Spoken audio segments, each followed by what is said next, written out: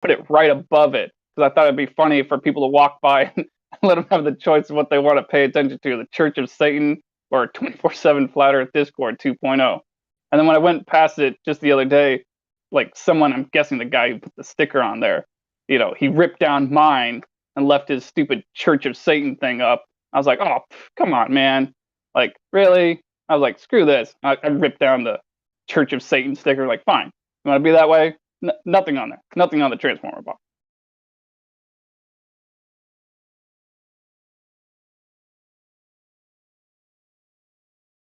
All right, it's been 8 minutes. I gave a little extra time.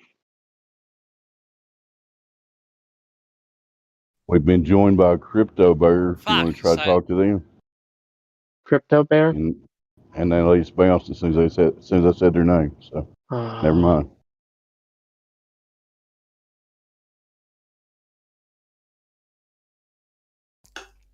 It's okay, I love all. We can all just chill out, hang out, and have a good time.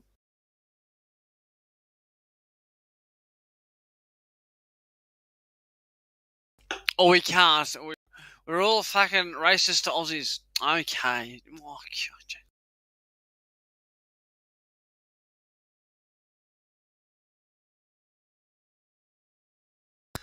God. I need a fucking new occupation, do I? Jesus Christ.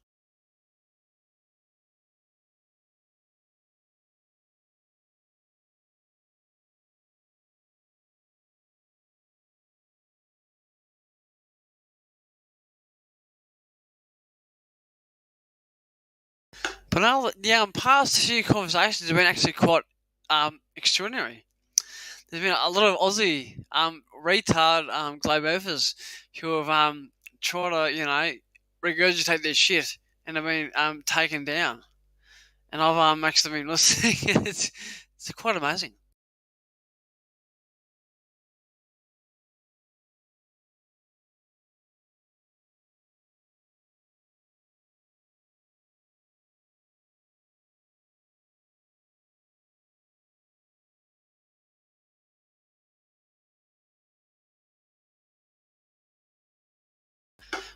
But it gets to the point where they can't, reconcile their full bullshit beliefs.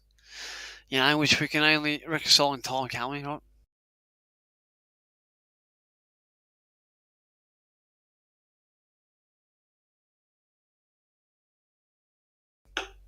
Or not.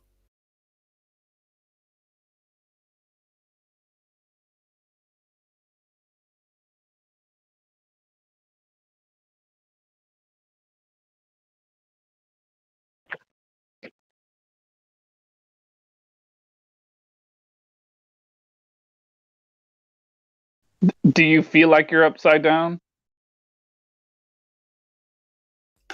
Me? Yeah, you. No. Are there a lot of people around you that think they're upside down? Fucking, I'll guarantee you, yes, mate.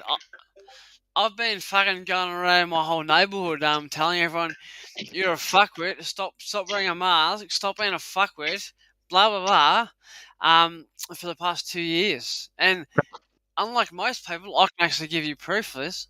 Don't move to America. You won't survive.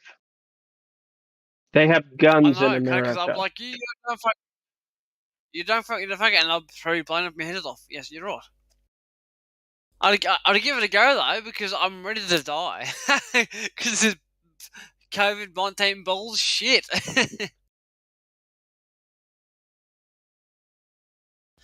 Hey, as long as anyone's willing to give me one room and a fucking, that's it. I will fucking sell my house and all the money I have, invest in whatever you want to do, and escape this absolute tyranny. I've been throwing this for the last 2 years. Just give me anybody. I want to run away. I'll give you all the money you want. I don't care about a girlfriend or anything. Just give me a fucking an escape route.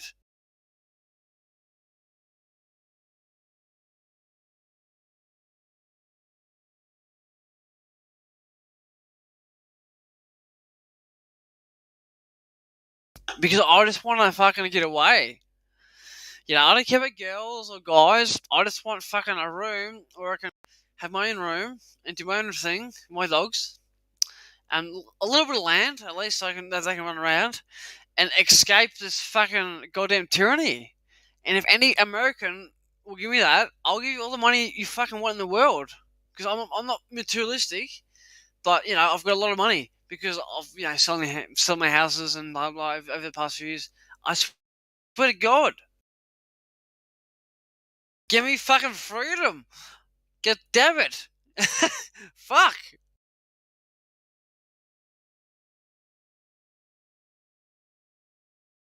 Well, I've heard that And I'm not Uganda. fucking. I've heard that Uganda and South America is a country that's friendly to Americans. Maybe if they're friendly to Americans, then maybe they'll be friendly to Australians.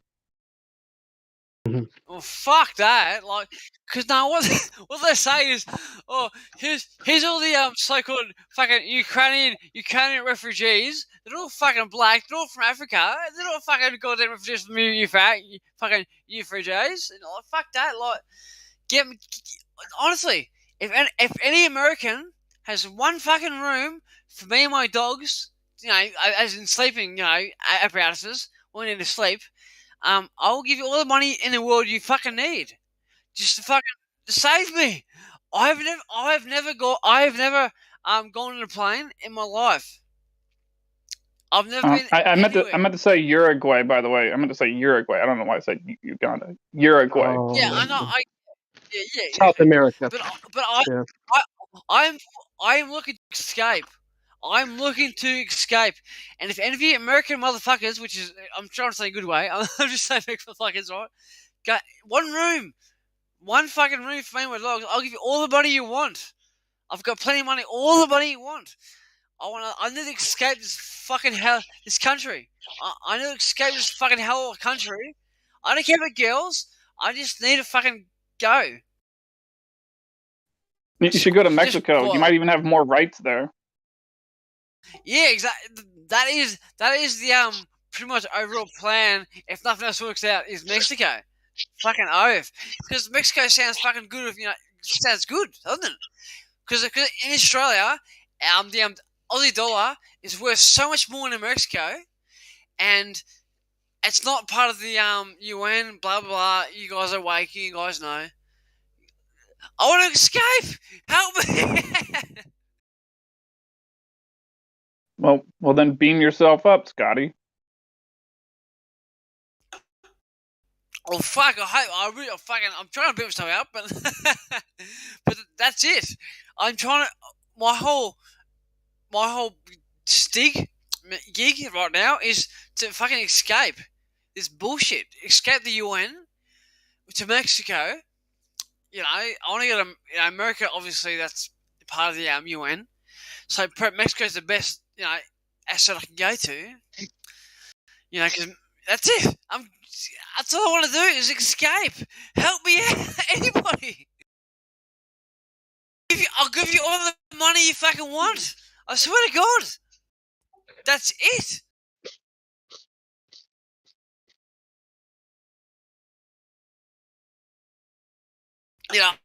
Obviously I'm joking. I'm not joking. I want to say I'm joking. I'm not joking. I want to go to Mexico or any country that's not a part of the UN and escape this bullshit. I don't care if I get pussy. I've had enough pussy throughout my life. Okay, I just need to go to fucking the countries that is not affiliated with the UN, and that I can just fucking live the rest of my life out. That's it. Help me out.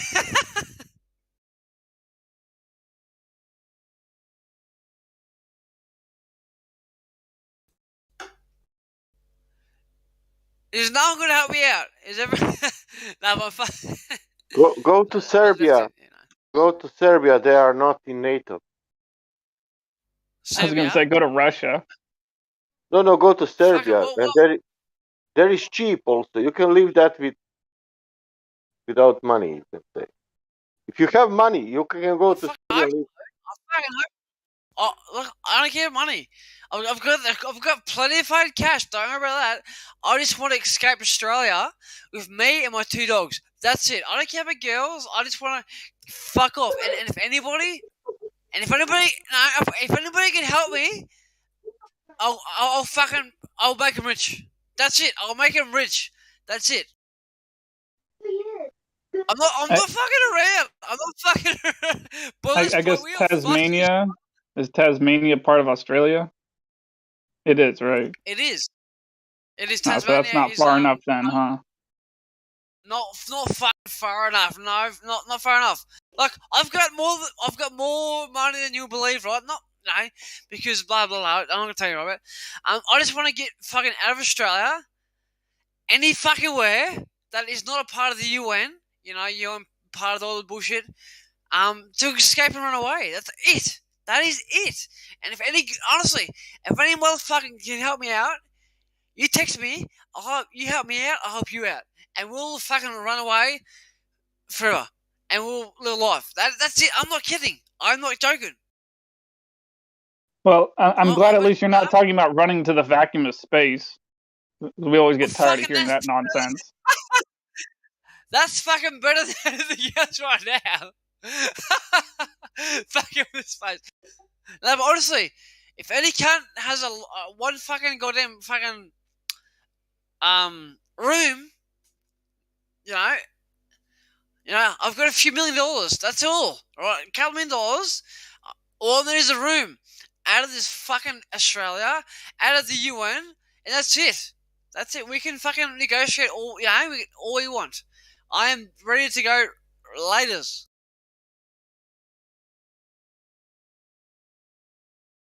Hey, bro, if you're saying that you have the money that you say you have, then just buy a fucking ticket and get the fuck out of there. Yeah, he doesn't know where to go, though. That's it. That doesn't matter. Like, if you just need to get the fuck out of there, just fucking get the fuck out of there. Get the first ticket out and fucking leave. Doesn't matter where you're gonna go. You're saying you have all the money that you need, then go ahead, get the fuck out of there and find a place. If you want advice, 1990. If you want advice, man, I had 200 euros. Listen this, I had 200 euros. Listen, you have money. I had 200 euros. I took the ticket and I went to Italy. I'm 20 years out of my country now. If you have money, you can go easy wherever you want. That's what I'm saying, bro. If you're saying you have that money, it doesn't matter where you go. You can go ahead and purchase a place to stay at. I'm not rich, but I have the money to fuck off, right? What I'm saying is, Australia is saying, "Oh, you need a vaccination certificate to get to every other country." I'm like, "Fuck that! I'll fucking get a die sailboat. before I take any vaccine." Get a sailboat. Hey, hold on. You're just so you know, buddy. Like, you can't say any of the powerful V words in here because they kind of mess with the YouTube live stream. So, yeah, just avoid the V words. Okay, sorry, bro. But hey, in regards to that though, I gotta say, man, I mean, I'm kind of facing a similar problem myself with moving about and making plans to do so. So all I can say is, in regards to myself and what I'd suggest to you is just it. I mean, it's not it's hardly a suggestion, but I'm just saying, like, at the very least, wait a little while longer, see what requirements they have to move about on the surface of the flat Earth. You know, maybe in a few months, hopefully less than a year, things might be different. Exactly. So just relax. Exactly. And hey, if you have the training, you know, go out to the bush. You know, like, can you survive out in the Australian desert by yourself? I have enough. That's all I'm saying. I'm not saying I'm rich, but I have enough to sell up, get up, fucking off. That's it, and that's all I want to do. And if anybody is willing to jump on with me, then that's all. That's good. Let's do it.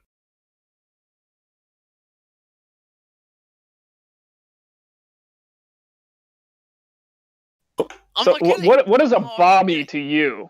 I feel silly asking this, but what is a bobby? What does that mean to you?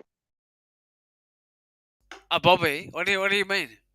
I feel like I've heard like English people and Australians say that like amongst their sentences, and I don't even know what it means. I don't know. I've never actually heard of that before, because this is the first time in my life where I've actually contemplated all this kind of stuff. Because let's say Russia. Well, let's few years ago that the Australian dollar is worth a lot more than Russia, and there's a lot less girls in Russia than blah blah blah blah. Go on.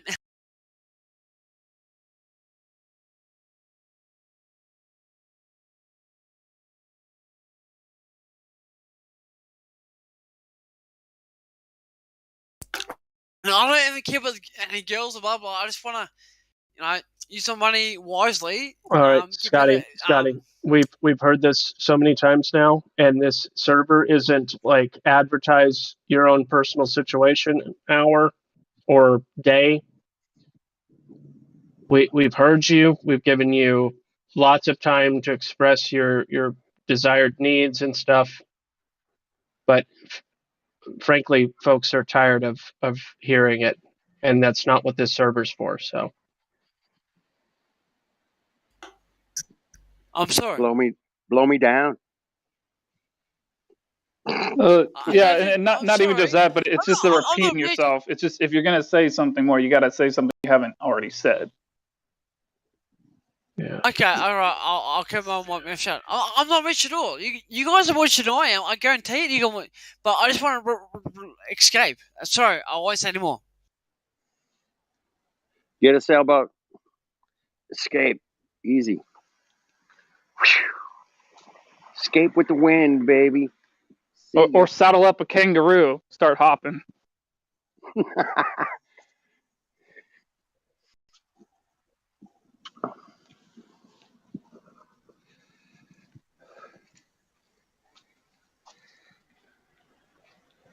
All right, anybody new in here? I can't see shit. Don't see anybody new right now, dude. I'm not rich. All right. Sorry I interrupted you, Scotty. You've already been talking for the last 50 to 60 minutes. I'm sorry.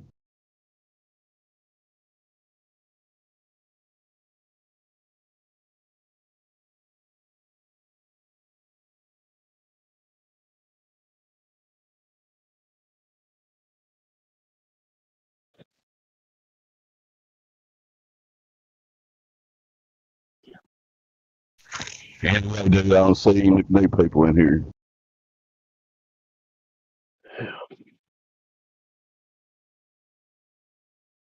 Pause and C might have come up with an earth curve measurement. Let's see if he wants to speak. Any direct measurements of the earth's curvature? Pause and C.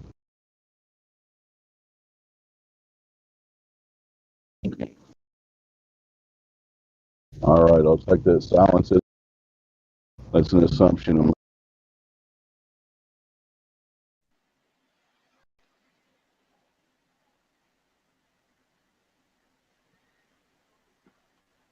Kirby Walter? Anyone? Kirby? Bendy. Bendy Walter. Taking a piss. Been a multiple year search for the Bendy Watt, hasn't it, dude? Over half a decade, yeah. Damn. Somebody help us out, for fuck's sake, please. Come on. Bring me one fucking bendy water, something. Nothing. Bendy earth, no bendy water. No spinny, nothing. Sad. Sad. I'm wondering, do people in Australia refer to Americans as being upside down, or do they refer to themselves as being upside down? That'd be kind of funny, like like if they repeated in schools up here and on TV up here or over here, like right. Oh, people in Australia, they're upside down, ha ha ha. And then on Australian television, they're like, oh yeah, those Americans, they're upside down, ha ha ha. Good question. Where's Scotty? You might know the answer. Might know. So Or maybe now you ask him a direct question. He didn't want to talk. it's over 6 hours, by the way. I just went to the live stream to just double check. Over 6 hours. But I mean, not that I mean, I've been here longer than that, so there's that. But still. it almost seems like you could use that in a almost reverse psychology sort of way. When you're like talking to people in Australia, you'd be like, "Oh man, you see what this guy Neil deGrasse Tyson's been saying? You see what it says in his book? You see what it says on TV? Like we're spinning and we're upside down. Isn't that amazing? We're actually spinning and we're upside down. Like, isn't that remarkable?"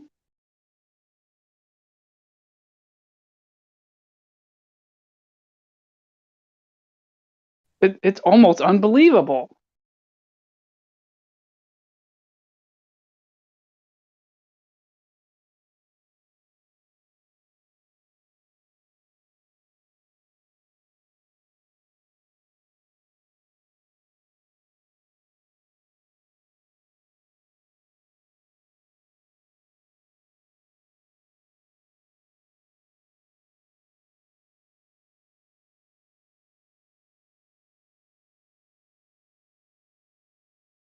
And down over, not down under.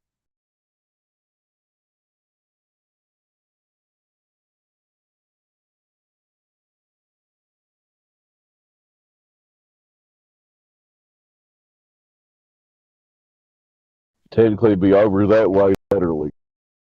That would be weird to say, though.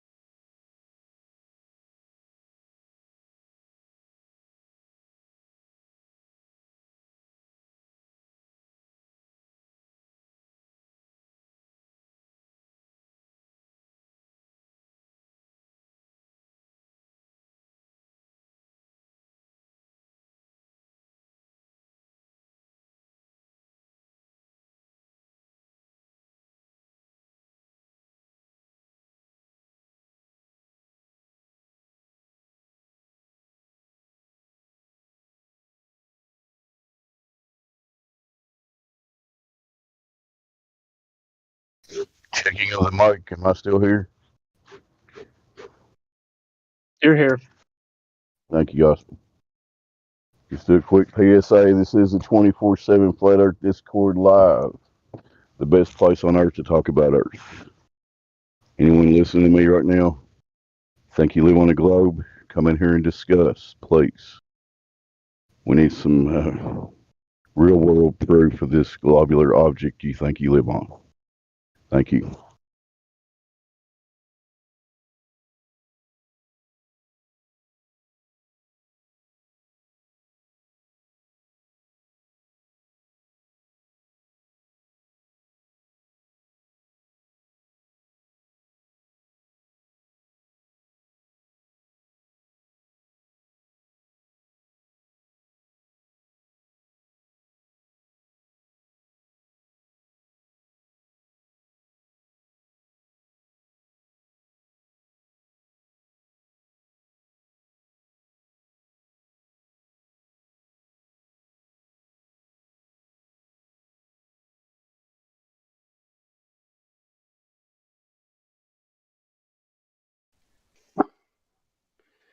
All right, I got some Australian slang, like a bonnet is the hood of a car. A bomb is an old car. Bomb. Boot. Put your shit in the boot. That's the trunk.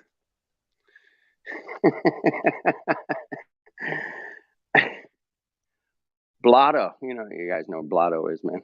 That's what Scotty was today. It's a little blotto. And You say Blotto? That sounds like the name of a cartoon character. blotto. That means you're drunk. Blotto. You're blotto. You fucking blotto. Fuck. Fucking blotto. A bobby is a glass of beer or wine in Western Australia. Give me a fucking bobby. I'm fucking thirsty. Yeah.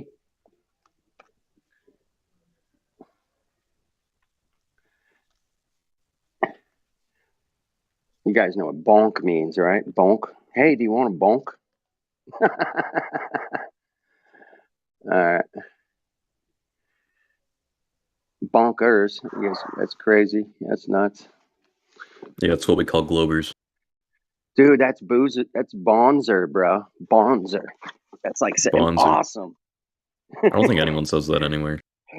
I don't think so. Sounds like something you just made up on the spot. Yeah, it's awesome. Bonzer.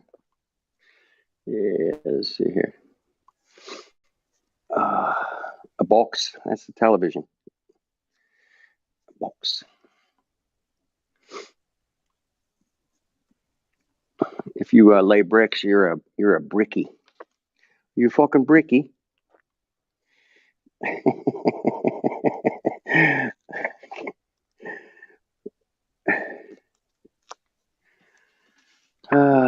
What else we got here? I don't know, I'm just looking on this list here.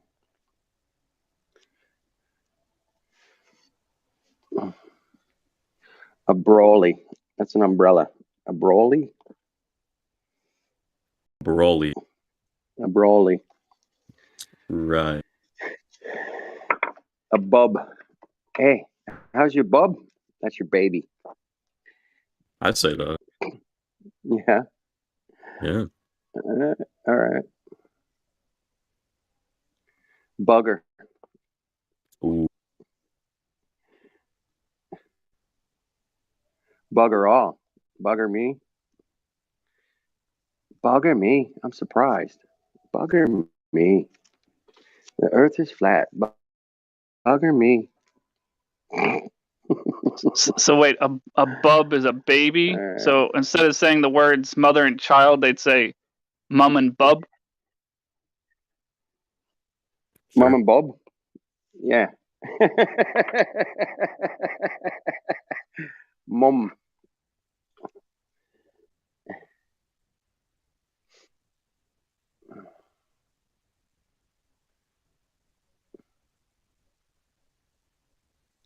I'm buggered. think Scotty's buggered right now. He's tired. Buggered.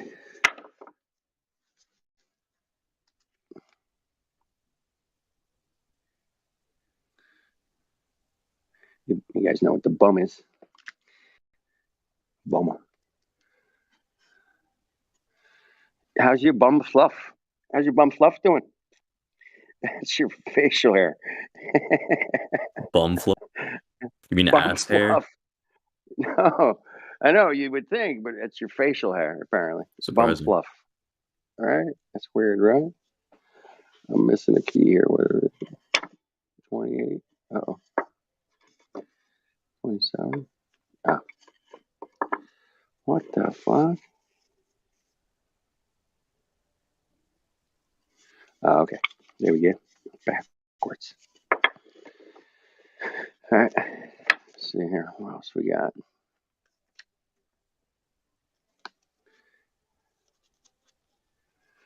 You guys getting any bust ups today? Bust up? Bust up. What does Argument. that mean? I was in a bust up this morning with a Glober. We had an argument. The usual. Usual. I swear I've never talked in the live stream before, and I've been here like almost 2 years. Right. Just never felt like it. Yeah. It's a great place to hang out. Yeah. I'm sure you can add something to the Maybe. conversation. Yeah. Really, Swin? That's got to be like a record for people being here that long and not talking. That's pretty good. Congratulations. I mean, I've been in the live stream. I've just never said anything. Right. Only time I said anything was to test my mic out. Well, I'm glad to hear your cake hole.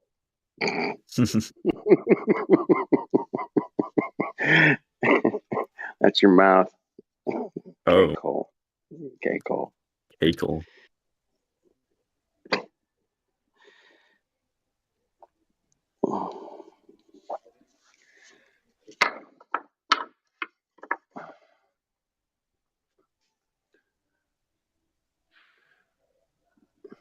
So since you're on here talking, Sven, do you want to share your whatever version of your awakening story that you want to share?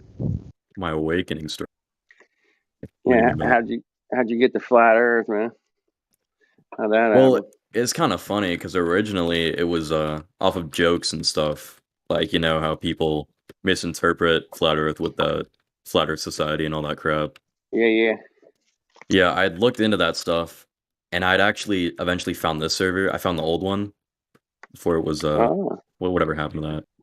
And I went in here, you know, I was just like messing around and stuff. I mean, I wasn't really talking. I was just listening to conversations and seeing whether or not it was real or not. But like ever since I was young, I always felt like certain things weren't the way we were told they were. So I just always had that idea. And I'd actually, it's weird because before I even knew this was a thing, I had been thinking about it. Like, not exactly the idea of flat Earth, but like, I didn't ever think like space and all that was, you know, what it was made up to be. It just doesn't make sense. It never will to me, and it never has. So I just did more research. I found these guys, and they had similar beliefs to me, you know. And then everything just started making more sense. And like when I figured out more people had the same like idea as me, I felt more comfortable, and now I'm here, you know. Figured out this is what I believe in. Well, it's not a belief anymore. Right. It's more of this is how it is.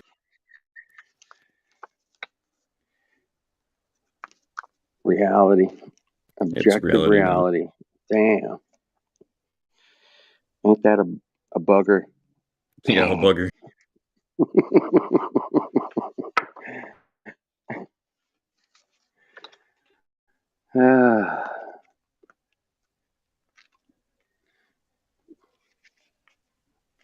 Well, that was a good story, Sven. You sound like a young man. I wish I was younger when I found out about this. I was 52 2 years old when I found out. So I still got a few years left, but I envy you guys that have a lot more years anyway.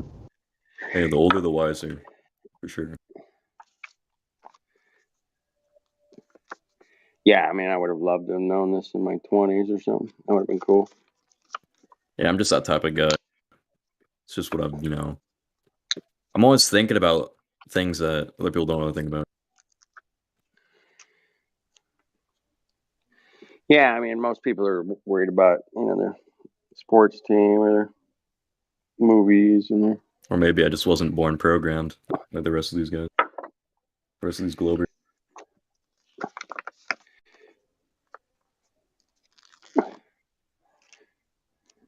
Yeah, MK Ultra, man.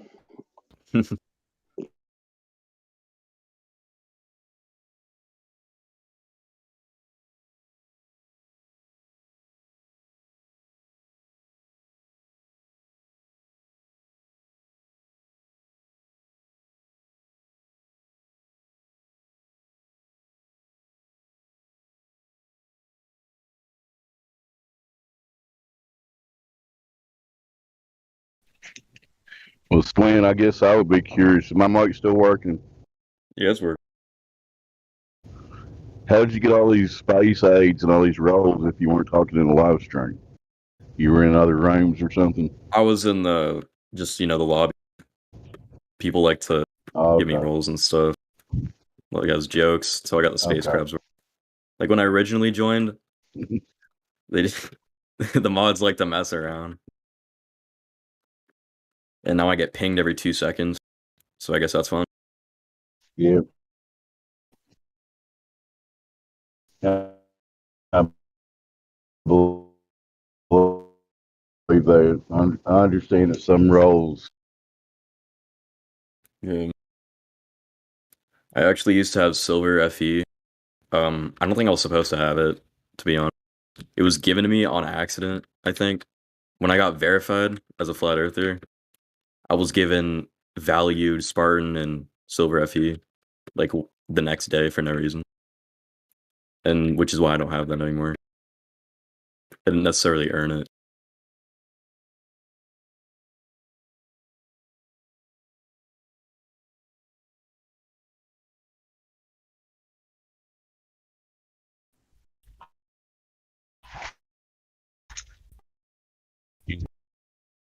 Every day because we're conversating. I'm probably getting ready to go out of service here.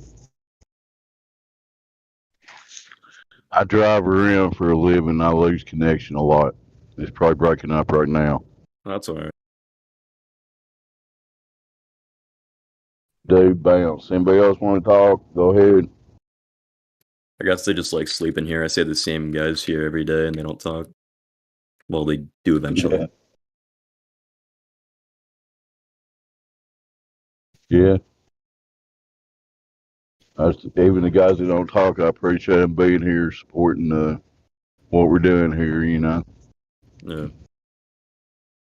Just trying to basically get people to think for themselves. We're not a cult. We're not trying to convince anybody of anything. We're trying to share information. People need to understand not to be ignorant. Because we like to listen here. Like, I like listening to people's sides of stories. But when someone's going to come up to me and tell me a bunch of stuff and not listen to my side of the story, I'm not going to bother listening to theirs. Exactly. Communication's got to be a two-way street, right? Yeah, if I don't get respect, then I shouldn't respect the other person's opinion. I'm not a hateful person. Even if someone's like that to me, I'll still listen. But there's a point where it gets annoying. Like, most of the Globers who come here, they tend to be, quite ignorant. But that's not everybody. There's some nice people. Yeah, we get a few gems in here every now and then. It's worth it, but I know what you're talking about. Yeah.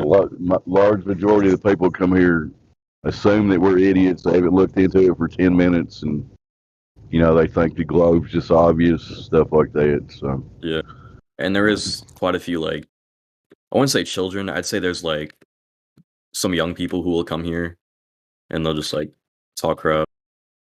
They won't look at anything.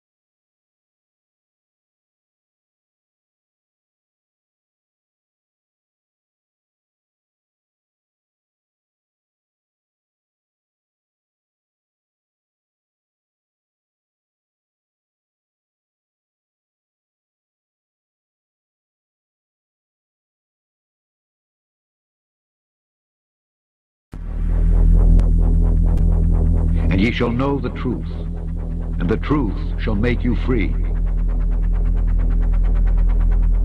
Humans, for the most part, don't have a clue. They don't want one or need one either. They're happy. They think they have a good bead on things. Well, why the big secret? People are smart. They can handle it. A person is smart. People are dumb, panicky, dangerous animals, and you know it. 1,500 years ago, everybody knew the Earth was the center of the universe. 500 years ago, everybody knew the Earth was flat. And 15 minutes ago, you knew that people were alone on this planet.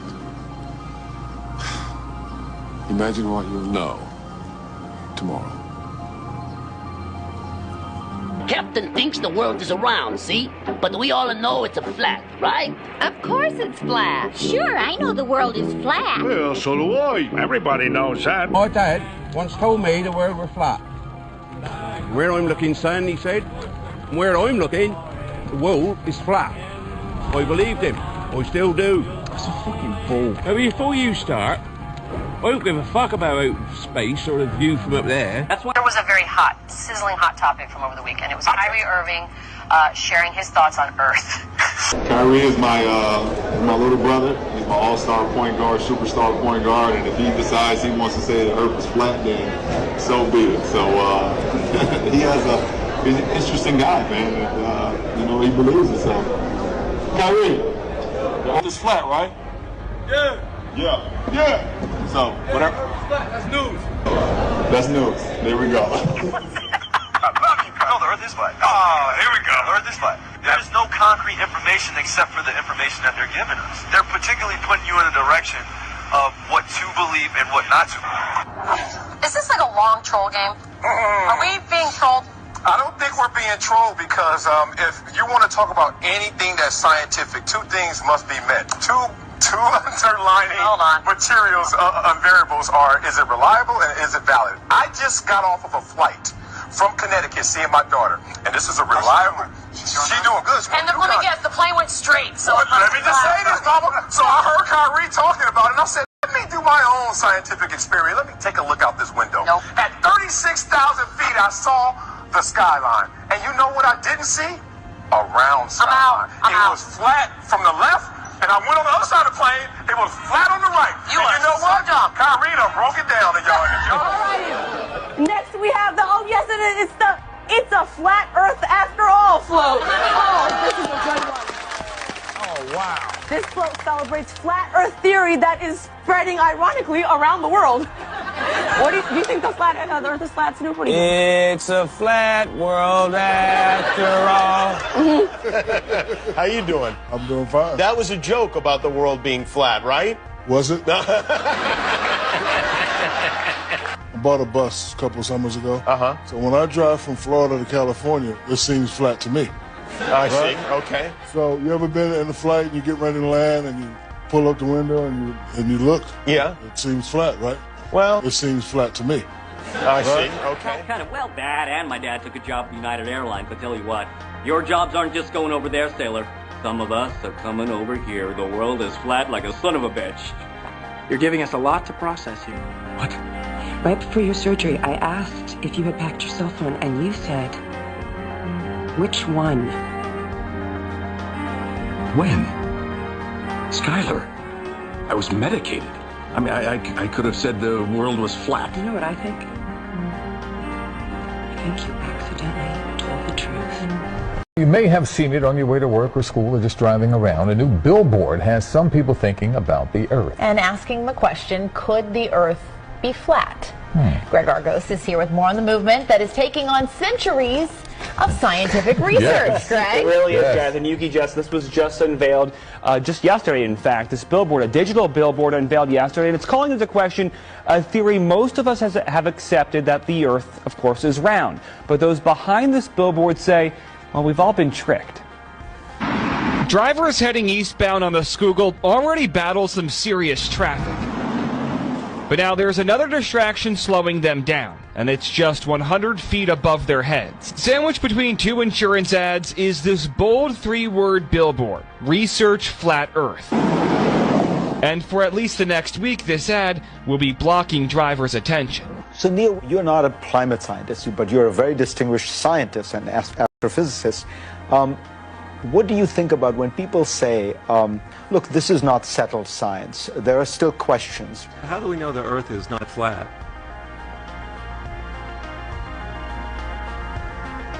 We don't. It's flat. Our factories, cars, trains, and planes, and electric power plants almost all run on fuel made of ancient living things. Coal, oil, and natural gas, and they contain carbon. And when they burn, they produce carbon dioxide, which chemists like you call CO2. And carbon dioxide has a remarkable property. As light from the sun goes through the Earth's atmosphere, it passes right by CO2 molecules. When sunlight reaches the surface, it warms the soil, the seas, and the plants. And some of that warmth returns as heat energy. You've probably heard that we call CO2 a greenhouse gas. It's not a perfect nickname, but here's where the expression comes from. When I point this small and happy infrared camera at my hand glows with infrared light. But then watch what happens as I dip it into this glass aquarium. Like, dude, my fingers are like totally cut off. It turns out that glass blocks infrared light. It's one of the ways that greenhouses work. The glass lets light through, but prevents a lot of the heat, the infrared, from escaping. The carbon dioxide in the atmosphere does the same thing. But Bill, there is no big glass dome over the Earth. Let's open up our world. You know what? I don't want to open up our world. I want to close our world. Build a dome over it. If you don't want to meet any new people, why'd you agree to go out with them? Because Carrie can't know about the dome. The picture, steroid Santa Claus kicks and deals. It's a long fly ball going back. And the ball shatters the sky, bringing the ocean itself down into the stadium. Oh, Simpson just broke this dream's reality wide open. What does gravity look like? Gravity is something we can't see. But we know it's a great invisible force that keeps us all here on Earth. It's a natural force that keeps us all from flying off into space. We were always told that the world is flat.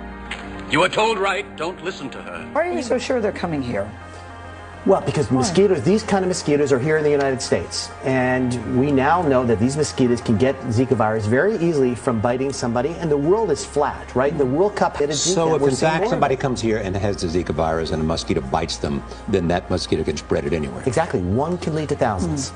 What about the Summer Games, the Olympic Games, and the possibility there you have people from all around the world going to a place where they could contact Zika and then returning, spreading back out around the world with Zika contamination? It's a public health nightmare.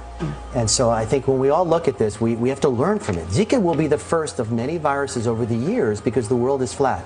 Dr. David A.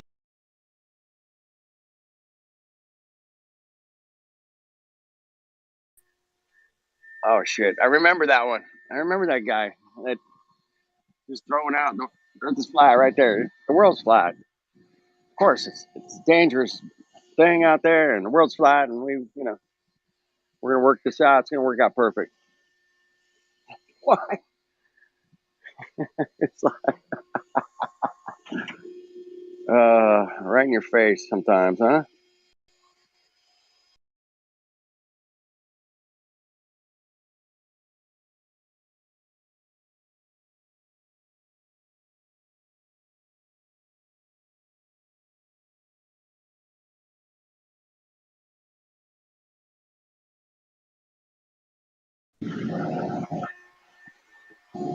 Yeah, I was listening this morning, getting ready, on my way to work, and solar was going on with the physicist guy, physicist student.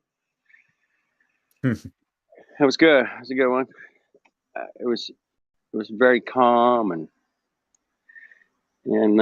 when the physicist left, he goes, "I got to go out and measure the Earth. I'll be back." I'm just laughing. I'm driving down the road, man. I love that, man. It made my morning, man. I was like, oh shit, I don't need coffee. That was good. Anyway, I hope he does measure it and comes back, and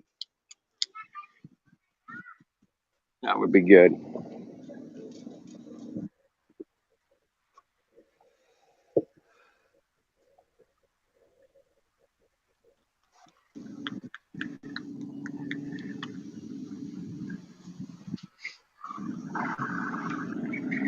Measure that shit. Get back to me. Let me know how it works out. Measure twice, cut once. That's the old carpenter's rule, right?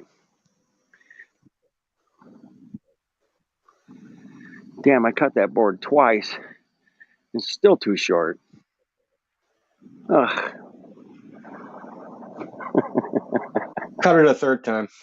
It'll work this time. I swear. Okay. Swear. It's a good belief system. Nah, it has nothing to do with reality. Disney space, man. So I only caught the end of that. What were you talking about?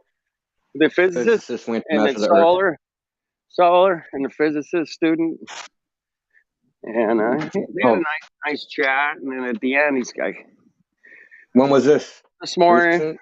probably like cool. I'm gonna say like 4 hours ago or something. 3.5, All right, 4. cool.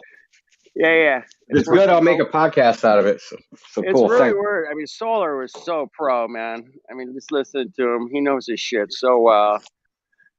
To pinpoint it for you, India, it was about 5 hours ago. It was 11:30 Eastern time is when it was.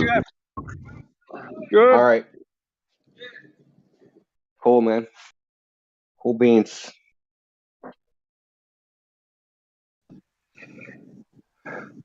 Yeah. So yeah, it was a good chat. And I probably came in like halfway through it, but I caught the end. Dude, There. everybody Goes, on here is damn good. I like Solar though. He's got that nice calm demeanor. Yeah. And he's very methodical. Oh yeah. He's like a boxer that like beats you by just like punching you in the gut so many times. Right. You know what I mean? Just slow and methodical. Yep. Nothing flashy, but eventually, you're crawling around. Yeah. It was ace, as they say, man. It was ace. So that was made my morning. I'm gonna go, and he said it with like it's just like I'm gonna go measure the Earth, and I'll be back. Kind of like slightly deflated. Anyway, good shit, man. It's good. It's good on you.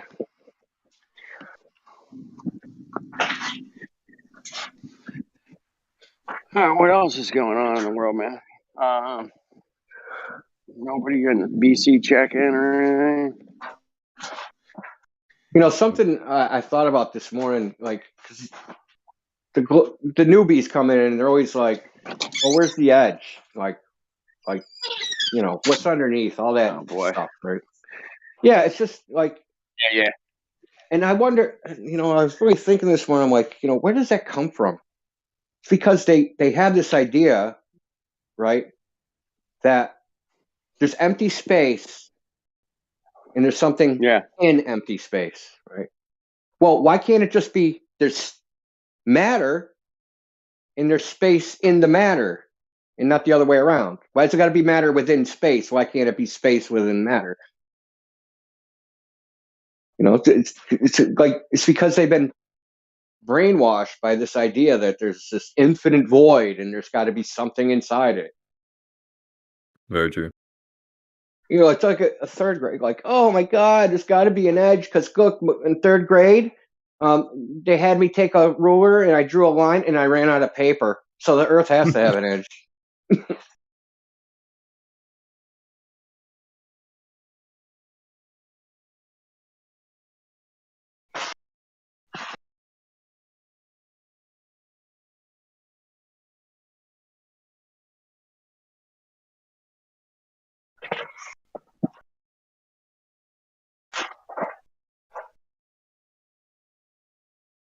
You know, also, I wish why don't they rigorously question their own model with these questions? They never question the globe like this, right? They never say, well, where's the edge of outer space? Can I fall off? What's underneath? Well, that's what quote unquote gravity is for, according to them. So where's the edge of space? Does it have an edge? If space is expanding, what's it expanding into? I don't know why they don't think about it.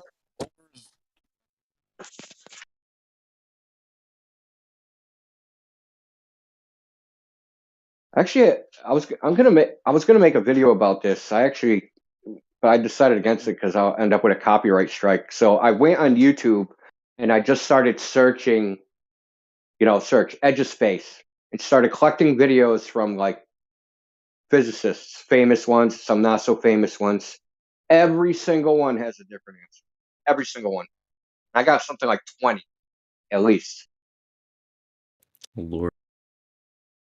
Yeah, so every single physicist has a different answer of where the edge of space is. They're so brainwashed, they don't question their own beliefs. It's the thing. I mean, they just can't. No, because they're arrogant and they can't just say, "I don't know." True. Can't say, "I don't know." Nobody knows, and no one's ever going to know. They just can't tell the truth.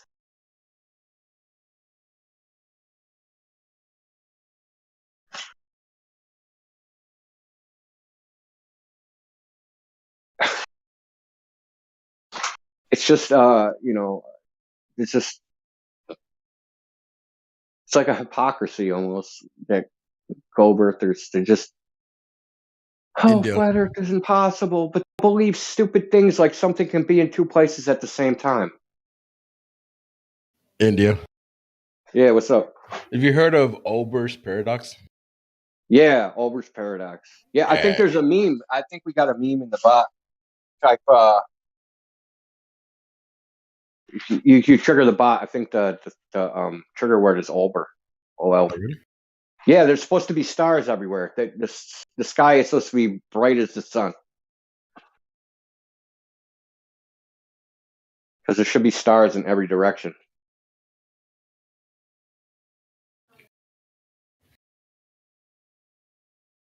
Not coming up. I heard you.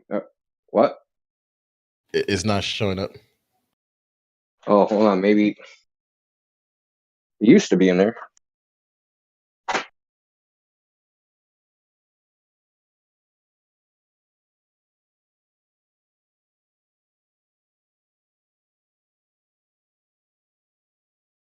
Yeah, it's crazy. I heard I heard I talk about it today. I was like, I went to go look at that. I was like, wow, that makes sense. Come and do that. Didn't think about that. But yeah, that's it's supposed the reason because the sky is dark. There's no way that it's just infinite and ever expanding with galaxies and stars everywhere. The sky would be fucking bright. There would not be any night. So yeah, they told us.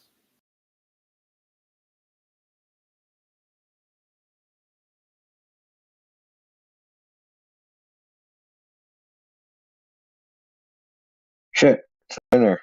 I'll put it in there later.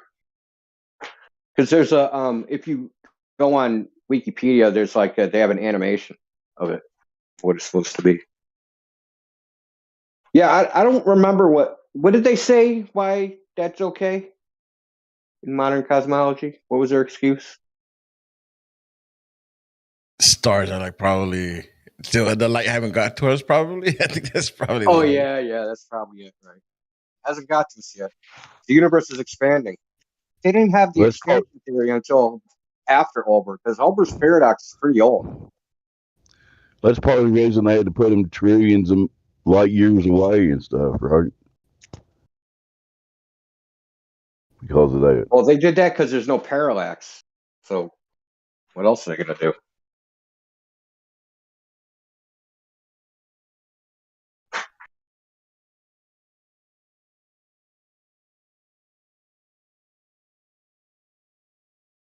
I mean, there is, but there isn't, right? So if I I'm in New York and then I go to LA and that shift in the stars, they said I went around the ball, and that it's not parallax.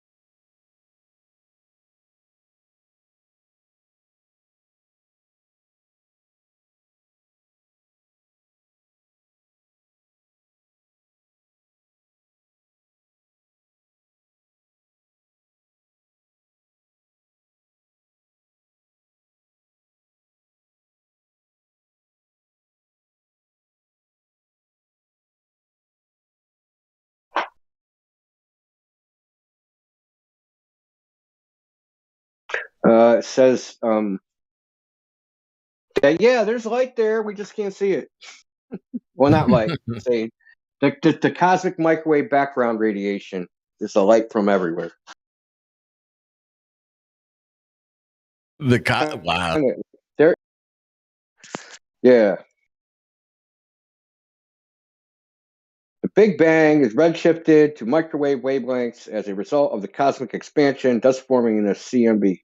This explains the relatively low light densities and energy levels present in most of our skies today, despite the assumed bright nature of the Big Bang.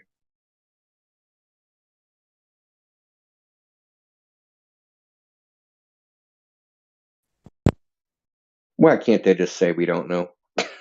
Why can't they do it? You just can't do it, man.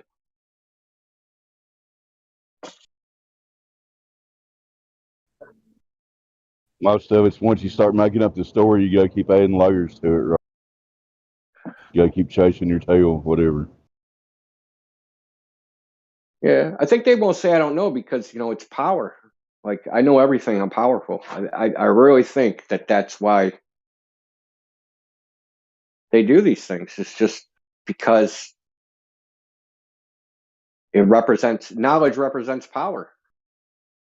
Oh, this super smart guy. Let's do what he says. He's a scientist. He knows things. Put him in charge. I'm good.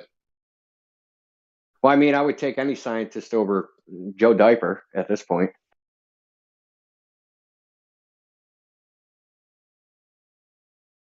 Not to switch to politics, but this is just so funny. Did you hear what he said the other day? They asked him, like, what would you do if Russia used chemical weapons? He was like, we would respond in kind. What? So we're going to use chemical weapons on the Russians if they use chemical weapons? What? This dude doesn't even know what he's saying anymore.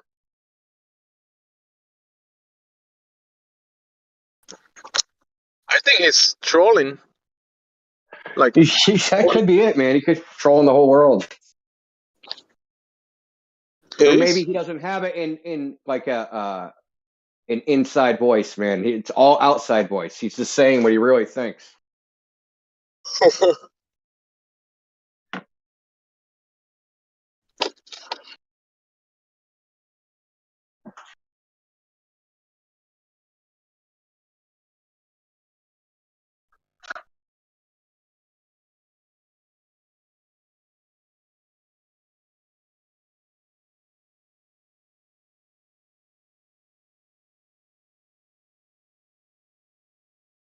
So I'm going to ask you guys, Witsa asked in the mod chat, if you could he asked us to like give him a question that he can ask an astronaut.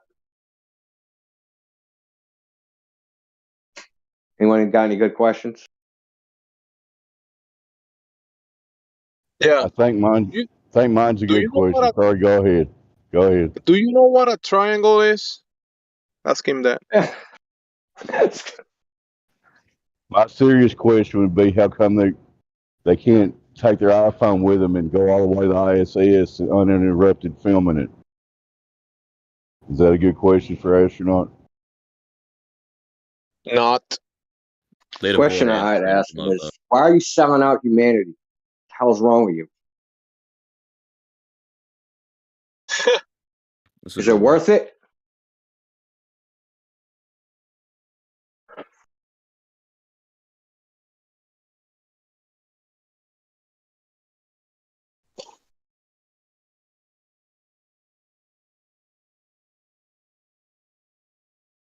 But Reverend, the mod, one of the other mods, question I've asked for a long time: how can they even see in outer space? Because tears don't drain without gravity,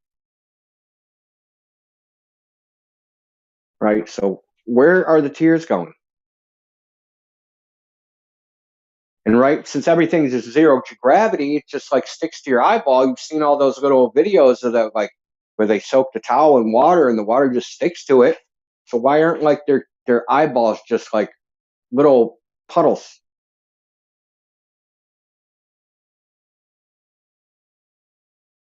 They got special contact lenses, probably the answer. Special AR contact lenses. We drink special coffee, so that doesn't happen. They just say no one's ever cried in space. That's what they say. Oh, so I just saw a picture. So the guy that runs Russia's space program, Roscosmos. Yeah, I got a picture of him doing the Nazi salute. Yeah, that's pretty cool.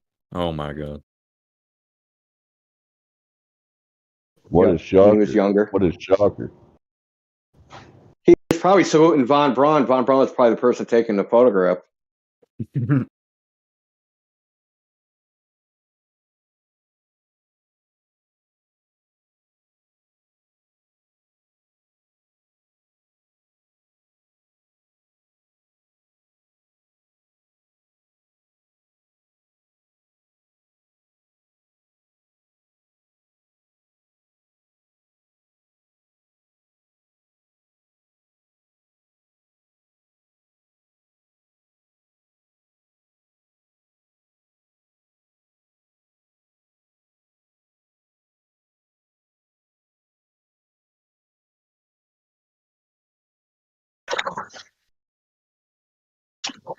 At least creepy Uncle Joe is trying to do something about Putin, because these gas prices, because of Putin.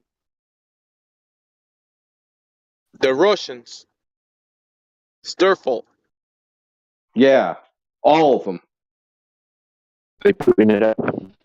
Dude, did you know that they canceled the Special Olympics because it was in Russia? The Special Olympics. No way. It was either they kept out the Russian athletes, or it was actually in Russia and they canceled it. I don't remember which one, but I mean, how foul are you? Like, you're a foul dude. It's how is a handicapped person going to even understand why, like, they can't do it? Like some of the Down syndrome kids. Like, well, Putin bad. You can't go compete. You've been training for 6 months to go compete in the Special Olympics, but you can't because you're Russian. Or like, if they even how would a handicapped person even understand that? They be like, hey, wait a minute. All of you with all of your limbs and perfect bodies use that stuff to go fight other people and kill each other and make more special people like us? That doesn't make much sense. Well, and they've said, oh, we're doing, even though it's no government official has said it, but all the freaking talking heads on TV have said it, that we're gonna have sanctions and pressure Russia's citizens when they're starving, so they freaking overthrow their government. Yeah, that's great. I don't think anybody that's in the Special Olympics is going to be participating in that, though. Right? They're not overthrowing the government. There isn't going to be a mob of Down syndrome kids freaking smashing down the Kremlin door trying to grab Putin. I mean, so stupid and cruel and unjustified. It's embarrassing. I'm to the point where I'm embarrassed to be associated with the United States of America. It's just like an embarrassment.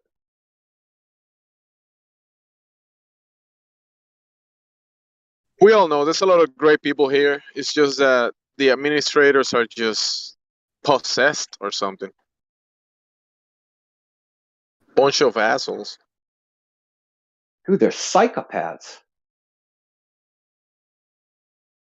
Do you know that a lot the Russians and many of these nations are being kicked or in a way removing themselves from the SWIFT payment system?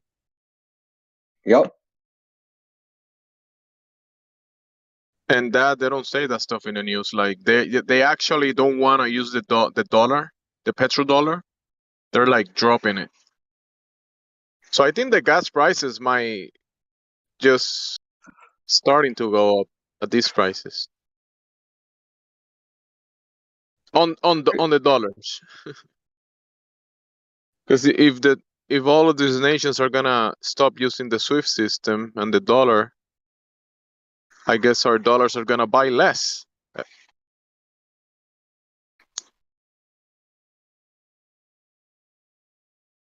Well, here's the weird thing, petrodollar thing. Now, if the dollar is linked to petroleum, the value of petroleum, right? So they're linked. So when petroleum becomes more valuable, then the dollar should become more valuable. But it's not doing that. Petroleum is becoming more valuable and the dollar is becoming less valuable. I really don't understand the dynamic there. It doesn't really make sense.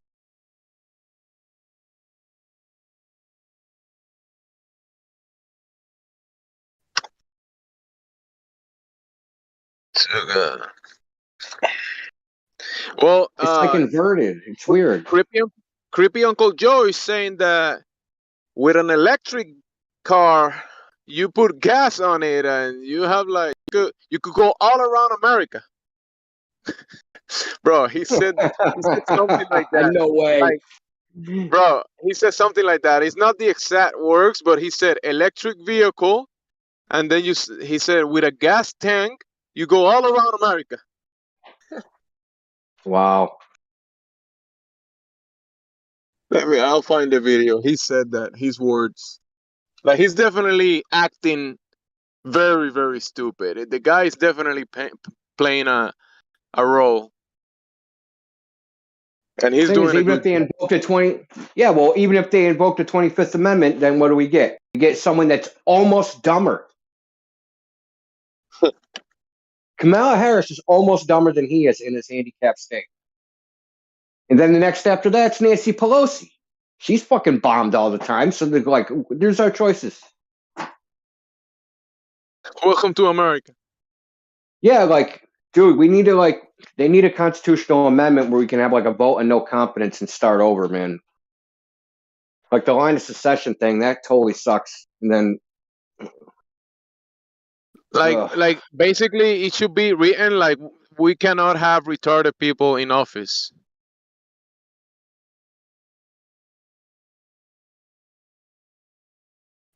You could represent them, but not this. I don't Crazy. think I think he's worse than retarded. He's acting retarded, which is dangerous.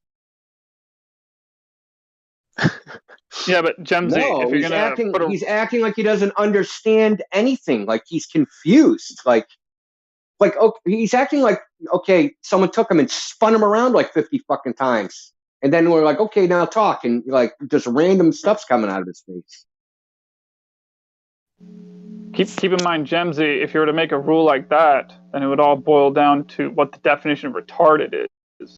And if someone you put a picture of changes that definition, I know, but what I'm saying is if they change that definition to mean like, if you're a flat earther, then you're retarded. Well, then a flat earther can't be president. See how that works? They just need to change the definition of retarded to whatever they feel like. Yeah, just put pictures of the Democrats of whatever the policies are, and that's it. Can't do that. You live on a spinning ball. Yes, you're retarded. Exactly. You live in a spinning ball. All right, you can't run for office.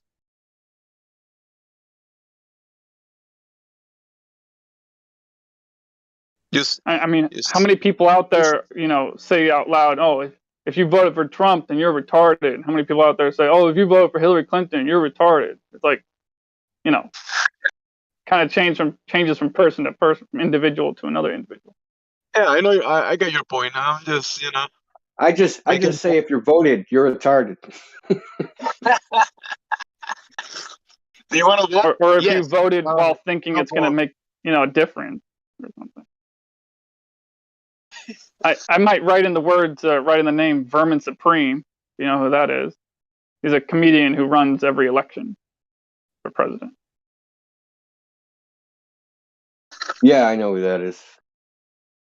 I wonder how many votes Mickey Mouse gets, because that used to be a thing back in the 80s. People would write Mickey Mouse. For the next elections, I'm going to write in India 007. I'm going to write in Flat Earth.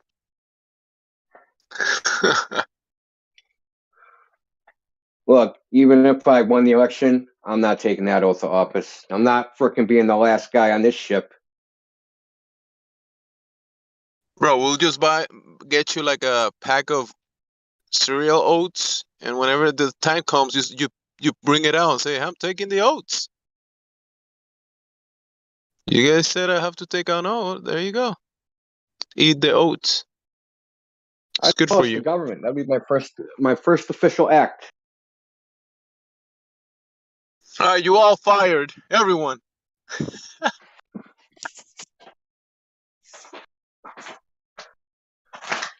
Yep, you're all fired. Your severance is at Fort Knox. Go get it.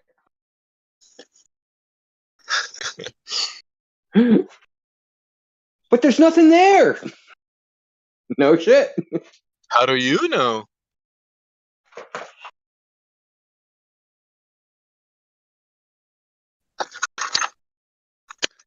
Maybe there is a lot of preciousness in there. You mean gold-plated tungsten?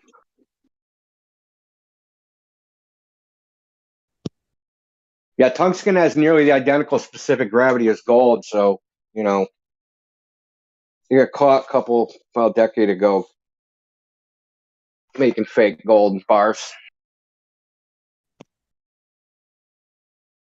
And nobody knows how many, because it was a lot. It wasn't like a little bit. It was like a giant company in China that bought a bunch of gold from London's precious exchange.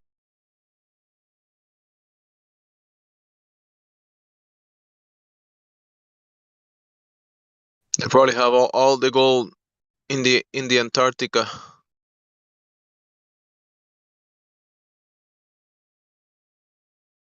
The Russians and the Chinese have been buying a lot of gold, but the Americans, I think, we're slacking on it.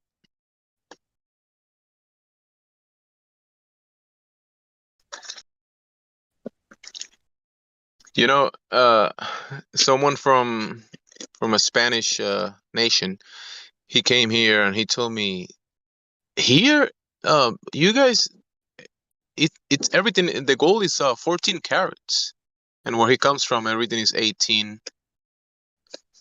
So he was complaining about that. I never thought about it, but he said, like, I don't like the gold here. It's 14.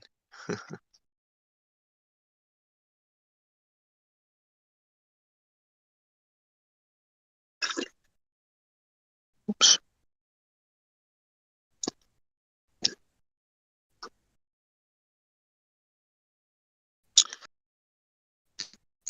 Anyways, we have a visitor, Scoop. Scoop, how are you? I don't think he talks. You've been unmuted, Scoop. You can say hi.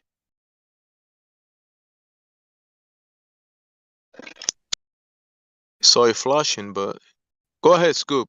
You got the floor.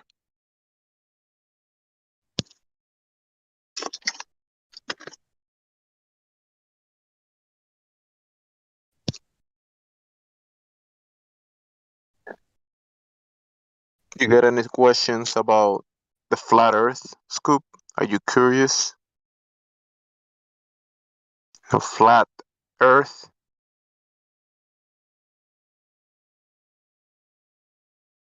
Got a little stage fright. That's all right. I got a friend here, S7, would like to speak to you about the flat Earth, Scoop. Yes. I mean, it's Sven. Yes, Sven. Don't worry, everyone says 7. I'm used to it. 7-11. 11-7. Mm-hmm. So, like, high numbers. Numbers in high places. Well.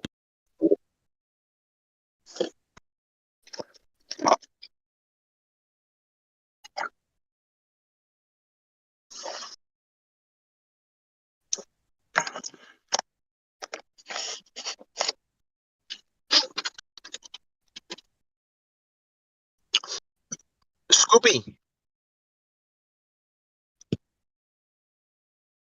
Scooby-Doo. Scooby-Doo. Scoop, do you know that scooping only works on a flat Earth? You want to work on a globe? Would you like to scoop some flat Earth information from me? Oh, he's peeing. Scoop, we're gonna hear like background noise, but not your voice. I think he might be using the restroom. I think it's really weird. So people, instead of, I'm talking to Sven. Yeah.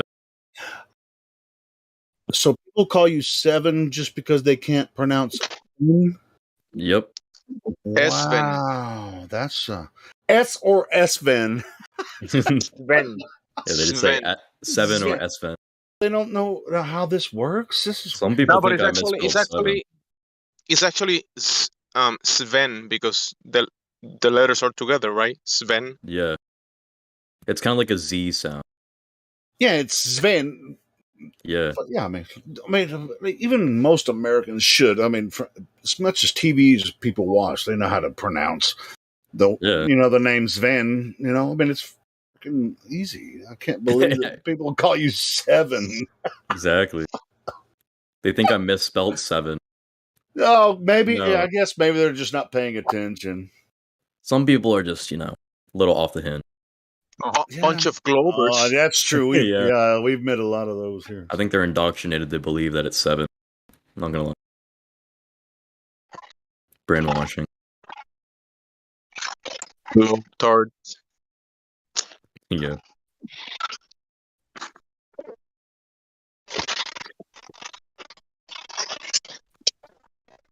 Scoop's trying to communicate in Morse code. It looks like it says 7, even though it doesn't say 7. But since it looks, and I can imagine it says 7, therefore it's 7. I guess that's some good reasoning. I never really thought about it like that. If you just imagine it's 7, then I guess it is. Yeah, makes sense. Exactly. That's funny. I mean, it surprises me that people don't know how to pronounce it, even though it's been a thing for a very long time, you know. And even in America, I mean, the name Sven is not unpopular. I mean, Americans don't name their children Sven, but people in in Russia and different other, that part of the world, they name their children Sven, which is a common name there. I think isn't it like John? Yeah, it's so common on Discord that you can't actually name yourself Sven. It's taken by every single person. Yeah. Somehow I got it. It's taken by every spammer. What I did is I just spammed enter, and then I eventually got it. Oh, but try scam. So that's not your real name, Sven? No, it's my Sven. Sorry, it is. Well, it's my middle name that I go by. Oh, cool. Yeah. I have the widest real name ever, though. My middle name's Michael. Far off from Sven. It's a pretty common name, too. So yeah, and then I have my first name, which is literally just Chris. That is the widest name ever. No. Christopher. My parents call me. I'm keeping my secret to myself. Yeah. I'm easy to find, so I don't mind, giving my real name. First name Helio, last name Skeptic. Got it. Yeah, there you go. I'm looking for Mr. Skeptic. I was told he was around this part of the town. Haven't found him yet. Oh, he's right over yonder. I'm looking for Mr. Curvature. Hasn't been seen ever, actually. I've been looking for that shit for like 6 years. Mr. Curvature. I can't find Mr. Curvature. Mr. Curvature, you're not good. Robbie, please, Mr. Curvature, your wife is looking for you. You're not looking for Amanda Hug and Kiss. Amanda Hug and Kiss. Amanda Hug and Kiss, you're wanted at the reception area. Oh, they're not impractical jokers. Oh, man. Well, I'm gonna have to mute Scoop because he hasn't replied, which is not polite, but he's doing laundry or something. Washing something with water, so hey, maybe listening. Maybe he'll come back in later. He could turn his camera on while he does that. Text me whenever you want to speak, okay, Scoopy? So is this washing machine like a giant ball and everything sticks to the water on the outside of it? There you go. Yes. Hey, Yes. That'd be a good one to see. A containerless washing machine. I could see my laundry just flying all over the earth without the container. Think how wide you could sling all that laundry out. Couldn't you make a centripetal dryer? Why not? So that everything is sucked toward the center of it and dries that way instead of spinning toward the outside? Wouldn't there be kids in like kindergarten, first grade making things that were using these types of forces? Well, we know there's pseudo forces. Sure, I mean, but there's no reason to not define it as a pseudo force, right? Because in mathematics, it actually is a pseudo force. Well, good for them. Well, hey, it's practical. You can practically use it. Practically. There you practically go. In math. You could practically use it in math, and everything will work out no matter what you put in there. Okay, I can prove it. so but I'm telling you though, with the centrifugal force, which is a real thing when you spin something, like say a dryer or a washing machine, right? Centrifugal, right? A centrifugal or centrifugal. There's two different ways people pronounce it, but centrifugal. I call it centrifugal. Yeah, centrifugal. I say it both ways. But the centripetal or centripetal force is the opposite of the centrifugal or centrifugal force, right? So it's still pulling toward the center while the outward force is pull. So it's the equal and opposite reaction in that scenario, isn't it? Hey, let me ask you this, Helio. Is my background noise noticeably? I hear nothing. No, you sound good. Good, because see, when I used to sit in this room, the background noise just from my fans were so loud I had to move into the other room. Now this mic is good. Same question back at you. Can you hear my air conditioner running? Nope. All right, cool. Well, No. I think you both, Sonny and Helio, need to get new mics. Okay, Gemsy. I have a 7-year-old Blue Yeti. So that means it's good. When Gemsy says you need a new mic, that means you're doing just great. Because he always says the opposite of what is true. He's a sarcastic bastard. He's just doing He's doing his part. Wow. He's only Say doing that his again. part. That was fun. It's what? You got to. Anyway, no. Do that again in your Mexican accent. I want him to do it. I want him to do it in the Puerto Rican accent. That was so funny. I wanted to tell the brother, but I just didn't. What? Are you guys trying to make fun of me? No. Well, I am. I'm not speaking for Sonny, but I don't want to make fun of you. You make fun of me all the time, so it's not a big deal.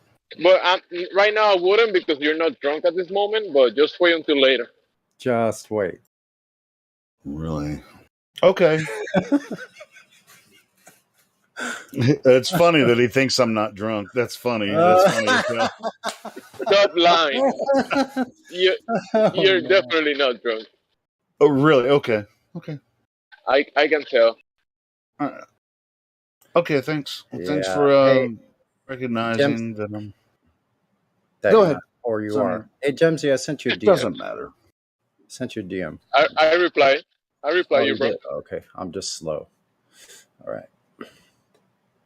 Slow.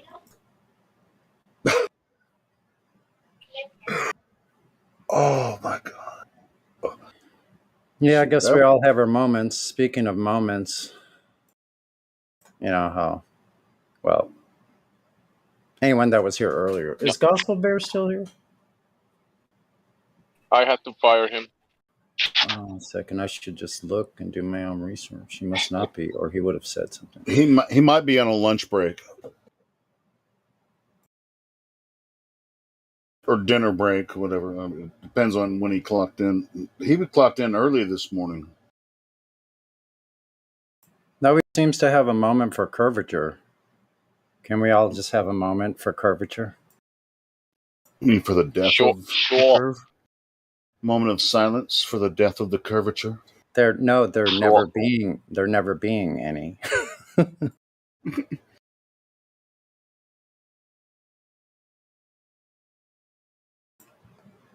Okay, that was enough. Aren't you supposed to have at least a minute for something very serious that's happened? You fly the flag half mast, and you have at least 1 minute of moment of silence. Well, think about this. On the other hand, why isn't there ring, ring, ring? Hey, honey, yeah. How's it going? Why don't we go out and celebrate at the curvature tonight? Let's go celebrate the curvature out there, looking at the curvature. That's another way to say I'm dumping you. Should be like. Yeah, I have a gift for that. Hold on, dude. It's my point is. My point is that it should be everywhere. There'd be all this. There'd be celebrations about it. There would be holidays. Yeah, whenever you want, you I would made just I made whenever I made that one. I made that one. That GIF. Woohoo! We whenever discovered. you're on the road with the girl, you want to dump her. You're driving, and you tell her, "Hey, can you check the wheel if it's spinning?" Whenever she gets out of the car to check the spinning, you drive off. No, you Is it just do. spinning? Yes, it's That's one spinning. way. That's one way. You don't stop. You keep going. You could just Honey, say, just go to Lake Pontchartrain. Go to Lake Pontchartrain. just walk. No, honey. Can you? Yeah, the bridge is curving. Remember the bridge on Lake Pontchartrain is curving. Somebody took a picture. I swear. Honey, see this? Honey, I've been honey, see across this? that bridge. I've been across that bridge 6 times. Hey, honey, see this long straight road ahead of us here? Can you just walk until you get to the horizon?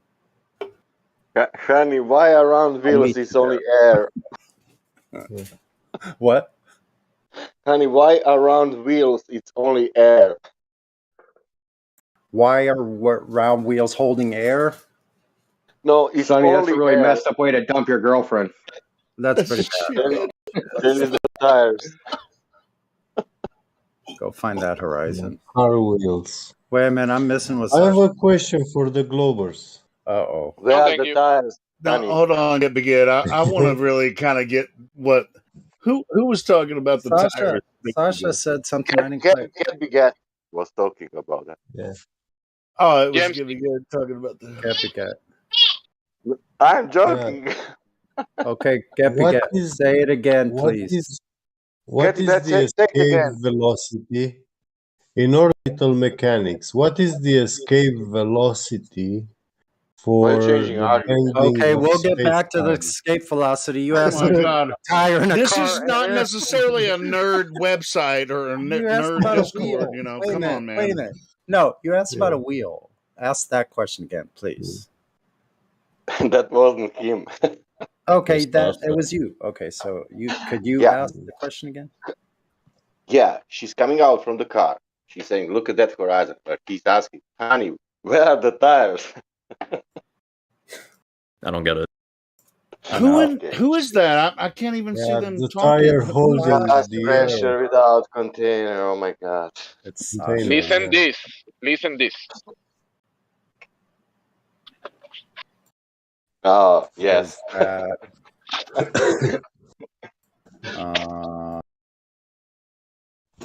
the guy asking the questions about the wheels? Because That's Sasha. Yeah, what? Oh, He's all the way up the anymore. Here, hey, tell your girlfriend to go out there and look for what? Is that something? Is that like what you're saying? What Sasha said that honey, why is there's only air around the wheel? You know, he's saying there's no tire. Exactly. That's what he was saying. But what I was saying, whenever you want to dump the girl and you're driving on the highway, you just ask her, "Hey, can you check if the wheel is spinning?" And whenever she gets off, you move you make sure hit it's the gas, and she's gonna say, "Yeah, it's spinning," and you keep going. Let me know when it stops. But if you really look at cars, that's worse than mine. If you look at cars, the wheel is the rim, the tire is what's touching the road. So that's the container. So the wheel is the rim, it's connected to the car. The tire is what makes you go when you. Well, I mean, it's one of the things that make you go because it's contacting the ground.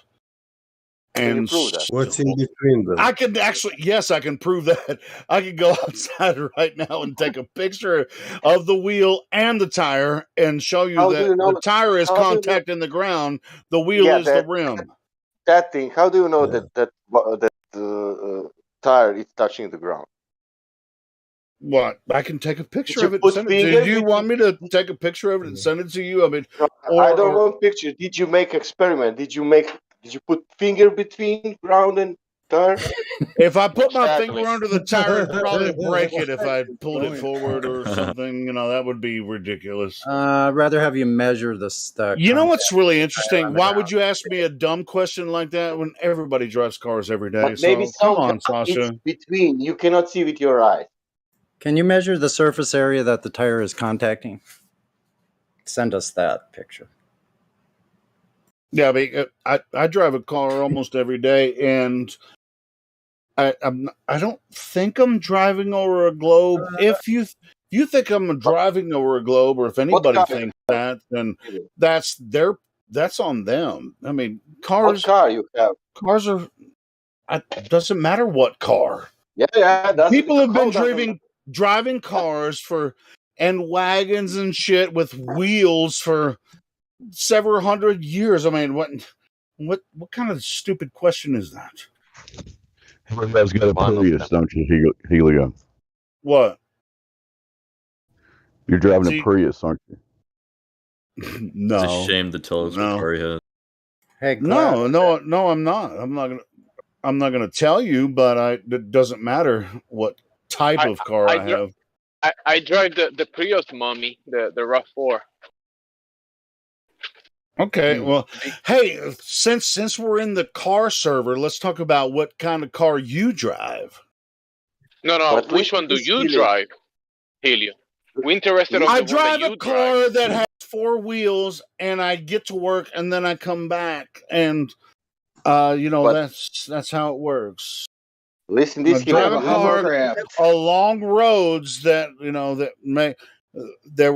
I drive a car, and I can drive any type of car along these roads that were designed to get you from one destination to another. Very simple. I don't know why you're asking me about this. It seems kind of retarded.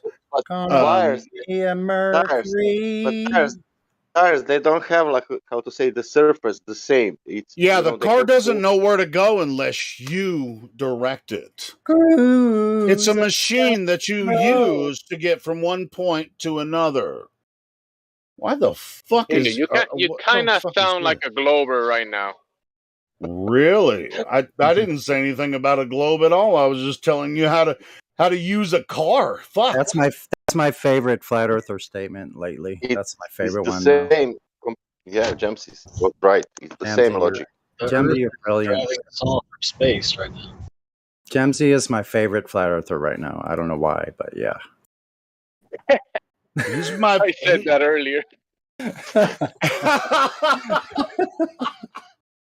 He's my favorite he's my favorite Joker of all time. I don't know why.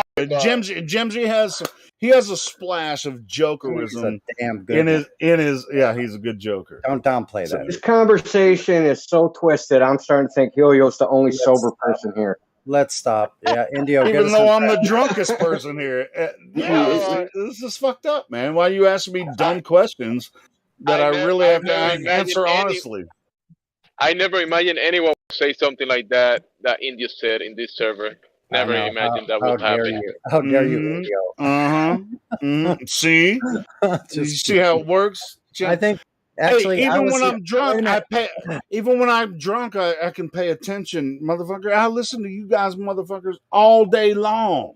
So don't all day long, all day, all night. Oh, it's all day and all night, all night. Anyway, I'm just playing. But I'm playing with James. Anyway, we all fucking bust each other's balls and all that kind of shit. No. I don't do that. No, you definitely do. I think that you think that's your job is to bust everyone's balls. I'm heterosexual, bro. Stop it. That's not. No, that's a. When I say you're busting my balls, it doesn't mean that you have any concern about my genitalia. Oh, you mean like basketball? Like we play football or basketball with those? Okay, my bad. See, that's what I'm saying. He's a good joker. Anyway, so let's get back to tires and wheels. Okay, good. How can a tire exist without a wheel? Gravity. Huh. What's Not that? gonna happen. Not gonna happen. I had the only cogent statement during that is asked Helio to measure the surface area of his tire that's touching the ground.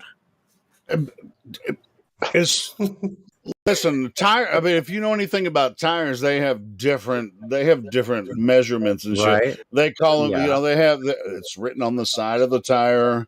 You'll know. And they're adapted to certain rims. The rim is another name for a wheel, right? See, you guys are acting ignorant, like you don't know that a rim is a wheel. No, it's only you and I Jesus talking. Christ. So anyway, the tire touching the ground, 1,500 feet per second side slip. How easy would it be for the surface to, for the car to be removed, the rubber to leave the road at that? Well, that's awesome. another. We're talking about. We're back to the centrifugal force. Yeah, there's not much tire, like a square foot maybe, unless you have a huge tire on each tire. So how easy would it be for the globe to spin out from under your tires if you're only a square foot on each one? He's talking about the serendipity force. No, that's centrifugal. Yeah. Wait, did you say the serendipity force? Did. Yeah. What is the serendipity force? I'm really curious Tell about us that now. one. We have to know. What is this? Well, since you have the accent, you said serendipity, which And he also kind of said it has has to do with the tires. Serendipity. What does that have to do? What is the serendipity force involved with tires? What was the serendipity? Well, I kind of just made it on the spot since I couldn't get what Sonny was saying at that moment. No, you on the spot now. You said it. What's this serendipity force involved with the tire action on the roads when it's taking a curve and all that kind of shit? With the spinning globe going 1,500 feet. It wasn't 33 minutes after the hour. All right, there you go. You got it. I'm gonna shut up. Sasha got it. I'm gonna shut up. Why are you shutting up? Bro? I want you to investigate the serendipity force. Get your ass on the mic. Well, I'm gonna have to Google that shit because I've never heard of it before. Yeah, Google it. You'll see. Someone else just made that shit up. Tell us what you find when you Google it. I'm gonna Google the serendipity force really quick, and we'll see what happens. Do it quick, real quick. I'll do it as quick as I can fucking type it. God. No, do it quicker than that. Rápido. Rápido. Corre. Ándale. You do it. Avanti, sbrigati, cazzo. Serendipity force. Let's see if this is a thing. I finished my thing. Let's see if it's actually a thing. Well, I mean, what is an act of serendipity? I know you guys are taking the piss out of me, but that's okay. But you're the one that fucking said it, you know. He just made I know it up, what bro. serendipity is, but there is no serendipity force. Just like there's serendipity force. There's no centripetal force either. So, yeah, serendipity isn't that a movie? Yeah, there's a movie called Serendipity, but there's no force involved. Go ahead, Hank. The centripetal force is whirlpools. So here's the definition. Here's the definition from Merriam-Webster. Sure. The definition of serendipity: the faculty or phenomenon of finding valuable or agreeable things not sought for. And you need force to do that. There you go. In other words, it's an accidental discovery of something great, but you weren't looking for that. You were trying to do something else, but what you created instead has its merit in another use or another application. Oh, sure. So it's really more of it really involves logic instead of like anything to do with any, physical. No, you were trying to make mayonnaise and you made some badass mustard sauce. What? Yeah, here's what talking. Here's frequently asked questions from Merriam-Webster. Serendipity and fate differ in meaning and a number of important ways. The former defined as the faculty or phenomenon of finding valuable or agreeable things not sought for. And while fate likewise may be concerned with something that happens to a person, it need not, in fact, wow, this is really crazy. This is parentheses of, in fact, often is not, be pleasant.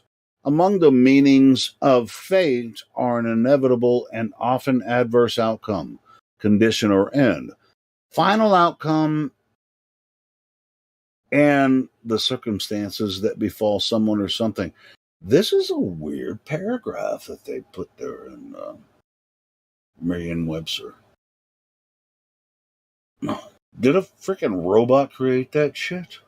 Yeah, no, Merriam-Webster sucks. Let me put it in plain English. You were trying to do something and you accidentally did something else, and then when you're like looking at your obvious mistake, it turned out to be useful. So you write down the recipe because it's useful in another area than what you intended it to be for. Yeah, but with serendipity, it wouldn't necessarily come to the outcome that you expect. It's just a portion of what you might believe. I mean, you have to have guts to actually see these. Here's a good example of, the philosophy, right? So you go to the bar to get a drink and you find a girlfriend instead. Oh, serendipity. shit. Well, you might find a wife that's going to fucking kill you eventually, too, when you go to the bar.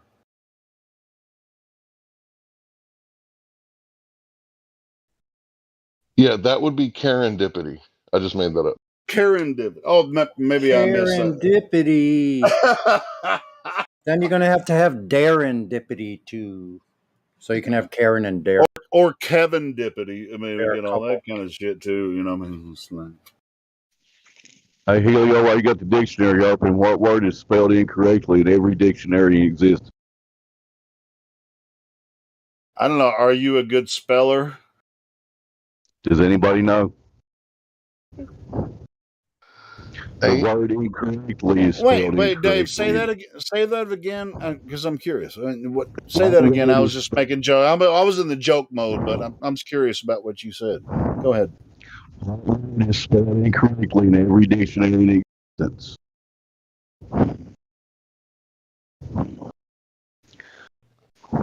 Anybody? He said the word incorrectly is spelled incorrectly. Yes, the word incorrectly is the answer. Oh man, there's a definition for serene. Is it? But are we talking about the same thing? I'm just curious. Yeah, there's another movie for that. I don't think you get it, Helio. It's the actual word incorrectly. INCORRECTLI. Incorrectly is spelled incorrectly in the dictionary. Stupid joke. I'll shut up now. No, that was hilarious, but I wasn't laughing. No, it's also pronounced incorrectly. It's supposed to be pronounced incorrectly. That's incorrect. I don't know, man. What did Hanks? I mean, what did Dave say? Because I couldn't. It didn't come through for me. What was he saying? Can somebody clarify that? Because I'm really curious about what Dave was saying. He had some. Dave said that if you look at every dictionary, the word incorrectly is spelt incorrectly, and nobody got his joke. And then I said that it's pronounced incorrectly also. So I was adding on to his joke. Okay. And then the other guy said, no, it's not. So, yeah, I missed the joke because Dave's mic sounded like shit. I love Dave, man, but I missed that part. Thanks for clarifying that, but now... Helio, let me ask you something. Well, what has 4? sometimes has 9, but never has 5. 47.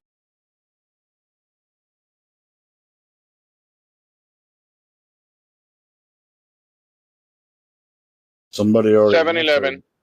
Somebody answered. Is that were they right? Were they right about that? No. What has 4 letters? Sometimes has. Wait. You're adding letters. No. Listen. Yes, he is. Yes. What has 4 letters? Sometimes has 9, but never has 5. Correct.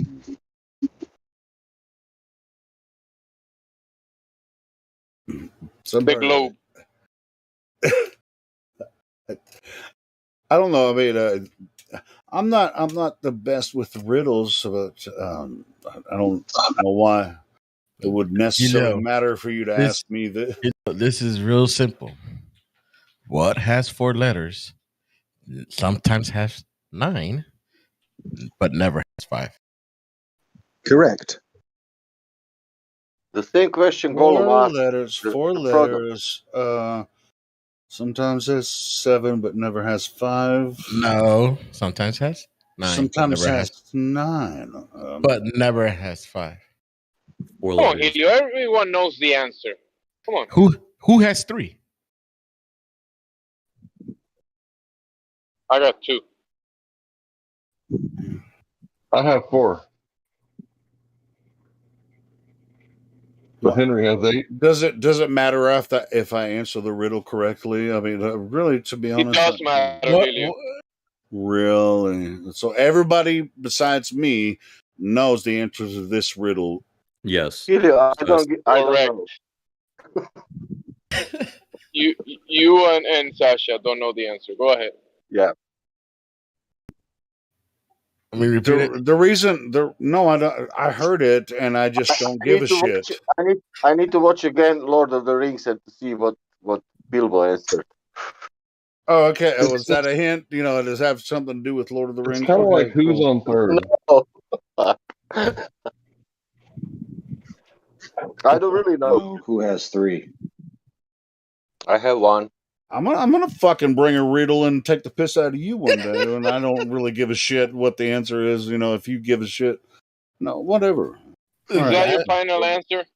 So, my final answer is I don't give a shit. No, the answer is correct. I'm just stating facts, Black. All right, shit is the answer, right? No, SHIT has 4 letters. It's just fact. Elbow never talks, bro. Why are you giving Elbow such a hard time? Yeah. Are you fucking serious? Elbow never talks? Dude, you're wrong about that, Hank. That motherfucker talks all day long. Only on the weekends. No, he talks all week long. Never talks on the weekends. He never talks past 5 p.m. I barely hear that dude talk. That's correct. Because you only listen past 5. He talks all day long. When I'm at work, Elbow's at work here. He's in North Dakota friggin' talking. Well, I just noticed when he's quiet because I like Elbow. He's one of my favorite people in here. Well, and I'm not giving him shit. Yeah, me too. I love him. But yeah, you're wrong. He talks on here all the time. It's all good. And I don't have a problem with it. I love it too. But I don't love that riddle because I couldn't figure it out. I'm just stating facts. So each word that he said, you count the number of letters in the word, right? What has I'm not the Riddler. Listen, go ahead and explain it to me. Well, okay, I don't really give a shit about riddles. I'm not a big riddle fan. I'm not giving you a riddle. I'm stating facts. What has 4? What has 4 letters? 3? What has 4 letters? Sometimes has 9. Never has 5. It's just a fact, Black. I didn't figure it out until like 3 seconds ago, to be honest. I don't fucking know. I don't give a shit either. It's just a statement, man. It's just facts. What is 4 letters? Sometimes has 9, and what was the? Never has 5. No. Who has 3? And who has 3? 1. Bullshit riddle. I don't fucking know. I mean, I'm just stating facts. I have 1. Don't has 4 and an apostrophe.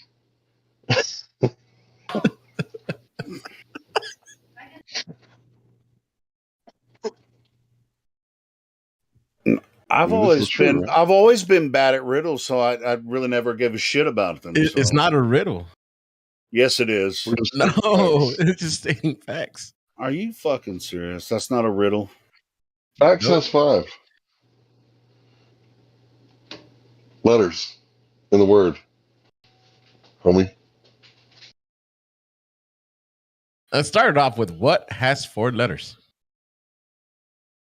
The word what has 4 letters. Oh my god. Sometimes has 9, but never has 5. That is so stupid. I know. It's what fuck.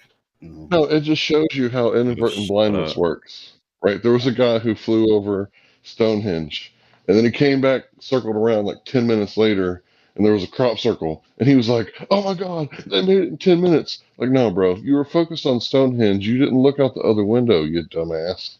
All right, so how that's inadvertent not a blindness real works. riddle. The answer is what, and the rest of the riddle is complete nonsense because the answer is what. No, the answer is just correct. You're right. The answer is correct. Yeah. Now I understand fucking shit. If you created a real riddle, there would be an Listen, answer, but the Helio, answer. Helio, can I help you? Go ahead. What has 4 words? What, like a word? Then, what was the second one? You don't have Fucked it to. up Let's already. not do this anymore. Let's just move on. Word sometimes So has dumb. 9 letters, and word never has 5 letters. You understand now? Don't got the hurdy-gurdy man in there. It's really more of a trick than a riddle. Yeah, it sounds like a riddle, but I'm just stating facts. Yeah. All right, cool. I got it now. Yay! Ooh. See, things aren't always as they seem. Sometimes you're dealing with a trust, but it's named like a corporation. So it might say so and so and LLC and corporation, but it's really a trust. And they don't want to tell you that it's a trust, right? But the IRS knows that it's a trust. Because it's not what you call it, it's about the formation that it takes. And if it's out of form, if your trust is out of form, you're going to pay all those back taxes. Hey, Hank, Only one thing. there's a Difference VC between verified here. Sorry, I run for somebody. No, Donovan's go here. I'm just letting you know Donovan's here. VC verified. I'll shut up. The Donovan, welcome to Slammer. What's up, bro? man. Donovan, Donovan is here. you got control of your mic? Would you care to share words with us? Do you mince the words, do you? No mincer? No chopper? You gonna chop it up? Is it the Donovan?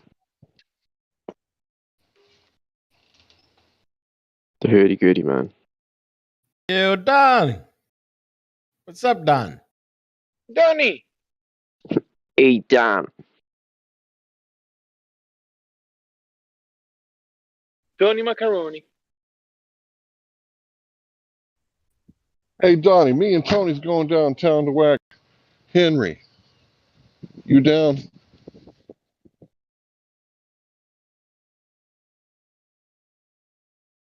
He's up on the 3rd floor. He's not down, he's up.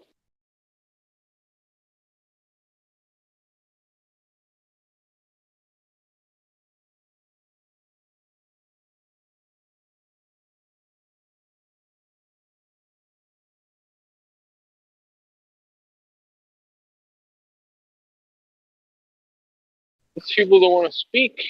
So socially scared or something. Who'd want to speak in here? Flat earthers. True. We have a Glober in here. I don't know how to say this name. Seize him.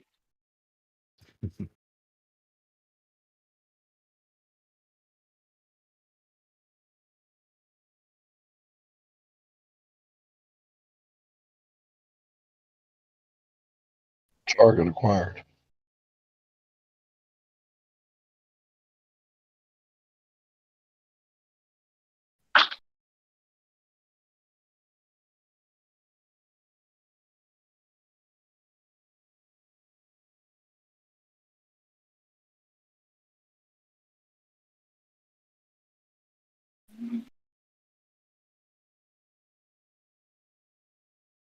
Helio, good job scaring India away. He probably got bored.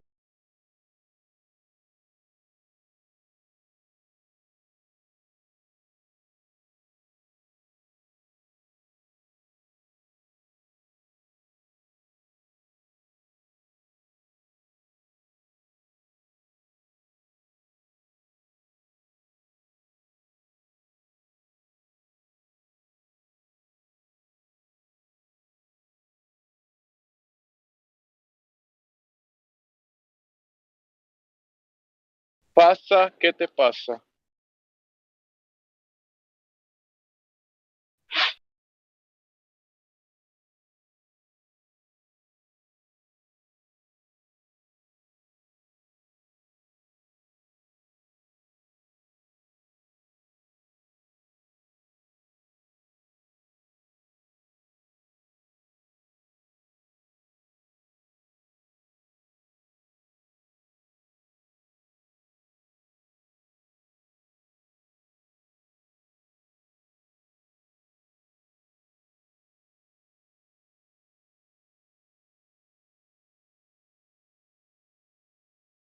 Lovely conversation we're having.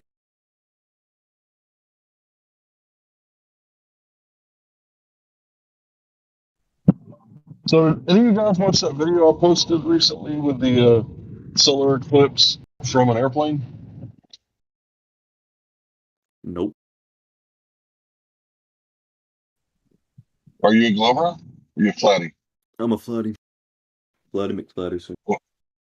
Well, then I'm sure you will enjoy this Maybe I thoroughly. You turn on the Where is it at?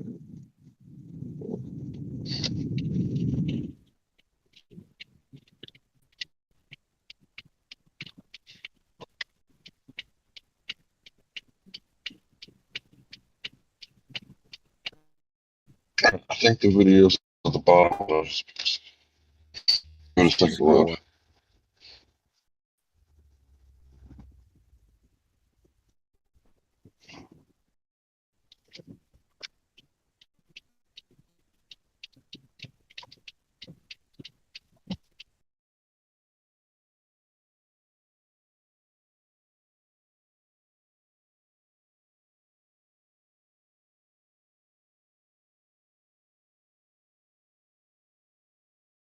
So it doesn't make sense to count the penumbra as the size of the shadow because the penumbra is for everyone who could see a partial eclipse. And that area is going to be much wider than the totality because those are the people that can see the entire eclipse. So only a small group of people can see the entire body of the moon, allegedly crossing the surface of the sun.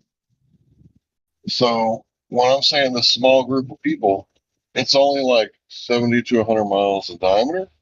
Sometimes pretty small for a rock that's supposed to be roughly 1/4 the size of the Earth. So the radius of the moon is 1080. The radius of the Earth is 3,959 miles. That's all.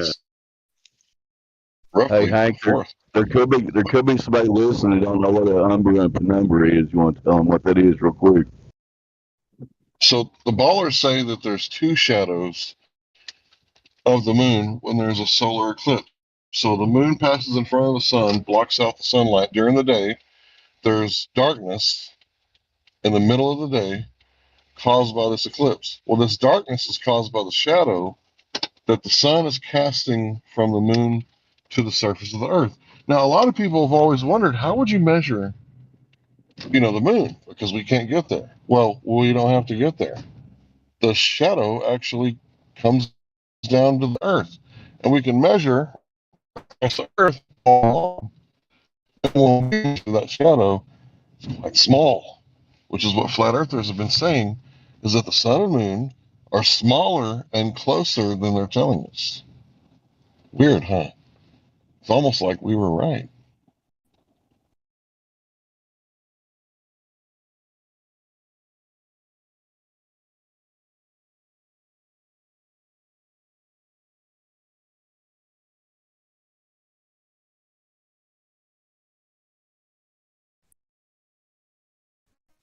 And the going on is super refraction, and the moon is appearing to the shadow.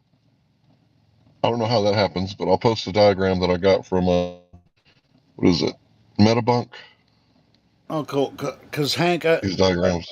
the difference between the umbra and the penumbra is really, it's just like when you get a total solar eclipse, when you view it from the ground, they say you're in the umbra, right? When you see the total solar eclipse, but the other people see a partial solar eclipse, right? That aren't actually experiencing the total eclipse. Am I correct about this, or? And now in the heliocentric idea, they're saying that the reason you see the total solar eclipse is because you're in the path of the umbra.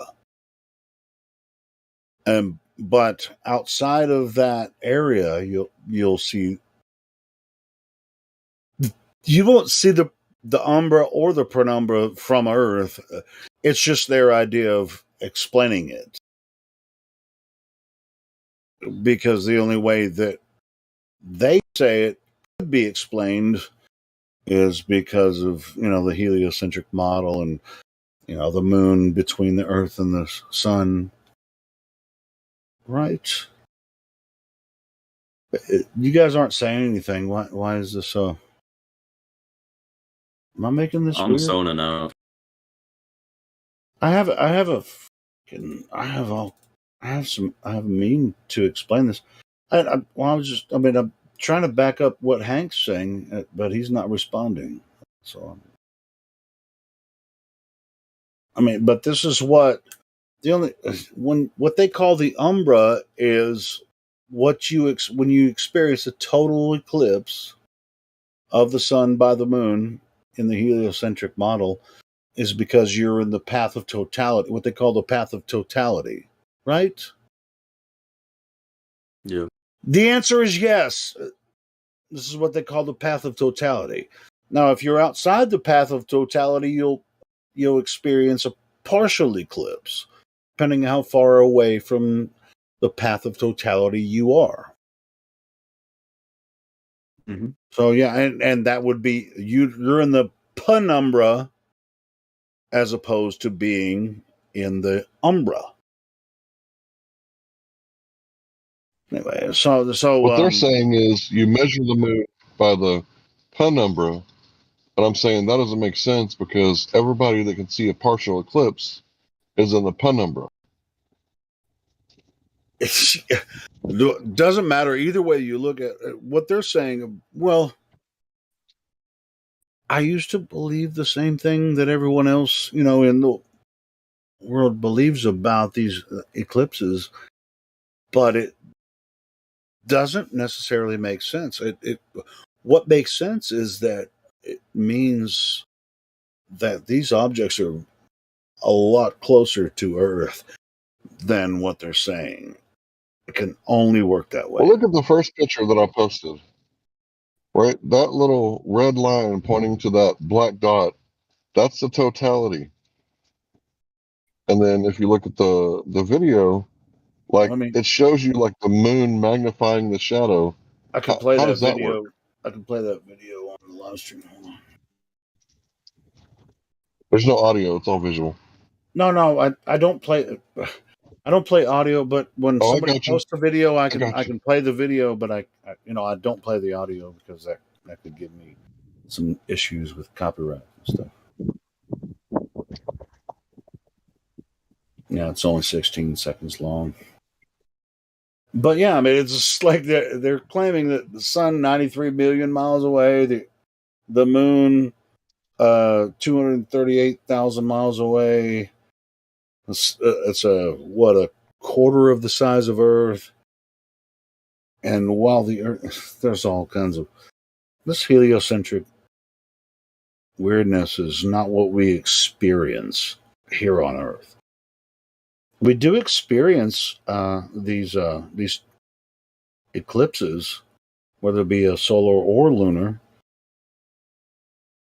But this particular one, the light being behind the moon, the way they describe it, causing this umbra. You just happen to be in the right place at the right time to see the umbra. That is true because we experience that. People outside of the umbra actually experience a partial eclipse. But as far as their numbers and what's causing it because of Earth spinning and all that kind of, they really have no evidence that they can give us that would convince a rational person when you observe it from the ground. I think we just need to do a few demonstrations with a basketball and note, the partial blocking of the spotlight and how wide of an area that's going to be, as opposed to the totality. The Sure, umbra. I mean, I know what you mean. I mean, it just, but you're still going to have to, even with all, if you had a basketball and then you had a tennis ball, you have a tennis ball and a basketball, and then you have a light source.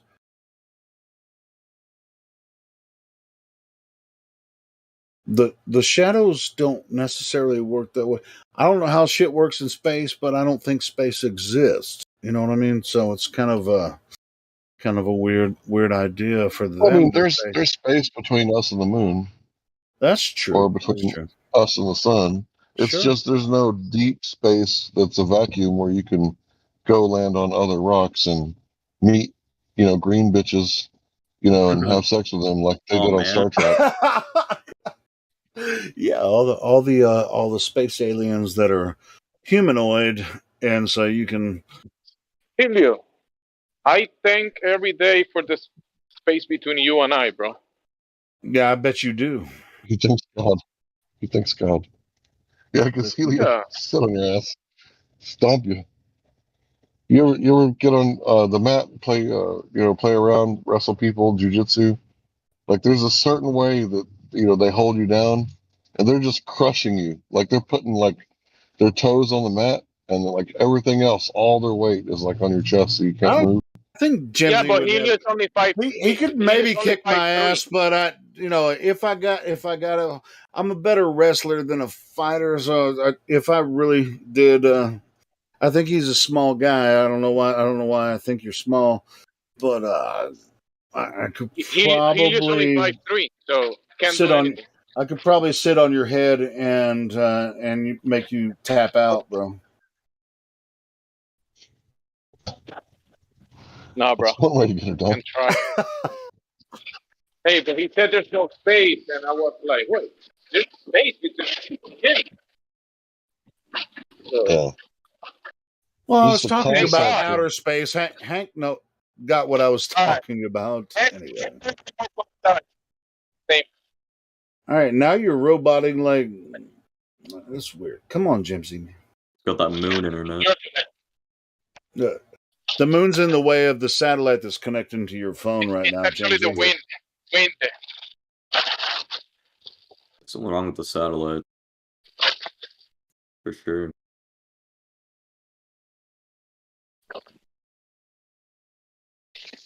But anyway, this Umbra per number thing it's something we experience. I just think it's described wrong. That's all I'm saying. I mean, it's described right in the heliocentric idea, but they don't have any evidence that their heliocentric stuff is, legit. And the eclipses don't prove their idea of the heliocentric model, solar system shit. You know what I'm saying? No. You don't know what I'm saying? Jamsy, you don't know what I'm saying? Oh, I think it was my satellite connection. I think No, everybody it's else. actually the wind. Dude, it's windy as shit out here in Arkansas right now. Like we have like 20, 30 mile per hour winds. I love windy days though. I love being outside when it's windy.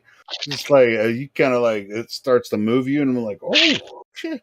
And it's a warm day too, but it's not hot. It's just like wind just going. Freaking, you have to like hold yourself up when the wind hits you. But it you can smell the the oak trees, and you can smell everything with the wind. I mean, it's a brilliant experience. We have Shouldn't it be pronounced Arkansas? What'd you say? I mean, you experience the same kind of. No. I mean, it was named after a Mexican president. What's that? Mexican president. What's that? Define that shit right now. I'm gonna need a citation. Oh, Jimsy, man, you know that word arriba, so they got it from down Kansas. Are they talking about? Wait, they're talking about Santa Ana, California, Texas, Arkansas, all of it. Texas, all of it. All right, so they stole it fair and square. And you're right. There's no actual original America, United States. They just stole the whole thing. Yeah, it's America itself, and this is I'm being honest about this. America's the generic culture that is built on every other culture. I've been thinking about that for a very long time because it's really a stolen. It's a stolen culture, but it's still a culture, right? So, for anyone to say, "Well, I'm American," that means that I love America. Mexican or Canadian. Yeah, sure. Yeah, I love America because we're the melting pot. I know a lot of people don't like that term, the melting pot, but it is pretty much what we are. I mean, everybody in America is the melting pot. I mean, as far as recent history goes, which what I consider recent is like 500 years, and as far as anthropology goes, culture, that we've been bombarded with all kinds of things like wars and domination of different countries and shit. So as far as we know, maybe 500 years, we're taught false histories about how this shit happened. But America it's the melting pot, man. It's kind of a crazy place, but at the same time, we all have certain ideals, and I think well, I'm not going to say that, but anyway, I was going to say something else. But it is it's just kind of the way we ended up here, you know. It's good that you know the history here. No, how can you know true history when they just fucking throw this bullshit down your throat through the education system? You can't know real history. What the fuck are you talking about?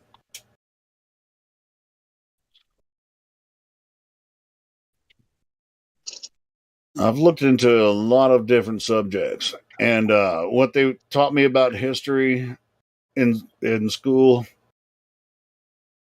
It's a load of shite. It's a complete fucking load of shite.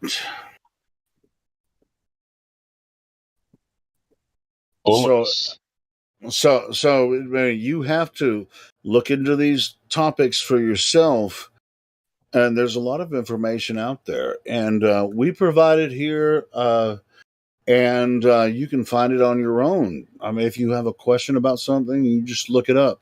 Now, if you look it up on YouTube, YouTube, you're going to get some false information about what you want to understand about your culture and history. But Hey, if you listen you're to going to have to me, look at you're gonna have get to some false information. yeah, what you're going to have to look over a broad perspective and then come to your own conclusion once you've analyzed all the information you've come across. It's not really hard to figure out, but it can be if you have a certain bias and you're pissed off. Because I mean, I'm kind of pissed off about what they did to us, but for the most part, there is some good information out there if you're willing to look into anthropology, human history.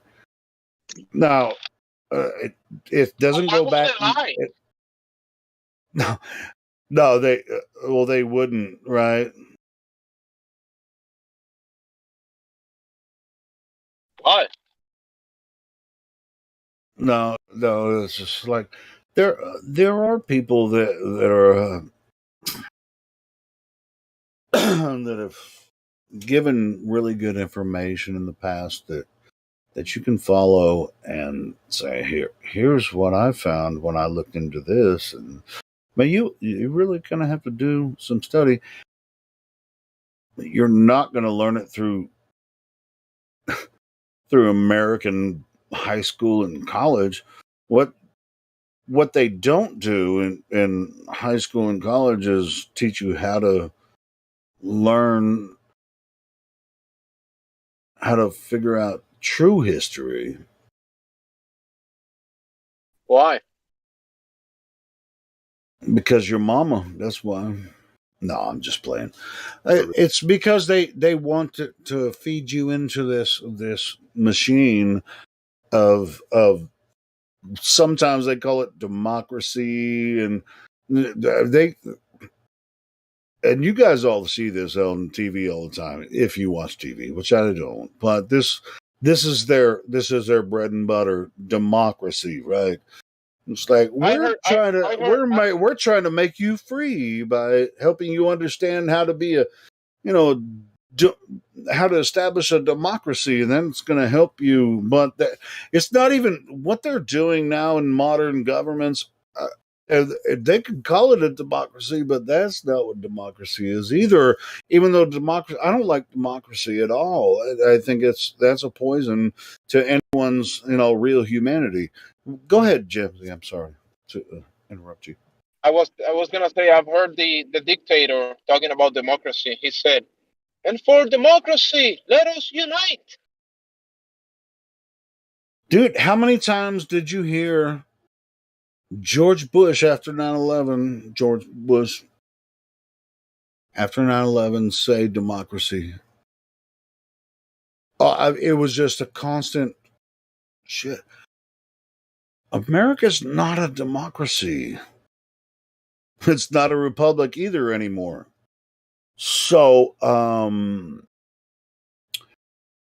real republic would be I'm not saying that's the purest way to establish a culture, but a republic is way better than a pure democracy because people get out of their minds when they're convinced that our culture is a democracy. They just lose their fucking shit.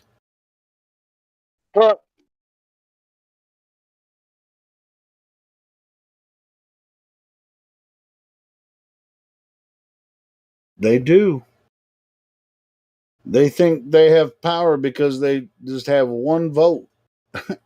My one vote is going to be the difference. But see, that's why everybody should stop watching the news because politics will warp your brain. Stop looking at that shit. Boring anyway. Oh, well, it's not boring to everyone, especially the power people. Yeah.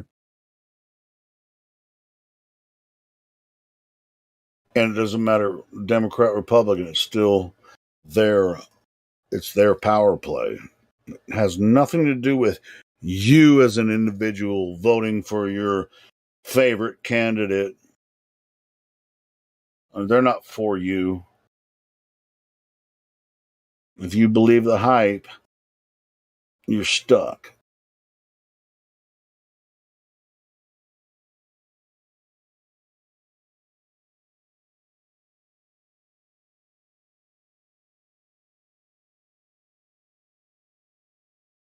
I love those pet videos where they're watching TV and you're like, hell yeah! Or like cats would be like touching the screen, like I'm playing with the TV. I love it. I love it. And the other dog, like, look at this nigga.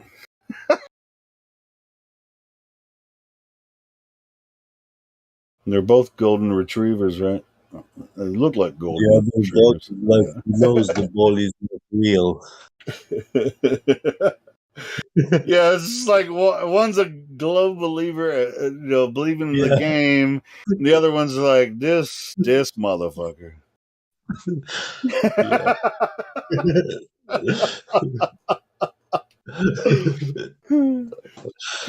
I like that joke. That's exactly where they see it. I like that. I like that gif. I'm gonna steal it. Yeah.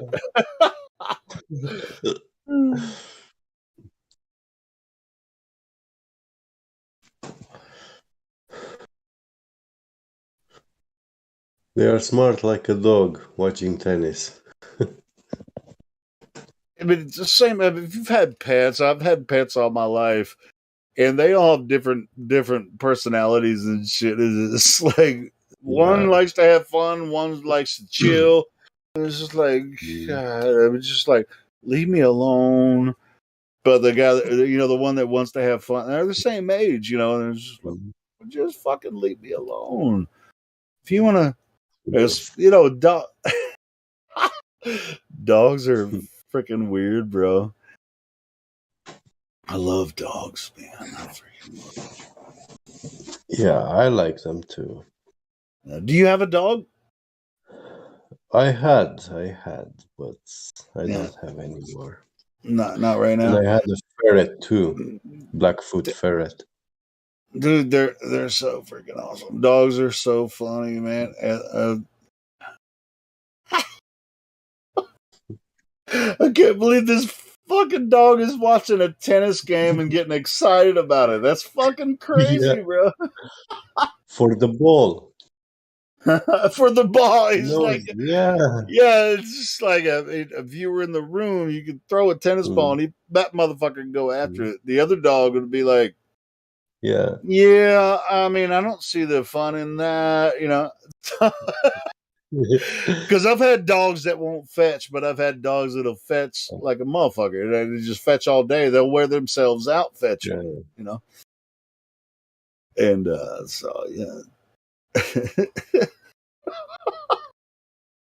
Fucking hilarious. Oh man, that's a good gift, man. Where'd you get The that server has from? come to. No. The server has come to this because we're just talking amongst each other, and we try to promote it to other places. If you want to bring some new people in here to talk to us about flat Earth, freaking have at it. We have an open link. Anyone that you want to invite, you can invite them, and it's like, hey, I have some friends in other platforms. Hey, let's see if they want to join the 24/7 Flat Earth Discord. Bring them on in. We're not going to deter them if they have questions about flat Earth. This is not what the server is turned into. Yeah. We just this is 24 hours a day. So sometimes when nobody's here, we just have fun and talking to each other, and Sure. All right. So what do you think about that? Yes. Okay. Yes is a good answer. It sounds good. It sounds good. Sounds good. Yeah. Sounds very nice. All right, so why don't you share the link around and get some of your friends in here, your Globey friends that really have a good question about why we think the Earth is flat. Trust me, I know many of those types of people. All right, well, bring them on in here. We'll do that. Cool. And I hope they won't spiral immediately. I can't guarantee that. Well, just advise them to be intellectually honest. Yeah. That's all. Yeah, sure. And kind of, since you're already here, you've been through the check-in process, you just kind of explain to them how it works. And it's not a big deal. We're all asking questions here. But when we don't have any Globies to talk to, we just kind of talk to each other and have fun. But yeah. But when somebody jumps in that really has some questions for a flat earther, we all kind of get focused. You know what I'm saying? Yeah, I know what you're saying. Yeah. So yeah, man, invite share it around on any other social media platforms you're involved in. Yeah, break it open, man. Will do. The cover up of Flat Earth is actually governmental action. It's official. They are censoring us. They are mocking us. Yeah, so they even created a controlled opposition. Society. Yeah. Yeah, but the Flat Earth Society existed before what we're doing now. I mean, it actually existed, freaking 20 years ago, I think, because it existed before, but not before the flat Earth. Well, the flat Earth's been here. Yeah, in the 1900s, they were teaching flat Earth in American schools and European. They were not teaching the heliocentric model.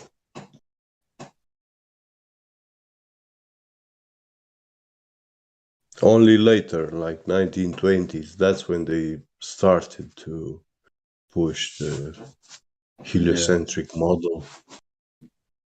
And vast majority thought it was crazy and outrageous, but they distracted people from thinking about it with the two world wars.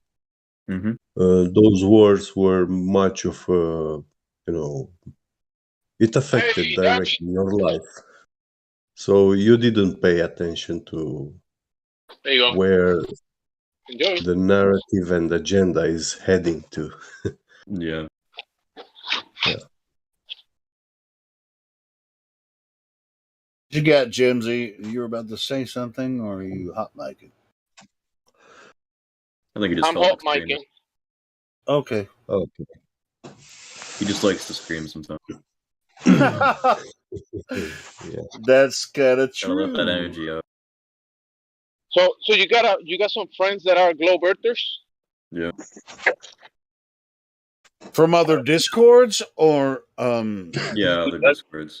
Oh yeah, See, the easiest way to actually, bring some people into this conversation is from Discord, because we already have this place established. So Yeah. So, yeah. so if you have friends that they're Globertus, I have a question for them. Mm-hmm. What's the question? What the hell is wrong with them? That's what I'm saying. James. Hey, they haven't learned yet. Well, hey, cool. Are you part of like some other popular Discords? Sometimes we will go to some other Discords and have a conversation with people about the flat Earth. Yeah. If you're part of a like a popular Discord, we can go over there, and reciprocate if you really want to have, or if they really want to have a discussion with us. We can have a couple people come over to a big Discord that you're part of. Yeah. They don't always have to wish come it over was here. that easy. Sometimes we go over there. There's a lot of people that I know, they're all just flat out calling me crazy and stuff. They don't. No. Check this out. I mean, you're gonna have to grow a pair and say, "Hey, I know this popular flat Earth Discord. I can get a couple of people to come over here and talk to us one night about flat Earth." Yeah. So yeah, man, just let them know we're over here, and we can come over there. We're not gonna cause a whole lot of problems. I mean, if they really have some questions about flat Earth, we'll answer them. Not a big deal. So yeah, I mean, if you're part of several different servers or whatever, if it's a good server and there's a lot of people going to be involved, if they have questions, we're not averted. We answer questions. You know what we do here. Yeah, I do. Yeah. So I know. So yeah. So if you're part of other servers that we don't know about and they're curious about flat Earth, they can come over here or we can go over there. Not a big deal. Mm-hmm. That's the good thing about this here. We've done it many times. Yeah.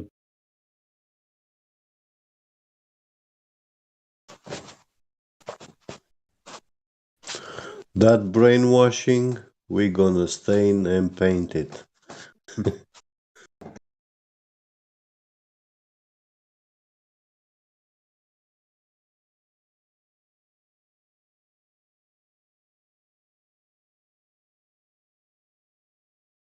I can't get over that fucking gif. The other one must be like at least 2 years younger than the other guy.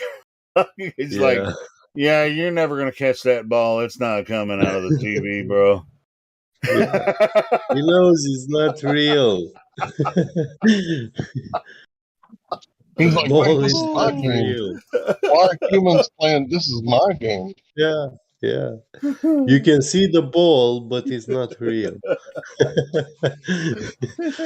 The other one already figured it out. He's like, nah. Yeah.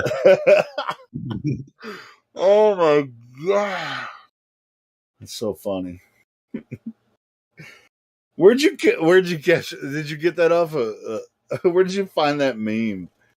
Google search dogs versus television and GIF. Oh, okay, cool. I'm gonna find some more GIFs like that. Oh, that's so freaking funny. Or yeah, the way I was searching was dog and TV GIF. Okay. Yeah, that's freaking funny. Look at this one.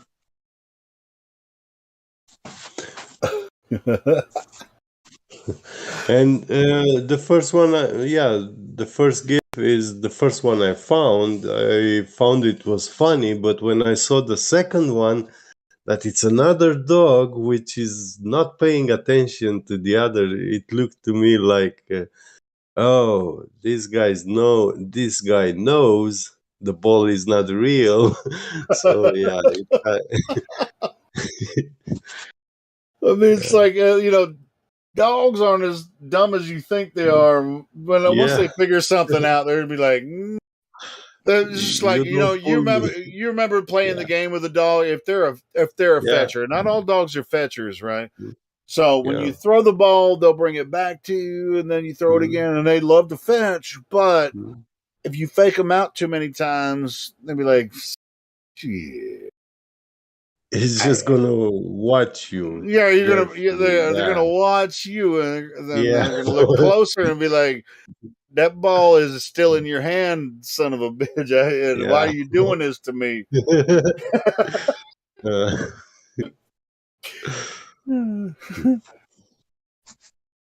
Yeah, so, but it's still fun to fake them out sometimes. They'll start running, and it's like, I can't see it, and they'll get about like 10 feet, and they'll be like, look back at you, and you'll be like, "You mother, you got me that one, you got me And that time." when they run, they jump high, like looking for it to see it.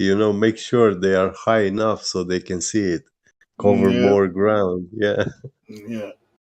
I mean, if you throw it every time, they'll grab it, come back, grab it, come back.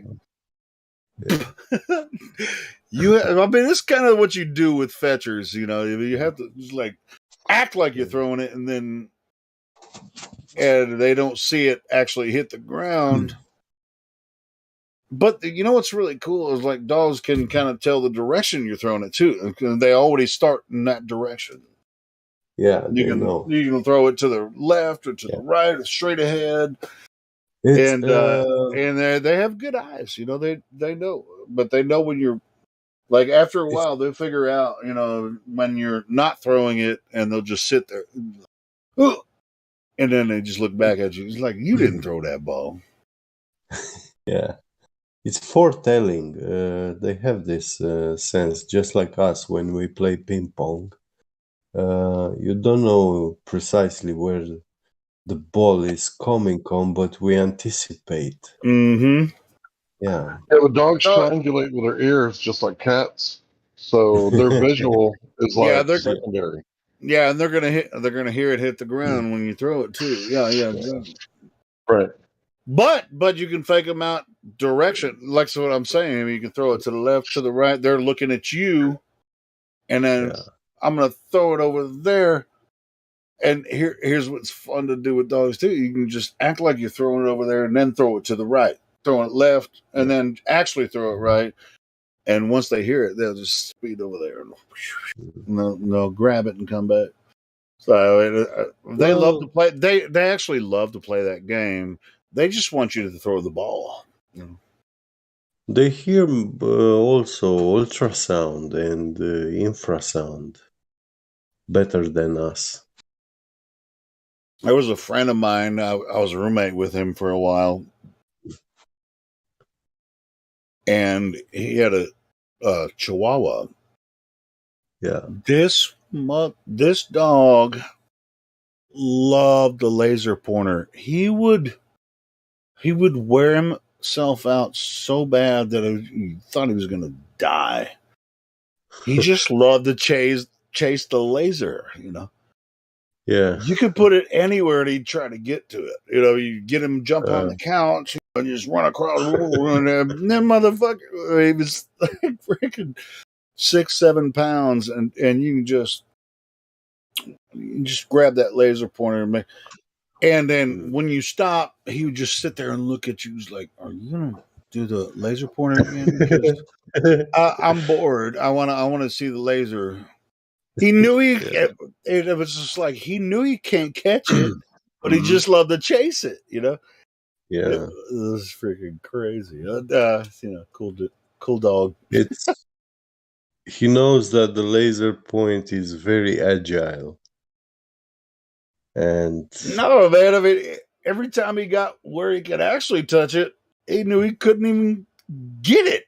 You know what I'm saying? It's just like, why the fuck do you want to chase this freaking laser dot around the room? But he loved that shit. This is freaking crazy. I mean, like with the tennis ball or whatever, the dog actually can grab, or a frisbee or something. Dog actually can grab it and bring it back to you, and then you throw it again. But with a laser pointer, what is your obsession with this freaking laser pointer? You'll never get to. All right, I'm gonna head out. Have a good night, guys. Yeah, take care. Yeah, bro. Yeah, tell your friends about us.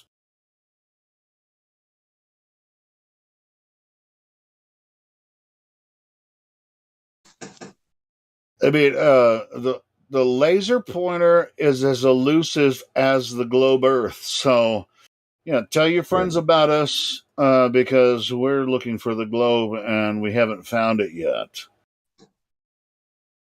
We were Globers and we actually heard it's fake.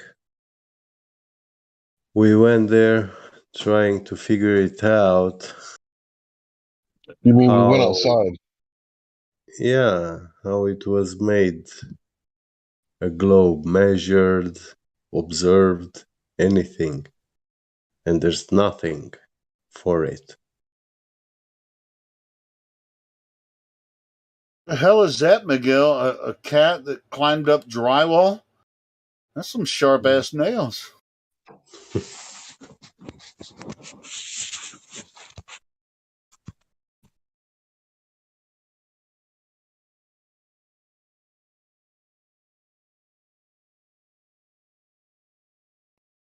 Yeah, we went outside looking for the curvature, or we tried to disprove the flat Earth, and we all failed miserably.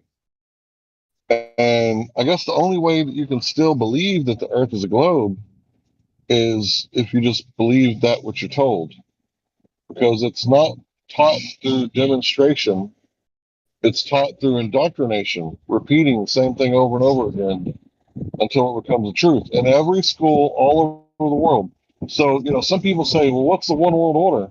Well, I would say the educational system is creating a one world order where everybody is basically told to go get a job and be a slave, a wage slave, make someone else rich. And everybody is, obviously going to the church at the ATM. Everybody loves money. So, I mean, the only thing left is, everybody needs to learn to speak English, and then it's over, right?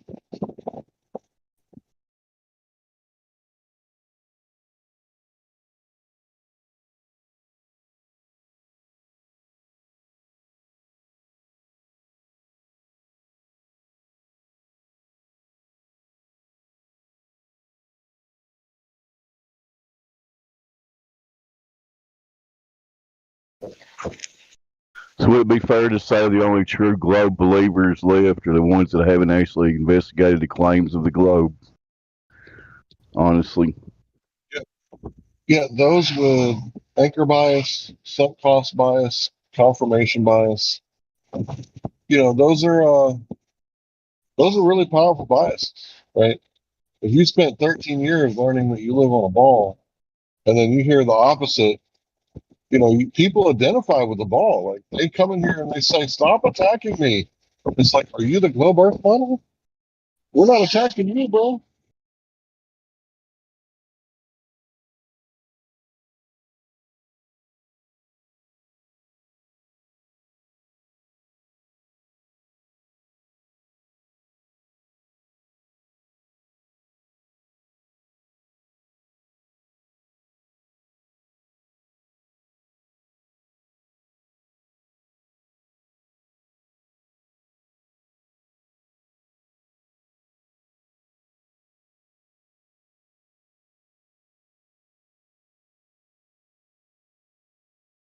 Have anything that the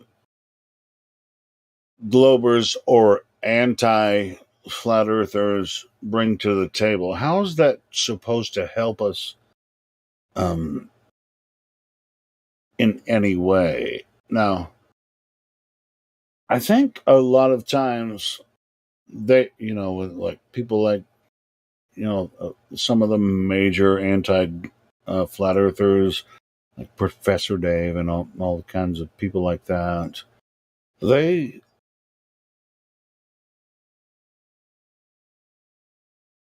they're really kind of relying on the general consensus or precognition or preconceived bias.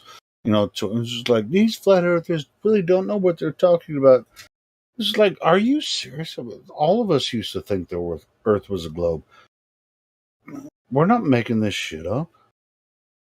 I mean, if you're really curious about how came to the conclusion that the Earth cannot possibly be a globe, then you might come in here and actually have an open, honest dialogue with us, and then you can make the decision for yourself. You don't have to believe this dipshit Professor Dave or your dipshit professor in your college, because they will never talk to us because they're pompous. You ain't gotta believe us They're neither. pompous ass attitude. They're pompous assholes. Anyway, go ahead, Hank. Sorry, brother. Yeah, I just wanted to address that. You ain't gotta believe in us either. They say that boats go over the horizon, and this proves that the Earth is a globe. Well, by all means, allow us to show you how to prove that to be true. It's not that hard. Anybody can do it. You got a mirror, like a stand-up mirror, and a friend. Yeah, Hank. That's all you need. And do any of your professors in college actually tell you how you can prove that the horizon is the curvature of the Earth by using, boats going over the curvature? The answer is no. You spend your parents spent $100,000 for you to go to college to not be able to prove flat earthers wrong. So, good freaking luck.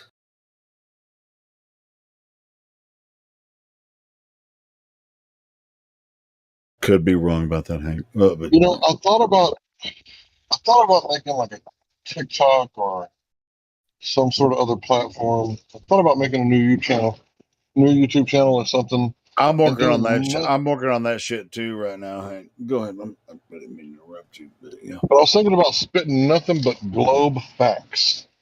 Like nothing but the facts of the globe. Like not a flat earth channel. Strictly a globe channel. More like giving their quote unquote facts, just like 30-second clips. Boom, boom, boom. Yes. Stillman. I bet it would be popular because it would be Stillman facts about the globe or something like that. That's a decent idea. Yeah.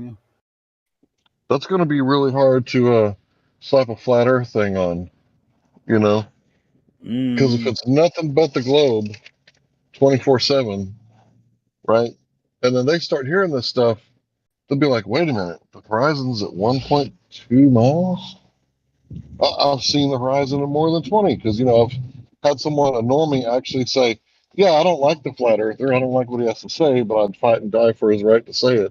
And then as soon as I said, the horizon at 1 foot, 1.2 miles, the guy's like, wait a minute, that can't be right. Yeah, that's right. Go check it out.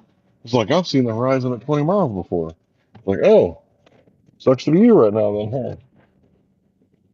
Yeah, Hank, I actually hit a new TikTok account last night. And to be honest, anybody that can capture like a good conversation here, as long as it's just under 60 seconds, I can freaking share it here on this channel on Shorts. So I'll upload it. Just share it with me. I'll freaking upload it to Shorts. Nobody's making anybody here. We're just here, having a conversation. People, I don't know why. Well, some people think. Well, in this room, I don't think. I don't know. We're not making any money here. So, by the way, anyway. So, if you find a really good freaking 30-second, 50-second clip, send it to me. Record that and send it to me, and then I'll put it up on TikTok, and then it'll come back into this, and it'll be up on YouTube Shorts. and that's really an option for us to get more new people in here, because the shorts thing is like, you talk about short attention span. Holy shit!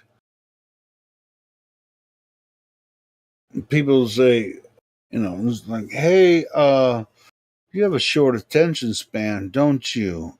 And they call it a disease, right? What do they call that? ADD. Well, it seems like every single person that uses TikTok has ADD, in my opinion. But I will utilize that information to get them into here to talk to us, so they can have a longer conversation than flipping through 15, 10, 20-second videos. That's that will ruin you if you spend hours a day doing that. It will ruin your mind.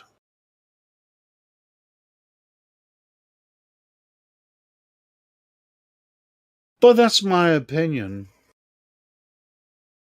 But I'm pretty sure I'm exactly true about that. Go ahead. I kind of think I should start out with theoretical astrophysics, because that's the stuff that's like really like gonna get people's attention, and then you start, making it more about the globe, right? Because not a lot of people know about the inflation theory, and there's also lots of other theories that people don't know about. Yeah, what I was talking about is just a way to recruit some other people from TikTok to this Discord chat. That's all I was saying. Yeah, it's not. Yeah, me too. I was going to put the link at the bottom. That way, when they say, wait a minute, what is this? Discord link, and they click on it, bada bing, bada boom. But it's like, you know what? I mean, I love. Who doesn't love the youth? I mean, they're passionate. They have a lot to go on. So TikTok is what they're using. So let's really kind of see what they got going on. I'll put the TikTok channel in the live stream voice text if you guys want to check it out. I only have one video up right now, but it's pretty badass. But it's got a boomer. That's not a boomer. I'm giving him shit. It's QE, but it's a really funny video. I played it a couple times last night. Who's passionate? Justin, the mod. Justin, yeah, Justin's passionate too. Yeah, he's a passionate dude. We want to make this a place where new people jump in every time. To be honest, I mean, I hear you guys, which we're getting to know each other for several years and all that kind of stuff. But I think the purpose of the server is to bring new people in here, new content for a live stream, and it's about flat Earth all the way. So we're just looking for new ways to actually bring new people in. Especially, I mean, Discord is a very popular format, so we should be able to, if we not market, because nobody here is making money. We just have a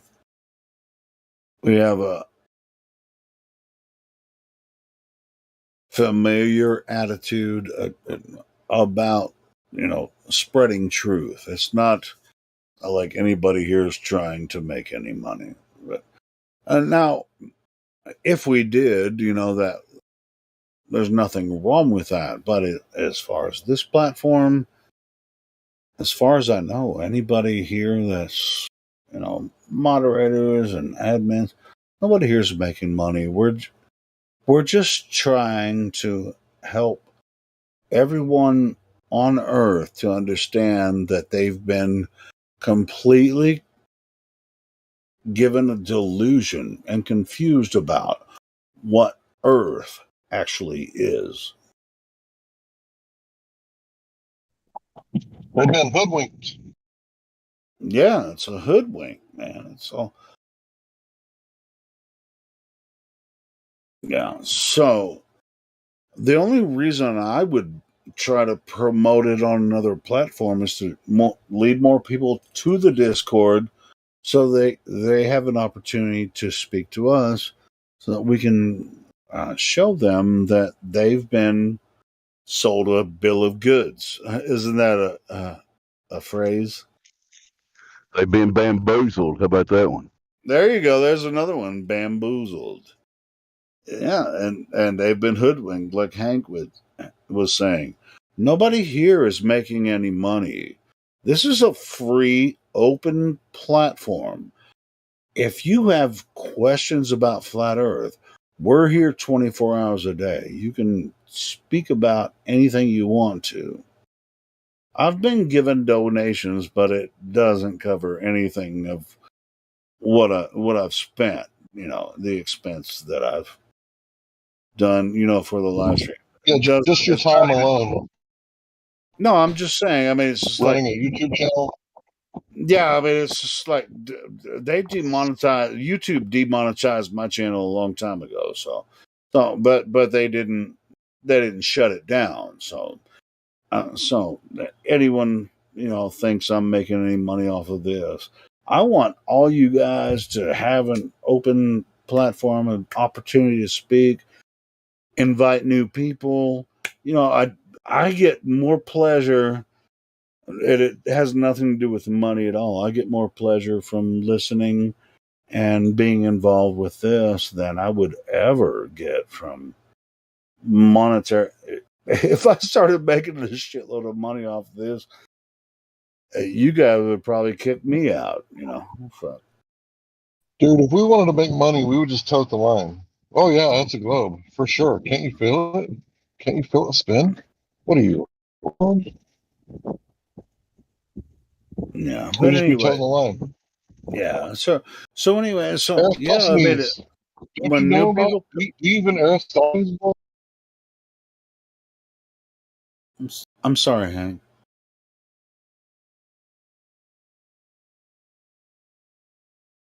Yeah, I'm real sorry too, brother. I didn't mean to speak at the same time you did. I'm real sorry. You go ahead. I was just gonna say. I mean, we're kind of on the same page. Just like, hey, this is an open platform for anyone to speak their mind. Discord, YouTube, and there's a lot of other platforms that don't want us to say this.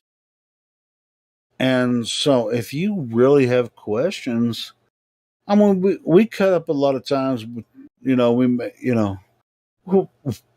talk to each other like shit sometimes. But anyway, it's a really good platform for you to ask questions. If you have the right attitude, so do we.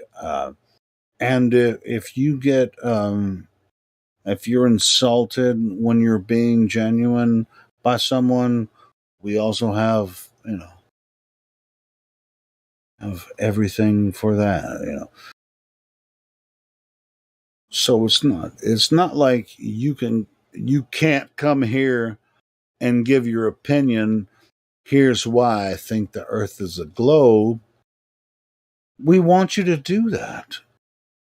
But just be genuine with us. We've been talking about this for several years, but at the same time, we're very patient if you bring a genuine dialogue. It's not a big deal. So I'm speaking for myself because some people in here are assholes. I ain't gonna lie about that. In general, if you have questions about Flat Earth, I'll answer them in kind. But if there's a heavy room, some people can be heavy. But at the same time, if you come in, it's a fast room, and then everybody's just like arguing with each other. just mute yourself and listen for a while. Message one of the silver, gold, or mods and say, "Hey, I'm just here to listen. Didn't mean to interrupt the conversation if you did." And then just like hang around. It takes a really long time to actually figure out what's going on here in this Discord. So it's like, if you want to stick around, then just stick around. You don't, it's not necessarily on you. If you want to stick around in here on Discord, just can be patient with all of us. We've been doing this for a very long time. So that's all I want to say about that. And it doesn't matter if you're on the globe side or the flat side.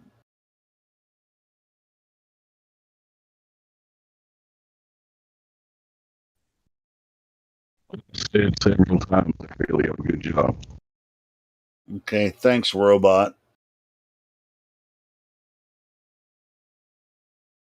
Fucking with you, Dave. Fuck. I just said well said several times. Good job. Yeah. I mean, it can be very frustrating for a lot of moderators in here, and we've been doing this for a long time, and so it can get frustrating. But if you're new and you want to invite new people, I encourage you to. We got to keep it moderated. There you go. And we often have moderator meetings and stuff to help it keep moderated, but at the same time, we don't want to discourage people from joining. We want to have the conversation be open for a lot of new people. So it's good stuff when new people join. It's I always love when new people join, because I love meeting new people. Did you run a drunk Australian on here earlier, Jensen? Yeah, he was actually a flat earther. He said he was. He was. Yeah, I've heard him before, and I. At the same time, he's not team material as far. I mean, he was really kind of disruptive. But if he sticks around long enough, if he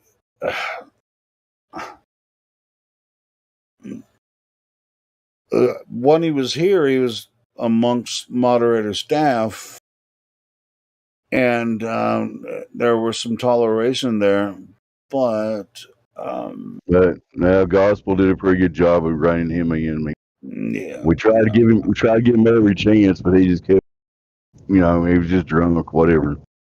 Yeah, I mean, he'll figure it out eventually. I mean, yeah, he's definitely a flat earther, I mean, as far as I'm concerned. And so maybe he's too rambunctious, but hopefully he can dial it back. But I ain't gonna lie, Dave, you've heard some other flat earthers that can't do that. You've been in here in this game long enough. I ain't gonna name any names, but you know what I'm talking about. I know what you're talking about. Yeah. So anyway, yeah, it doesn't. You're talking about me, Helium. You're talking about me. No, I'm not talking about you, Jimsy. I fucking love your ass. I love you. I just wish I fucking love Jimsy. He's the best. He's the best flat earther in the world.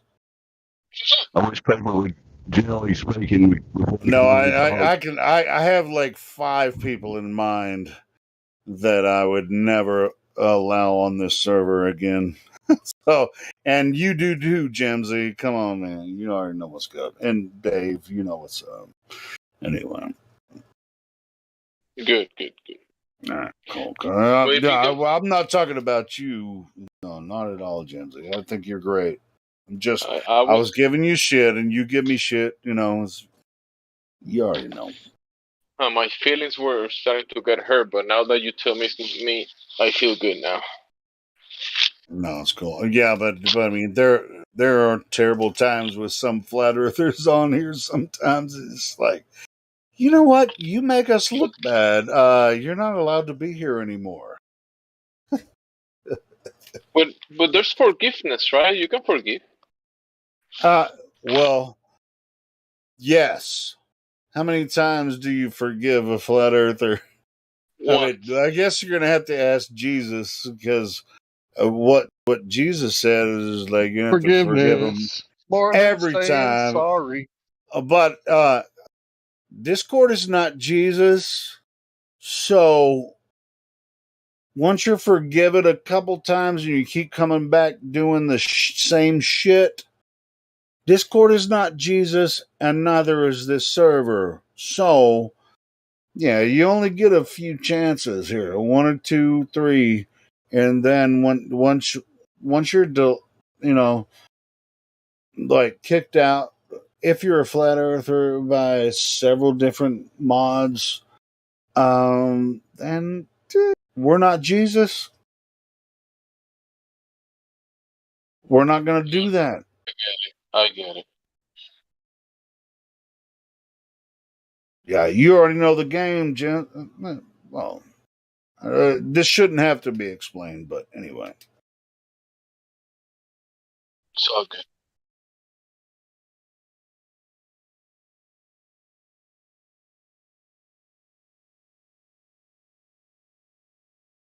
But anyway, that dude, he's like, "Oh yeah, I'm a flat earther, but I'm part of." Well, that's why I was asking him. See, this is what kind of like. Oh, so you're here in Discord and you're curious about flat earth. Are you part of other servers? And he's like, "Oh yeah," and I go in there and I say, "Hey, flat earth," and then I look like the asshole. Like, hey, you know what? The best thing you can do is actually get them to come over here and talk to us. And he was like, yeah, I could probably do that. What the? All right. Well, if you like the server, just go ahead and share it. I mean, tell them, hey, we could actually sponsor a night, which we often do. We'll sponsor a night. Hey, boom. This server, we'll actually, give the link to their server and like that. But a lot of people don't want to associate with Flat Earth. So, hey, why don't you just invite some friends over here and say, hey, talk to these Flat Earthers. We do this shit all the time. Kind of an easy thing to do. It's like, hey, I went and talked to these Flat Earthers, and I'm part of this server, but you're one of my friends here on that other server. But would you be willing to come over there and talk to me with some of these other Flat Earthers?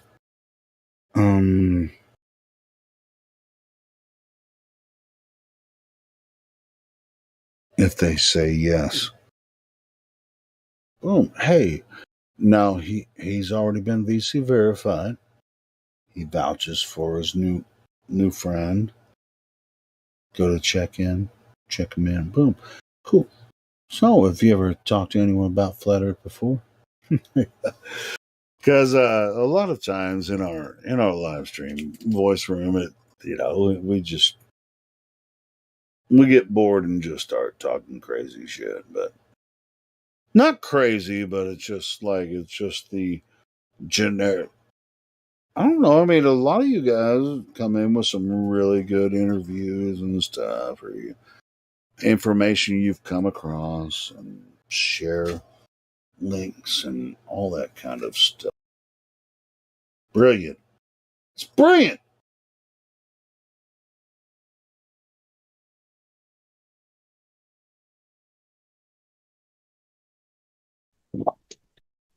What is brilliant?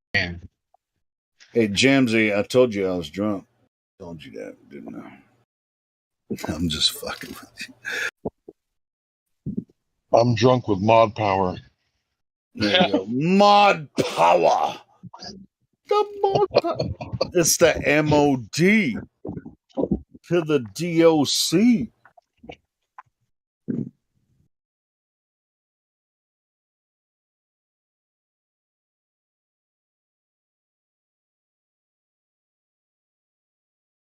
No, it's just really cool when people come in, and I try to pull out of them other discords that they're involved in, and it's like, hey, why don't you go over to your other Discord and tell your friends that you're talking to people about flat Earth and share our link. I do that shit. I love doing that shit.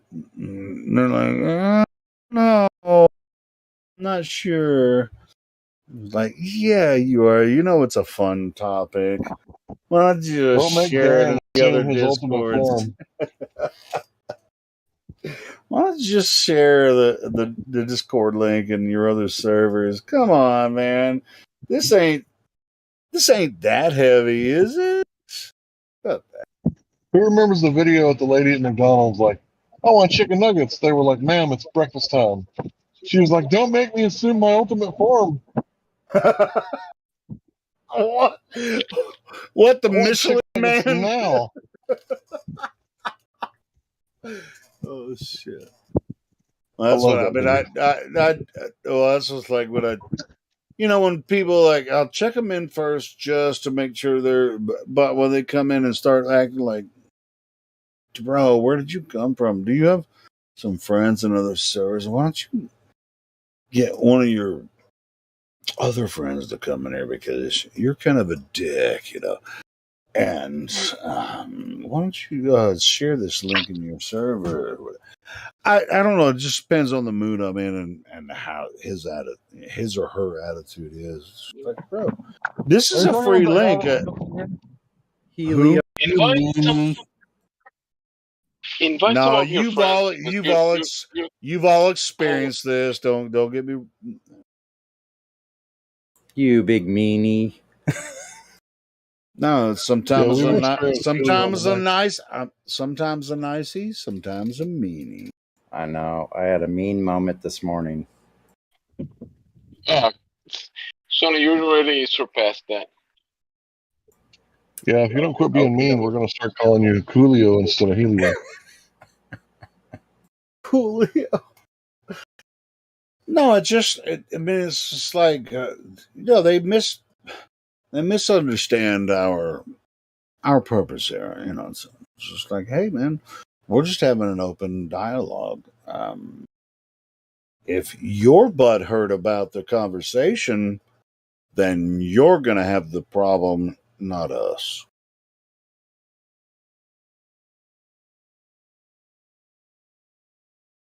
It's a pretty easy conversation.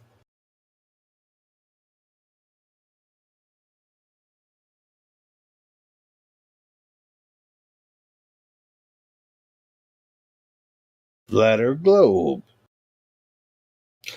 You know what really makes it difficult for a lot of the globies that come in here? They've watched too many freaking Professor Dave videos and other of these anti-globy videos, and they don't really understand our argument, and so they're just they get really pissed off, and but that's not our fault, because we've watched those videos too. I know. Can I answer that question, or was it only meant for you? Yeah. Hank, you can say whatever the fuck. Why are you asking? Who are you asking? I was just making sure you're done. I don't want to talk over you, bro. No. I'm done. So, the number one problem when new people come in here is they're not capable of thinking maybe these people know something I don't. Right? Because that's something my dad taught me. It's like, here's a famous quote from somebody who I don't know their name, but many men know many things, but no man knows everything. So I would say the biggest problem with people that come in here is facts. Because they don't know how to determine what is a fact, what is true, what is verifiably true. what is verifiably factual. That's the problem. They don't know how to discern the truth. They don't know how to eliminate the lie. They don't know how to do science.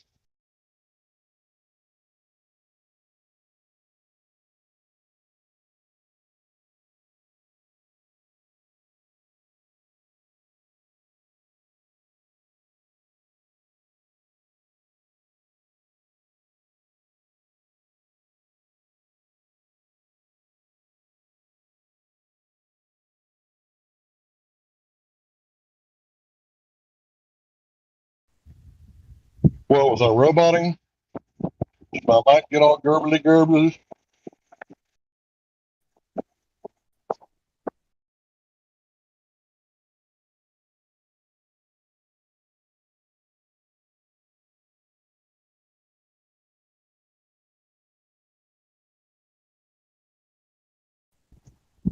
Am I still in here?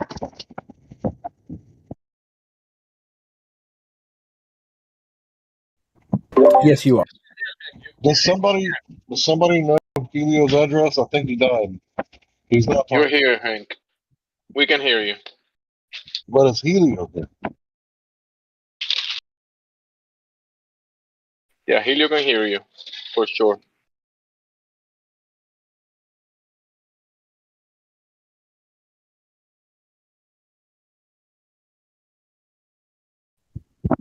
I was expecting him to respond. It was his question, after all. You know, I heard what you said, and I kind of have a reply, but I was also talking back here with the family, so that's why I didn't respond.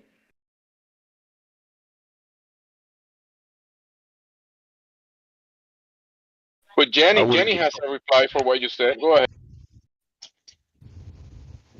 I would respond, but I'm roboting. No, that was quite clear. Really, it was. Yeah, I think you're on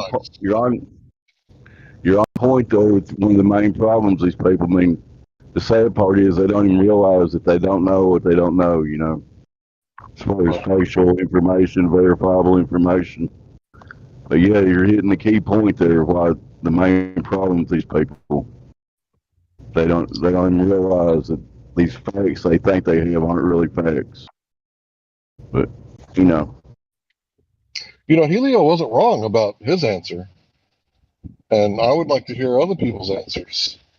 What is wrong with the people that come in here? Obviously, some might say the programming, some might say, they're watching the wrong stuff, but I think they're afraid to use their eyes. Let's ask Jenny. Jenny, what's wrong with people that come in here? Oh man.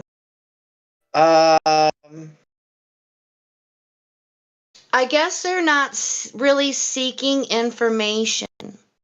They're just, this is my guess in general for people that come in here. I don't know what you guys are referring to exactly, but it's like they think we're Dunning-Kruger victims and they want to save us all from our ignorance. So a lot of times they have a lot of ego when they come in here and it interrupts their cognitive abilities. That's my take. Precisely correct.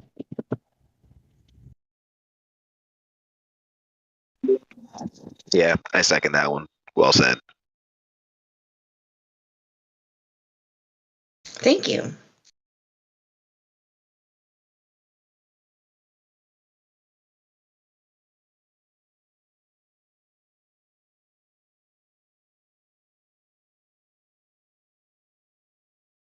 Yeah, it's really amazing. Even over the internet, you can still, within a matter of maybe for some even seconds, be able to discern whether someone at that moment is willing to accept information, new information. All right, Jenny, since you're a female, I'm going to ask you this question, and it's an introspective question. So, what could we do better? What are we doing wrong when people come in? Oh, okay. Hold on just a second here. Jenny's got a list. A lot of times. Oh, what were you saying? I was saying you got a list. You're digging for your notes. No. I could have been, but no, I think what we do wrong is not allow the individual to process all the stages of grief. So, the number one thing would be allowing some level of ridicule, because that's an indication that the person, at least to me, could potentially be made aware that something really is not right. But I just think more of us need to realize that everybody is on an individual journey and they come at whatever they're supposed to in that their due time. I just think there needs to be, more recognizing of that fact. And, if somebody doesn't want to recognize certain things, then there's not much you can do. I mean, I know a lot of times in here, we make an example of someone for the listening audience. So there's some value in that. But I think more patience would be a virtue for us. Now, some wear at our patience vary over time, so that's an exception, but I was thinking about the same word. About the same word.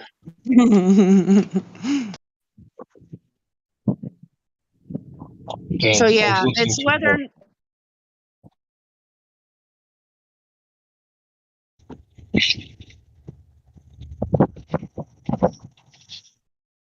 I was going to say, I think a lot of people are, new people who come in here, not the infamous Globers, but whatever, they don't even know the heliocentric theory and how it's supposed to operate. They hear these little headlines from debunk videos and they're like, see? What? It's really, and those people aren't seeking information.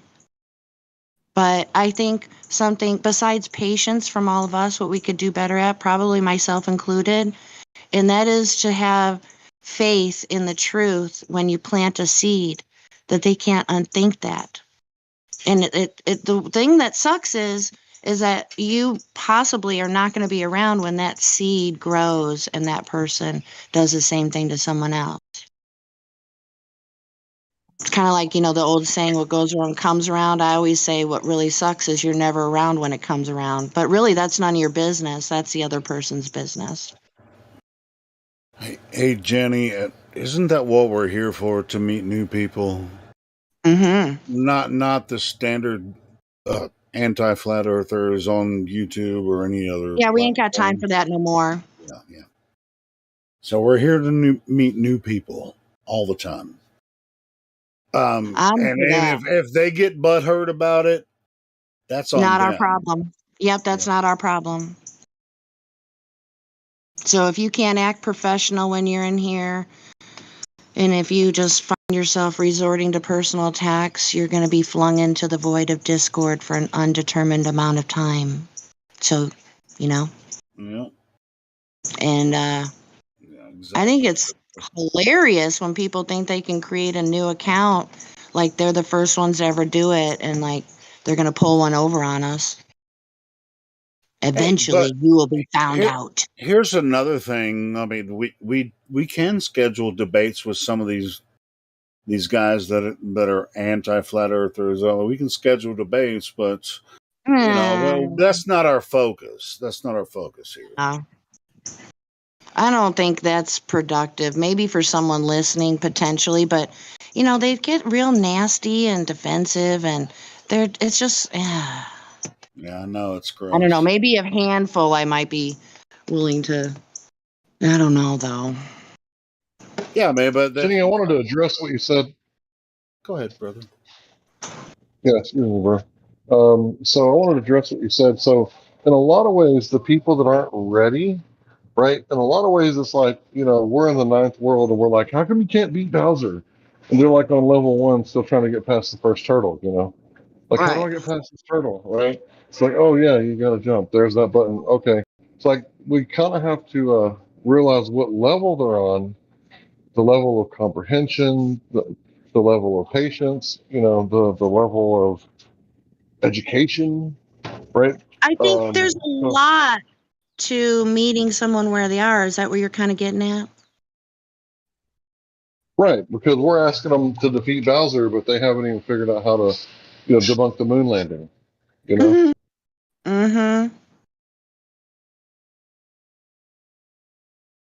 Yeah, there's a lot of factors, an infinite amount of possibilities why intellectually honest people struggle with this, but with their own due diligence, if they're true to themselves, I mean, it's not difficult to figure out. But What do you think about? Oh, sorry, I thought you were done. No, you go ahead. You go ahead. That's all right. Helio, what do you think about doing like a show where, like, we all get together and watch like NASA feeds and like live or whatever, and like debunk live, like with your channel Hold unplugged from on. this Discord? There are, well, for one thing, there are no live NASA feeds. But I we're don't know how we're gonna do a live. You got me there. we can all right, so what's that being the case, what do you mean about He that? means having a commentary show on the BS NASA puts out as genuine material. Yeah, We've like a done Flat that. Earth 101 class. It would be fun, and we'd totally be within copyright because, for commentary purposes and all. Sure. I mean, hey, send me some example videos you want to do commentary over, and we can work on that. Hey, Hank. But we've actually done that before inside the server when they have like rocket launches. We've done live commentary here before. It's not. But yeah, you could create a team, Hank, to get everybody to help out to gather material. Create a tag. The funniest motherfuckers on Flat Earth. This motherfuckers. Did you just say autonomous motherfuckers of Flat Earth? No, the funniest. Oh, the funniest. Okay, my bad. The best place to find them easy would be, what's her name? Bling Bling, the BSS of the BS of the ISS. I've tried to get her in here, and she, for the most part, I never got a response from her. I actually tried to contact her. How long ago? It's probably been over a year, so maybe she might be interested. Maybe. Earth review of the ISS. Yeah. But she's got well, I don't know if she does new material anymore. I haven't checked out her channel in quite some time, but she used to be, maybe she still is, but she used to be back in the day on it. It was great. Yeah, she has a lot of good material. Yeah, I agree. Are you guys talking about that lady with like the Ukrainian or Russian accent?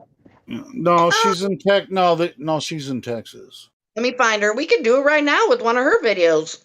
I mean, let me see if I can find her. That sure be fun. Go down to a video room and just start doing 101 debunks so that people can see it. Yeah, Hank, man, if you got a good idea for to make some videos, and I can actually see the live stream here is on a separate computer from my main PC, the one I'm talking on now. But I can we can do it from another server with this account from somewhere else, so it wouldn't affect the live stream at all. It would just be us, either doing a live stream or just recording it, and I can do the editing Yeah, afterwards. I get it. Anybody can make a live stream. My children were kind of on my ass because I spend so much time on the internet, but I don't get anything from it. And they were like, "You could be making money if you were doing this." I Here's thought, her channel, you guys.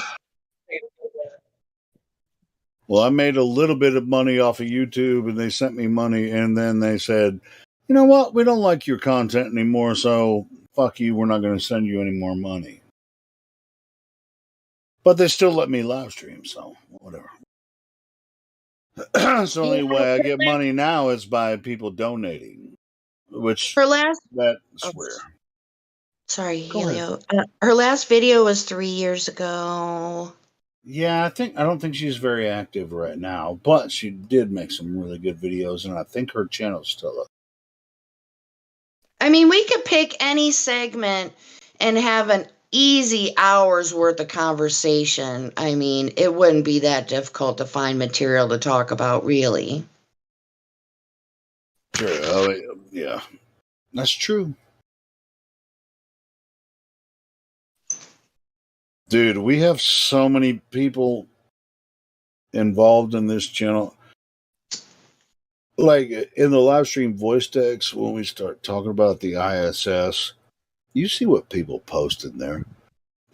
I mean, all of those gifs and videos.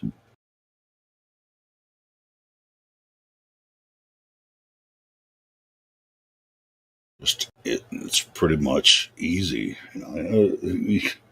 We talked for 2 hours with like 5 people on the panel about, and just make an easy video and just take the piss out of all this nonsense ISS thing, because they've made fools of themselves for several years, and it's not our fault that they look like clowns. Theirs.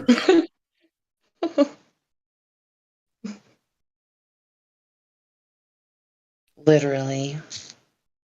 There's an image, I think, where it had like all the astronauts, like, and they're floating around the room, and some of them were upside down, and they're like, "Here's a picture."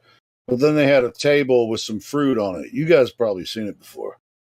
The fruit was just right there on the table, like sitting on the table, and then everybody else is floating around the room. It's like, what? Let's see if I can find that picture. gravity is a lot like the cops. Like, they don't have to put you in torture cuffs, but sometimes they do. They don't have to, right? And that's what's also weird about the legal system. It's like the cops can make a decision right there on the spot. Like, I'm law enforcement. In my opinion, law enforcement is done when you're convicted of a crime, and then, by a judge, and then you're sentenced. That's when law enforcement happens. So why are these clowns driving around in cars that say law enforcement on the side? Because one of these guys that are driving in these cars that say law enforcement on the side can decide, you know what? You seem cool.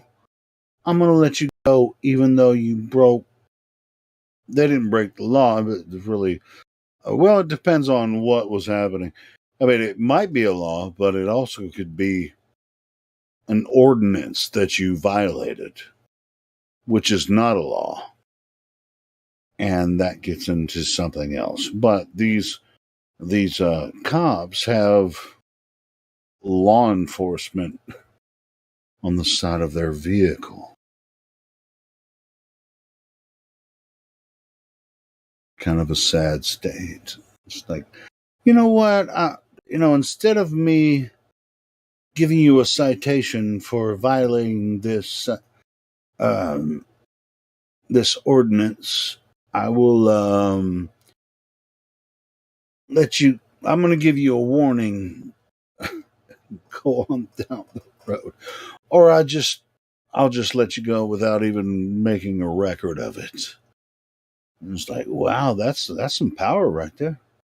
They violated an ordinance from a law enforcement officer that just let them go. They didn't even freaking make a record of it. But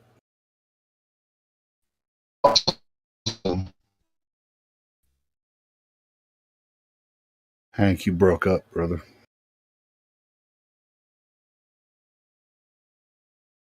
I think that was Hank anyway.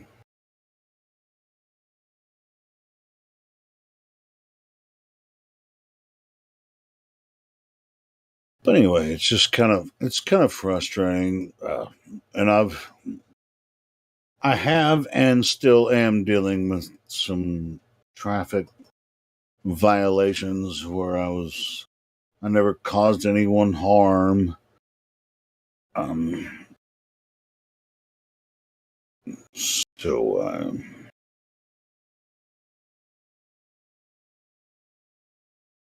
I feel like they should just let me go and give me my fucking driver's license back.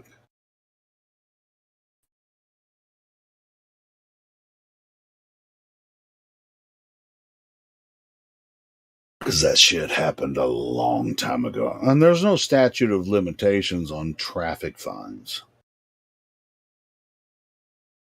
which is also kind of stupid. Because there's a statute of limitations on all kinds of violent crimes, but traffic fines, no statute of limitations.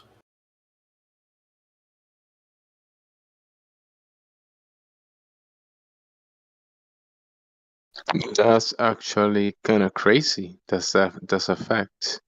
I know.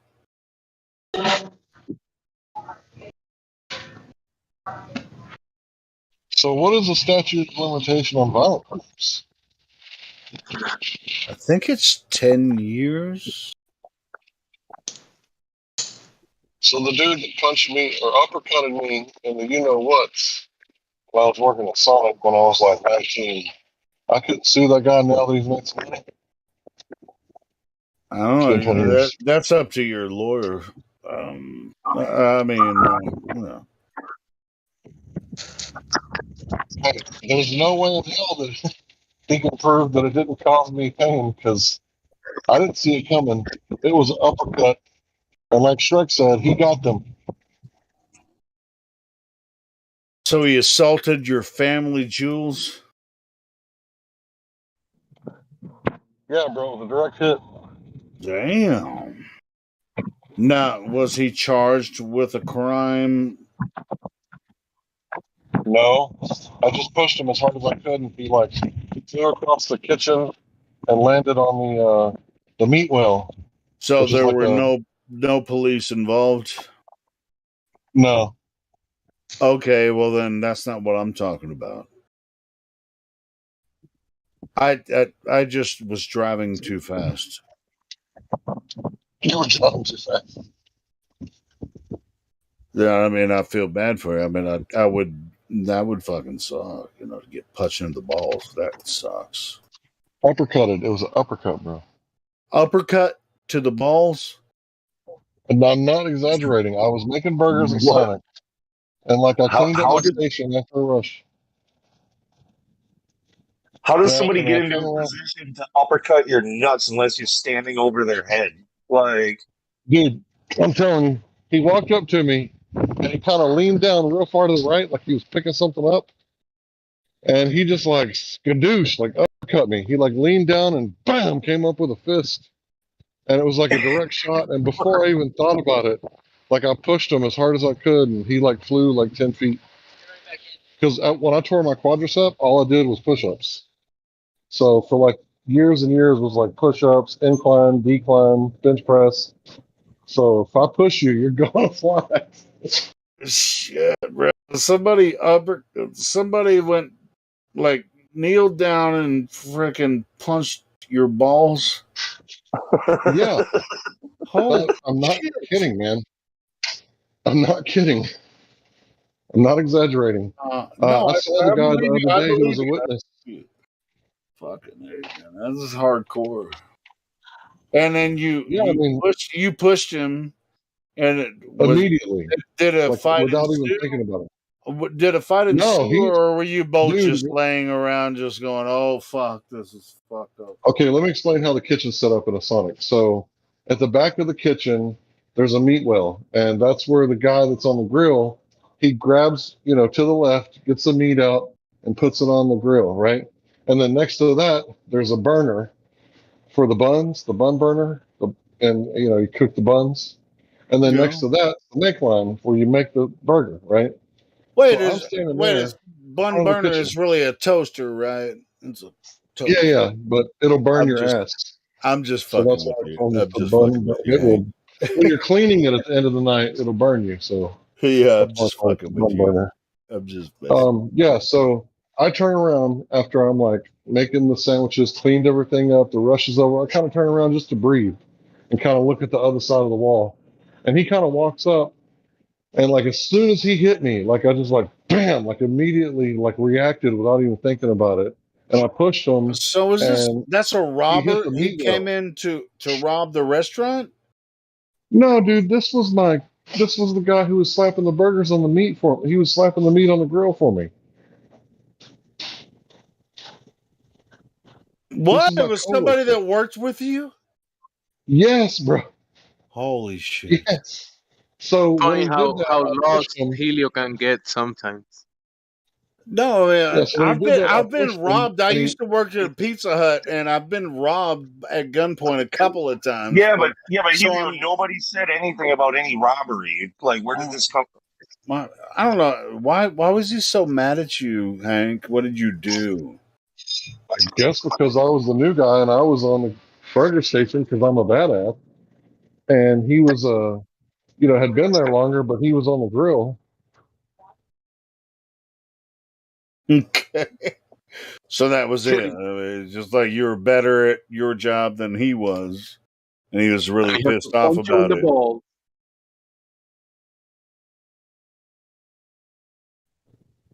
So yeah, the Hey, only I thing bet that you, stopped him was the meat well. I think he would have landed closer to the sink if that meat well wouldn't have been standing there. Because a meat well is like a stainless steel refrigerator full of like a box of meat. So if he wouldn't have hit that, I don't know where he would have landed. Probably closer to the sink. There's got to be. There doesn't have to be more because always everybody's thinking, "Oh, there's got to be more to it." But whatever. All right, so Dude, this I dude was the new didn't guy. like. I was kicking ass and taking He names. just didn't And then like you. He didn't like I you made manager within a month. I because you was were assistant good. manager He was because I was a pissed. badass. I'd worked 2.5 years at Burger King before that. So when I came in pretending I didn't know nothing, super humble, always listening, because I analyze everything. So if I'm in real life, I usually keep my mouth shut if I'm in a new place. So I was learning really fucking fast. And then I got promoted to manager. And then for manager, like you're in the head of the kitchen. So like after a while of making burgers, like I was already ahead of everybody else who had been there for years, but they didn't show the initiative that I was showing because I was hungry. It kind of reminds me when I was working for Pizza Hut back in the early '90s. I started the restaurant. Well, it's not a restaurant; it was a delivery unit. You know how the Pizza Hut the delivery units. I was only there for a couple months, and then I got promoted to assistant manager, and so nobody got So pissed the thing off about at it me was, I enough thought, to punch me in the balls. Though oh, that sorry. was weird. Well, I think it was one of those things. Let's test his metal and see what he does. And like people, I almost said my hometown's name. Woo, close. People like people are from here, like that know me. They fucking know better. But the people in the next town over, they didn't know me, so they didn't know better, right? So when they hit me, I kind of had that school mentality. I was like, "Oh man, I'm gonna get fired. Oh, I need this job so bad." So I didn't tell nobody nothing. And the people that saw it, they saw it, and nobody said anything, and nobody got wrote up, nobody got fired, but nobody ever touched me again after that.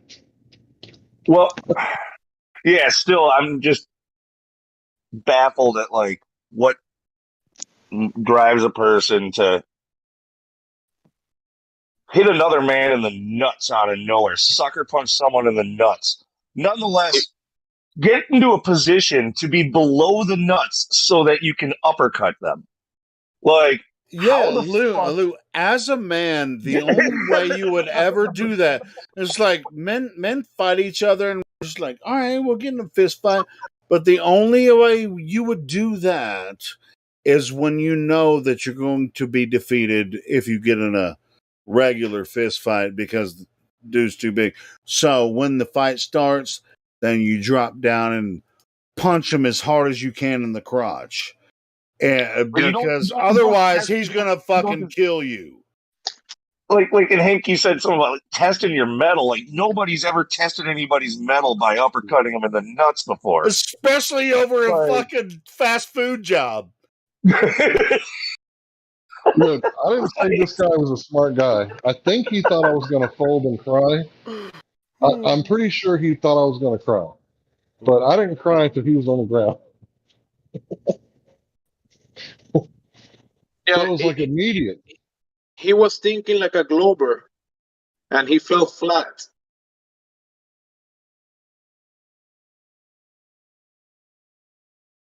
Yeah, if I ever run into Jeff again, I ran into him the other day. He witnessed it. He was right there on the other side. So at Sonic, there's like two people on the burger side and one person on the swamp side.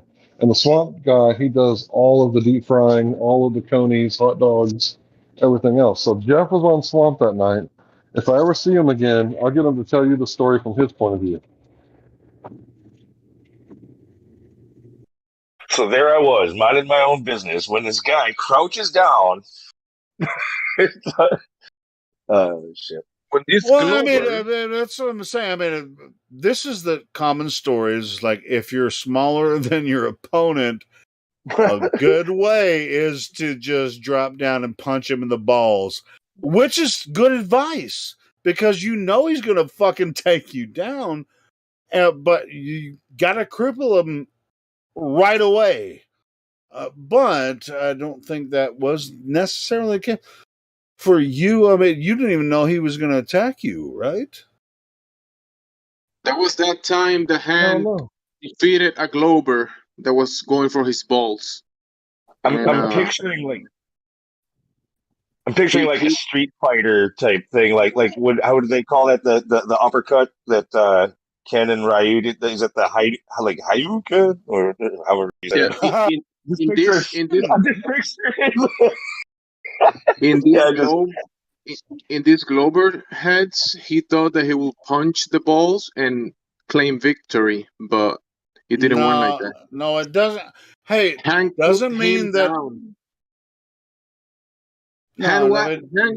I mean, some people can recover from ball hits, but I mean, the fight isn't over there. I mean, but I mean, Hank, from what I just heard, he wasn't expecting it, so he wasn't even expecting to be attacked. Now, if you get in a fight and your opponent is freaking 2 feet taller than you, and you punch him in the balls, that's kind of I would punch somebody in the balls first, and then I'd freaking jump on top of him and freaking pound him in the face and the kidneys as much as I possibly could. It sounds like a call out for the ballers. Ballers, come in. If you think your balls can take a couple of huge hard hits, you got to drop them as fast as you can if that dude is so much bigger than you, but whatever.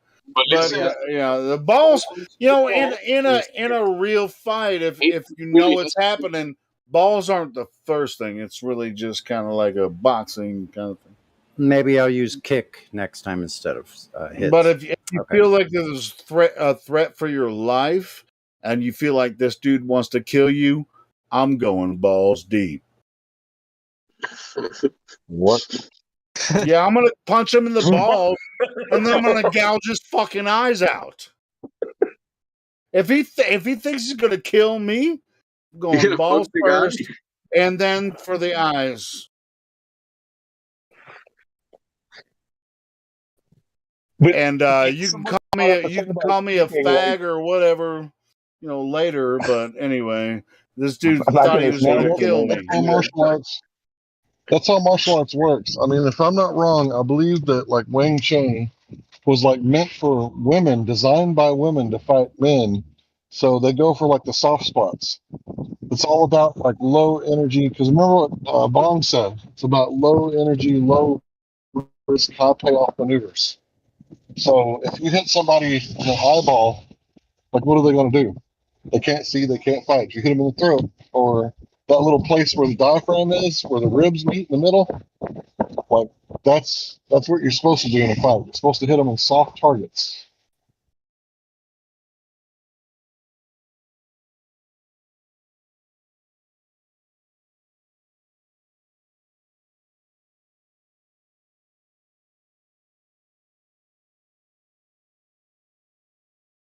As somebody brought up kicking too, that's the other part of your story, Hank. Like, if you really want to hit somebody in the nuts, it's just way easier to fucking kick them in the nuts. Like this dude got down and punched you in the nuts. This is one hell of a strange person you were dealing with for sure. Like that takes strange mentality. They were constantly like doing weird shit and picking on me, because I was the new guy. And I thought about all the times that I hazed people at, Burger King. I would climb up the ladder, wait for the 5 o'clock shift to get there, and I would have like a stack full of tomatoes in my hand. So these are sliced tomatoes. So I'm sitting there hanging on to the ladder, like 10 feet up in the air, and they're washing their hands with their back to me, and I'm like bombing them with tomatoes.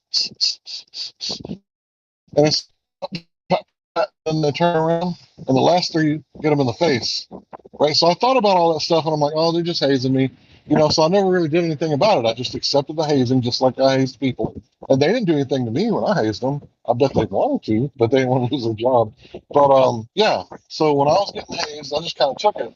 But as soon as I felt like that much pain, I like it was a reaction. I didn't even think about it. Like I did not have a cognitive reaction whatsoever. It was purely reflex. Yeah, guys, Hank has been defeating all tarts way before you guys.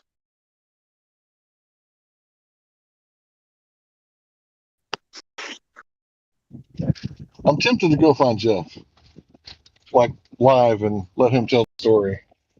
That way that he's not coached. But I know where he lives, but I don't know his phone number is. If I go find Jeff and I say, "Hey, this is Jeff," and he starts telling the story, it's okay. We'll take your word for it, man. It's just fucking weird. Bro, it was a small town.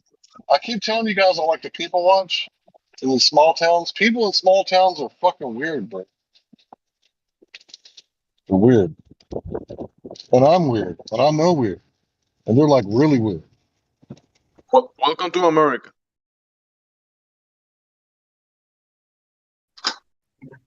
Guns in my area.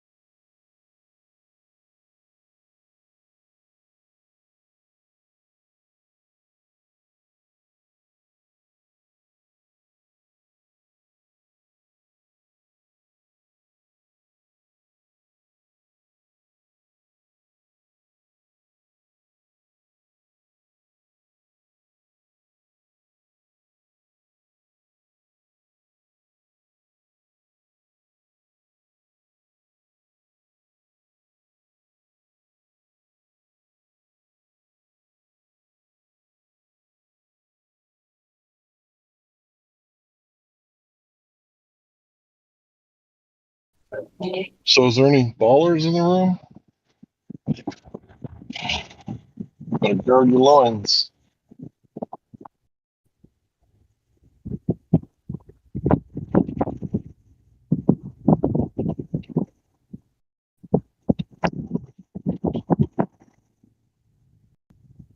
It's a good thing I'd already impregnated my wife.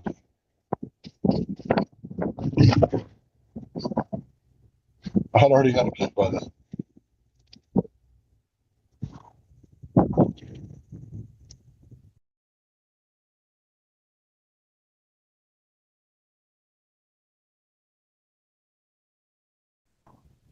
So does anybody else have any funny hazing stories?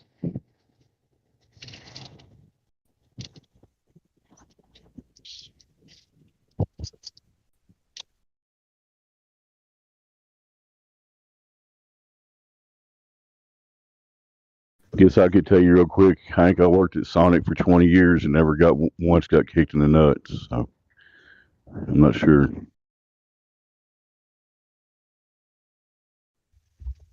Then you know what I'm talking about when I say meat well. Yes, sir, I do. Where you keep the frozen burgers at. Yep. That's what stopped them.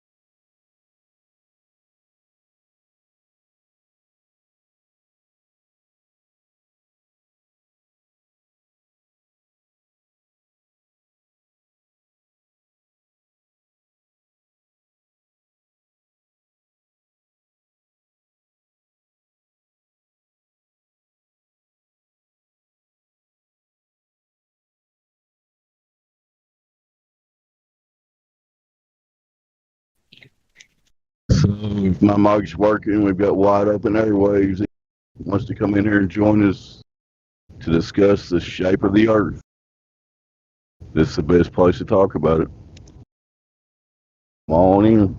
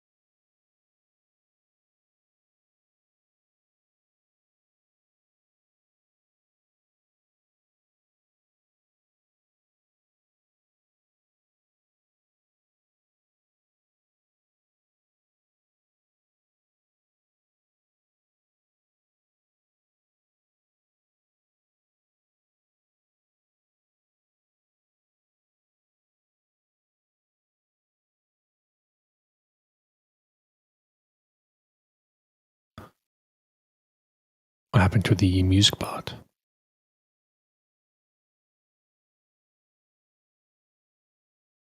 Guys, here. I hear you. I'm not sure if my mic's working or not. Yeah, your mic is working. Yep.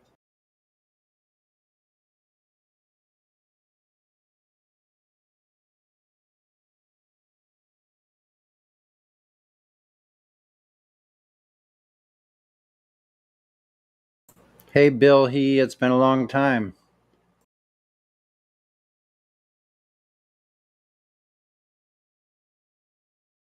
Must be away from your keyboard mic. It's been a long time since the rock and roll. Yeah.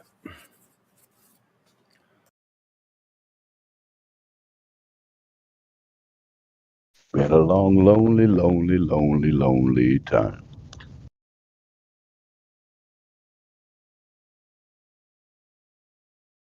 That's funny. That's funny you bring that up. I was just playing some Led Zeppelin over at Rookie's server a little while ago. A different song. Cool. Which track we playing? Let's see. What is that one called?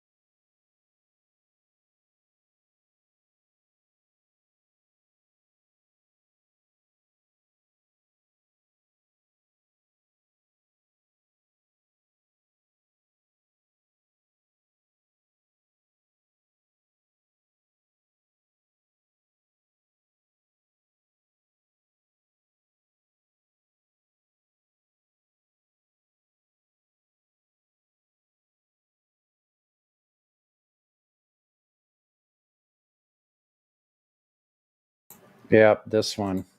Are you able to see the live stream, Dave? No, operating motor vehicle. Okay, let me DM it to you then.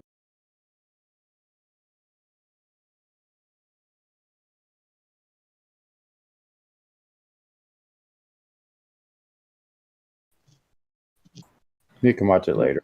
You can listen to it later.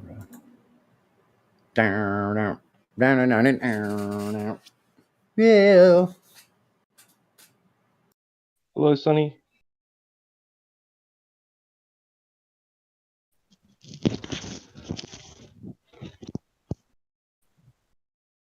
Mark check. Ed Whopper said hello to you, Sonny. Did you hear him? Wait a minute. What did you say, Twadwhopper? I just said hello. Oh, hello. Hi. How are you? Hey, I was wondering if you could play that one of Hank that I sent. The one that Hank just only goes for like 3.5 minutes or something. Yeah, 1 second. I can play the guitar riff.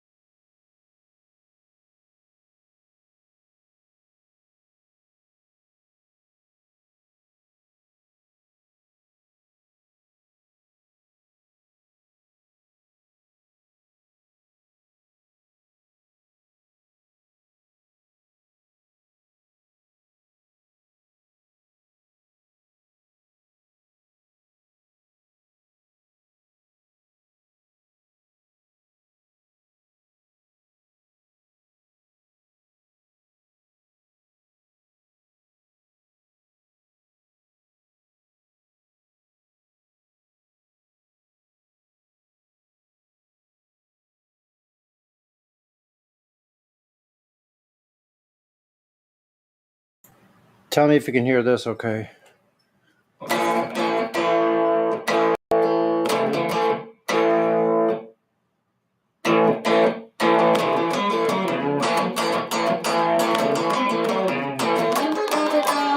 He's back.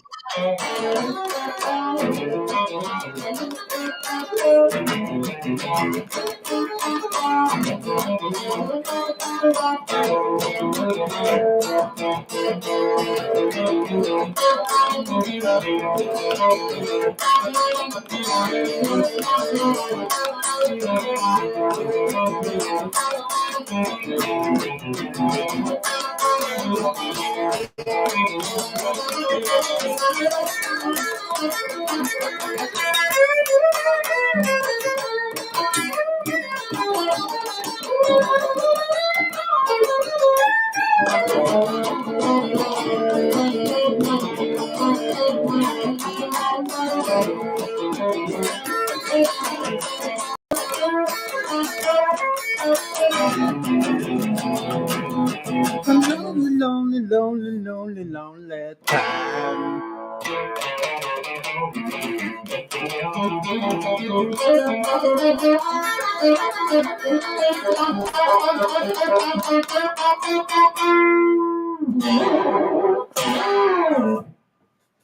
Thanks. I added that last part in myself. Jimmy Page would approve. Is he still alive? I think he is. Does anybody know? Is who? Jimmy Page. Yeah, I think so. Okay. He would approve of that Dude, rendition. that was really awesome. That was really awesome, Sonny. But I don't think that's what he was talking about. Yeah, he was talking about rock and roll. Yeah. Am I in here? Led Zeppelin rock and roll. Wasn't he? But I'm in here now. Wrong headphones. But dude, yeah, Sonny, that was pretty badass. But he was, I think he was asking about a certain track. Yeah, a certain track. Rock and roll, Led Zeppelin. Yeah, well, we can't play that on here. So. I played it on my guitar just now. Oh, well, that's your version of it. I mean, we can't play the original. Right. Of course, we know that. But it just seems like I think he was talking about something else. Let me ask him, Dave. You were talking about that song, right, Dave? What I was talking about was been a long time since a rock and roll. Yeah, the name. Is that it? Yeah. Been a long time, been a long time, been a long, lonely, lonely, lonely, lonely time.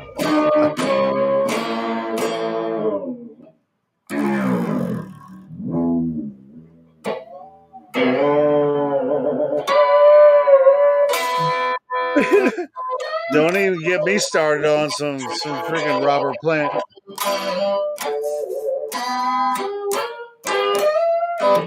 I don't think it's loud enough.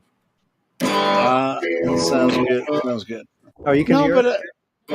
Yeah, sounds good.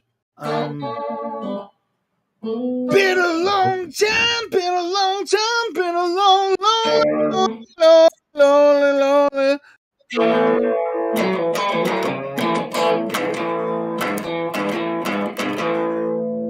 Yeah, you could sing it. I know I can. Anyway. No, but it's just weird. I thought whatever instigated this, I don't think that's what he was talking about. Maybe I'm wrong.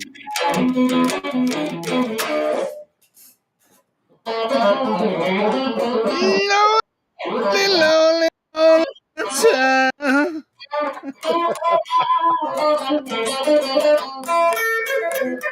How's ya? This is fun.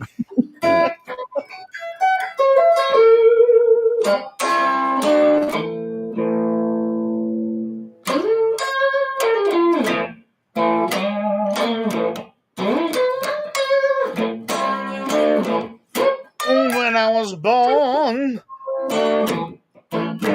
on the motherfucking flat earth. I never knew the earth was curved, and I never. Oh shit! I'm not good at lyrics. I couldn't know that it's flying. Oh my God.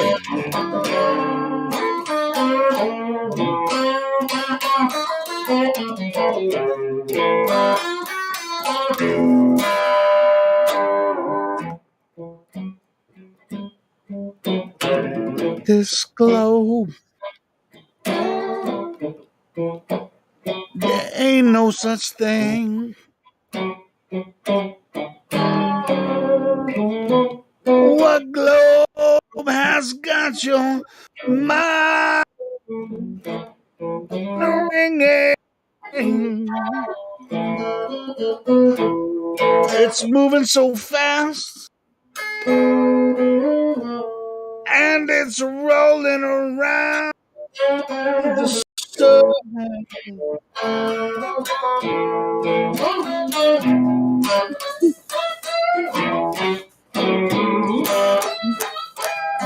No. A little bit more. I'm terrible about lyrics on the spot. I'm really terrible with that.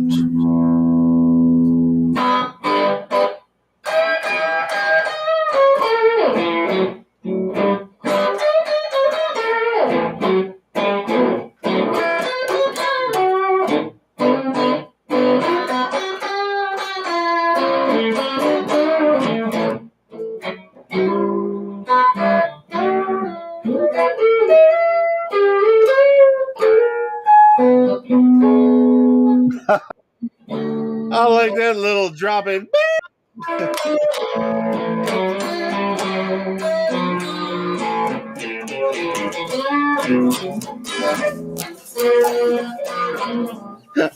One thing I know about the globe,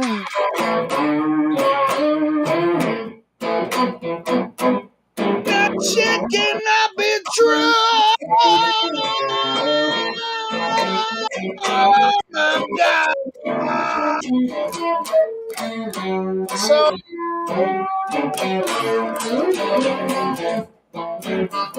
what globe has, I don't know.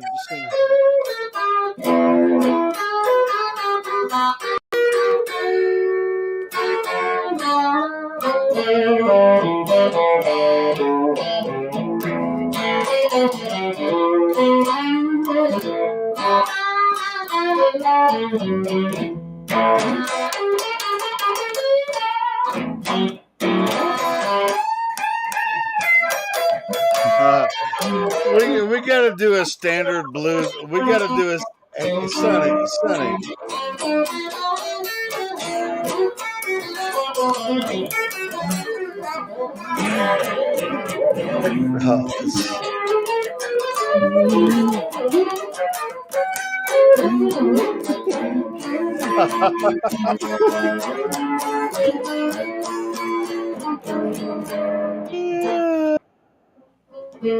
Sonny, we got to do a standard, just freaking, just an original blues song, just like but somebody. I can write the lyrics, but I'm not good at making them up on the spot. But that would be fun. Just doing the globe is such bullshit. Oh my God. Anyways, but we can do that, man. Just like a few verses with like a chorus, we could do. Yeah, but anyway, that would be fun.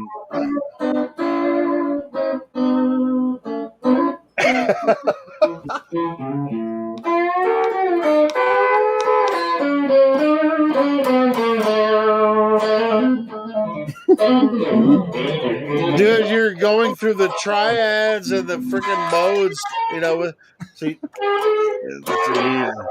He's playing with y'all. He's playing with y'all.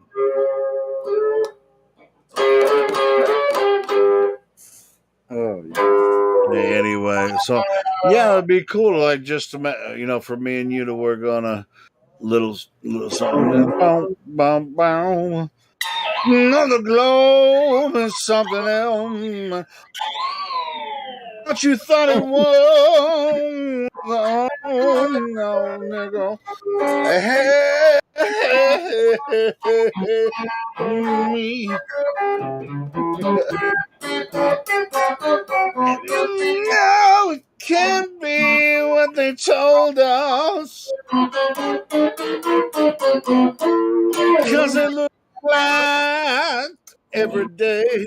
Oh, no, no, no, no. No. I put some falsetto in that shit, all that kind of shit. That's funny, man.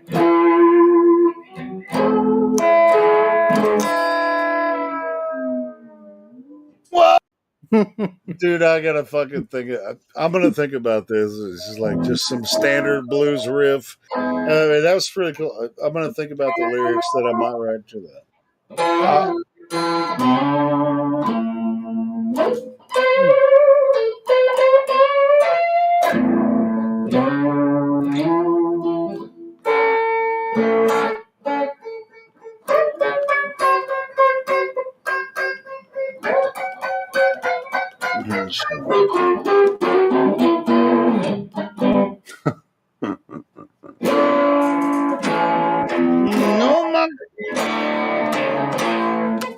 oh my God, the math doesn't work.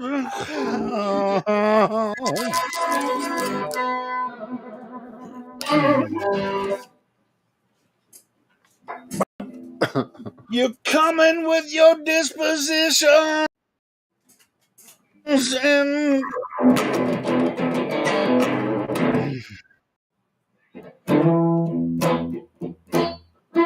come in with your disposition.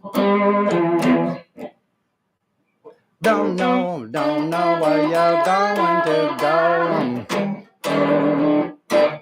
Yeah.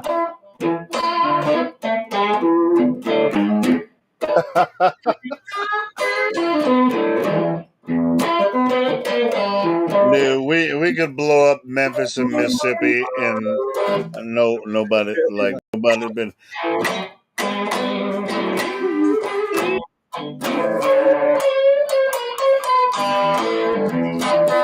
just a face. Oh wow, you got the harmonics. Holy shit, that is fucking top.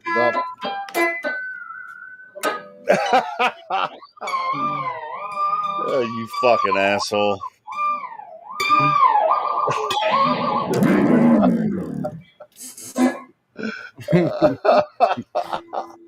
I never knew I could make sounds like that on a guitar. Till I got my hands on a Stratos like that work. I mean, it's just like you have to have a certain type of guitar to actually use. I mean, you're using the whammy, right? So, is it a like standard Strat? It's screwed into a solid pine block. I used to play Floyd Rose, thing, and if I overdid it, shit would go out of tune. Yeah, I rebuilt the whole entire inside of this guitar. So the bridge is screwed into a solid piece of pine. Yeah. And the whole structure is like a framework that's all built up with basswood and pine. So when you really hit those dips, it doesn't change the tuning. Not at all, which is really fucking. I mean, like when I had that Floyd Rose, it was a Charvel guitar. I had the Floyd Rose bridge, and then I had locks on the top of the fretboard. And so, for the most part, you could kind of like play with it a little bit, but If you really hit it hard, it would go out of tune. Yeah, I got this one working really well. All right, cool. Yeah, I mean, apparently you do. Mm-hmm. You ever played it on a Floyd Rose tremolo? Yeah, actually, I tried to put a Floyd Rose in this guitar, but I destroyed the guitar. That's why I had to rebuild it. Oh, really? Yeah. What, same body? Same body? You just body, but see where I was trying to mount the Floyd Rose, this guitar body is like pressed. I don't know, man. It's a Korean Squire, so it's not even like wood. Like it comes apart like paper if you get the original neck with the no, body. The neck, $100 Fender license neck from all. Okay, cool. So you built it from scratch, like the Squire bodies aren't bad. I mean, it's plywood, right? Yeah, it's like a press board. Yeah, it's kind of weird shit. Yeah, sure. I mean, it really kind of what matters is the pickups and the functionality. Then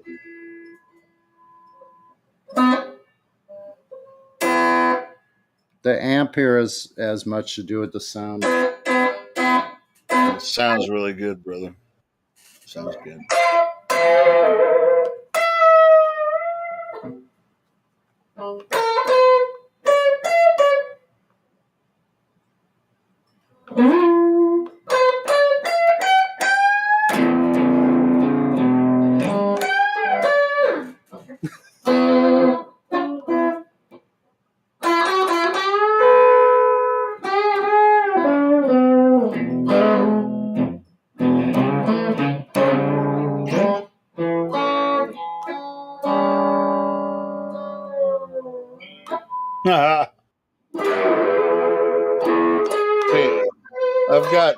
I've got an original Les Paul that you don't have that option to with the whammy. But what can you do with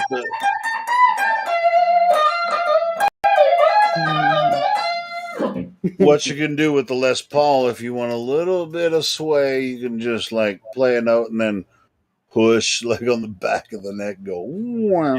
But it's not near like what a whammy can do. I had an SG that was like that. Yeah, you can just like you hold it and then go whoa, and you don't really get. I was always afraid of breaking it. I'm like, shit, I could break this probably. Yeah, well, I have an original Les Paul, and I need to break it back out again. This is 2011, I think. 2011 black original Les Paul. I need to break it. That's a nice one. What year is it? 2011. Yeah, I bet that's really cool. And I put some new strings on it a couple of years ago. I really feel bad that I don't bring it out very much. But yeah, I've got one.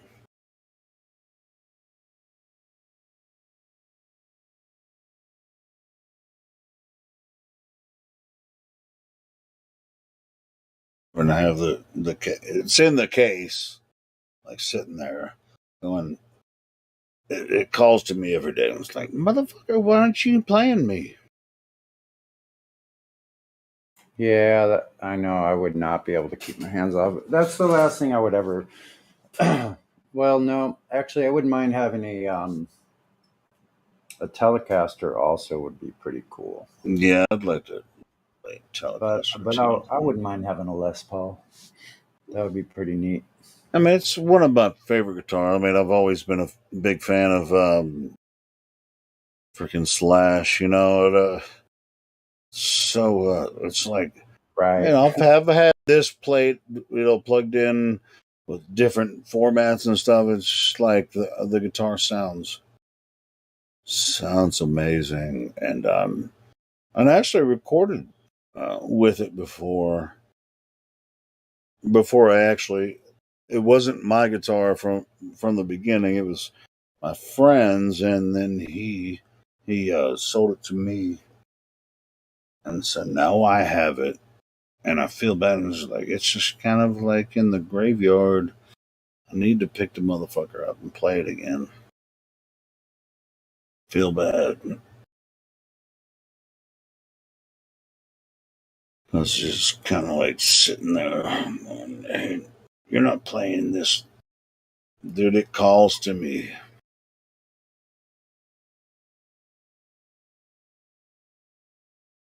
So, to be honest, Sonny, you kind of inspire me. You're a way better guitar player than I am. But see, I more sing on guitar, but I can play solos and stuff, and I can write riffs. But I'm not. You're a rhythm guitarist and also a lead player, right? And I'm a singer that knows how to play guitar. That's what I am.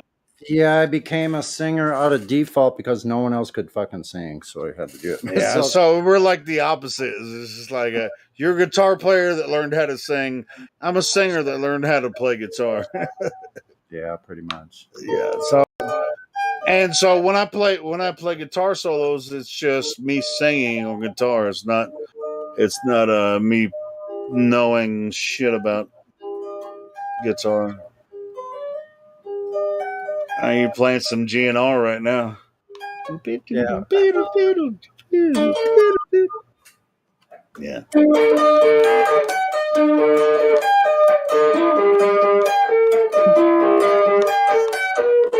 Nice.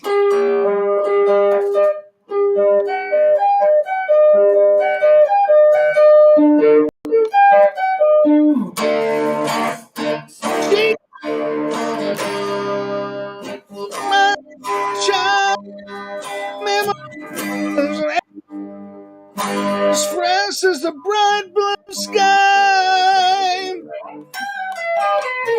Now and then, when I see her face, it takes me away to that special place. Stand too long, probably break down and cry.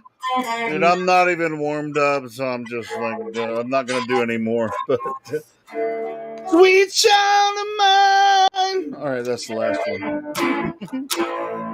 Oh, sweet child of mine. You're trying to make me do it. Yeah, I can't. I mean, I can, but I shouldn't. I mean, I'm not even warmed up. I haven't been singing for.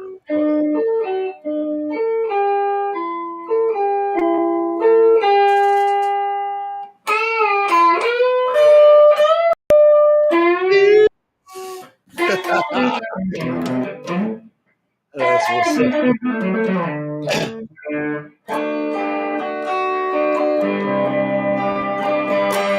I could sing an octave lower, and it wouldn't. She got eyes of the bluest skies, and if they thought of rain, I'd hate to look into those eyes, see an ounce of pain. Her hair, damn it, reminds me of a warm, safe place where, as a child, I had praying to the thunder and the rain quietly pass me by. Whoa, oh, sweet child of mine.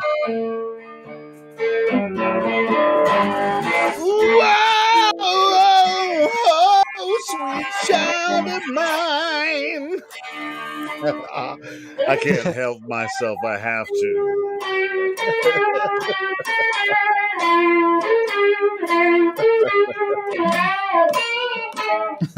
Dude, that when that album came out, hey Sonny, let me ask you, when that album came out, were you stuck on it like I was? Like, Yeah. What year was that again? Holy shit, Guns N' Roses. I don't know what year though, because I have Appetite for Destruction. It was 1988, I think. 88. Yeah, that was very popular. Dude, I listened to that album over and over for freaking almost a year. I listened to there. I couldn't listen to anything else. It was that and fucking Aerosmith.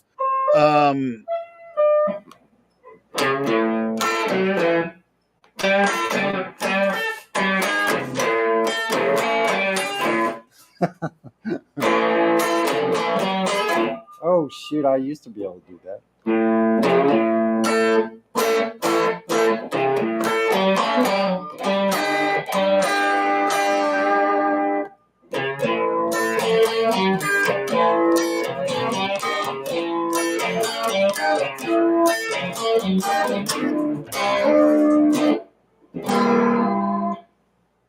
That's a good song. That high Which one?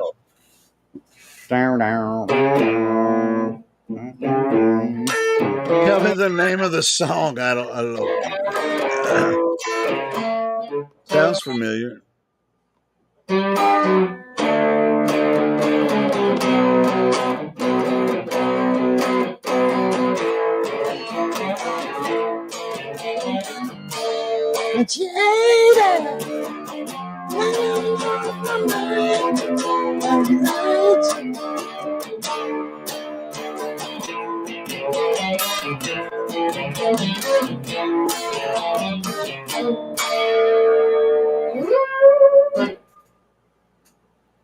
Little I'm tidbit. still not getting it. What song is that? It's talking about Adam and Eve. Eve, she was a lady. Oh, someone's knocking at my door. Are you talking about Aerosmith? Dude looks like a lady. 1 second. No. Okay, well, I didn't grab. I didn't see it. Hey, take your phone over there so we can meet whoever's knocking at your door. Okay, he's not gonna do it. No, I got it. I'm just playing. It's taken care of. Bow. That reminds me of other stuff. Wait, what song were you just playing? That wasn't an Aerosmith song, was Yeah, it? there's an Aerosmith song. It's called Adam's Apple, I think. I just remember when I was a young teenager. You're a little bit older than me, but you're my angel. Come and save me tonight. It's from Yeah, that was on the what album was that on? It wasn't Love in an Elevator came in on the next album, I think. But when I was like 14, 15 years old, you're my angel.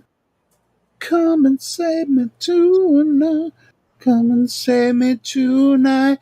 Come and save me Yeah, tonight. it's called, let's see. I'll find out what album it's on.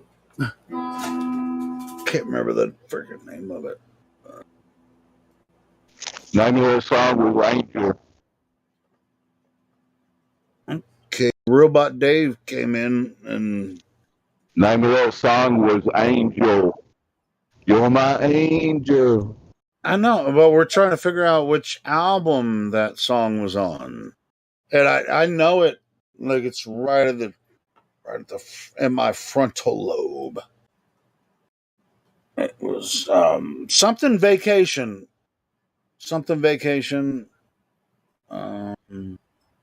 Aerosmith. All right, I was trying to capture it from my brain, but I'm gonna go ahead and look it up. Permanent Vacation. Permanent Vacation. Yeah, Angel was on there. They had a lot of other like hit songs on that album.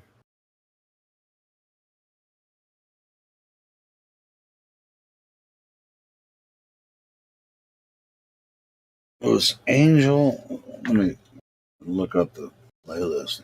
They had like 4 or 5 really good hits from that album. Those were the days.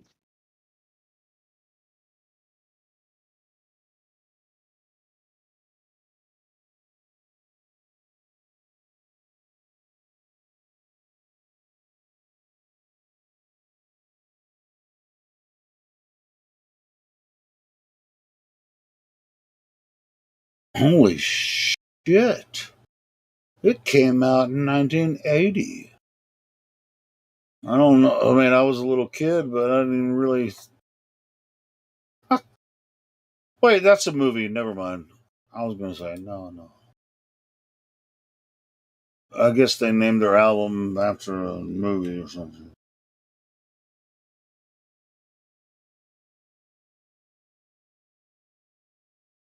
I think it came out in 88. No, that Ragdoll, living in a movie, hot times. Dude, fucking Steven Tyler was the shit back in the day. Never see you leaving by the back door, man. Hot town, get it while it's easy. And there's, dude, looks like a lady. Yeah, I saw them in '74. Yeah, I never got to see him live, so I'm disappointed about that, but that's all right.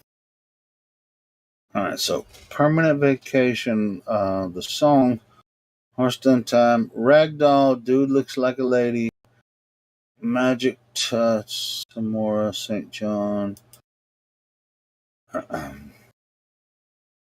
and Angel, of course. I mean, that's not. I was freaking like 14 when that shit came out. I was like, "You're my angel, come and save me tonight." I was like, I mean, that shit really hit me hard. So yeah, they had Angel, Dude Looks Like a Lady, Ragdoll. Those are their three biggest hits from that album, and they were big hits.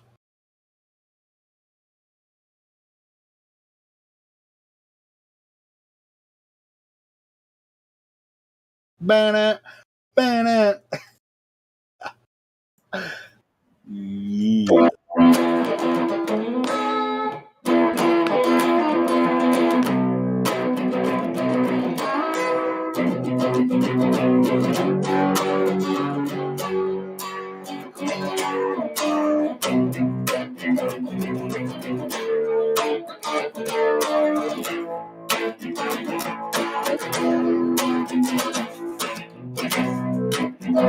What did you?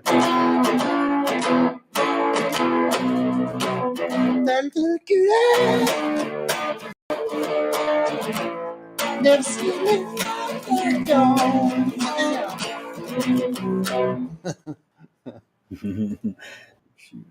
That's fun stuff. I mean, even with what happens with the pop. I mean, I know with the pop scene. I mean, with the flat Earth stuff we talk about all the time with the pop scene, and it's with what's happening with Hollywood.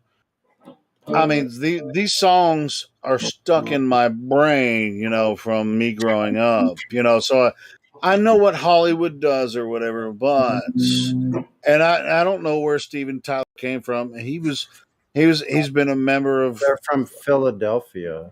Okay, well, I'm talking about like when he's on X Factor and freaking, all that kind of shit where they, judge singers and stuff. I mean, that's but anyway, I mean, and his daughter is one of the biggest movie stars in the world, and all that kind of stuff. But anyway.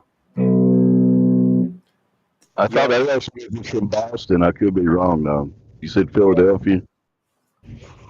You're so fine, they'll never see you leaving by the back door, ma'am. Get a wallet, yeah, Dude Looks Like a Lady is one of the best songs they ever made. I love it.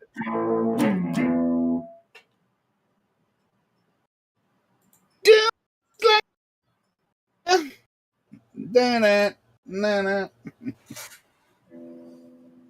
Never see you leaving by the back door, man. Dream On was a good song. And what's really funny is like the older he got, the more he looked like a woman.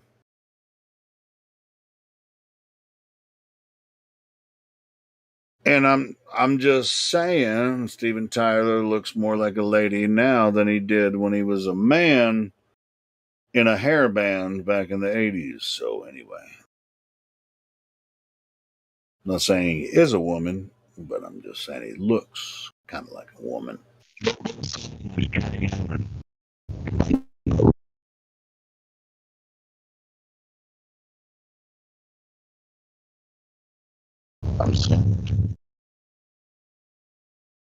Okay, all I'm hearing is like roboting weird noise. I'm not hearing people actually.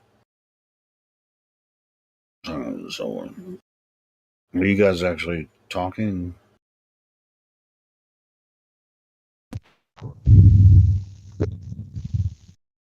Oh, that was Ragdoll. My bad. Ragdoll was the other song. I was confusing the two. Maybe you guys were correcting me on that. Ragdoll, living in a movie. Hot town, get it on CD.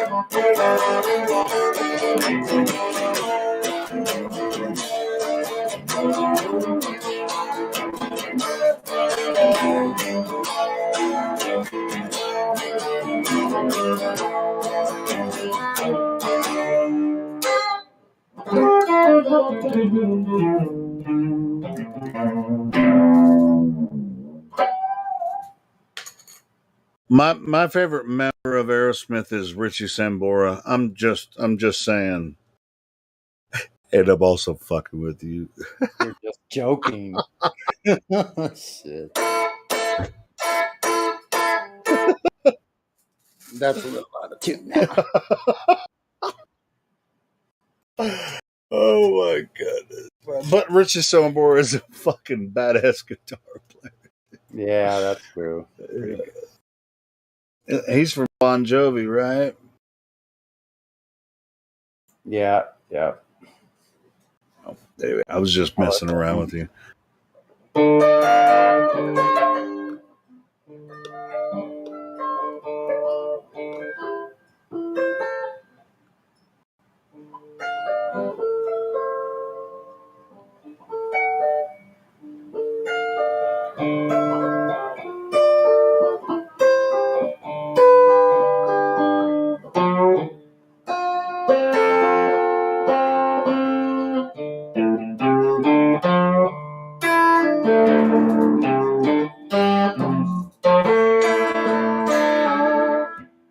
I got that one. It's all the same. Only the names have changed. Every day. Hey, we can't play it in, the same. All right, so just gonna. Every day seems we're wasting away. Oh, I thought you were going to keep playing. No, I was just going to. Yeah, I mean, you just kind of do the chords. This places are so cold. Travel on now. So get back home. Cowboy. On the steel horse I ride. Wanted. Dead or alive. Wanted.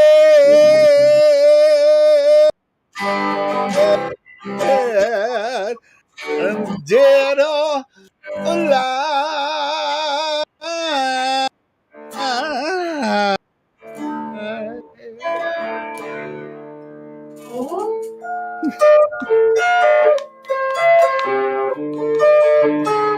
Oh shit.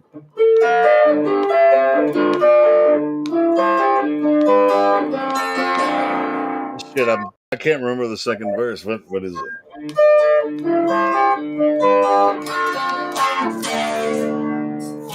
I know. I walk these streets. I know that part, but that's a bridge, isn't it?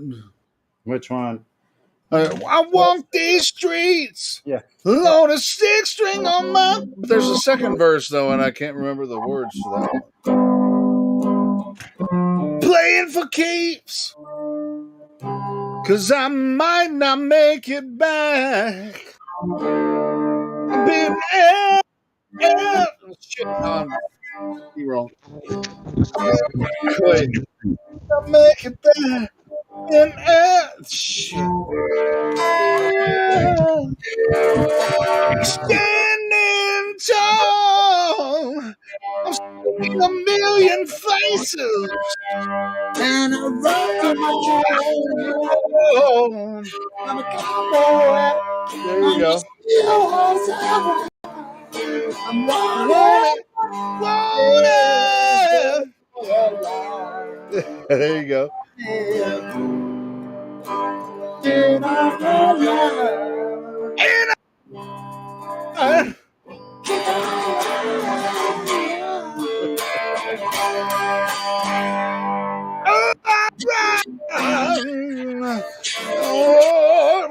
Dead or alive.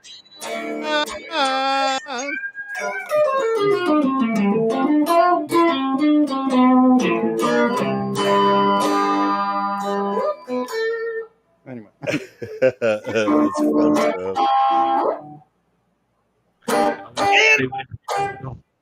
I love that part, man.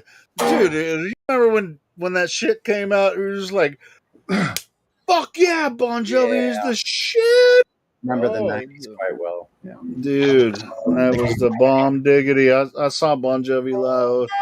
Yeah, did you see him live? No, I never saw them live. Dude, they played at Barton Coliseum in Little Rock. They had this platform that went around like above the crowd, and there was stairs going like leading from the stage around, like they were like 15 feet above the platform.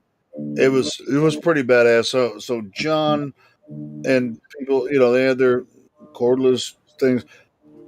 They would just like walk around this platform is like 20 feet above the crowd playing.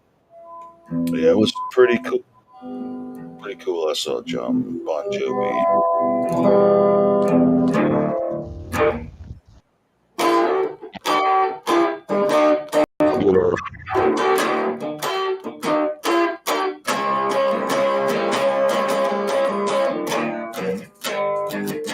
I fucked it up.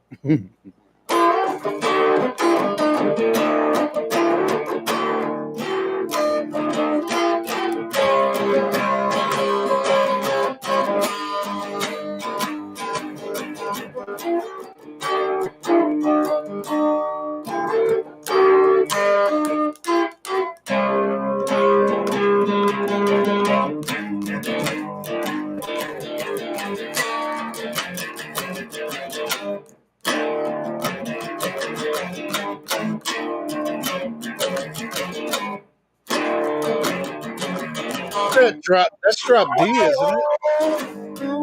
Did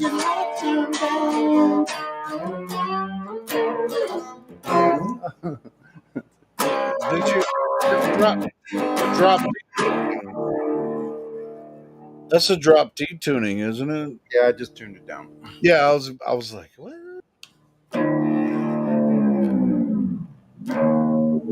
Wow. What? Give me a word, give me a sign. Tell me how to look. I don't know all the words to that one, but tell me what will I find?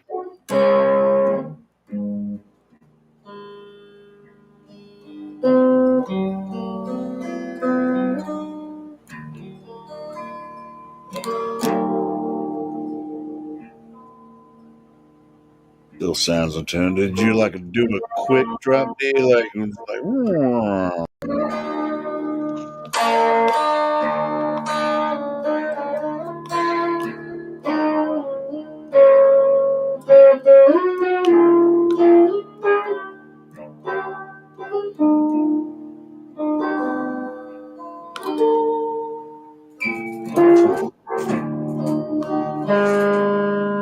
hey, you know any dude, do you know Sunshine from Alice in Chains from the facelift album? I would have to like listen to that stuff for a while. Sunshine. Because they always have their guitars tuned way down low. So say that again. I'm sorry. They have their guitars tuned like super duper low. So Well, it was drop D. I mean, I'm just talking about this song, Sunshine. But anyway, doesn't matter. No, you don't. No, let's not. If you don't already know it, let's not do it. I know. It's a waste of time if you don't already know it. I love that song. It's it's an obscure track. From their facelift album, they had several hits that really kind of brought them into reality.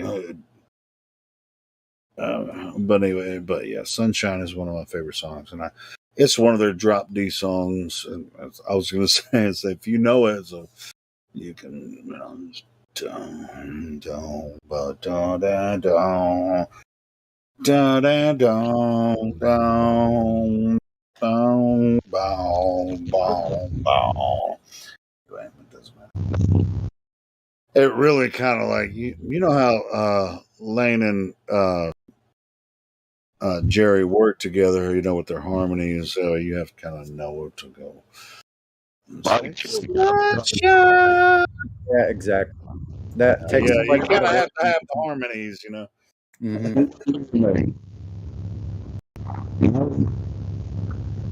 No, Dave, hold on. You're not coming in at all, Dave. Go out and come back in, Dave. We can't hear you. Yeah, jump out and jump back in, Dave. I think you might be able to get a better connection. All right. No, must be the area if you're still driving. I'm guessing that's what it is. Sounds like he's just like traveling across like the Licorice Highway or some shit. He is. He said he was, right? Didn't he say that? Did he say licorice? Well, since he can't speak, that's a good time to interject something that he's not doing into the mix.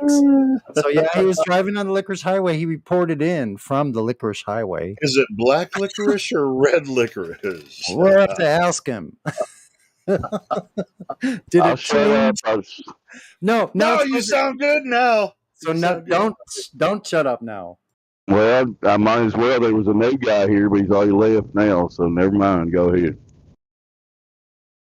No, we screwed up. Helio and I. Bad. No, Dave. Me and Sonny were playing around a little bit, but yeah, your mic sounds great now. But it was kind of sounding shitty earlier. Yes, so we were.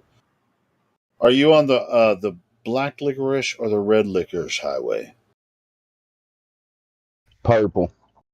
Oh, at purple. Ooh, purple. Is that grape flavored? Purple licorice. I'm not aware of how they make purple licorice. You know what's funny about the Bon Jovi lyric you forgot was sometimes you tell the daddy by the bottle that you drink. I thought you'd remember that one, man. Yeah, I'm quite aware of that one. That was in the second verse. You said you couldn't remember. Sometimes you tell the daddy by the bottle that you drink. That's right. That's right. You even forgot that one. That was a Freudian slip. Bottle that you drink. Sometimes when you're alone. Oh, damn, that would sounded really bad. All you do is think. 'Cause I'm a cowboy. And where do you ride? Steel horse. On a steel horse. He rides on a steel horse, I believe. And I'm wanted. Dead or alive. and I walk these streets with a loaded 6-string on my back, and I'm playing for keeps because I might not make it back.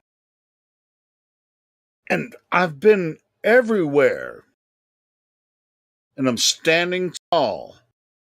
I've seen a million faces, and I've rocked them all, 'cause I'm a cowboy.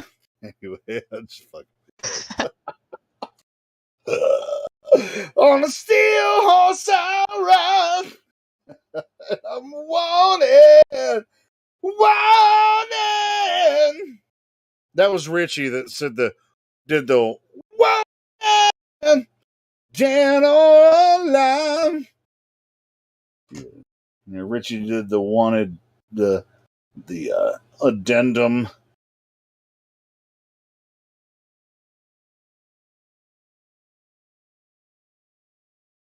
You're a badass, Helio. I'm a fan of everything. I'm a fan of life.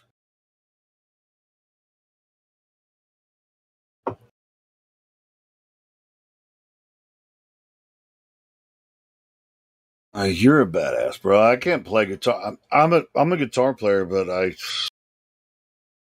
bro, when you play guitar, it really is just like, wow, man. That's why people just shut up when you start playing guitar sometimes, because you're pretty badass, playing guitar. Thank you. That's nice of you. It's not nice of me. It's just the way it is. I shouldn't use that word "nice." It's lame.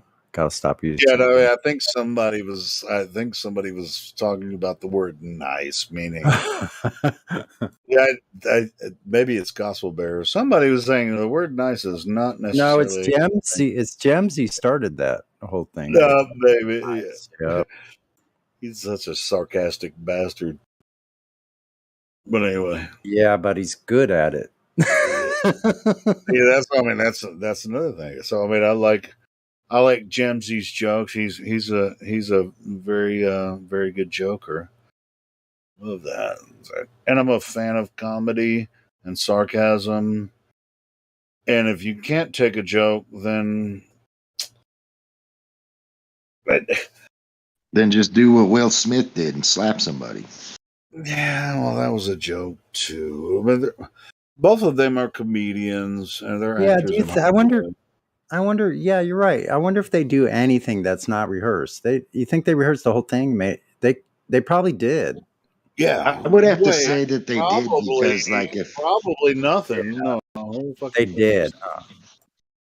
I would have to say they did, because if I was there and I walked on stage and slapped Chris Rock, I'd have been handcuffed, taken to jail, prosecuted probably. You know what's really funny? Not by Will Smith, but by the owners of, like. He just happened to be sitting right in the front row.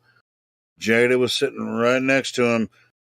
There wasn't anybody else there, and like between them, and it's just like, is he the captain of this ship here at the Oscars? Yeah. Him and Jada were sitting there. No, they weren't in a group or anything, where a lot of people that at the Oscars were, just, all isolating away and shit. Yeah, but it's like, it just so happens that Chris Rock is like gonna make a joke about Jada shaved, and you know what? I'm hey, as a person that has alopecia, I'm a bald motherfucker, right? I didn't even get his fucking joke until I actually looked into what was happening. Now, a lot of women don't have the same problem that men do. And a lot of women do love bald men, but that's another thing. But a bald woman, if they have alopecia on a woman, that's kind of a, I didn't realize that's what his joke was about. The G.I. Jane 2 joke.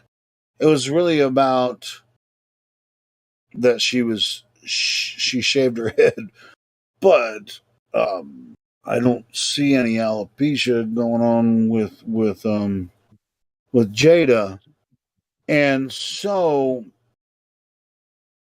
they were sitting right in front of the stage, and then Will walked up there, and he fake slapped him, and then he sat back down. I don't know if you guys saw the video. He was like, he said it twice. He was just like, "You keep my motherfucking wife's name out of your mouth." Yeah, said it and nothing twice. was wrong with his jaw all night long. His jaw would have been broken. Are you kidding me? Dude, He was laughing at the anyway. joke before he did it. Not Did you Yeah, I guys see mean, that? all that. Yeah, it's all Not a that. mark. He didn't. They touch- they were he didn't touch- staged right in front of the stage. How the fuck is Will Smith going to be able to walk right up to Chris Rock, who's a host, like what, 30 feet away from him, smack him in the mouth, and then walk back to his chair and say, "You keep my motherfucking wife's name out of your mouth." You know, come on, man. Yeah, well, one of us would have been arrested should've said- immediately. So it's like he there should've is. said- He should have said at the end, "Honky." Yeah, Either way, I mean, it was kind of silly. I mean, that was just a yeah. portion. That was a portion of the other, staged events. That, I mean, we could probably come up with some other stage I events. just meant it as a joke off what you guys was saying. I didn't mean to get into it. My bad. No, James. No, you're right, because I mean, it's a pertinent thing, James. That happened yesterday. Yes, or the past weekend. Yes, that happened, and yeah, I mean, if anybody believes that Will just got emotional and went up and slapped Chris Rock because he was pissed at him, then you're a fucking fool. Yeah, it's a room full of actors, man. Good actors. That's what they do for a living. Yeah. So James, I mean, all the other shit we went through the other night. Hey, just chill with us and know what's going on.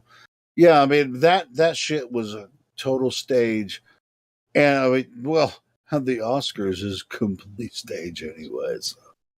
I mean, it doesn't matter who you proffer or offer. You know the difference between the words proffer and offer. I mean, we also have another word called prefer. These things. If you are subject to some of these Hollywood subjects, then you might be proffered. Oh, that's another word, proffered, which has a double R and an ED. Proffered to. Hey, I'm a huge fan of their fan fiction because I watch these TV shows all the time. Yeah, it's nice to know what they're doing, so you can watch it without being deceived and shit. I guess is what I'm saying. Well, you can watch it while finding the balance. Yeah, that's what I mean. Yeah. Did you guys Kinda see that ease movie? the effect. Oh, I'm sorry. Go ahead. I was gonna say it's off topic, but did you guys see the movie? Dang, I can't remember the name. Hold on, it's about these clones, and this one dude wakes up. He's a clone, and he figures it out. Hold on, it's not Freeman though. Hold on a second. Let me look, see which one that was. Island. Wait, yeah, Island. That's it. Absolutely, that's it. Yeah, The Island. I don't know if they No, were not- clones. not though. I The love that Island. movie. It's one of my favorite movies. Yeah, Island. Yeah, Island. Yeah, The Island. That's Ewan McGregor and yeah, the cutie. Shit, now I can't even think of her name. cutie. Which some people I say, don't know if they were clones though in that movie. They just figured out they was being deceived on what the real world was. No. This is really simple. You know what I love about the Alien? The first time I ever saw that movie, I happened to just be at a friend's house, and he was like, "Hey, you want to watch this movie?" I watched with me. It was just me and another dude. We're just like, I got this new movie that just came out, and it's new Ewan McGregor, and what the fuck is her name? I can't remember either. I feel bad. How do you remember the guy's name but not the girl's? Keira Knightley. No, that's not her. That's Not from Keira Knightley. Well, anyway, what happened is I didn't know shit about this movie, right? And no spoiler if you haven't seen it. You're gonna find out if you actually watch this movie. Scarlett Johansson. Thank you. There it is. Gee. Anyway, when you watch this movie, you're gonna find out that it's like, wow, it will wow you if you. I mean, I'm not wowed by a lot of stuff anymore, but I was wowed back when I was a normie before Flat Earth. This shit wowed me the fuck out. And I still love that movie, and I share it a lot. Yeah, Scarlett Johansson and Ewan McGregor, and It has been a while though. I remember something about him missing a shoe. Like he missing. That's what. Yeah, he was No, missing one shoe, and that's what like led him into his investigation. That's part of it, but also I've watched that movie like several times. I love that movie. But what you're gonna find out is, never mind. Don't. I'm I not won't gonna spoil it, but like I'm not gonna give spoilers. It's okay. Yeah, there's another movie called The Broadcast. Now that's a really creepy one. I don't think I've seen that one. That's Who's in that one? But I promise, everyone curious about Flat Earth or anything about what we talk about, watch that film. Watch it. The Island? Yeah. Yeah, The Island. Yes, definitely watch that. What were you saying, Sonny? Broadcast. Let me see who's in. Broadcast is a good one too. Yeah. Well, I can't remember that. That came out in the 70s, didn't it? Oh, this is a brand new one. Oh, another one. All right, cool. 1 second. It sounds like it might be about the media.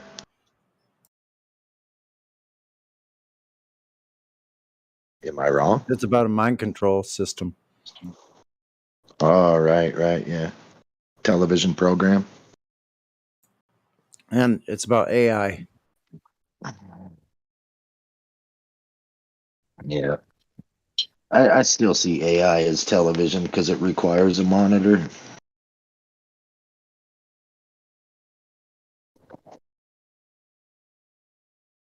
So they made another version of that? Sonny, they made another version of the broadcast? Broadcast, yeah. I think you're thinking of network. Yes, probably what I'm thinking of. But let me ask you this, without any spoilers, is it still set in the same place, like time frame?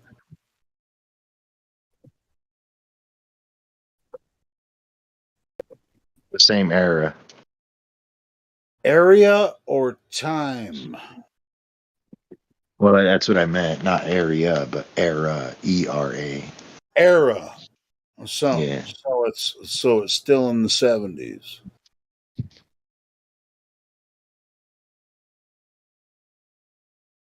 I've never seen it. Broadcast. Network is set in the 70s, but I guess we're all not talking about the same. It'd be a remake. You could be right. It could be broadcast with a remake. They do a lot of remakes because it's easy money. Sonny's looking this stuff up now. Yeah, Network is a movie that was made in the it's set in the 70s. You've seen that? I think you have, James, right? I don't think so. I've seen, like, when you said Network, the first thing I thought of was The Net with Sandra Bullock and Keanu Reeves.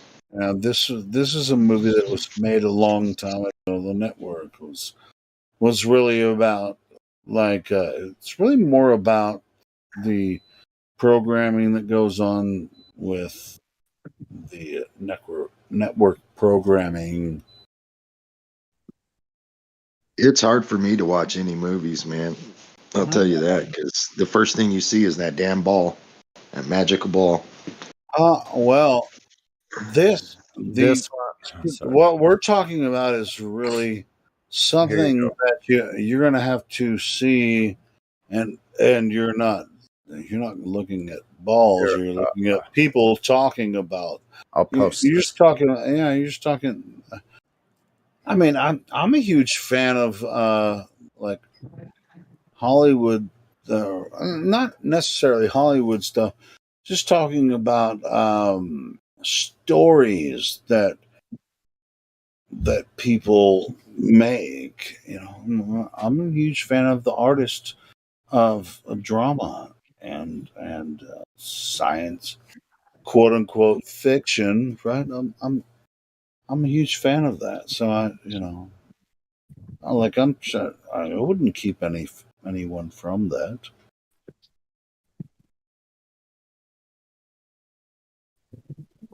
Did you? Yeah, Did you I find don't. what you were looking for? Not you. I thought somebody was looking for this symptom of. What was the name of that? I think he said network and broadcast or something like that. The Right. broadcast. This is the hard part for anyone to get through. Now, back in the 70s, they had this thing called network. And I'll tell you what, this is not hard to find. Network, you can find it for free anywhere. But it's really about how they manipulate the population through network television. Yeah, they got people thinking that the nuclear bomb is the most powerful weapon. It's more honest, even though it's exaggerated. It's more honest because their manipulation has become more complicated over the past several years. So, if you watch this program called Network, notice that I use the word program, right? Now, And so do they. Yeah, absolutely. Yeah, they use it on purpose. Yeah, so you could watch this. I posted a link. Actually, that's a new movie channel I had just found. WW6 dot. What does that say? But I'll tell you what, F2GO. Even with their observation or their name for the program is called Network, watch it and you'll find out that you are a victim of mind control. Yeah, wait a minute. Look at the parallels of that description. I put it. Is that okay to put that in the live stream? This is from 30 years ago. No, I know you're still talking about network. I'm not talking about network. I'm talking about the 2022 movie, brand new one with Eric Roberts. Oh, Eric Roberts? Called Wow, they went with Broadcast. And I put a link Wow. in the text live stream voice text. They went with Eric Roberts, huh? My bad, I didn't know you put that in there. Let me check. Yeah. They got a budget on I that. think huh? I've seen that one. But it's probably pretty much the To same. give you a warning. I guess I've been a little cantankerous today. I better settle down. No. Cool. Hey, I was trying to explain to them that the old movie network is the same type of freaking mind control. You might be, They all are. Mm-hmm. All right, cool. So I didn't even know you posted a new one. Yeah. Anyway, it's about a billionaire develops a medication called something INOC, which quits the aging process, effectively getting rid of death itself. The future of a globe where fatality is no longer exists is seen. Via seemingly harmless kids' plaything, the tale of the fate of humanity is told while also revealing an elusive truth to its unknowing. ... It's pretty wild, especially if you think about it in this day, like what's been happening. What's really strange about what they tell us about, like, we're subjects here in this realm. Now, the people that have power they're trying to convince us that Earth that we live on has a shape, right? Yeah, there's a real shape problem going on. I know. It's really in the mind of people. Cool. Right. Check this out, though. There are other people that we know personally. They're being manipulated. The people we know personally are being manipulated, like Mm-hmm. in small ways. And people like me and you, Sonny, we're conspiratards. Mm-hmm. Mm-hmm. All right. So what if we're not? What if we're right about this? All right. So all right. So when you figure out you're right about this, then you extrapolate these ideas. And what we're saying is, just like the video you posted and some of the videos we post a lot of time. So listen, we're not as dumb as you think. What's funny is Yeah. I was taught the same thing you were, but here I actually have looked at the world and it doesn't turn out to be what you think it is.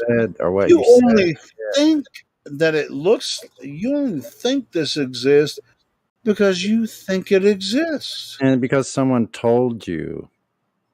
Yeah. And for no other reason. All right. So let's take a look at this Earth and see if there's any type of globe. And we were talking about this earlier tonight, right? Like 4 hours ago, and we talk about it hours and hours on end, right, Sonny? And you talk about with me and other people, but this you have this moon that has a distance. Is that calculated or physically observed?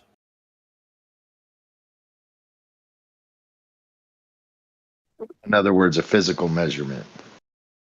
No, or am I off base there? No, you're right. I mean, how would you know how far the moon is from Earth? Yeah, even something really close to you, like a 10-foot 2x4, you want to cut it at 8 feet, you're going to use a physical measurement instead of just winging it. Ain't gonna lie, you could, if you don't have a standard measurement, you could, like, if you don't have millimeters or inches or whatever, you can just cut one stick and say, this is my standard, and then just base everything off of that. Half of this is my stick measurement. I mean, you could make shit up if you if you start to develop your own culture. But as If you go to far build as something and you don't yeah, physically measure it, you're going to find yourself in a pickle. I've been using math for a very long time, and so I've been so when I use math, I try to be very specific about it. Otherwise, if you don't use math and you make shit up, I don't take you seriously. Yeah, I agree with you. That's just a story But that they're but trying at to the tell. same time, I've used math.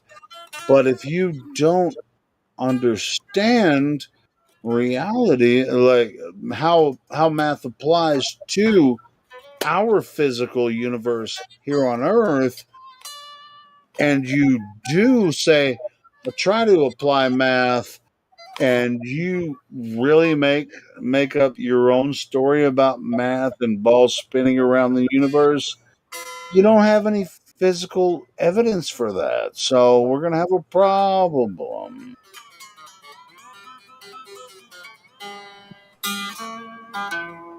I agree, man. The only thing I try to not use is universe. I don't think we're in one. Well, what? Oh, wait. I would Universe. prefer to use, like the Hold on. gentleman said Oh, earlier, realm. I disagree. I think universe, essentially the words universe means one spoken phrase. Yeah, I mean, I understand like the original of it, but when you say that word universe nowadays, people only think one thing. No, they don't. They're really misspoken in a lot of the things. But here's the way I think of the one spoken phrase. In the beginning, The earth, yeah, the heavens and the earth. So even earth would be better than universe.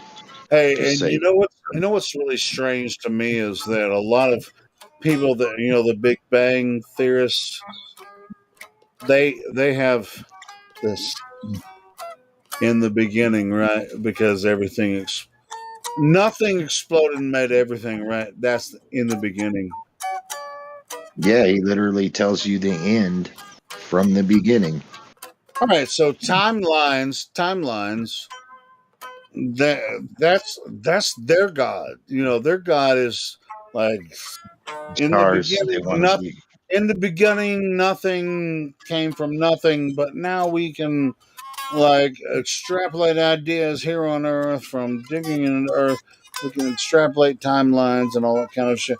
Yes, but in the beginning, nothing came from nothing. This is the Big Bang. Yeah, it's like it's trying to say something happened without somebody or deity causing it. Sure, I mean that's pure Like they're atheism, right? replacing God with nothing, But and it that's makes the no sense. that's the retardation of any kind of knowledge. Nothing comes from everything we experience came from nothing. I mean, who told you that? There's no Yeah, physical reality. Everything came from nothing. What the I fuck like is you. wrong with you? I like your word retardation because, like if you said that to a baller, they would think that you're mocking them. But I would call myself I call retarded myself back when I actually telling believed them it. exactly what they believe. Yeah, back when I believed it, I would also call myself retarded at that point. Well, you don't have any other choice. It's like, all Yeah, right, you're just cool. stupid. You're Here's my dumbfounded. idea. I'm an atheist. Everything came from nothing, and my God is zero. Nothing exists, and everything came from nothing. I mean, it's like you sound like a dumbass at that point. Yeah, they sound like Truman. Truman thought he was in a world he wasn't even in. Well, anyway, Truman is a movie, but as far as like, But I'm getting at, like, they're mocking us. I get that, James. No. Listen, we're mocking them. We're pointing out that they have nothing to. They don't have a fucking leg to stand on, and except for the absent support of ignorant people that are following subjective fucking ideologies through governments and shit. Come on, James. I mean, this is really easy to figure out. No, I'm on the same page as you, man. I agree with everything you're saying. Subject. I mean, as far as like the overall creation story, that's for religion. Now, religion. The overall creation story is what it is. It's not the thing. Now, we all grew up in different ways, and how we subject ourselves to ideologies and governments, that's just how we grew up. But this true creation story of whether or not shit happened on accident or there's a creator, that's for everyone, and that's for humanity to actually try to develop and create governments and cultures and all that kind of shit to figure out. That's not for us. And once you realize how this has happened to you as a person born in wherever you are from, that's for you to figure out. And you're a free individual in your mind. You might not be free, in your government, but in your mind. And if you have opportunity to talk to us in here, you have free thought, and you can figure this shit out for your own self. Yeah, it's like I think we're saying the same thing, because if 90% of the world is Truman and they believe they're in a world they're not in, isn't that a religion, even though they say it's not? But does it matter for each individual? See, as far as everyone that finds us to talk to, and any other social media platform you go on, or anybody you meet on the street, or your family members, they're not. If you actually destroy your relationship with them, it's gone. So, Oh yeah, I don't. Cool. So I don't do that. we talk a lot of shit on here, and this is the only place we can talk a lot of shit, right? So if you have a natural relationship with your friends, family, or on other social media platforms, you really kind of have to be careful. But this place, we speak our minds. We try to actually focus on what they're saying about Earth itself. This is a place for us to exist. This is our reality. It's our reality and everyone else's as well. If they say, well, my reality is not flat Earth, and it's like, okay, why not? And if they have a question about it, then we can answer. Here's what I've found out about. I used to believe that the Earth was a globe too. Now, if they're totally on the ISS freaking spacewalk stuff, I mean, we have answers for that too. Here we go. Yeah, I'm sorry. But you got Crypto Josh here, VC Verified. Say hi to him. Excellent. Yeah, I'll stop ranting or bloviating. Hello, Crypto Josh. Welcome to the server. What say you, if anything?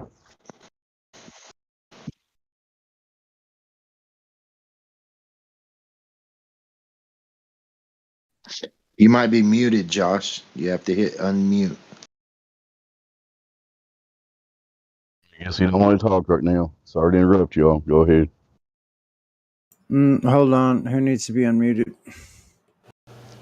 Crypto Josh is VC Verified. He should be able to talk on his Yeah, own, but I don't know. he's able to speak. He's just muted on his end.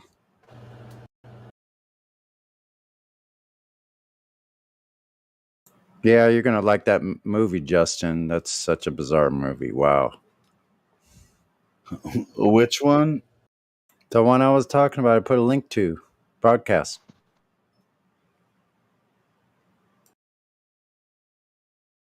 And Livestream? Yeah, and reposted. Oh, broadcast. Yeah, that's my bad. Sorry. A couple. That's all right. A couple of other good ones I've seen. I'm trying to remember. I'm trying to get the other one, The Island series, and all of a sudden, oh, maybe I could play it on this one. Dude, I could if you guys want to watch some Hollywood weirdo series, that they have all these freaking Hollywood actors forcing them to act in a way that really tells the truth. I got plenty of some shit. Yeah, I don't know why, but I'm a huge fan when it comes to movies. Dude, of medieval times. watch Brave New World, man, on Paramount. That's a good one. No, I'm a huge fan of medieval times. I love those kind of, even like fantasy ones, like Game of Thrones, The Witcher. Oh, you watched both of those series? Yeah, Yeah, me too. I love medieval times because it's like a different war, man.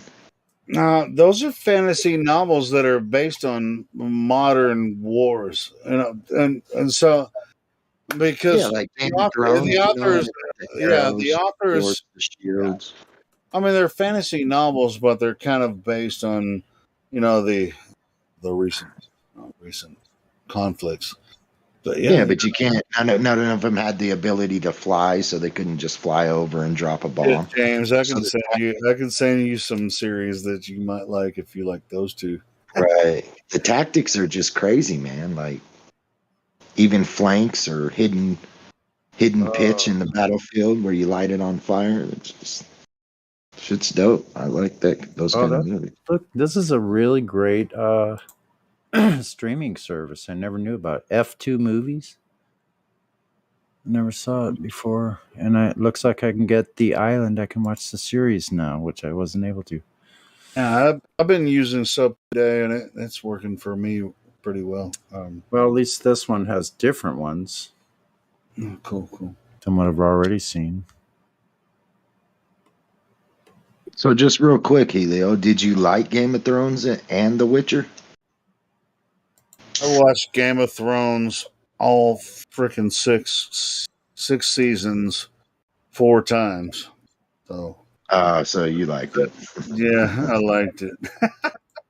And who was the most honorable one of them all? He fucking died in the beginning. It pissed me off, man. No. That's when I learned not to attach yourself to a character. No, I mean Sean Bean is one of my favorite actors too. And I've been watching the what's the train movie? Are you talking about the king that got ambushed? Yeah, see what happened? I mean, he died in the first fucking episode, but he went, I love Sean Bean. No, not Game of Thrones. The king that I'm talking about in Game of Thrones is he played in The Lord of the Rings. What's another one? Damn, what is his name? Right, as one of the kings, right? Yeah, but he got beheaded. He got In the he beginning was the of only one. He was the only one sticking to the law and being yeah, honorable, and That, and oh, got it was the king of the yeah north. He was the king of the yeah the north. king. Yeah, it yeah, was he was. the king of. Wasn't Yeah, it William? was Sean Bean, the actor. Yeah, Is Yeah, that his name? Kind of orange haired, dude, it was Sean Bean. reddish mustache and beard and shit. Yeah, and yeah. We're talking about the same guy. yeah, the Okay. fucking nephew, fucking Yeah, he was like my favorite character just because he was honorable. He stuck to the law. yeah, that's right. He Did was the king of the north. But I mean, anyway, just yeah, if you understand the whole Game of Thrones system, Yeah, I was trying to remember the castle name Sean though. The Bean, it land. was just like he comes back, for memories and shit. But it's like the first episode, he got his fucking. Well, you got King's Landing, right? What was the King's land's name that I'm talking about? That's what I was trying to. I know he's He was king of the north, but what is that damn kingdom called? That's Dang it! what's It's pissing me been so long since I watched it. What the? Somebody watched Game of Thrones. They had the wood, the hard wood. Damn it! King of the North. Yeah, they had the hard wood, on and they had.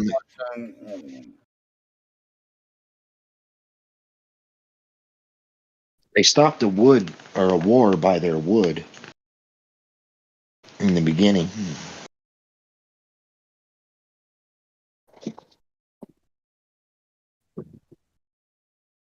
Well, they had those thick trees and fucking. Only they knew how to cut and shit. It was crazy. That's not the way it actually works.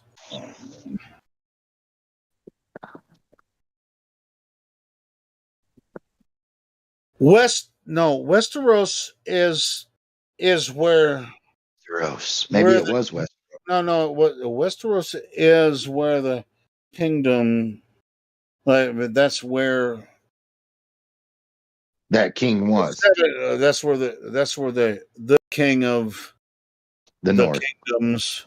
No, Westeros. Oh, you're right. You're right. You're right. I see what you're saying. Yeah, My bad. Westeros is where the kings of all of the other Except kingdoms. empires. That's why it's a Game of Thrones. You have different thrones. Who's the king? Yeah. Who's king of the West? I might have to watch it again. Shit. Yeah, dude, I watched it like but it's been a while, and I've watched a lot of shit. Since King of the North. Rob Stark is Stark. Stark was the king of the North. Yep, the Stark. And he was misled into like one of his best friends. They went to war with other kingdoms before. Who was Right. King Robert, and then he was betrayed and slain while he was hunting. You remember that? I mean, no spoilers, but anyway, this really happened early on in the series. Yeah, if you guys ain't seen it, you got to watch it and give it a first few episodes because they're mainly just introducing the characters. Yeah, and it's just like the first episode is fucking intense, bro, and then like the whole first season is just like, oh my god, what the fuck is wrong with these people? So anyway, so if if you're curious about fantasy, ancient kingdoms and stuff, and dragons and shit, if you like that, stuff, freaking Lord of the Rings. There's 7 seasons, I think, of this. It's pretty much Lord of the Rings on steroids. Yeah, it is. It's freaking badass. Anyway. Yeah, so like I don't talk about it much because I've already watched it like 4 times, but right, probably think I'm obsessed with it, but but I'm not. But I'm probably gonna watch it again. My favorite battle was the Battle of the Bastards, man. That one was awesome. Dude, that was fucking intense. Right. But even at the last season, the last battle was pretty fucking intense too. Yeah, it was. But yeah, the Battle of the Bastards, dude. That was a good one. The Battle of the Bastards lasted longer than one. Yeah, that's what I'm saying. It was a real. It was like That shit lasted like 2 a seasons. whole episode.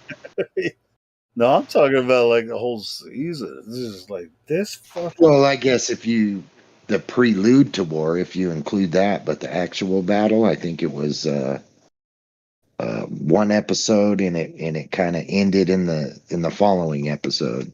Well, the story of the families and shit. I mean, there's all kinds. Yeah. You have to. It really lasts a long time. So That's right. yeah, they always, when you're creating a season, the last episode is going to culminate. Right. So, Just but don't attach yourself to a character. yeah, because you're probably going to lose them. Yeah. Anyway, no more spoilers about Game of Thrones if you haven't seen it yet.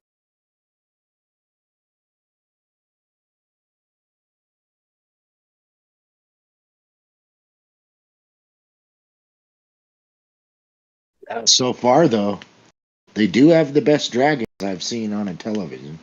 Dude, those dragons were badass. Yeah. I mean, you don't even know, right? This is like the best ones I've ever seen. Yeah. It's like they used to try to put out like Dungeons and Dragon movies back in the day. Ooh, dragons! But no, Game of Thrones. They locked it down as far as the dragon shit goes. They even show you when the dragons are youngsters. Nah, more spoilers. Shut up. It's not even a spoiler. It's like it's cool. Yeah, it is really cool. If you cool. if you like fantasy novels and shit about dragons and kingdoms and all that kind of shit, just watch Game of Thrones. You'll be stuck.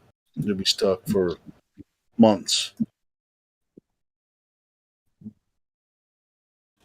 It's my favorite series of all time.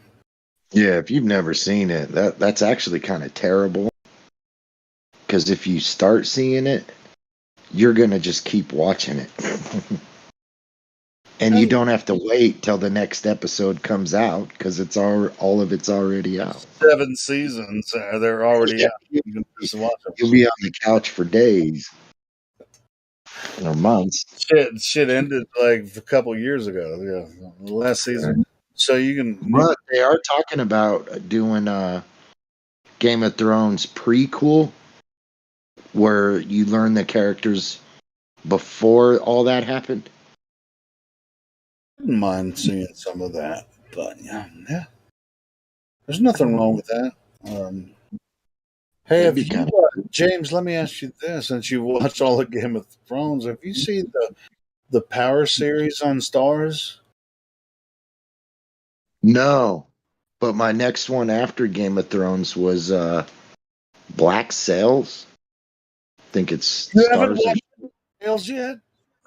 Don't mean to interrupt you guys, but there's someone on VC verified. That's us, Gunas. Oh, and they just dipped.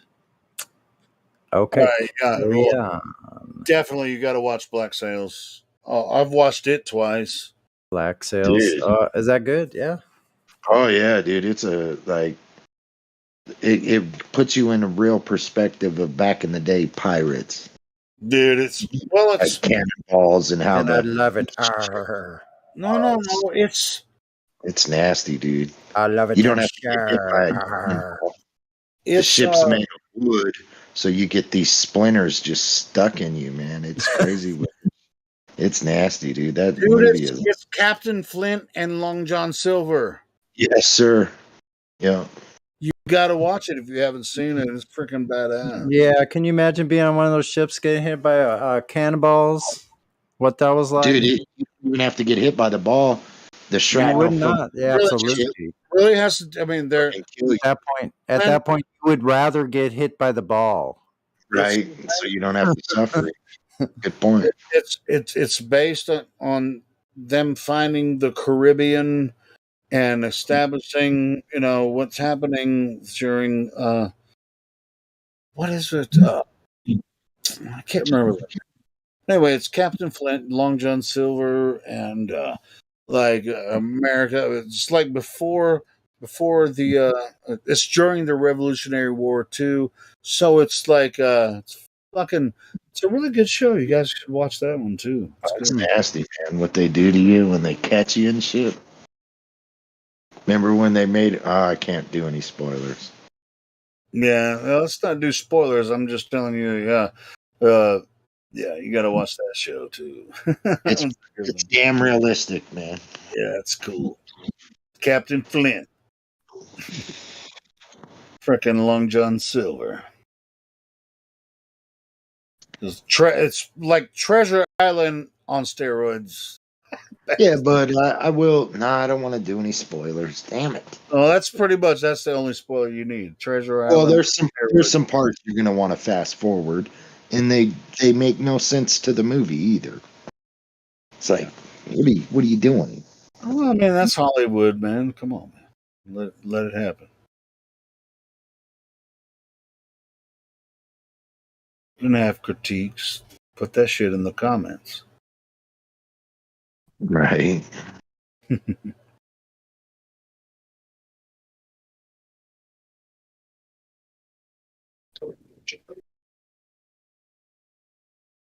What was the one you was telling me though? I'm sorry, Helio. Before I said Black Sails, you was like, you said, James, let me ask you this: if you watch Game of Thrones, have you watched something from Stars?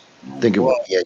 Well, you were talking about you were bringing up Vikings. That's a really good series too. And That one I haven't seen yet. Dude, the new but I seen it was PG-13. I would recommend you watch the original Viking series. I think they have like 6 seasons of that. Is it like, what? Is it? You know, I hate to sound this way, but if you're gonna make a movie about Vikings, it better be rated R. No, You know, sure. Well, you know what I mean? don't know the rating, but yeah, well, or TVMA, mature. right. And I think the one I'm talking about is, and I think it was an AMC Plus. I can't freaking remember where the first one was. I can't remember what channel it was on.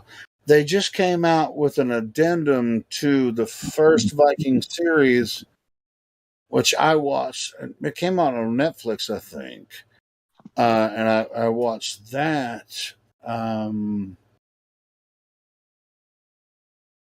As far as the rating goes, I'm not sure, but yeah. Does it hold in comparison to Black Cells?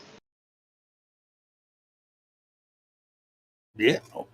Yeah. I mean, if you watch the first Viking series, I think it's AMC. So Black Cells is ruthless, man. That shit's nasty, dude. Oh, bro. I think the Viking series is AMC. Let me check.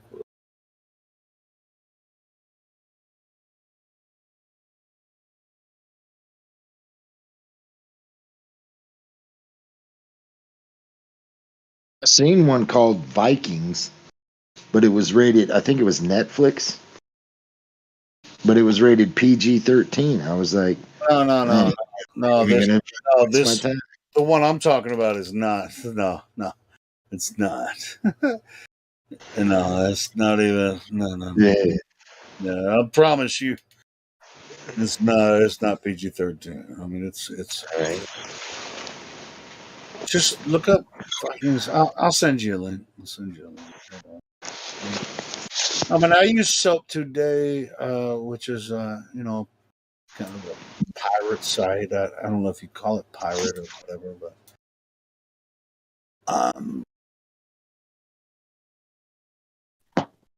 I like the realistic shit, man. So you can see what it would be like. make sure if you have was in that situation. Make sure you have ADP installed on your browser if you're going to watch shit on there.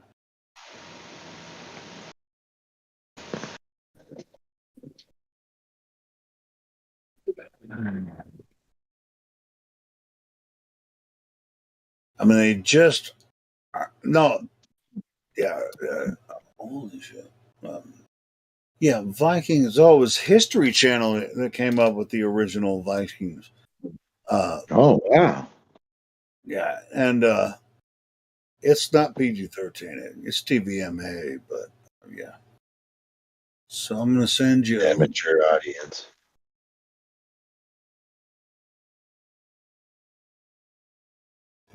Check this out. Make sure you have, if you want to watch this series from this source, make sure you have AVP installed on your browser. Right.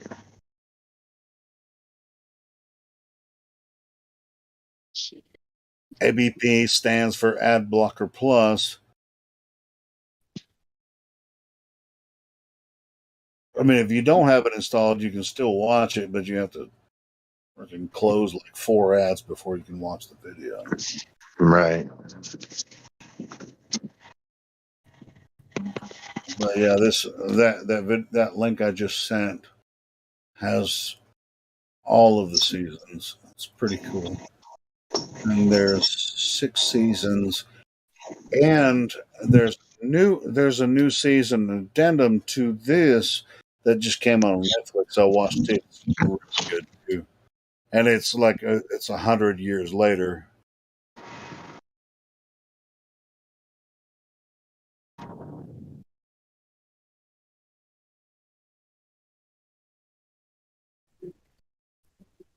People are talking about TV show. Shit.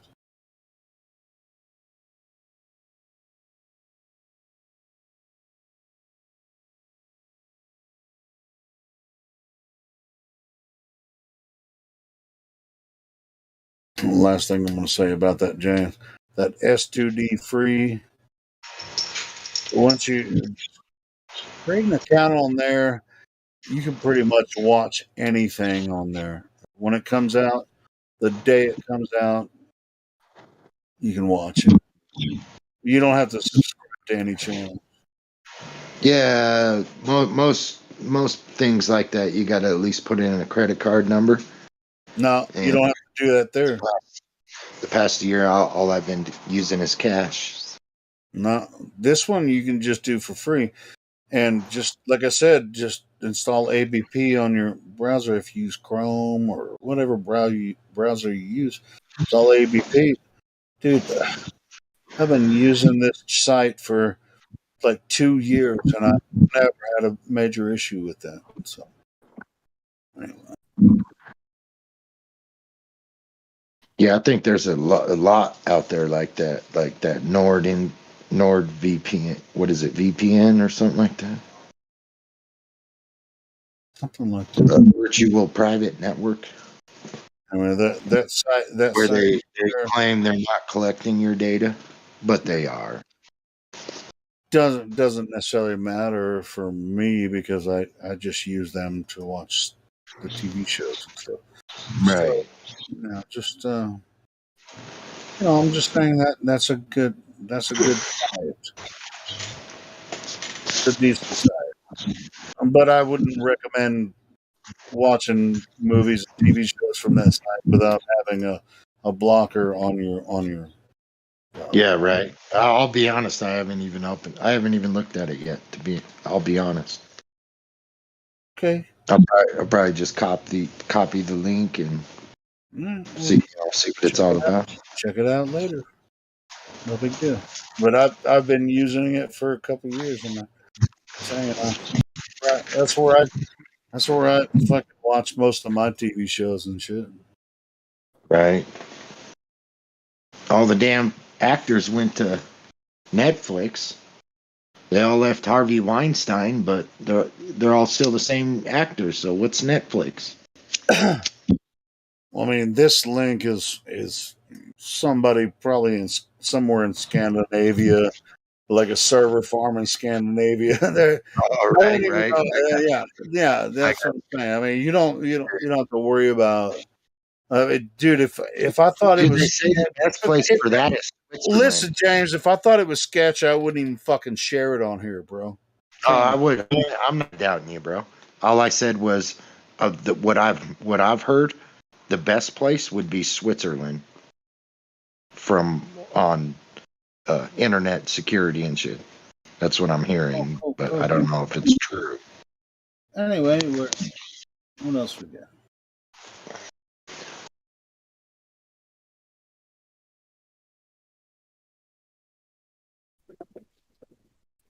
We do got a flat Earth. I know that.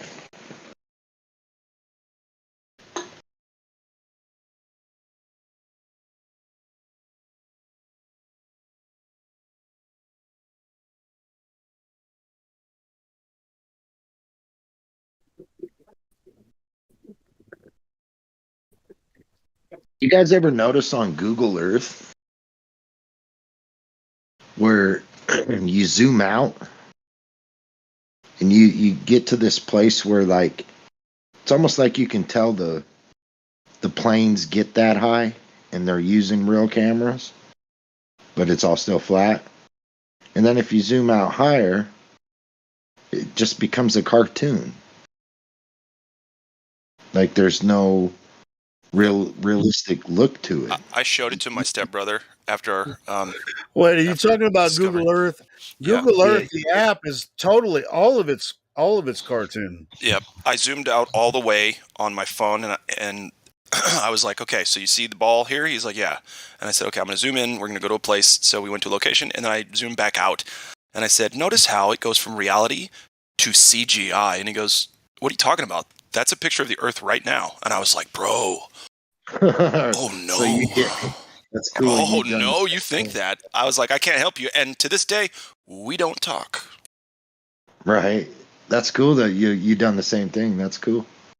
Yeah, it's so fun. It's like, I was like, Greg, dude, it's video game graphics right there. Yeah, and then- like, how do you not see that? But you can get to where you're like in a parking lot when you zoom in, you know? Right. Like you see the reality look of what a camera would give you. And then it's like past elevation. I don't know, 35,000 maybe.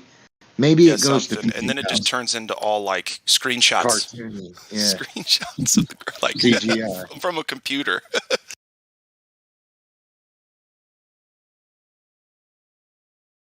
And don't even get me started on the North Pole, right? Try to go see what's up there. It's just a bunch of like gray and black squares. They're like, we don't even know what to do up here. Let's just not. It's crazy, man.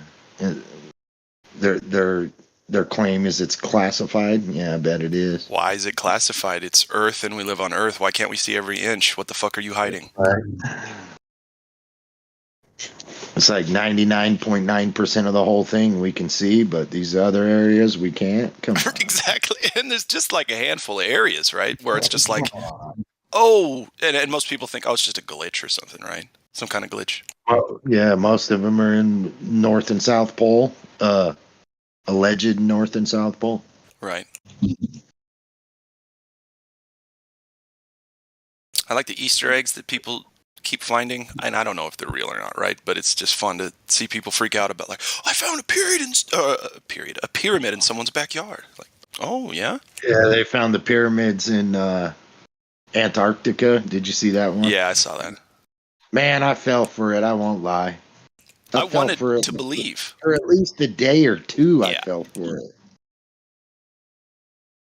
I was like, dude, they built pyramids everywhere. Now we got to find out who they are. But I could see it, you know. It's like I could actually see it. I know it's not true, but I could see them building pyramids. Pyramids are everywhere. Big corporations use them as their logo. Gas stations. Pyramids are everywhere.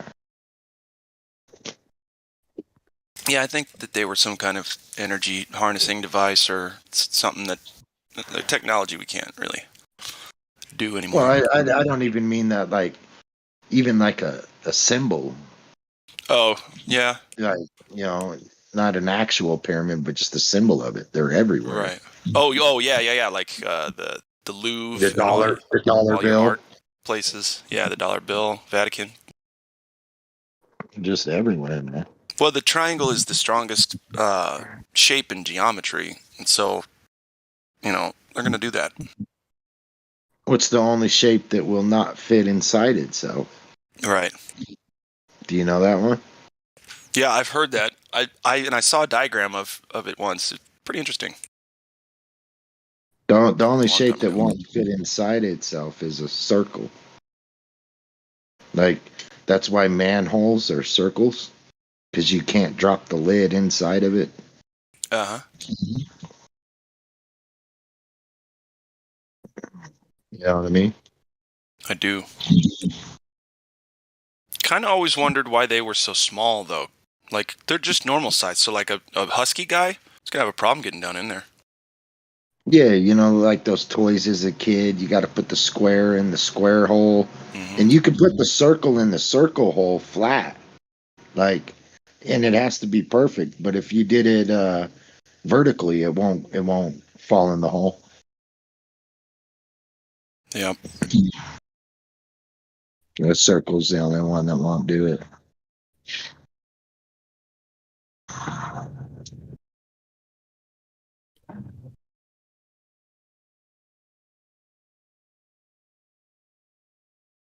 Yeah, I feel like if anybody claims they know the shape of the Earth, it's wrong. It's a lie.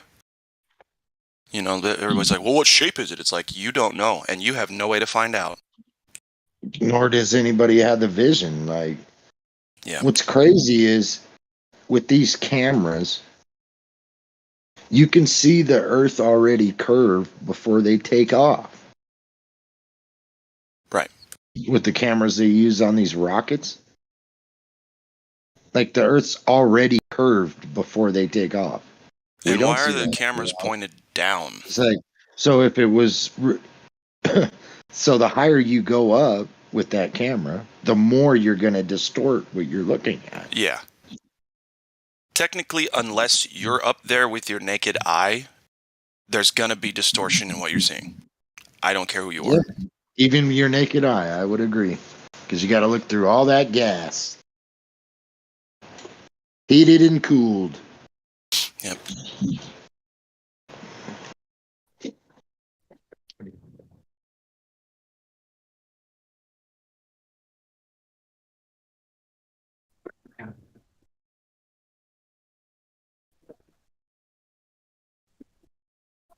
So I went into the YouTube chat. I didn't think this was going to work. There's a guy, Brian, in there that I think he's the agent that's like always in there. Brian S. And then, you know, the others clock in and clock out as the day goes. I woke up from a nap, came onto my computer, saw Brian. I said, okay, Brian, circle the wagons and rally up the troops. I'm back. He's like, okay. And then 5 Globers entered the fucking chat. I was like, what? I didn't mean that. You can do that? It was pretty funny. That sounds like back in the day, man. It was ruthless. It was usually like one flat earther to 30 Globers. Yeah. And what's crazy is what I was talking about, like at the beginning, is what people are talking about now in the flat Earth community. What do you mean? Well, like I always said that, y'all, if the boat's going over the curve, right, that would mean we're on a cylinder. Yes, it would be a cylindrical paper towel roll reality if the horizon were some sort of Earth curvature. Yeah, that way you could still have it flat all the way across, but yet going over a curve like a cylinder. Sure. It could so not why don't we be just a say sphere. that? Why don't we just let them have that? Earth is cylindrical. I wouldn't even let them have that because it goes past the math they claim. Oh, that's it right. is. The horizon keeps moving no matter what you do, and it's not geometric. Got it. The 30, what is it, 39.59, 39.69? I just call it $4,000. You know.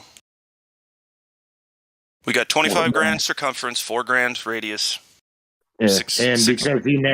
Because nobody ever did a physical measurement, I'm giving an extra 500 miles just for posterity.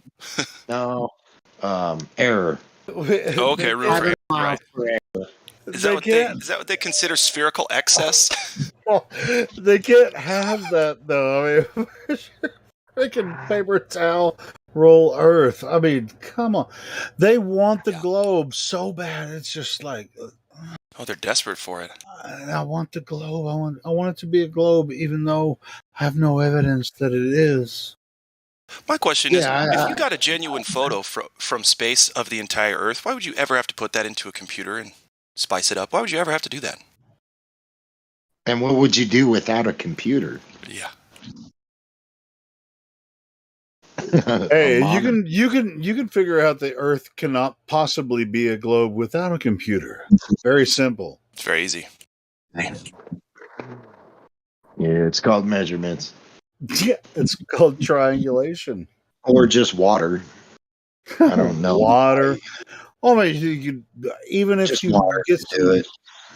you can get some math involved, and you're on a ship, and you want to try to travel across the ocean. Every time you're going from one place to another, you use celestial navigation, right? It has nothing to do with a globe at all. It's like, what's your evidence for a flat Earth? Water, just water. It's like some people. How do you know there was a great flood caused by God? Well, if there was a great flood, the first evidence I would look for is water. Yeah, and same It's thing water. with like. What do they say? Like 75% is water. It's like the whole fucking place is water, and Right. you're wondering where the evidence is for a flood. It's we always cereal say, bowl, and we're in the middle, and our land is in the middle. We live in the middle, right? And then we're just bobbing up and down in the cereal bowl, full cereal bowl. Right, and so we're always saying, "Where's the curved water? Where's this curved water?" And that's why you get keep tides, talking about? because the ground is going up and down, right? Oh well, that's the curved water. Okay, thanks. Yeah, curved water, man. It's so. Wait, Yeah, that doesn't make sense. You're saying looking for evidence for a flood, and you said look for evidence of water, but when you look for evidence that the water level was higher, like seashells in mountains or mountain ranges are above sea level today. Check it out, guys. You take a big. Well, if you get a call from like your wife, and she says, "Hey, our house is flooded," right? And so you come from work, and the first thing you're going to do is look for water, right? Am I wrong? Like if you didn't see any water, you're going to ask your wife, "Where's the flood?" Right? Like the first thing you would look for is water. Whatever. Hey guys, if you don't mind, let God rock and say what he was going to say, and then we'll continue. I just We're all got making. a little comment I want to make about the water. It's the same subject. I like the cereal bowl analogy, and I also like this one. You take a bucket of water, fill it up, you put a round earth ball of a rock or like a complicated rock, put it inside the bucket. What does the water do on the surface? It gets complicated. It's flat on top. No matter whatever you fill the container with at the bottom, the ocean, the seafloors can be 1 foot deep or 5,000 feet deep. The surface of the water is going to be level. You can demonstrate that in any way, shape, or form you want to. You can put a globe Earth inside a bucket of water, let it sink to the bottom, and the water's still flat on top. Well, I mean, they will claim a lot of things. No, fuck gravity. Yeah. They will claim all day long that yes, Earth is big, and the reason that they say that the water is curved, but you can't see it because it's so big and you're so small. Yeah, but they gave us the size, and so that I know that's their problem. They're gonna have to deal with that shit. It's I wouldn't be more living to know about it. If there was a hump of water, right? It would be uniform water from left to right. Okay, but listen, physics won't let that happen, so you'll have the hump of land, and then on either side, left and right, you'll have a little bit of water, and it'll be flat. You see what I'm saying? Right. You cannot have a bent body of water ever. And in any semblance of an imagination, Globers, you can't have it. There's not a bent body of water. Okay? Thanks. Well said. I was going to say almost the same thing, but you said it better. Oh, James, yeah, I mean, it's because we're all on the same page, with this stupid idea about curved, bendy freaking oceans. Yeah, it's just water, man. Like he said, there's no experiment that you can show, like, if you put a wave in water, it's still on a flat foundation, the wave, but it won't be flat. And they'll use that for an argument of the globe. Yeah, but they have nothing to base it on. They have nothing to base it on. Water is still except for their flat, stupid gravity idea, which they can't even with prove. a wave. Yeah, but a wave is just something that's propagating through the water. It travels, it passes by. Something fell into the water, gave it, or came from the bottom, gave it energy, so the water moved, and the water continues to move. But that has nothing to do with gravity at all. It really has. There's no such thing as gravity, so nothing has to I do know, with that's what I'm saying. Anyway, go ahead. What were you saying, God Rockin'? You're about to. Just that, yeah, the wave propagates on in the water, just like sound does on the air, just like radio waves do through the air. They have to have something to propagate on, and the wave, it passes you by. If you make a big, huge hump in the water with a wave, it's just going to pass you by because it's got energy. It's traveling. It's going to pass you by, and the water's going to Are you going to be able to stop the ocean from moving? No. No, but their argument is like what he's saying. If you have a little puddle of water and you drop a pebble in it, right? You're going to see that pebble's ripple effect all the way to the shores of that little. All right, cool, but that's really not the same argument, James. But they're using that argument of water where it's curved because the wave from the pebble hitting the pond, right? They're going to use that as water curves. That's not what they say. I mean, I'll take relative density for 500 pounds. That's even better. What is specific gravity? No such thing. It's all in the math. No, specific gravity is a thing. Specific gravity is to do with buoyancy and density and all that. And so, buoyancy has gravity in it. Density doesn't. It's a relative relationship between every single object that has density or buoyancy. It's the measurement between the variable that you're using within the medium you're using it. James, you might. Hey, James, what is relative density? It's the variable you're measuring within the medium you're measuring it. Relative. Okay, let me ask you this: what is specific gravity, James? There's no such thing. Can you define it for me, or do you? No such thing as specific gravity. But go ahead and let me know. Are you a betting man, James? Hey, I'm gonna let you know here really shortly, and I want you to click on this link.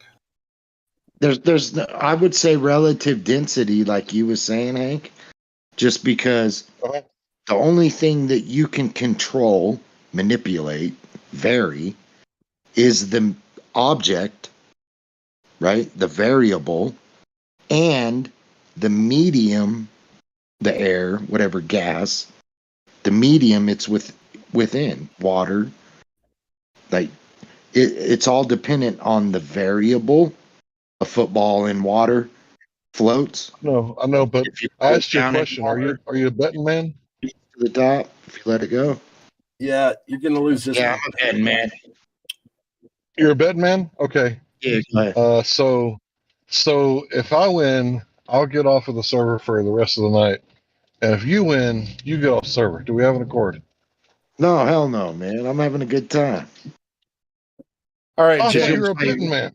Hey, James, click on that link that I just posted, and then come back after you read the Wikipedia article about relative density versus specific gravity. It's not versus. It's the same. It's the same term. Anyway, when you see a wave, that wave is sticking up because of why? because it has more density to the water in that wave. It was pushed together with a wave. Some sort of energy was introduced into the water. It crushed the water together tighter, caused a wave. That wave is of higher density. It's the only way that it is moving through the water. It's actually been forced up with force. Yeah, and I don't blame James for being, he doesn't like the word gravity, and I don't either. I think it's, but it's just kind of something we have to put up with, Yeah, but you got to be more specific than that.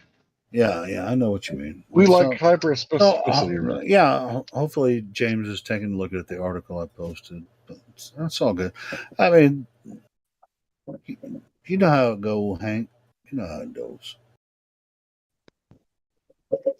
I mean, it's like you can say relative density, and all the flat earthers would be like, yeah, but you say specific gravity, they'd be like, fuck no, fuck gravity. It's like it's the same fucking term.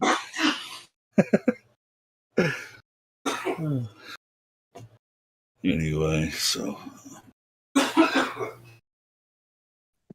As soon as I read massive unit of volume,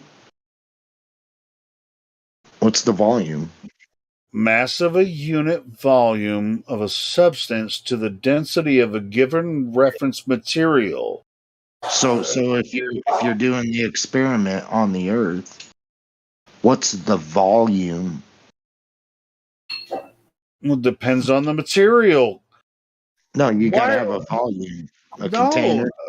Yeah, you have to test it with a specific material. It literally says a volume. As soon as I read volume, yeah, no shit. I quit reading. Okay, well then, be ignorant if you want to. I read volume.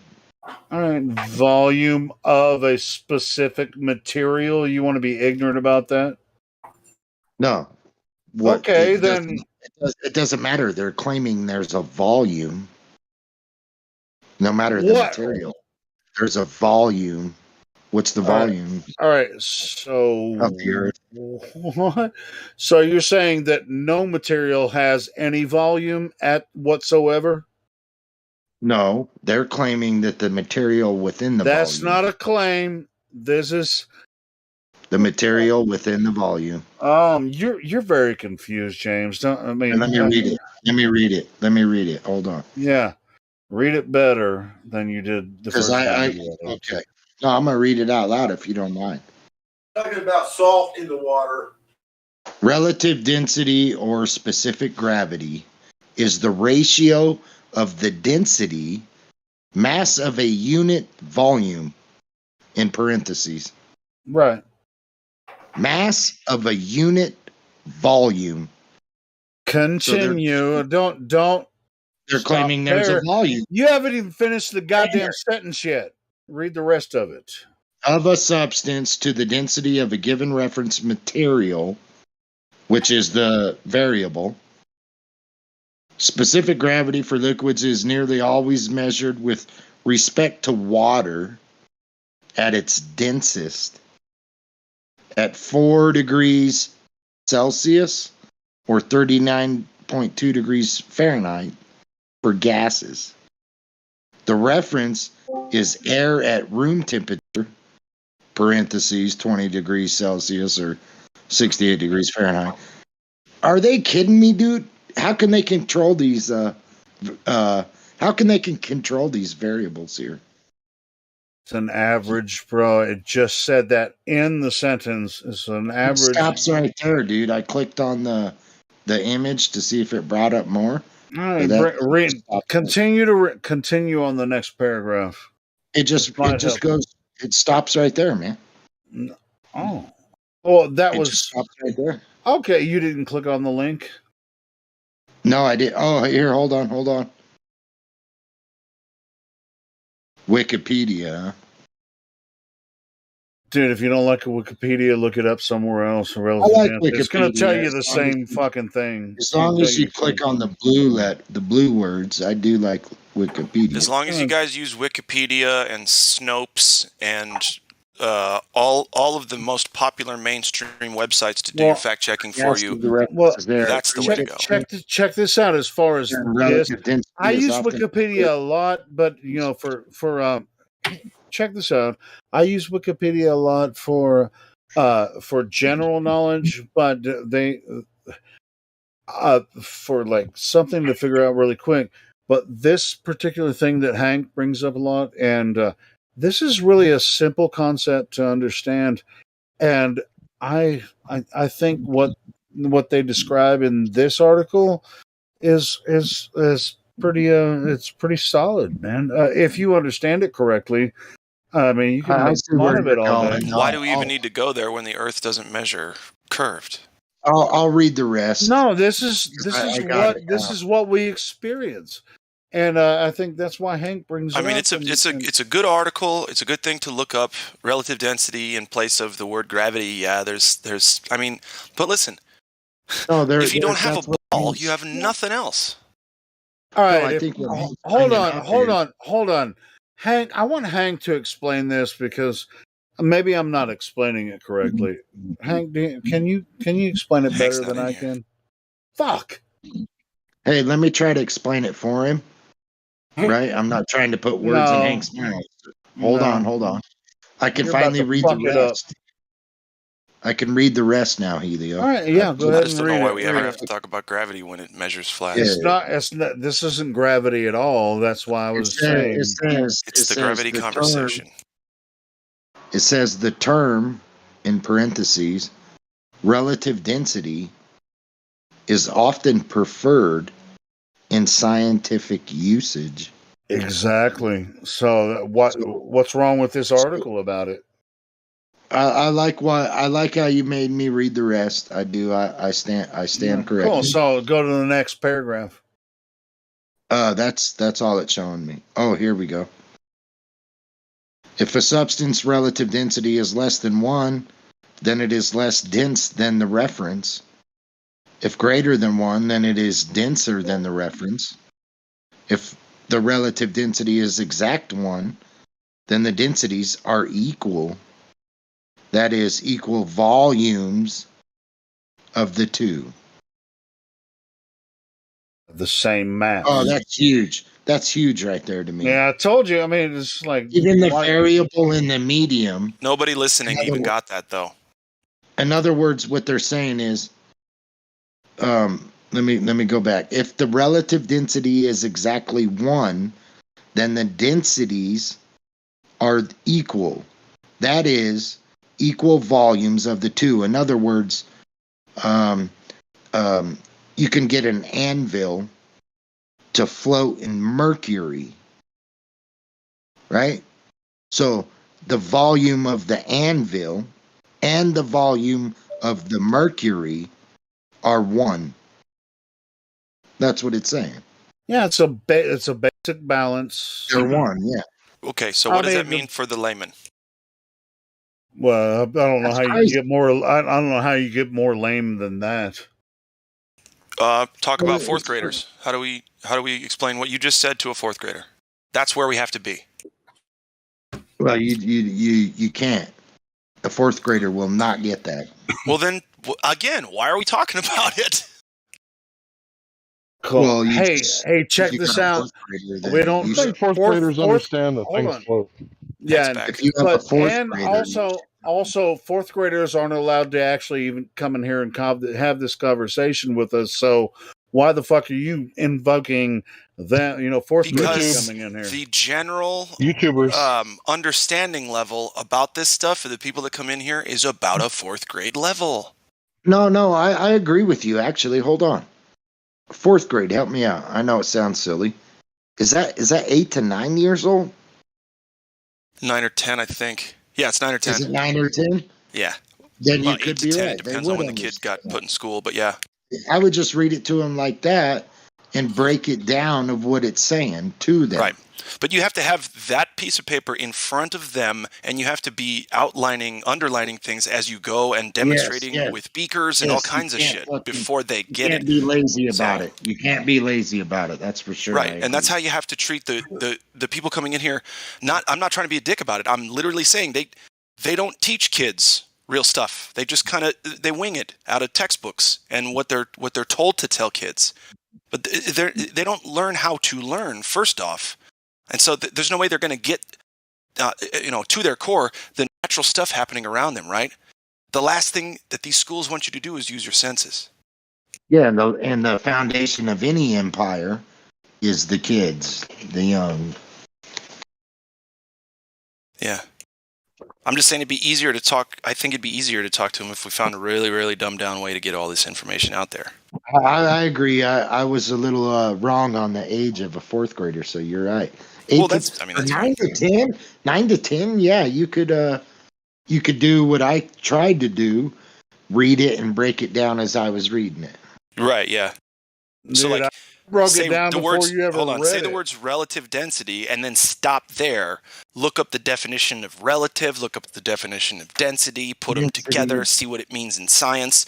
Then you can move on to the next sentence. You know what I mean? That's the kind of shit that needs to happen. Exactly. Yeah, it should happen in education. Yeah, it should happen that way. No, and here too. That's what I'm saying. If we're trying to let people know that their worldview is backwards, and they've done such a good job at hiding the fact that it is, well, we have to start simple, and they have to empty their cups, right? So if they first empty their cup, we're good there. That's the hardest step, right? Admitting that you don't know something. From there, it can't just be like, okay, Black Swan, like, whoa, what the fuck? Hold on now. It's got to be incremental, like pieces, crumbs. Yeah, sure. And that's how they did it. So yeah, unfortunately, you got to use their same tactics back. I agree. That's how they did it. Was crumbs. They started out at what? Just it was just a solar system, on one circuit. Now it's the sun moving and all of the planets moving with it. Right. You see what I'm saying? So I agree with what you're saying. You gotta. Yeah, and they build on it too. They confuse the shit out of you. They're like, well, okay, sun, moon, stars, they're way out there, and then they just keep like making that you delve specifically into the little tiny minutia parts of the lie itself, and they get into numbers and how far planets are away from each other, and it's like all of it is imagination, but the kids don't know it, so they're all about it. Dude, Ball Earth is literally a movie. It's literally like Game of Thrones. It's cinema. Can you see it though? If most people can't see it. No, you could see it. I mean, I used to see the globe when I didn't think the Earth was. When I thought the Earth was a globe, I saw it everywhere, right? I've seen it too, man. That's what I'm saying. And I think that's what he's getting at. We got to break it down in small crumbs. We can't just go huge, with children anyways. Children, which is the most important. Yep. Yeah, it's a way to actually begin to change the culture for them to utilize their common sense and what they experience here on Earth. And so the reason I saw the globe when I was growing up is because everyone told me it was a globe, but I never experienced the globe. Nobody ever will, because it's not a globe. Yeah, I know that for a fact. But I used to think it was a globe because they told the globe. It's the reason why we're here. Absolutely, man. I was a huge fan of like Through the Wormhole. With who was that? Morgan Freeman. Oh yeah. The Cosmos, The Secret of the Universe.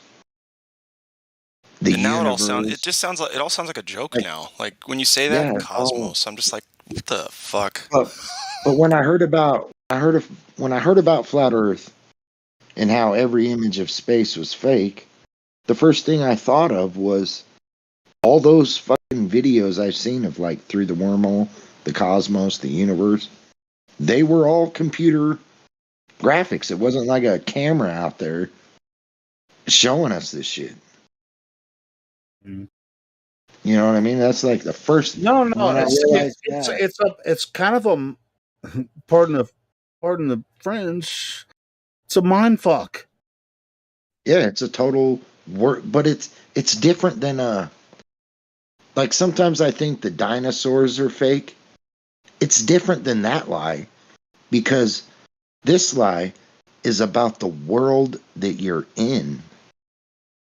And so you can create if you can get people to believe they're in a world they're not in, then the world they create is a manifestation of that lie. You would never get the world that they're in without them believing that lie. But here's the way it works. If you don't totally if you totally sell out to the lie, then you're sold out to the lie. If you don't totally go from one to the other, if you're like, hey, this what you're saying about Earth and from what I can actually go out on Earth and observe, if you're going to try to say, well, the reason you believe this is because you have a misunderstanding. Some flat tart has actually convinced you that the Earth is obviously not, obviously a level stationary plane, but it's really a globe. And so I mean, is there really a fence? I don't know, man. It's like I don't know if I'm going off on the. No. I didn't mean to like put you off of your talk there, but yeah, it's just kind of something. What do you mean offense? Well, I mean, it's just like either the globe is flat or there is no globe. So yeah. I mean, on my side, of course, it can't be a globe because there's no such thing as gravity. And so it's just like, well, you get some people in there who's like, well, I heard you. There's no such thing as specific gravity. Yeah, but even if gravity could turn, I'm gonna start making you guys take the bet. If you guys keep saying there's no such thing as gravity, we'll make you guys take the bet. Hold on, Hank. No such thing as gravity. I've studied what you talk about specific gravity. So yes, I can say yes. There's a such thing as specific gravity, which is relative density. That really has nothing to do with bodies of water shaping around a globe spinning around the universe. Has nothing to do with that at all. Right, but how many people come in here and ask us, what about gravity? And we say, there is no such thing as gravity. And then they say, well, how do you explain things, falling down? And they're like, we don't have to explain that. It's like, why can't we just explain it? It's real simple. I would do. I don't know. Tell me if this is silly, because it could be. Unfortunately, I smoke cigarettes. Now, if I drop the cigarette after I've lit it and taken drags from it, the cigarette falls to the ground where it can no longer fall through the medium of air. But yet the smoke from the cigarette still goes up. So gravity has the power for the whole cigarette to fall down, but it don't have the power to bring the smoke down. Like that would be a contradiction. That's why when you look at specific gravity, it's easy to explain. Right? The atmosphere is not providing enough buoyant force to hold up the cigarette, but it does have enough buoyant force to hold up the smoke because all the little particulates in the smoke. But that's just the two, like the smoke. I could throw my hand through, right, and not even feel it. But the ground that caused the cigarette to stop falling, I can't do that with my hand with the ground, right? Well, Wait, the wait. ground Specific- caused the equilibrium. Yeah. So what the cigarette did is fall through the medium of air, but it could not continue to fall through the medium of the ground. Now the smoke. object. Listen, James. The smoke. It sounds like they're is trying different. to use The flat smoke, the earthers smoke has for nothing gravity. to do with specific gravity. It necessarily. No, I mean, before you lit the cigarette, it was in your fingers, and it was being held up in your fingers. The weight of it is being held by your fingers. You're standing on the ground. It's being, you're standing on Earth. Yeah, but All right, but cool. if So like when you light the cigarette, right, and you smoke, the smoke has a different all the ashes, every aspect of what happens when you're smoking that cigarette has a different relation to the specific gravity. yeah, but it's not gravity. So you could claim that I as a know. word. I mean, that's why I'm saying you better look this. I agree with Hank in that perspective. You could claim that. Hey guys, and then is smoke heavier define than that. gases? And Are then- dust and smoke particulates heavier than gases? Hold on a second. Okay. You can claim that and then define it as special gravity. Was that what you called it? Special gravity. Choosy Yeah, gravity. But the Here's what it's called. definition. But the definition. Hold on. It's picky But the gravity. definition will be no different than relative density. So it's like they're trying to. Basically, you could work say into gravity flat Earth. isn't an attractive force. It is the definition of relative Yeah, density. and the You can call it whatever you want. Yeah, relative density and specific gravity have nothing to do with an attractive force. Well, Yeah, right. You can't. Well, that's true because you can't demonstrate the attractive force in any other experiment. You just have to And take it's- their word and that it's not Earth is doing defined- that, but nothing else. Yeah, No, that's what I got out of it. It's not like they're in- trying to use flat Earthers argument. They're using flat Earthers argument to redefine gravity by they're calling not. it special No, gravity. no. It's crazy. No, they're not. See, this is Relative- how it's you, really this is how relative you break density. the whole stupid paradigm It's about all of a them. buoyant force. A buoyant force. No, it's not. The gravity they're Buoyant talking about is is got specific gravity in it, man. A buoyant force. Think No, it's about Don't it. say No, buoyant. it's not. If you're a flat Earther, don't say buoyant. Say You guys reading the same article I'm looking at right now? Because I'm going to tell you what. I mean, after the article that I had James read earlier, here's another article. It says, or another paragraph. It says, temperature and pressure must be specified for both the sample and the reference. And I think they're talking about an experiment, with doing, has to do with gravity or relative density. Same word. You can say either word, and it means the same thing. Relative density, specific gravity. Same word or same phrase. Temperature and Specific pressure. gravity. That's so funny. It's like, well, gravity's going to work on oceans, but not birds. All right, cool. Well, check this out. Yeah, temperature and That's right. That's right.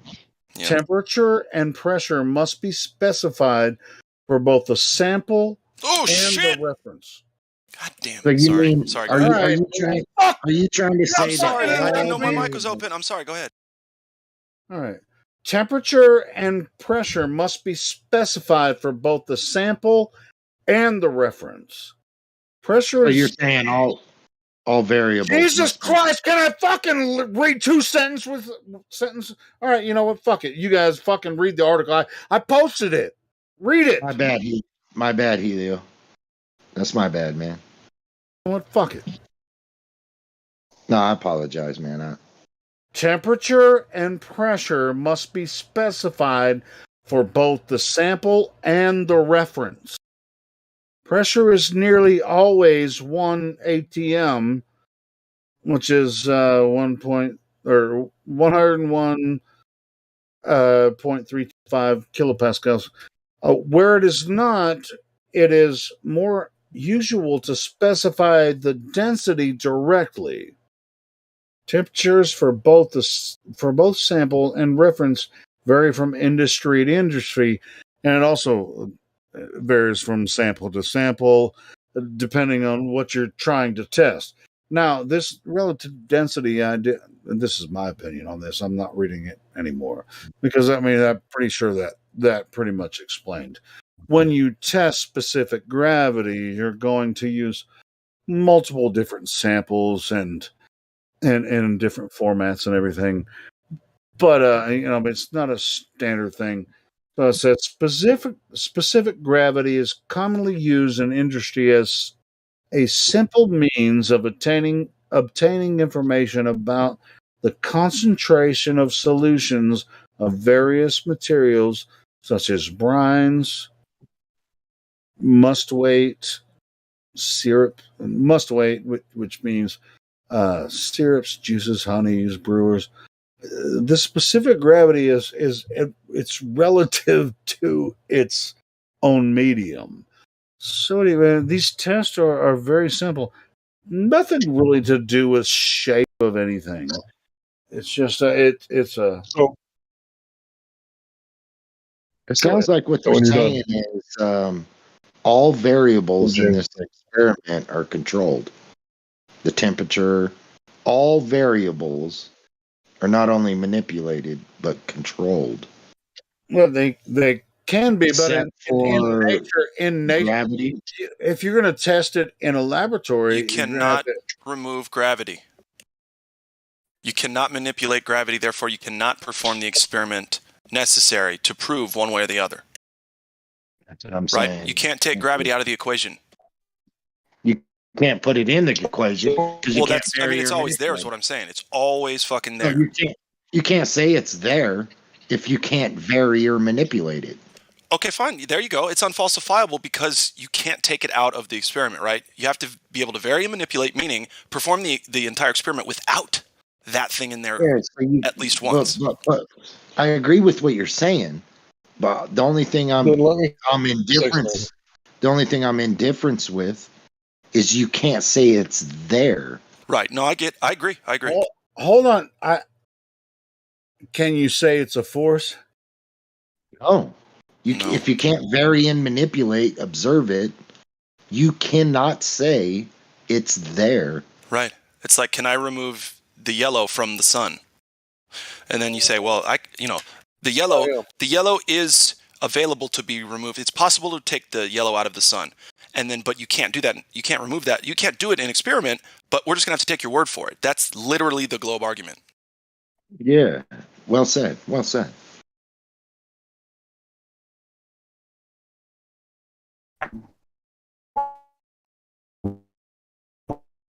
I think I ran Indio off earlier. I'm just fucking around.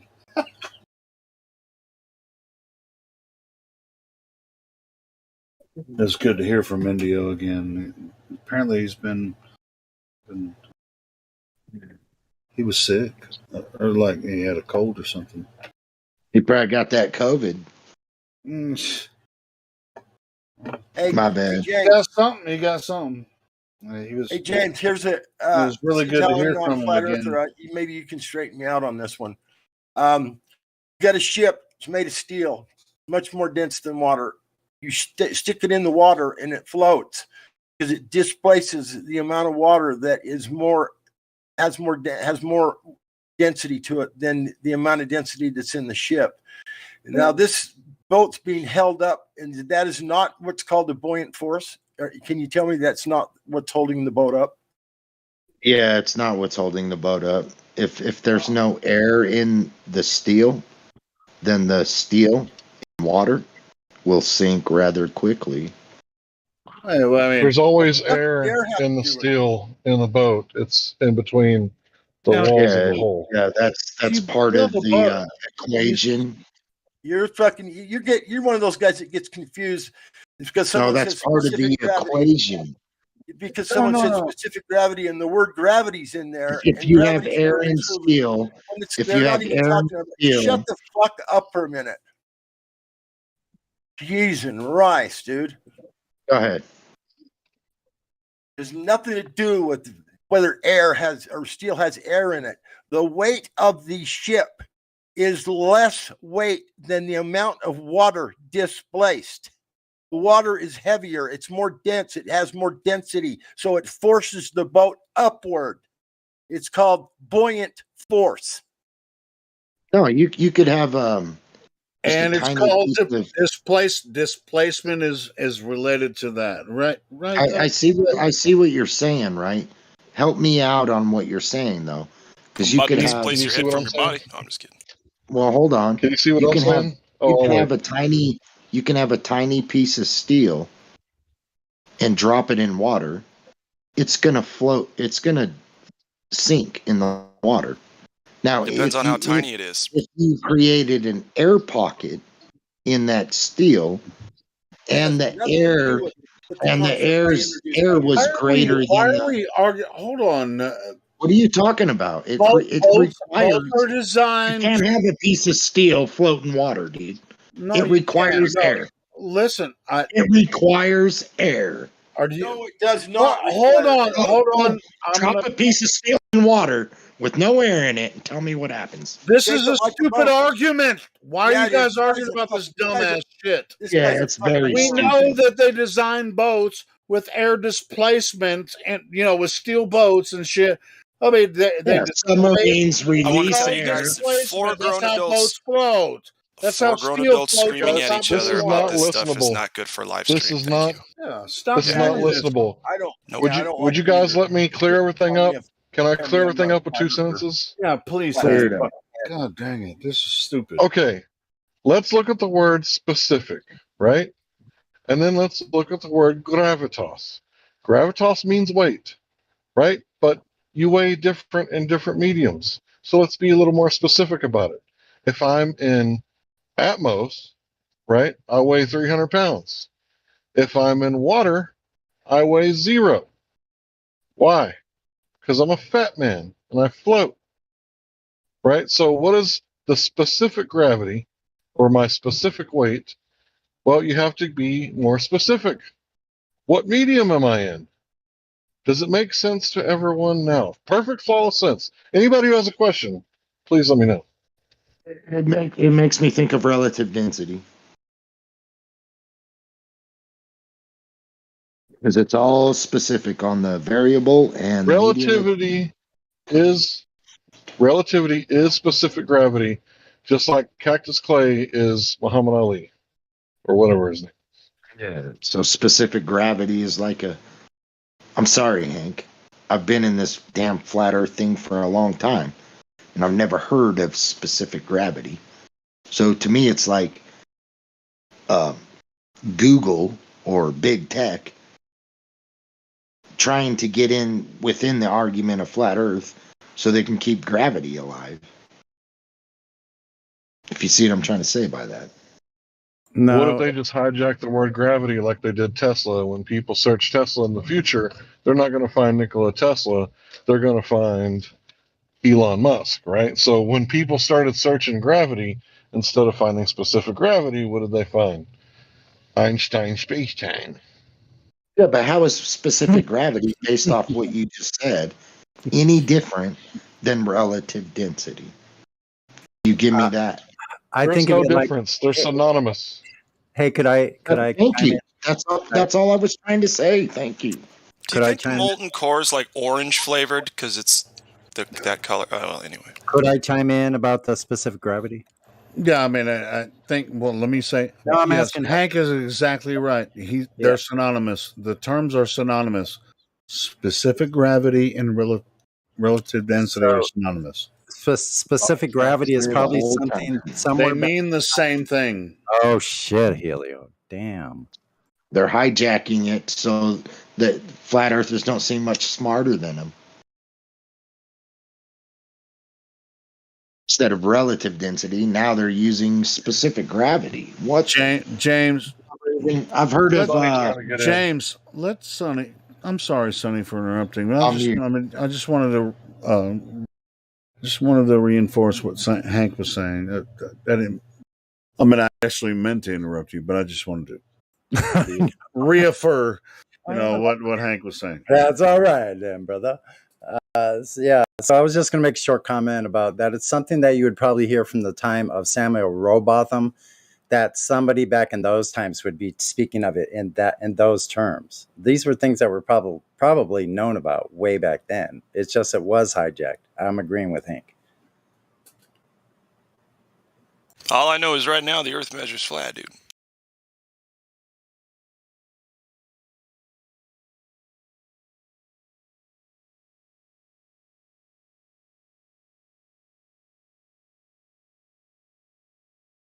Measures flat, always has. Has anybody found an instance any time in history that it was not measured to be flat? Hey, I ain't gonna lie. I don't like the word gravity. I freaking hate that shit because it implies a Well, then lot the of best stuff. idea is to bring it back up. Bring the curvature back up. Yeah, where's that measurement of curvature? No, Where is that curvature measurement? Gravity might imply curvature, but the idea of gravity, relative density and Hold on, they do say gravity turns things into perfect spheres, bodies of stuff, right? Isn't that what they say? They definitely do, don't they? Pulls to the center of mass, which how the fuck do you even have that without matter in the first place? But so like an attractive force puts itself into the universe. Hi, hello, I'm an attractive force. Everybody come my way and form a sphere. Ready to go. You gotta be fucking kidding me. Hold on, I got a question for you on the point that we were just talking about. Does specific gravity turn objects into globes? No. No, nothing turns objects into globes. Yes, yeah. No. Oh. Does specific gravity have anything to do with the other fucking At this point, I'd like to put specific gravity and gravity in a room next to each other and figured this out. I think they should take one-on-one. Someone's story is not straight. What we're doing, right now. So. That's what we're doing. Someone's lying. Around 10. I know how to do this. The wisdom of Solomon. Which one of you has this baby? Oh, both of you, huh? Okay, well, I'm going to cut this globe in half, find out what the radius is. Oh, space-time. Oh, okay. You all of a sudden claiming it's not your globe? Okay, it's your globe. Yeah. Das Boot. Das Boot. Das Boot. Boot and kick. Hey, man, I'm willing to believe that this thing is so big that it's trillions of miles in circumference, and we really are just too small to see any curvature right now. Quadrillions of miles. It would have to be so fucking big, man. Quadrillion of miles. And your idea about the specific gravity of your trillions of miles of Earth curve, that's a weird concept. What? I mean, you know what I mean? Like, I'm you just looking for the truth. You know what I'm saying? It's just like everywhere. Okay, I mean, there's just all kinds of we can specific gravity over here. We got some specific gravity. Maybe it's true. Maybe we just can't get high enough to see it, right? Maybe it's just a gargantuan, like unimaginably. Wait, we can't be big enough to. No, it's not about. We can't be big enough to see it or small enough to see it. I mean, because that's not what specific gravity is. No, specific. Why the hell are you still talking about gravity? You're confusing it. Yeah, because specific gravity is synonymous with sea level. No, not sea level. But listen, remember, I already threw it under the bus. Gravity doesn't make spheres. No, right? Nothing does. That we never see that. You're confusing specific gravity with. No, I'm not. No, we're not. You're the only one talking about specific gravity right now. The only one. Which is weird. Check this out. I think it has to be a mixture of both Newtonian and Einsteinian for it to work, as they say. I think it's a mixture. We're talking about the curvature. It's. Are you still there? Yeah, let's do curvature. Sorry. Flat. Let me see. Wait a minute. You still here, Hank? He's probably tired of you guys' bullshit. I know. We're trying to explain this very simply.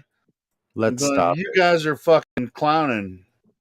Well, it sounds like specific gravity is specific. Wait, specific gravity is relative density. Yes That's or right. no? We're gonna have to go for that. Sorry, Yeah. we Yes sidetracked. or no? Wait. Yeah. Everybody that's involved in this conversation now, is specific gravity relative density or not?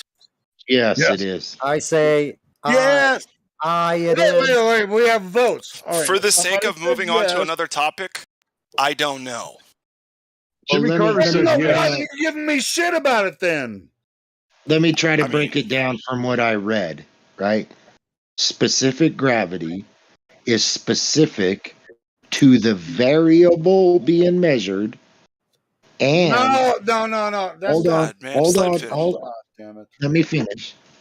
It is specific to the variable being measured I and tried, Hank. and the medium it's being measured within. Okay, now Hank. That's relative density. No, let Hank finish, please. Sorry, we got sidetracked. Oh, I wasn't saying anything. I think Glant wanted to ask me something. No, we're good. I just want to find the curvature. Where's this curvature? So now that we've settled that specific gravity is relative density, and flat earthers didn't make the shit up, it's been known for a long time. Specific gravity is like as old as the hills, almost. Archimedes. Right? Okay, so yeah, Archimedes, he knew about it, right? Hydraulics. And it was one of them things to where people knew that things float all the way back in caveman days, if there was such a thing. Right? All the way back in the pyramids, right? How did they move those things? I don't know, but if they could crack water with them Baghdad batteries, I bet it helped. Right. Nice little sarcasm there. Yeah, if you understand what hydrogen does, what does it do? I understood It what you were floats. saying.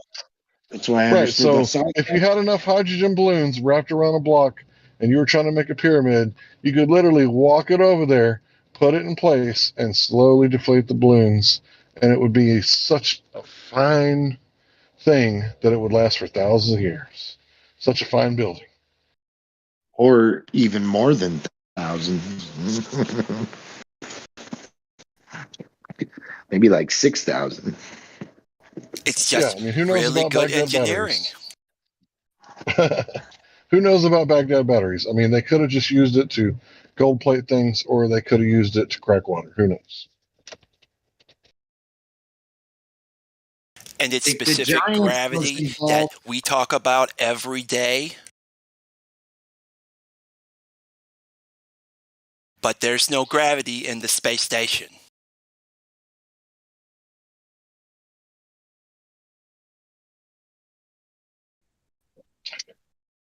Yeah, there is.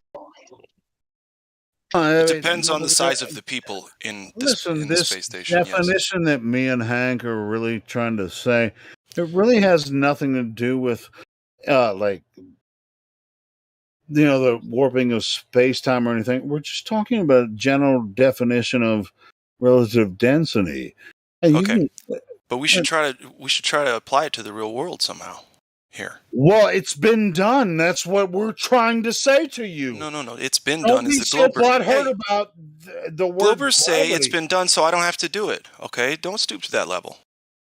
No, I didn't. You did. Not you specifically. Other people Helio. were really, really, really butthurt about this I'll knock your word block gravity. off, kid. Yeah, you might be able to kick my ass, but we'll I don't see know. later. I'll bet you're. We a big don't guy. have to though, because this idea about gravity. I mean, the word gravity in this sense, it's not the same gravity, and a lot of people get confused about it. And I think that we shouldn't. They might be more I confused see. now after all of Yeah, this. I think I see where Helio and Hank's going now. That's a good point, Helio. Yeah, like they're using it as relative density, but you're saying don't confuse it as something different.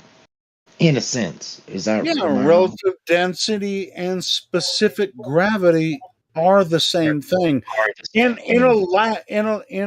a scientific experiment, it really has nothing to do with gravity. I mean, it can. It means the same thing. Like if you're using a scientific experiment or whatever, most people that are in in the quote unquote science labs and shit, they're gonna still think the Earth is a globe and shit. But these two terms mean the same thing. So it really has nothing to do with gravity at all. I see why Hank brought it up. That's pretty cool. I think. I could be wrong. It's specific gravity. It really has more to do with buoyancy and density, just like Hank has always said from the very beginning, every time he brought it up. So, right. This argument that we've been talking about has nothing to do with ball spinning around the universe at all. We're talking about what we experience here in nature on Earth. I mean, gravity or not, Earth measures It's flat. it's terminology more And than that's how they get us tripped up, man. The globalists will get us tripped up in like syntax and all that nonsense when all we got to do is say, yeah, but where's the curve? If it's a globe, where's the curve? And that's it. That's all we need to ask. The more we hold their feet to this specific fire, the more they're going to get burnt. I would agree with him on that. We go off into all these other rabbit holes, man, and it just or- wastes time. But I agree, dude, because you'll never find the curve. it's great that we know about all this shit, right? But when the Glober comes in and says the word gravity, and then everybody's cracking their knuckles, fucking chomping, like, yeah, it's like, come on. Curvature or kick rocks. Am I wrong? Yeah, but what's crazy is they claim that gravity crushed rock, the Earth, into a sphere, but yet it don't affect you. James, we all know that that's bullshit. Now, when we all just went through that. I agree, but that's the claim. then why keep claim? That's the claim, Helio. That's the claim. No shit. I used to think that was true. Here's the thing. I want to see one Glober, right? Because we have plenty of flat earthers who've measured it flat. I want to see just one Glober go out and perform the same kind of measurements we have, the same ones, go to the same places, okay? And measure once for your side of the argument, Globers. It looks terrible that you have nothing. Years later, get with it. We need curvature, but we're not on a globe. Yep, Hank, you sound great. Go ahead, brother. Awesome. Cool. So I wanted to say something too. I like to do the talking too. So guess what? The guy came in here the other night and he said, why did they choose 3959 mile radius? Why did they choose 24,901? And I thought about a very intelligent Canadian, right?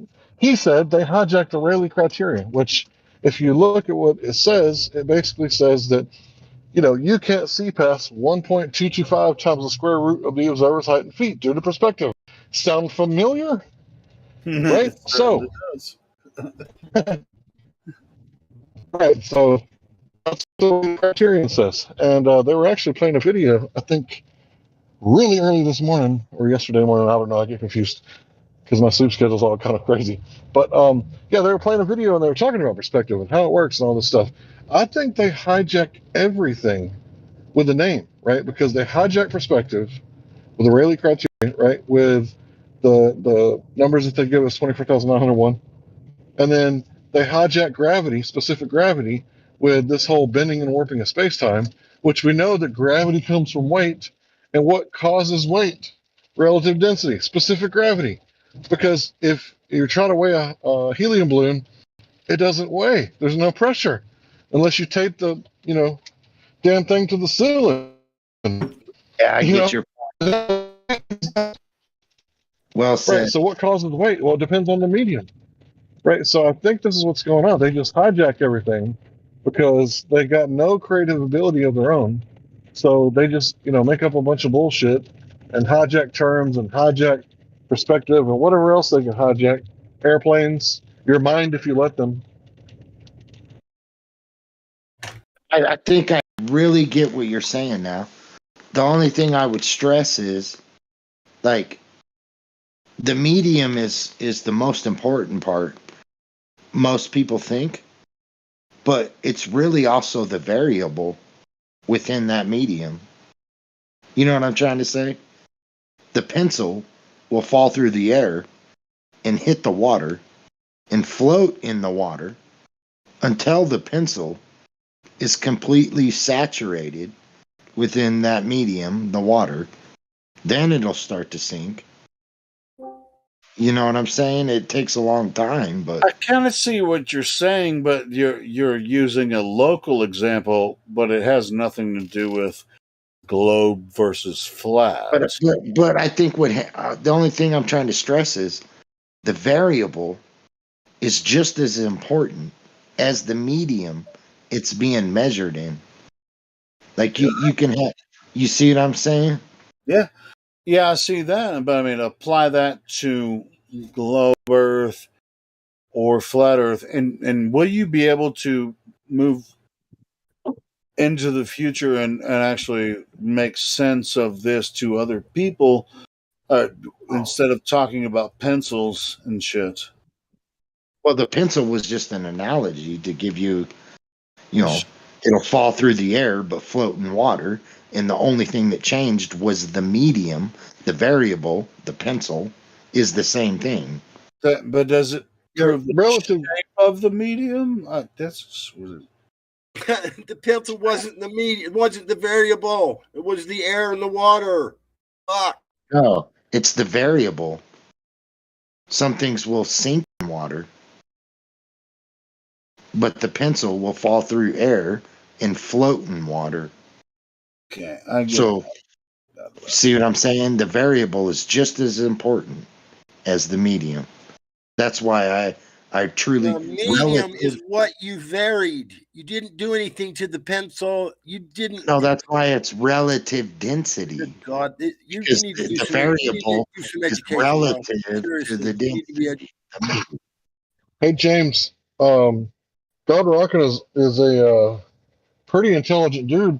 When he talks, I like to listen because he has a lot of life experience. God Rockin', I don't mean to make fun of you, but you're an older gentleman, is that right? Aren't you around 60 years old, God Rockin'? Yeah, 66.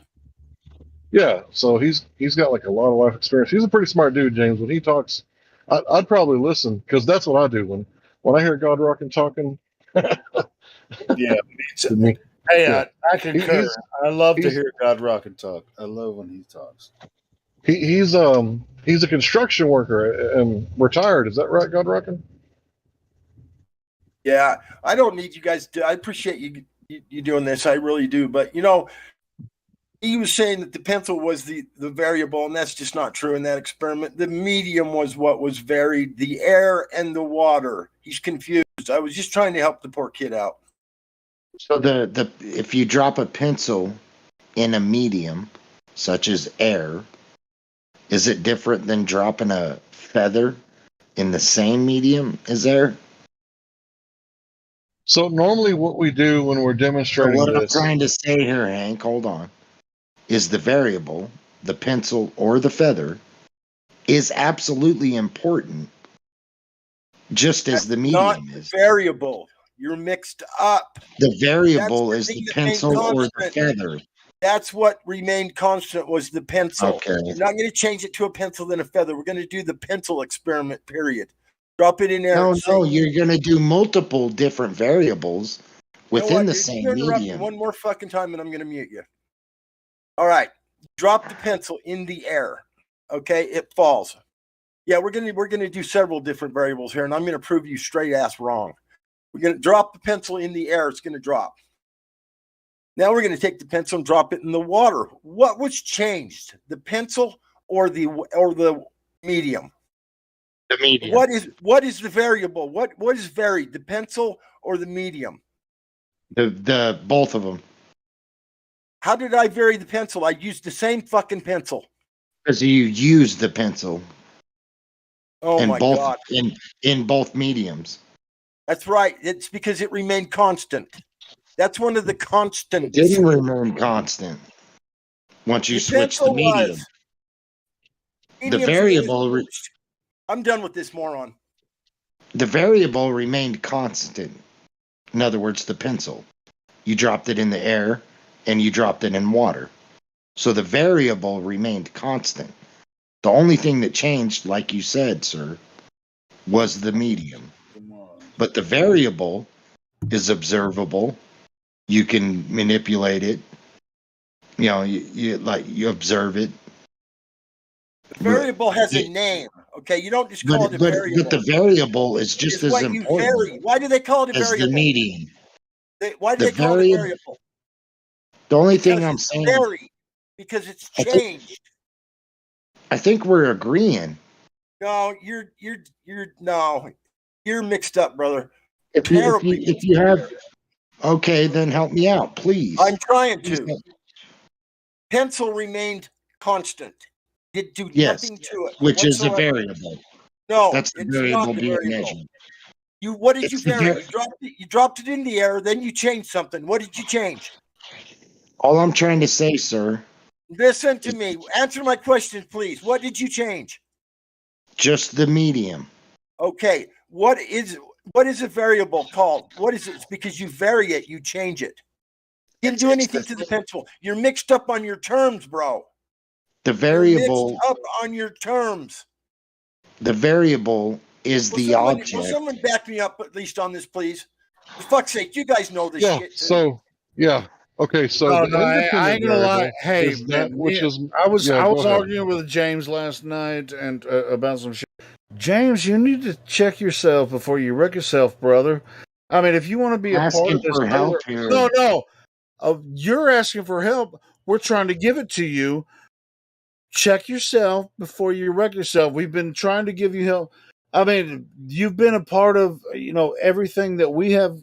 Not we, but I remember you from way back in the day, and you kind of can be a dick sometimes, and you don't know what you're actually looking at.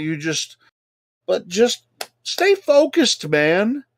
Come on, this is not hard. Okay, well, try harder. Try harder. If you actually want to be here, if you want to be here and a part, a member of this server and want to make a difference in the world, try harder, brother. Because otherwise, I mean, can I say one thing? Frustrated with you. I'm not gonna fucking kick you out or anything, but it just seems like every time you've been in here, it's like, oh, this sounds cool. Oh, I'm here. And then you take advantage and you just make an ass of yourself. And so, and I don't want to embarrass you in front of everybody. I'm just telling you, you better fix this or else you're just not going to be you're not going to be involved here anymore. Sorry about that. It took me a second to get my mic going. I'll back you up, God Rockin'. Listen, James, you have one fucking pencil. If you drop that pencil through air, into water, into oil, or into gas, for an example, the things that changed was what you were dropping the fucking pencil into, not the fucking pencil. So what you drop the pencil into is the variable, but the pencil itself remains constant. I agree with that. Okay, so then what the fuck are you saying? Trying to say the pencil changed? The pencil didn't fucking change. Let me try to explain, please. If you change the pencil to a helium balloon, the balloon. Linda, I didn't change the fucking pencil to a helium balloon. I told you it's a fucking pencil, and you're dropping it into oil, water, gas, or through the air. You're not changing the pencil into a fucking helium balloon, Linda. But listen to what I'm trying to say, please. No, you got This is where I'm confused, guys. If you don't allow me to ask what he's saying. If you don't allow me to ask it, how can you help me? Just listen to what he's saying. The pencil in this experiment, sir. You're not Just listening. listen to what he's saying. Okay, so you change the pencil. No. The variable. Hold on. God. Just let me finish. I believe I said just listen to what he's saying. James, Can you please repeat back what Flatman Can just said to you? Yes, I can. Okay, He's what did saying Flatman just say? that he said that he dropped the same variable within two different mediums. And I'm saying the variable he's dropping That's is not what he just as said. important. Is just as important as the medium he's dropping it in. James, we know that. But the reason that you're getting confused is because you keep changing the object, right? And we're used to Oh, changing the that's the medium. variable. Why are you I don't saying know why. object? I don't know why he's The confused because I pencil wasn't able to hear him complete a can, sentence. like, if you give me 30 seconds, I'll try to explain, and then you can really educate me. Okay, go. Right? 30 seconds. Go. Okay.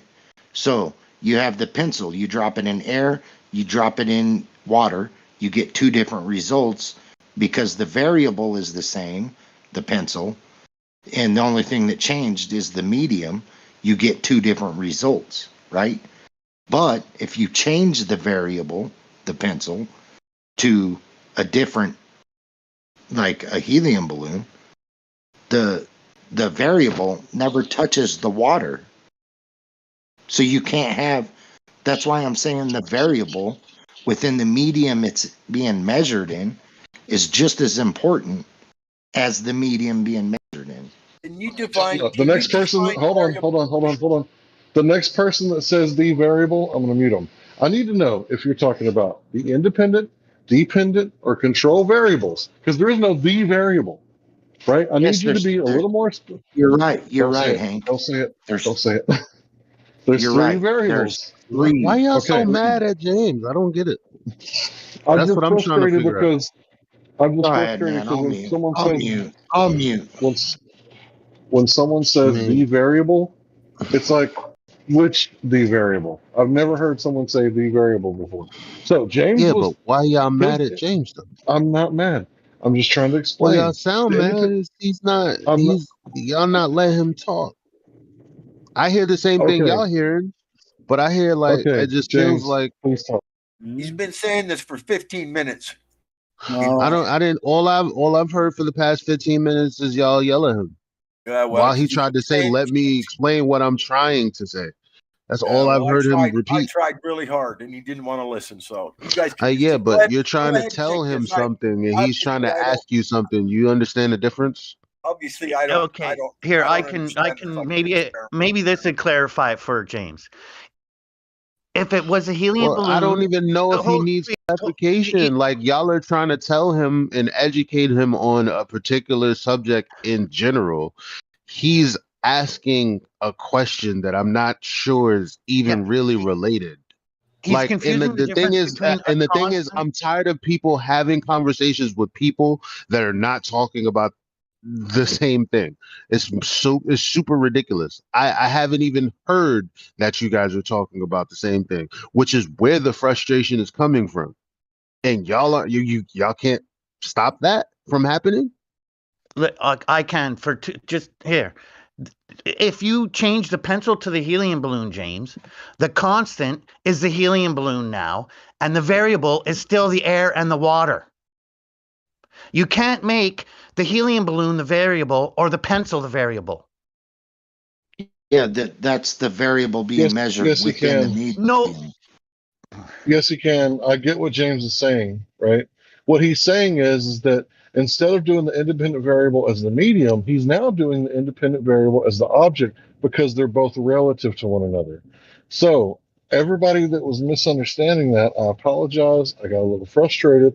I understand what James is saying. He's doing a different experiment altogether where you manipulate the object rather than the medium. Because every time I've ever talked about this, I've talked about it as if we're manipulating the medium. All James did is said, oh, since these two things are relative to one another, right, instead of tossing an apple, let's toss a marble or a steel ball or a boat. So the independent variable in James's analogy, or sorry, his hypotheses, it's all, the independent variable is all the object, not the medium. Thanks. Thank you, Hank. That's what I'm. And am I going wrong there? Aren't they two the No, it's not variable wrong. and the I It's would medium? say, different. I would say yes, because there's no way to exclude the medium. See, So I always thought it was at that, relative density. let me I think always thought about it it for a was. second, I always thought it was because relative density you because it's have air. relative to both the object and the medium being measured. The object's being measured in. That's So what you I've have always air. thought relative density was. You have air, and then you have, I guess, what, helium, basically. Obviously, two gases, but because the density is different, they're gonna mediate, right? So it's like, okay, but so what then? Well, if you have like a rock that falls in water and a log piece of wood that floats in water, within this experiment, the medium is water, and the only thing that changed was the The variable. medium is the constant. Right. The only thing that changed was the So, independent variable. but the variable and the medium together is what's relative. Okay. All right. So, James, did you notice how I listened to you and I still manned your argument? I made it better than you said it. Yes, I did. You did it better, Okay. and Wasn't but I that never had a cool? chance at it. I never had a chance at it. Bro, you've been talking a while. You've had a chance. But listen, when you're on here, you got to listen to us just like we're trying to listen to you, because you haven't been here in a while. You're a little behind on a few things. Granted, you're an OG, right? But you're a little behind because you haven't been participating. So I would recommend do a lot of listening, maybe watch a bunch of QE videos, get caught up, and that's your best bet, bro, because you're a little behind, that's all. You still haven't answered me, man. I'm sorry, dude. What's the I'm question? totally sorry, man. What's the question? Relative density, in my opinion, correct me if I'm wrong, is not just the medium, but the variable you're measuring within that medium. They're relative to each other. Right. What's the question? So you agree with that? Yeah. What's the question? All right. That's the That's my question. question. Yeah. Oh, This well, I whole mean, time, man. so It's like then, you guys have been telling me I'm wrong, but now you're saying I'm right. well, it's not you guys, is it? No, it's not. It's not at all. You're right. You stood up. Thank you.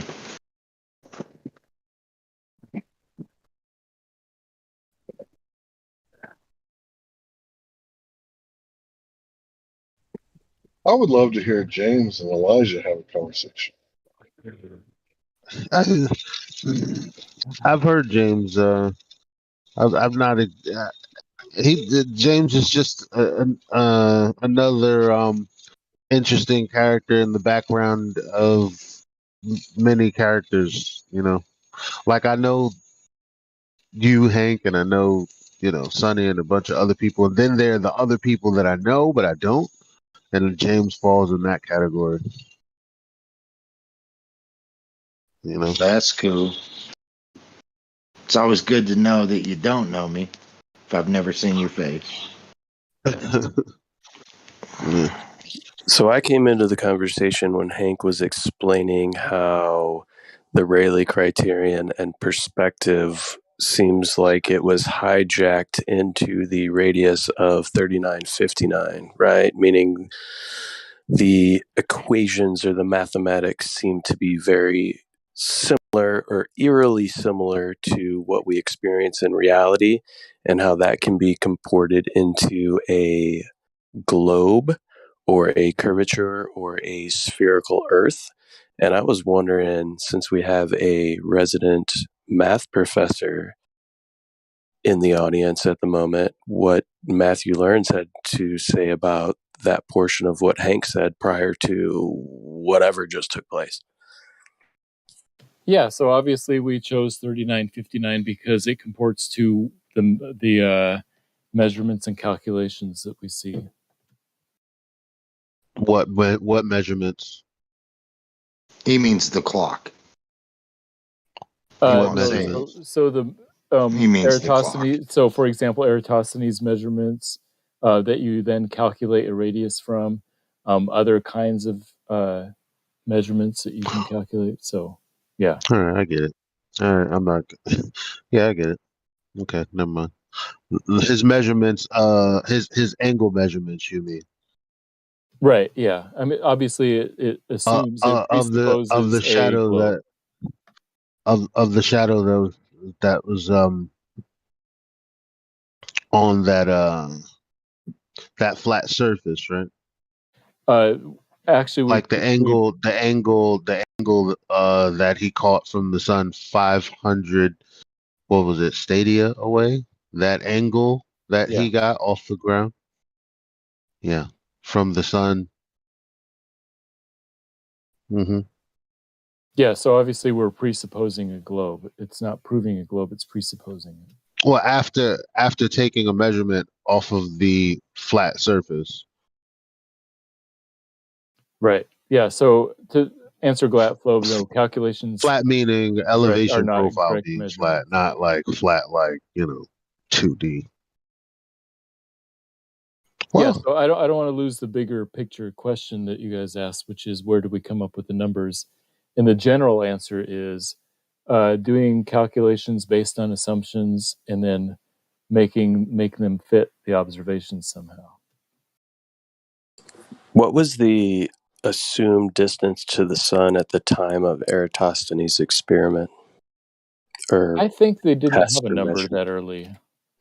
It seems like later Greeks may have come up with something as far as 5 million miles, but we don't know for sure. I thought it was 13. Aristophanes. I thought at the time it was 1 million miles. I thought it was 3. I thought it was 3 million You, miles. you could be I right, don't know. guys. Thought it was 13, but they also said it matters not. Right, because they're assuming parallel light rays, right? So It's because it the matters sun. not That's the right distance, answer. as long as It's you because the assume sun that is the like a light rays are rainbow. It's because the sun is like a rainbow. You cannot locate it. You can see it, but you can't locate it.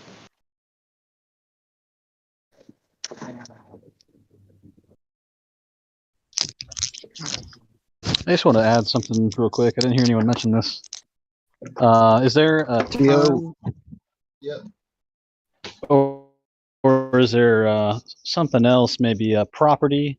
But when it comes to density, certain objects their density is going to change in the medium that it's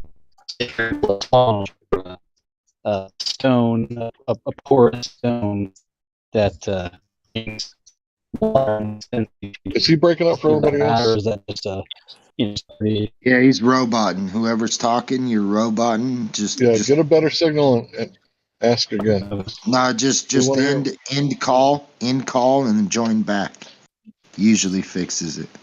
Yeah, I think what he was trying to say is does the object's density change based on the medium? And it's certainly possible. You have porous objects that can absorb water. You can have logs that float for a certain amount of time, and then once they become so saturated and their density becomes more than the water itself, it will sink. So yeah, that is. Or wood in a vacuum will also suck the oxygen out of, or the gas out of the wood. It'll also change the density of the object. So yeah. But ultimately, it's just a property of the material or whatever you want to call it, and it doesn't necessarily affect the laws of specific gravity and density and that kind of thing.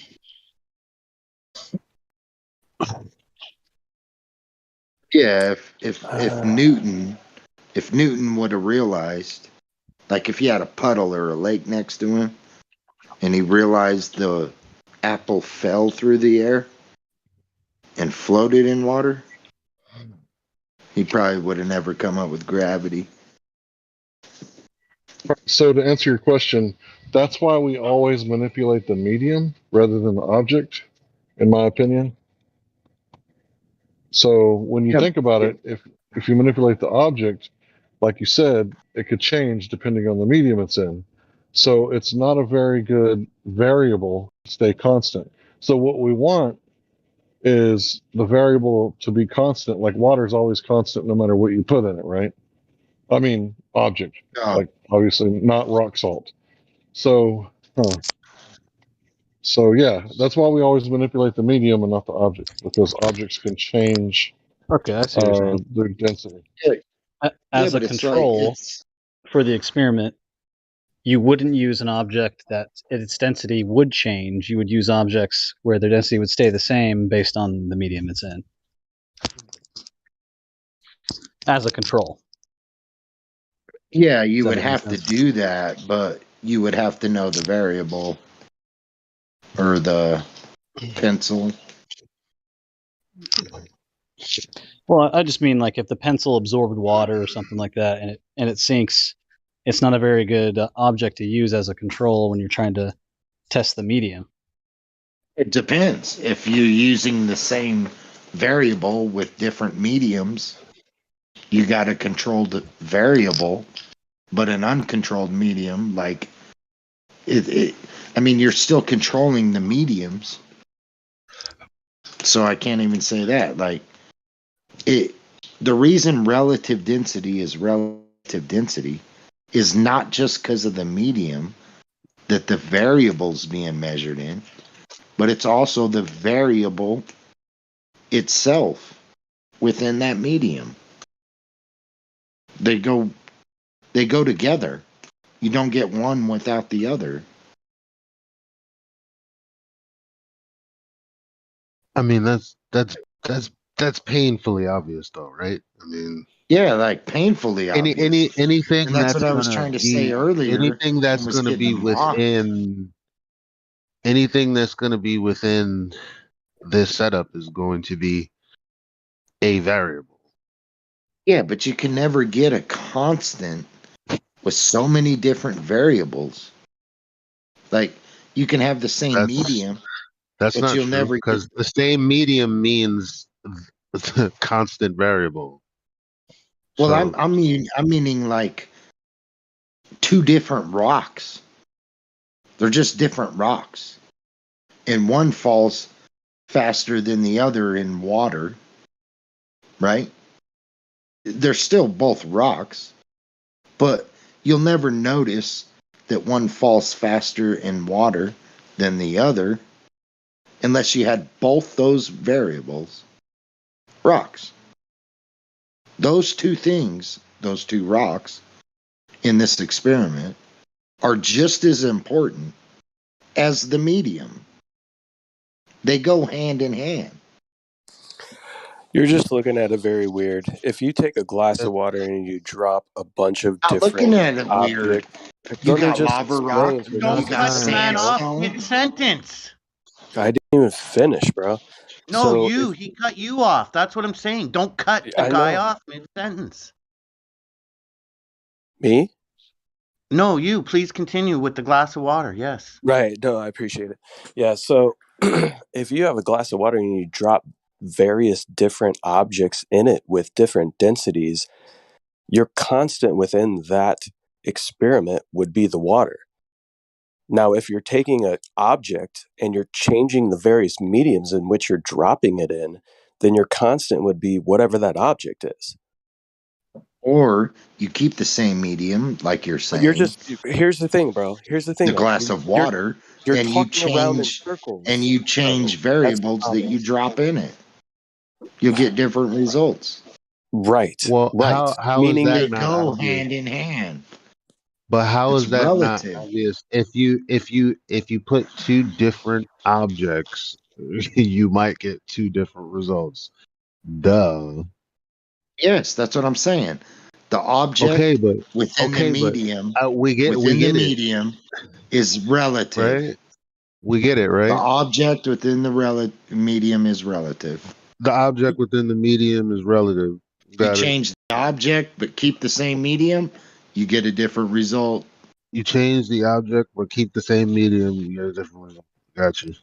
Yeah, they're relative to one another. Yeah, yes. I think we all understand that. I think you were just kind of talking in circles a little bit, or it wasn't No, that's specific the to thing one I've been saying specific the whole damn example. time. But The I whole think you time weren't I've been saying the specific variable to one is just specific as example. important as the medium. Well, there's different types of variables. When you just use the term variable, you could be referring to the dependent, or the independent variables. Like there's varying They're all things within controlled, experiments. and they're all observed and controlled. That's exactly Yes. what I'm saying. Yes. Now, if you keep the same medium and change I don't even want to say, because some experiments you might have the medium as the independent. I don't know. So But all if you're I'm saying changing is if you're the changing the object medium, that you're measuring in, such as the pencil within water, right? It's different than the medium of air. But if you change the pencil to like a feather, that's also different in the medium of air and water. They're because you're switching relative. around what your independent variable is Yes, the in the variable experiment. is just as important as But the you're medium is. switching what your independent variable is. The problem is Yes, you're getting everybody and the reason confused because you're you're switching taking it. what was the dependent variable and you're switching it to the independent variable when you're talking to people.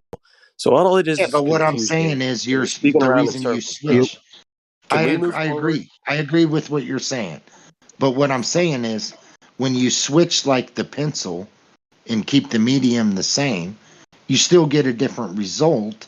So everything, whatever you're measuring, is all relative to the medium it's being measured in. That's all I'm trying to say. Like, you can't say that. Can we move forward? Honestly, can we just move forward? You get what I'm saying? You can't say a feather Sure. can drop like a pencil in Yeah, the we medium all of air. understand. We all Yeah. understand how scientific And the experiments only work. Can we just thing, move forward? yeah, and the only thing you changed was the variable. The air was the same medium. It's all relative. Whatever you're measuring within the medium is relative to that medium. You will not get the same result if you change in this case, pencil or medium. Got it, bro. We got it.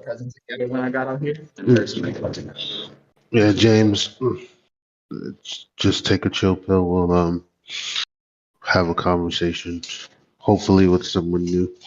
In the meantime, you're on mute for a while, only because, well, you keep repeating yourself, and I don't want any beef. I don't know what else to do.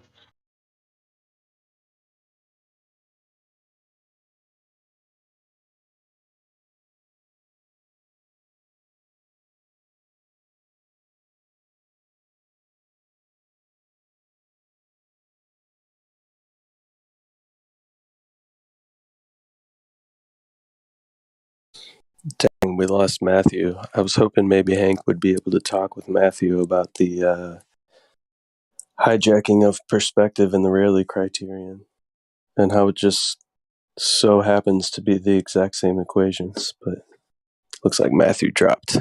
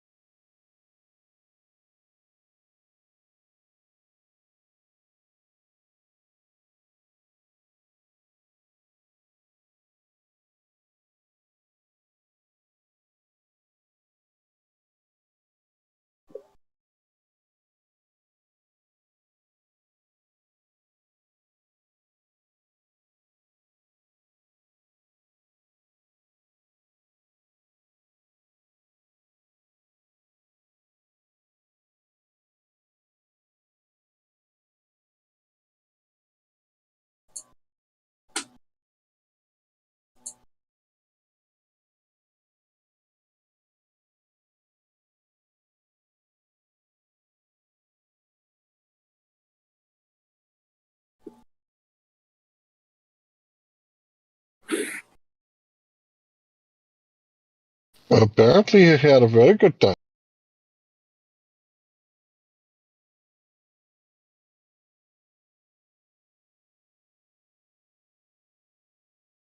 What was that? Okay. It was a quote from The Mummy. It's when the main character was locked up and about to be executed, and they said, "What happened?" He got drunk. Apparently, he had a very good time.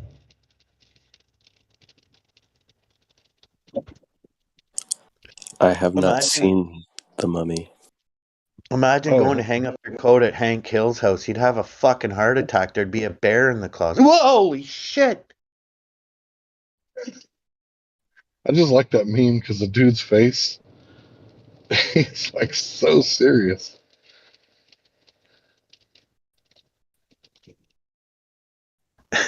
He had to stay warm in a big way. Yeah. Just say that's you, Hank. Just say that's a picture of you. No.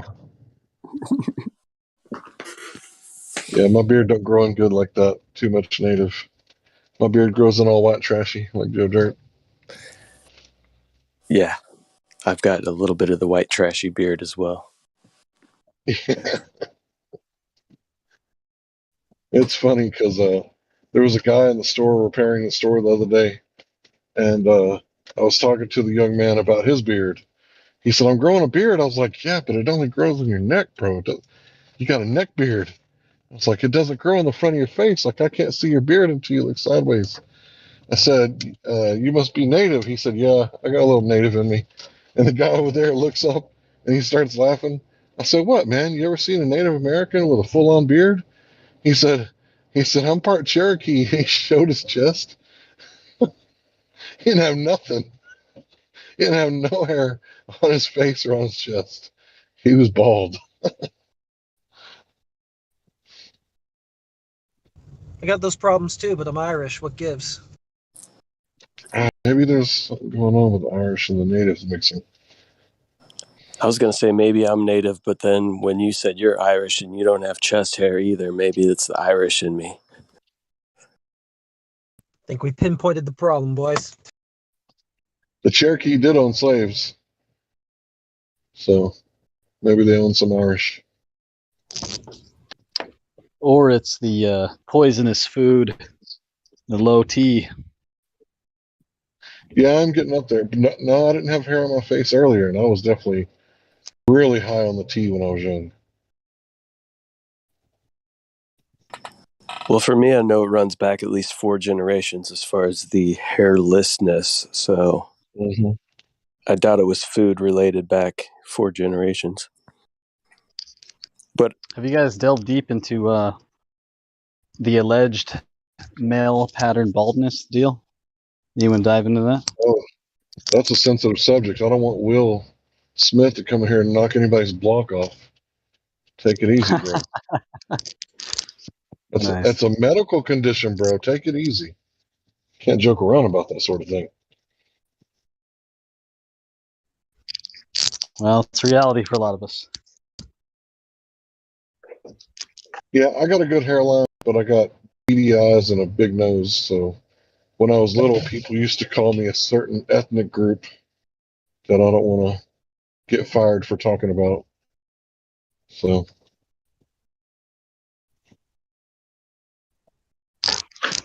Which one? Which group are you talking about? yeah, so my nose is big because I broke it 3 times, once up top and twice on the septum. And then my eyes are beady. I don't know. I guess I got a lazy eye or something.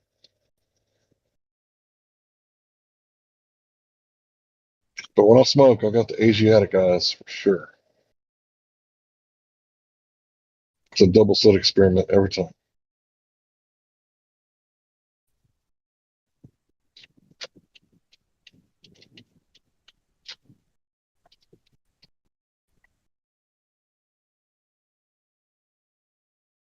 Say the variable one more. so is your nose the dependent or independent variable in this? Oh, it was definitely the independent variable. Got manipulated more than once. Yeah, for sure. Yeah, it's definitely the cause. Yeah, once bumper cars, once playing basketball, once playing football. So in 1984 ish, they didn't have the "you must be this tall to ride," and apparently my parents thought it was a good idea to put me in one of those and have a head-on collision. Pretty sure that broke my nose. Bro, I love the 80s so much. It was like being a child. You The were free to things that, fuck yourself up. yeah, like you Yeah. learn from your mistakes and it weeded out the fucking idiots. Let's be honest. The lack of safety weeded out the morons, or at least some of them.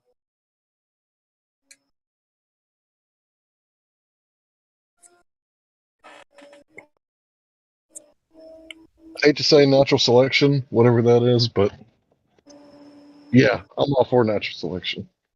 You know, I used to be really against people taking the you know what's, but the information's out there. If they took it, that's their fault.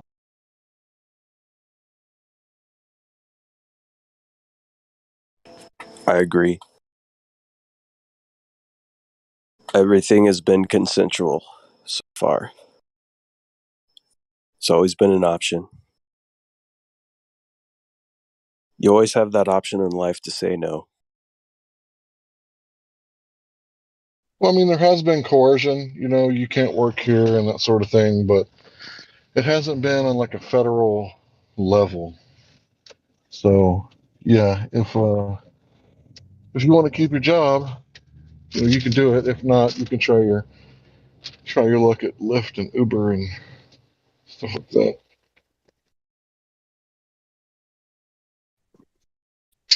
Try your hand at poker rather than, you know, getting poked yourself. But you always still have a choice, though. It's not always an easy choice. Yeah. Right. But it's a choice. So I heard they were trying to get approved for a fourth down because, you know, emergency. But at this point, you know, the Cowboys aren't going to win any Super Bowls anytime soon. I don't think it's an emergency. So why are they trying to get, you know, emergency authorization when I don't really think we're at, you know, an emergency this time? And they're trying to say, oh well, you know, it's round two in boxing, you know, the second one, and wasn't there a third one too? Because there was the CV axle that goes in your car, and then there was the variable number two, right? And then there was the moronic, which was number three. So which one of these is like, you know, an emergency? I don't think any of them are. But yeah, if you know, if the first three jabs don't knock your head back, you know, I don't think the fourth is going to knock you out. But yeah, boxing is a lot of fun. You know, if anybody knows about a double jab, triple jabs are like nearly impossible because by the time you realize that you're getting hit in the face, you know, what are you going to do? I like that analogy, Hank. It's a good one. There was a lot of them in there.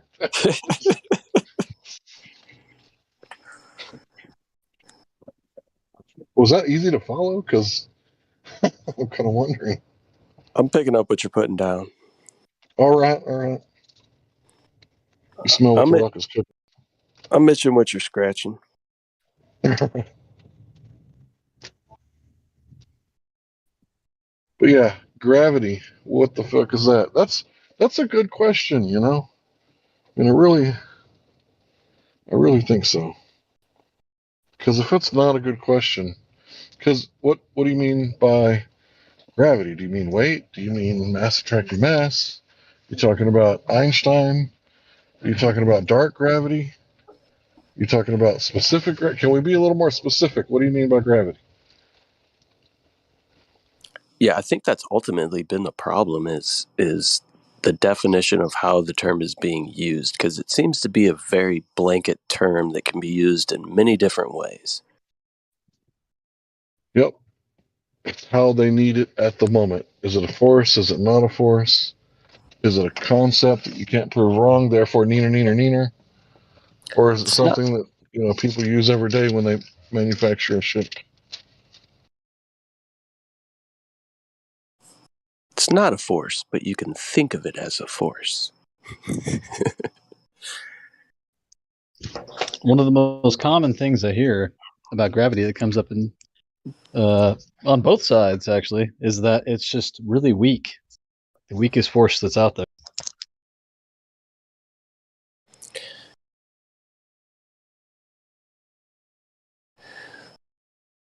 Yeah. And I like kind of the way Whitsitt and others put it. It's a incoherent attraction as opposed to a coherent attraction, meaning it's a weaker type of attraction. But it might not even be that.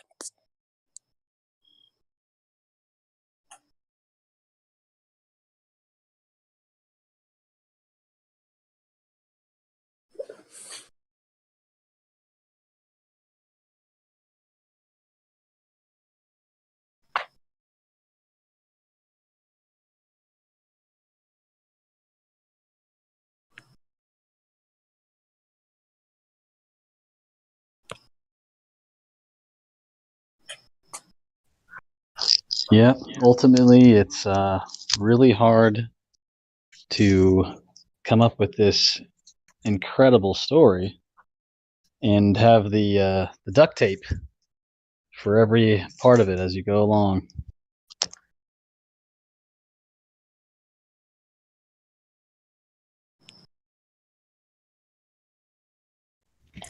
Yeah, the globe model is like, it's like, it's like the Lich King that keeps coming back. Like, no matter how many times we kill it, they resurrect it with some super glue or some dark matter or some, duct tape or multiverse or the inflation period.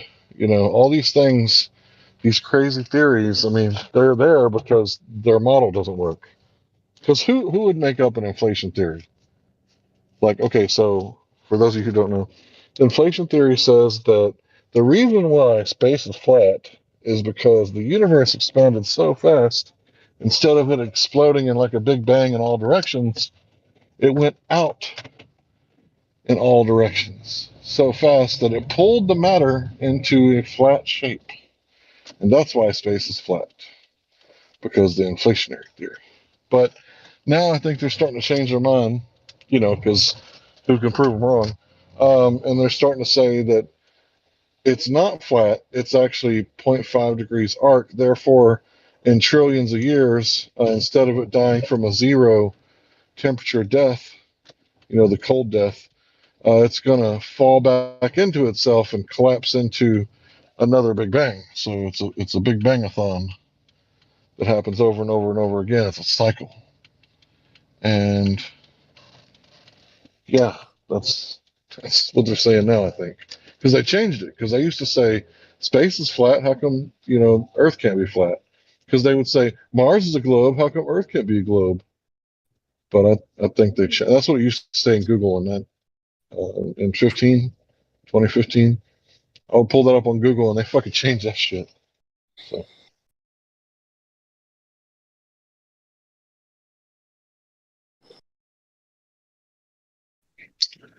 Yeah, I've heard articles like the flat spacers got it right. And the flat earthers got it wrong.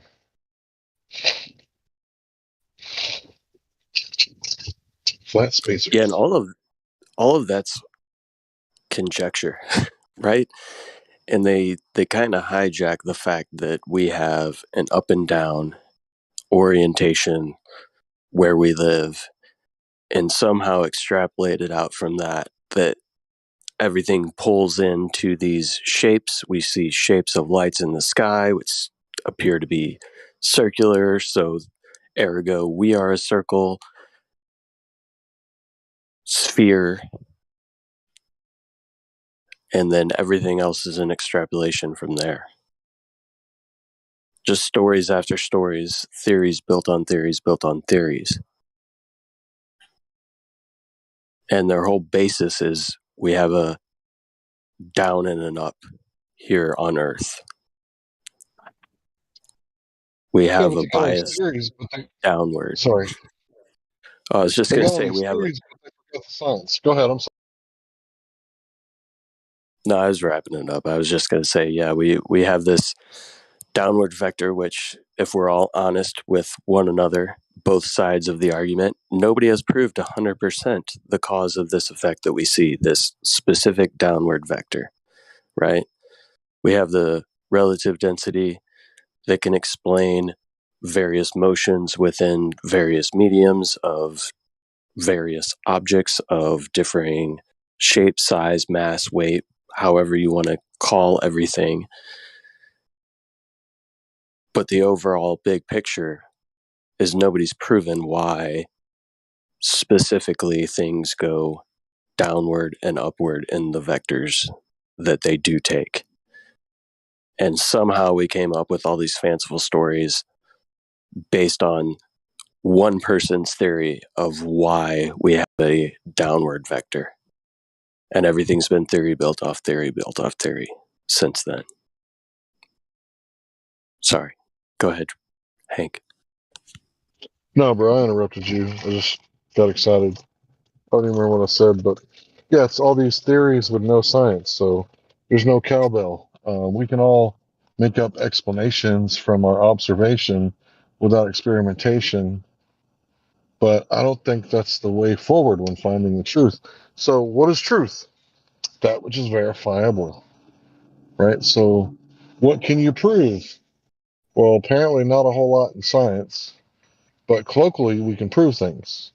So, how do you prove something? Well, by disproving everything else with a scientific method.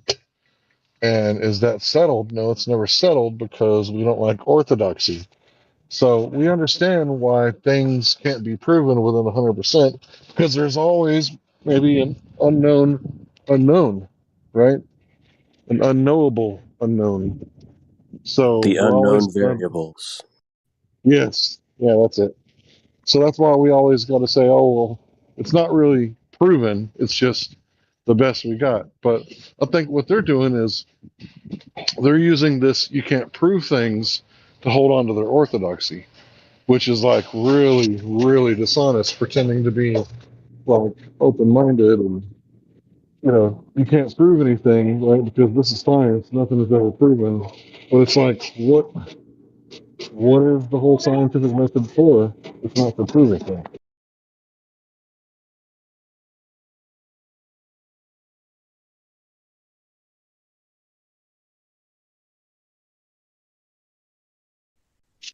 So they say that science, they being the ballers, the hierarchy enslaving you, they say that science doesn't prove things, it disproves things.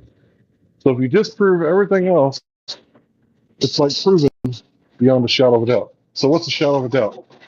I have no doubt to speak of when it comes to, well, hot things burn my hand. So if something's like above 500 degrees, no doubt whatsoever. If I touch that for longer than a second, it's going to whelp and blister. And more than a second, it's going to be a third-degree burn.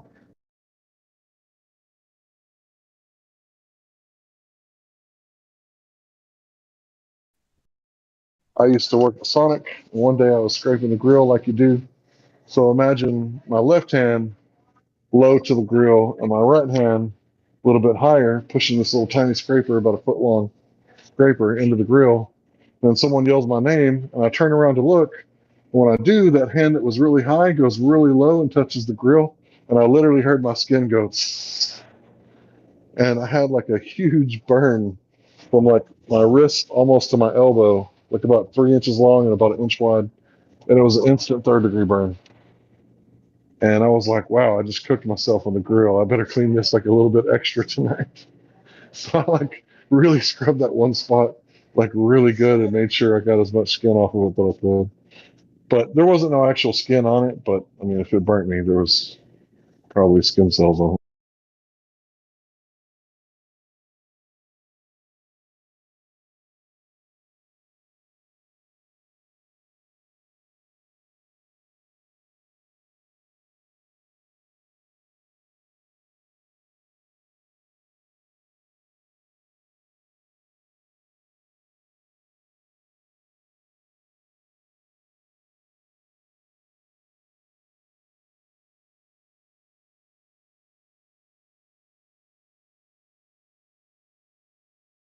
Yeah, it is a shame that Matthew left.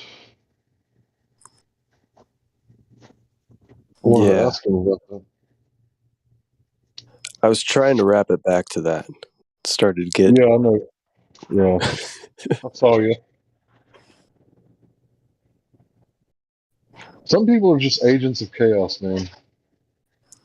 I've only used my mute powers maybe once, but I was half You got tempted mute to use powers? them this evening. Are you a mom? You're gold.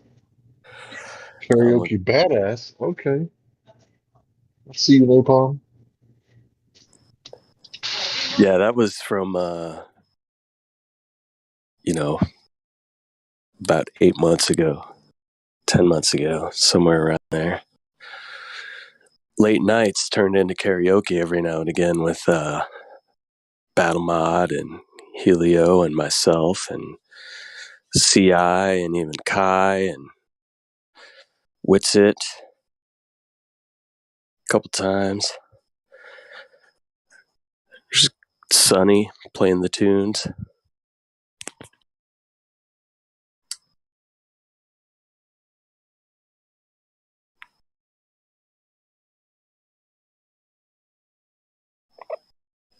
But with Discord, you can only karaoke with one person. When multiple people get in and you have delays, it's just, I'm sure it's horrible. Horrible to listen to. Right. But yeah, you're bringing up good points about hijacking perspective, the Rayleigh criterion. Yeah, that was Flat Earth Data. He's one of the people that seemed like he could never get a word in here because he always got muted. But he's a bit arrogant.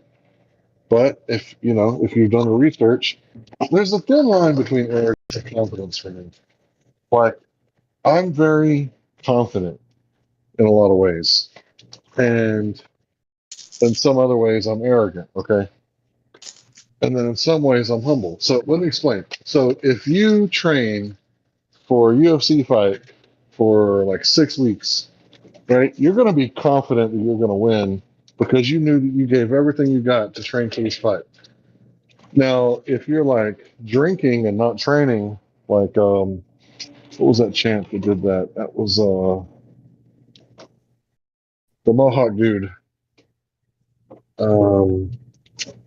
don't watch the sport, so sorry. Okay, yeah, sorry. So the guy with the Mohawk, he was really arrogant. Like, he thought he was a badass, and instead of training, he'd be like drinking and partying and having a good time. But yeah, he got knocked out by Rashad Evans. So Rashad Evans was confident because he had been training rather than drinking and partying. So that's what you get. So yeah. Yeah, I mean, I see that a lot in soccer. I play soccer. And the arrogant, boastful ones, most of the time, don't always get the result they want compared to the people that are confident in their skills. So, yeah, happens a lot. Even though the arrogant one may possibly be more gifted, right, in the skill set naturally, the confident one knows through practice and repetition and hard work is where you get the confidence from. The arrogance just comes from people that get the natural skill set but don't put in the work. Right. So it was say Chuck this about Liddell. flat Earth data. It's Oh, more go than ahead, sorry. just arrogance. It's more than that. I don't like talking about people on here, but I'm gonna just say this about him. Just I have to, because he makes ridiculous claims. The ridiculous claim he's made time and time again is that he introduced the idea of perspective in the Rayleigh criterion to flat Earth, which is just not true. Just not true. What's the idea of perspective? Sorry, I'm kind of new back in here after a couple years. What does that mean? Perspective, like painting, perspective geometry. Okay, so that's what he claims he'd invented. He said he introduced it to flat Earth. Now it's obviously used in art and it's used in computer graphics. It's actually a branch of what's called projective geometry. But he said he plus that with the Rayleigh criteria, which is the angular resolution. I mean, I'll tell you how they're related, right? So when we look at objects in a distance, we don't get absolute distances, right? So I can't look at a tree and say, "Oh, that tree's 10 meters tall." All I can say is that tree, subtends a certain visual angle, right? So that, like the sun is 0.52 degrees. The moon is 0.52 degrees. That's all you can say. The thing with the Rayleigh criterion is there's a minimum angle. So if I have 2 points of light, like 2 car headlights, if those 2 lights are separated by some minimum angle, it's called the Rayleigh criterion, which is a theoretical value. It's not the actual real world value. No optical system goes as far as the Rayleigh criterion, right? So if I look at something and those 2 points of light are below this critical angle, you won't be able to resolve them or distinguish them as 2 individual points of light. They'll just look at like one light. He says that he introduced this to flat Earth and that all flat earthers got it from him, which is preposterous. It's actually preposterous because I'd never even heard the dude's voice ever before in my life. And I found out about if you ever did anything with computer graphics or anything like that, or you've been video gaming for a long time, or you know anything about televisions, things like angle of view and view angles and stuff like that, it's like if you just think, okay, I'm looking at a big flat plane. Okay, so what's about this that's special? And you could just think about, okay, I have a plasma TV. What does it say in the plasma TV box? It says viewing angle, vertical viewing angle, horizontal viewing angle. So it's the angle at which you look at the screen, right? So if you're 90 degrees from the screen perpendicular, you can see it perfectly clear. But if you look at it at some angle, there's an angle which you can't see the image anymore.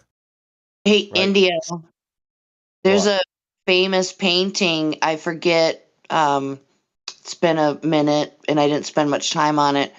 But if you have a very sharp angle of view with this painting, you see a different image. But if you look at it straight on, it doesn't look like anything. Yeah. Remember they used to make like these little hologram things when we were kids, right? That you tilt at different angles and it changes. They were the magic image? eyes. Yeah. Yeah. So like this stuff wasn't some mystical thing that he figured out, man. It's like this is anyone anyone that's been around for a little while knows about this.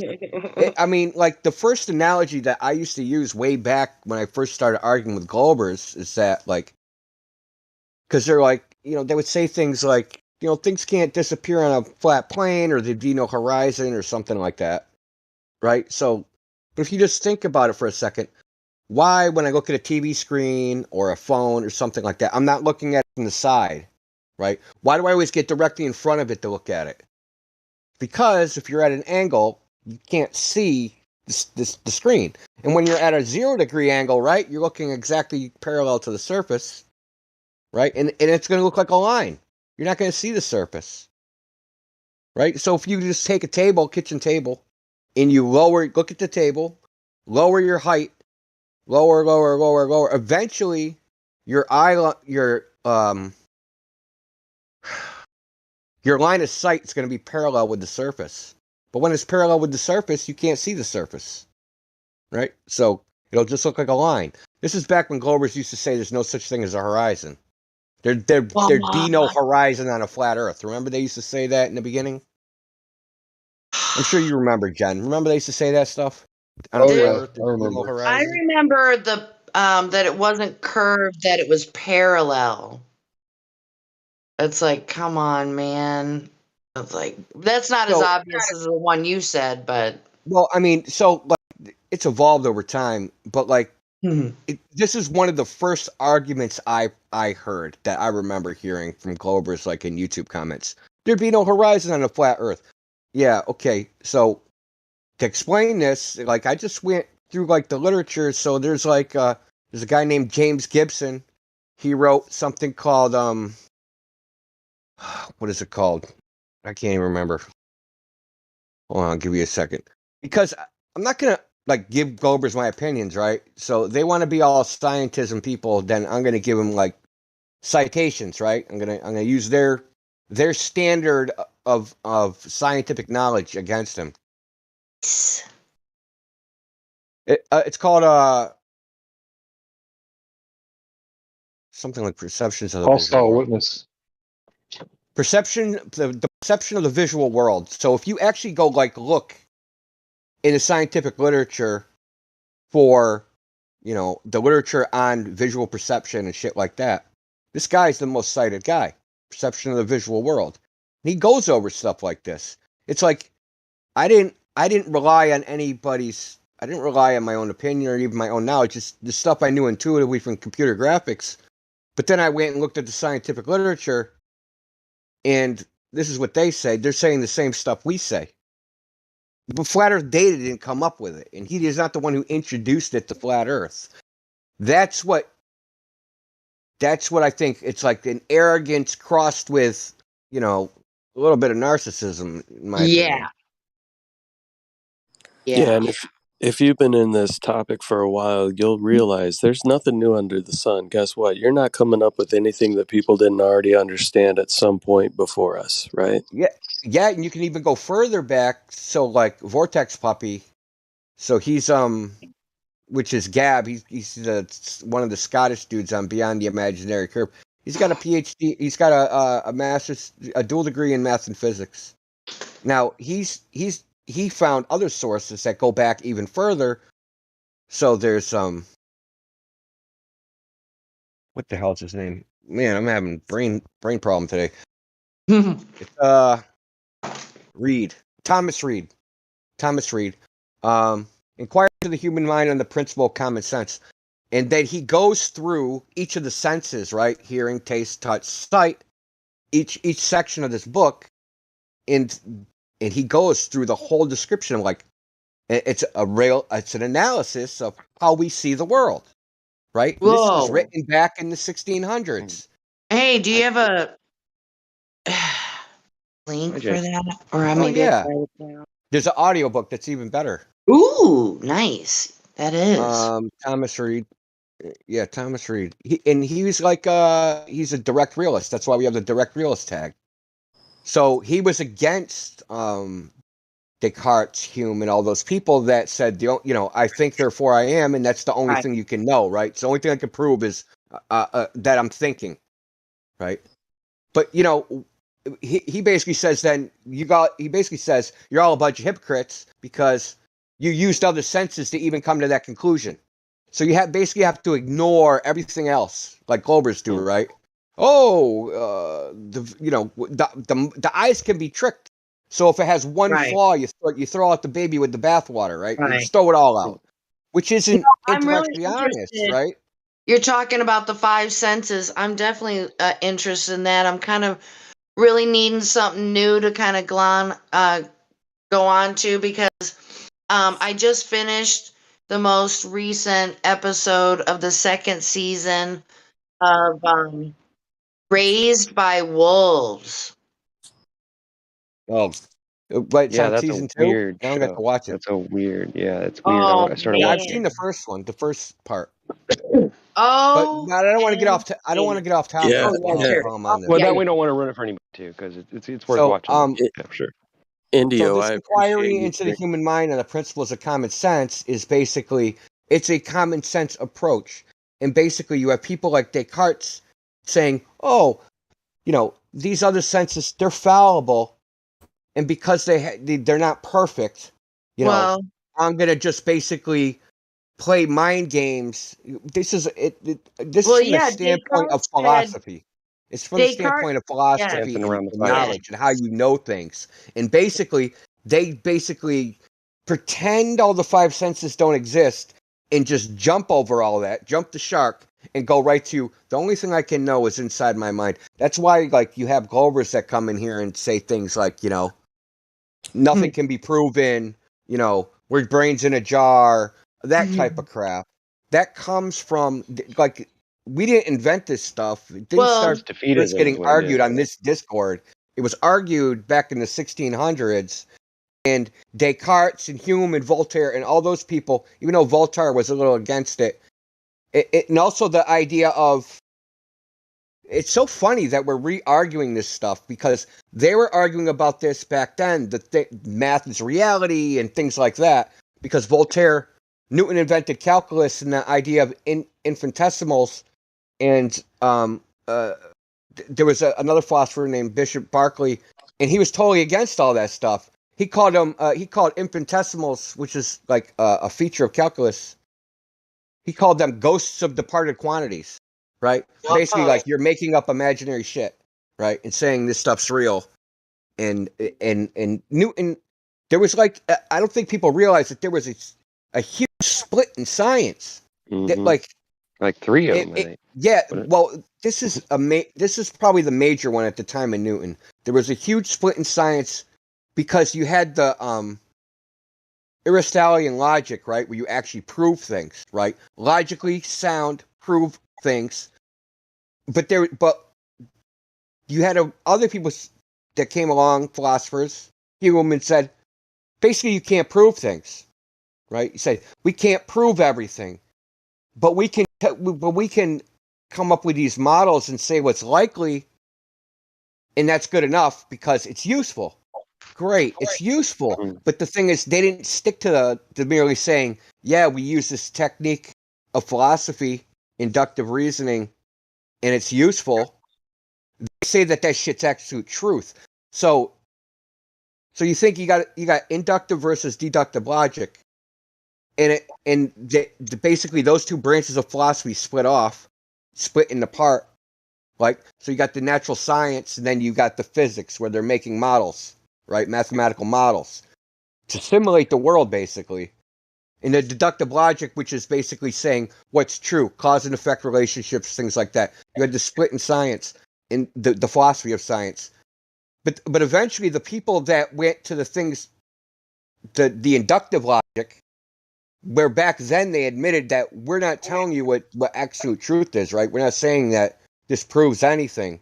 We're just saying that using these techniques is useful, and now we can make cannonballs, gunpowder, things like that, because that's what they were using this stuff for, is to make weapons. Really was because a that's lie what always because happens, right? they got that information from somebody else. Well, the point is that at some point in our culture, in society, the philosophical weakness of it, they just pretended that didn't exist anymore. And they just said, now, like, this is science, this is absolute truth. Because that's what people think nowadays. I mean, this whole, Mexican beer germ thing. Trust the science. Someone says a scientist said it, and everybody locks themselves in the fucking house. I mean, that's how far it's gone. I mean, that's pretty far. Like, you got to think about how far that is. You go from, yeah, we're just doing this because it's useful, to absolute truth. They jumped that far.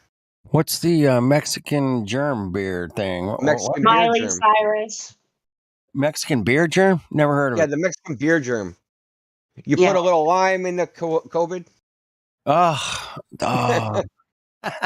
I mean, the Corona. We've been known to lime say in the Corona. Got it. My favorite is Miley Cyrus.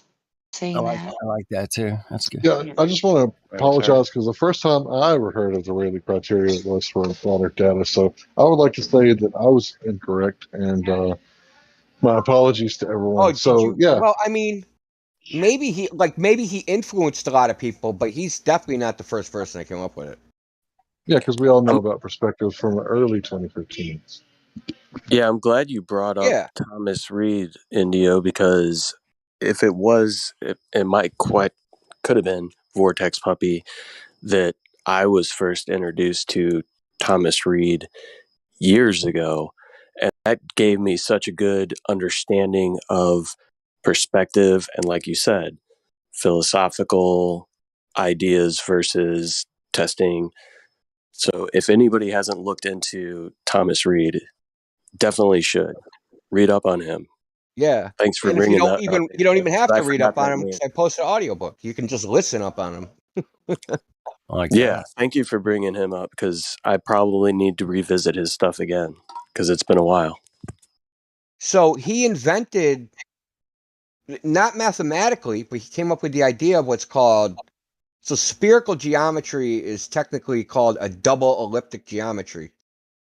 And he invented it, even though the mathematical formulation is accredited to Carl Gauss. But inquiring into the human mind, the principle of common sense, when he's talking about how you see things, right? When he says, if I look out, right? If I look out into space, right? And I was surrounded by a big ball, and you drew a line on that ball from the center of that, it's going to look like a line. It's not going to look like a curved line. It's going to look like a straight line. That back then they called it a right line. So a straight line back then, the name for it was a right line. So he came up with this just based upon philosophy. It had nothing to do with mathematics, but he doesn't get credit for it because of his philosophy was against their philosophy. Yeah. So his philosophy was like, if we're going to say we're proving things, we're going to say we're proving based upon direct experience, not conceptual ideas. Right. But they didn't. They wanted their mathematical physics, right? They wanted their mathematical abstract ideas, and it all goes back to. I mean, this stuff didn't like appear out of nowhere. We're not inventing anything. It's the Platonic idea where, like, you know, chairs aren't real. It's the idea of a chair that's real, right? Because there's a bunch of forms of a chair, and I can look at a bunch of chairs, right? And they can be all different styles. But there's an ideal chair in my head, and that's the real chair. That's literally Platonism. Indio, they've gone as far as saying the chair I'm sitting in is not really here. It's just a bunch of yes, fakes. yeah, exactly. You got a funny joke. Hate that. That's shit. why I want to smash them with that chair. Fucking Yeah. smash. You didn't feel that. I only You didn't feel that was a chair in your head. Chair. Jenny, go ahead. So, yeah. So at work the other day, I usually ask people for a receipt because I hate to be left hanging saying I don't need a receipt and shit. Mhm. So I was waiting on this customer and he just had like 2 or 3 items and he had cookies and put them all in one bag. Cookies. And I said, sir, would you like to have a receipt? And he said, no, because these cookies don't exist. And just cracking the fuck up. And then he's walking away, and I said to my coworker, I said, he just bought cookies that don't exist. Hey, store them up. You can store up stuff like that. I love that. I should also. You always I have just an want to say. unlimited supply when it's imaginary. I want to say one more thing about that audiobook I posted. The dude's actually pretty funny because he's very sarcastic about because of their ideas, right? They basically have to deny their own senses and their own experience to hold on to their philosophy. And he pretty much like utterly ridicules them. You know what? Being collegial, right? He's very witty about like, and plus he was like a Presbyterian priest, so you couldn't really just call them names. Well, I might have to prepare for April Fool's Day and have this listened to. Maybe make some notes. Well, I mean, it's broken up into sections for each census, but I think Nice. the one that would concern you is the one, the vision part, which is Right. like chapters 8 through 11, I think. Okay. But I mean, it's just an audiobook. You can just listen to it. It's not like it doesn't. What I usually do is, right, I'll take a like if I want to listen to something that's in a YouTube format, I'll download it and I'll extract the audio and then I'll put it on my phone and just listen to it as an MP3. That's a good idea because I actually have done that to make instrumentals for songs I want to sing on open mic night. So, yeah, that'd be the best way. Just So I download got a it. question. Got a question for India. So when I hear the words "I think, therefore I am," I'm a religious person or whatever you want to call it, and I kind of have a different understanding of what that means. So when I think, right, it's like I am, like just like the creator, right, is I am, right? I am existing. I am a creator myself. I'm not the creator, but I am from the creator, right? So, is it possible that they just like completely brainwash people into what this guy was talking about, into the solipsism, which is the exact opposite of my philosophy, which is I am from the creator, I am like the creator, but I'm not the creator, I'm a creator. Where solipsism is like as satanic as I can tell, right? Because it's all about nothing really matters. I can do what I want. This isn't real. And how do they? I wonder How if they that's go almost down like that a road? litmus test, because the first time I ever heard, like, I was probably like in 4th grade or 3rd grade. I think, therefore I am. I initially thought it had a religious connotation to it. Ooh. Well, you know what? It's funny because one of my Then to find out it was a fucking atheist goddamn philosopher, then it was kind of disheartening. I remember from after I was out of high school, I took a philosophy course, and I don't remember much, but this one quote always stuck with me, and it happened to be by Descartes. And so I should probably find the original book for the context and such, but if you guys don't mind, I'll read it. When I consider this carefully, I find not a single property which with certainty separates the waking state from the dream. How can you be certain that your whole life is not a dream? So that's like, Yeah, what? I mean that he didn't. Okay, I got the He answer. didn't even invent the concept, because there's a Chinese proverb that says, or no, it's Japanese, that said, "I often wonder if I'm a man, man dreaming I'm a butterfly, or a butterfly dreaming I'm a Oh, man." yeah. I've heard of that before. I should look that up instead. So Descartes basically said the only thing I can prove from a starting point of no axioms is that I exist, and other than everything after that, he can't prove. I don't think that's true, because you basically have to like assume that you don't have any senses, right, and that you only have your mind to perceive the world. And like I said, Thomas Reed basically makes fun of that whole thing. Like, the book you wrote, how did you write it? Like, the book you wrote to declare, I think, therefore I am. How did you do that? Like, you know what I mean? That didn't involve, you didn't use mental telepathy to write the words on No, paper. it was physical. It was physical properties, man. 100%. I mean, you have physical paper, you have physical pencil, pen, whatever, typewriter. I mean, these are physical things you can touch and feel and. Yeah, and he had to be born and get a job and to afford paper and pen, and then he had to write. You know what I mean? He went through a whole physical process just to come to a conclusion, which is nonsensical. Yeah, love it, don't they? Especially when they spend lots of time on it, you feel bad. Yeah, he brought it all the way back to square one. He said, "Okay, what can I really understand as reality? I'm having thoughts, so I must exist." Well, I mean, he's not leaning. Yeah, welcome to being like 1 year old. He's not like going But then full he says, simulation it's all theory. a dream. But then he agrees with, what if it's all a dream? What's up with that? It's simulation shit, man. It's all It is. simulation. It's kind of like the foundation of all the simulation models, that type of thing. I mean, I hate that shit. I mean, dude. there's stuff that I'm not like big on the philosophy thing. I just know a lot about its history and some of the characters that were involved in it, because you need to know the foundations of all this shit. Yes. You know, like, where did this come from? Exactly.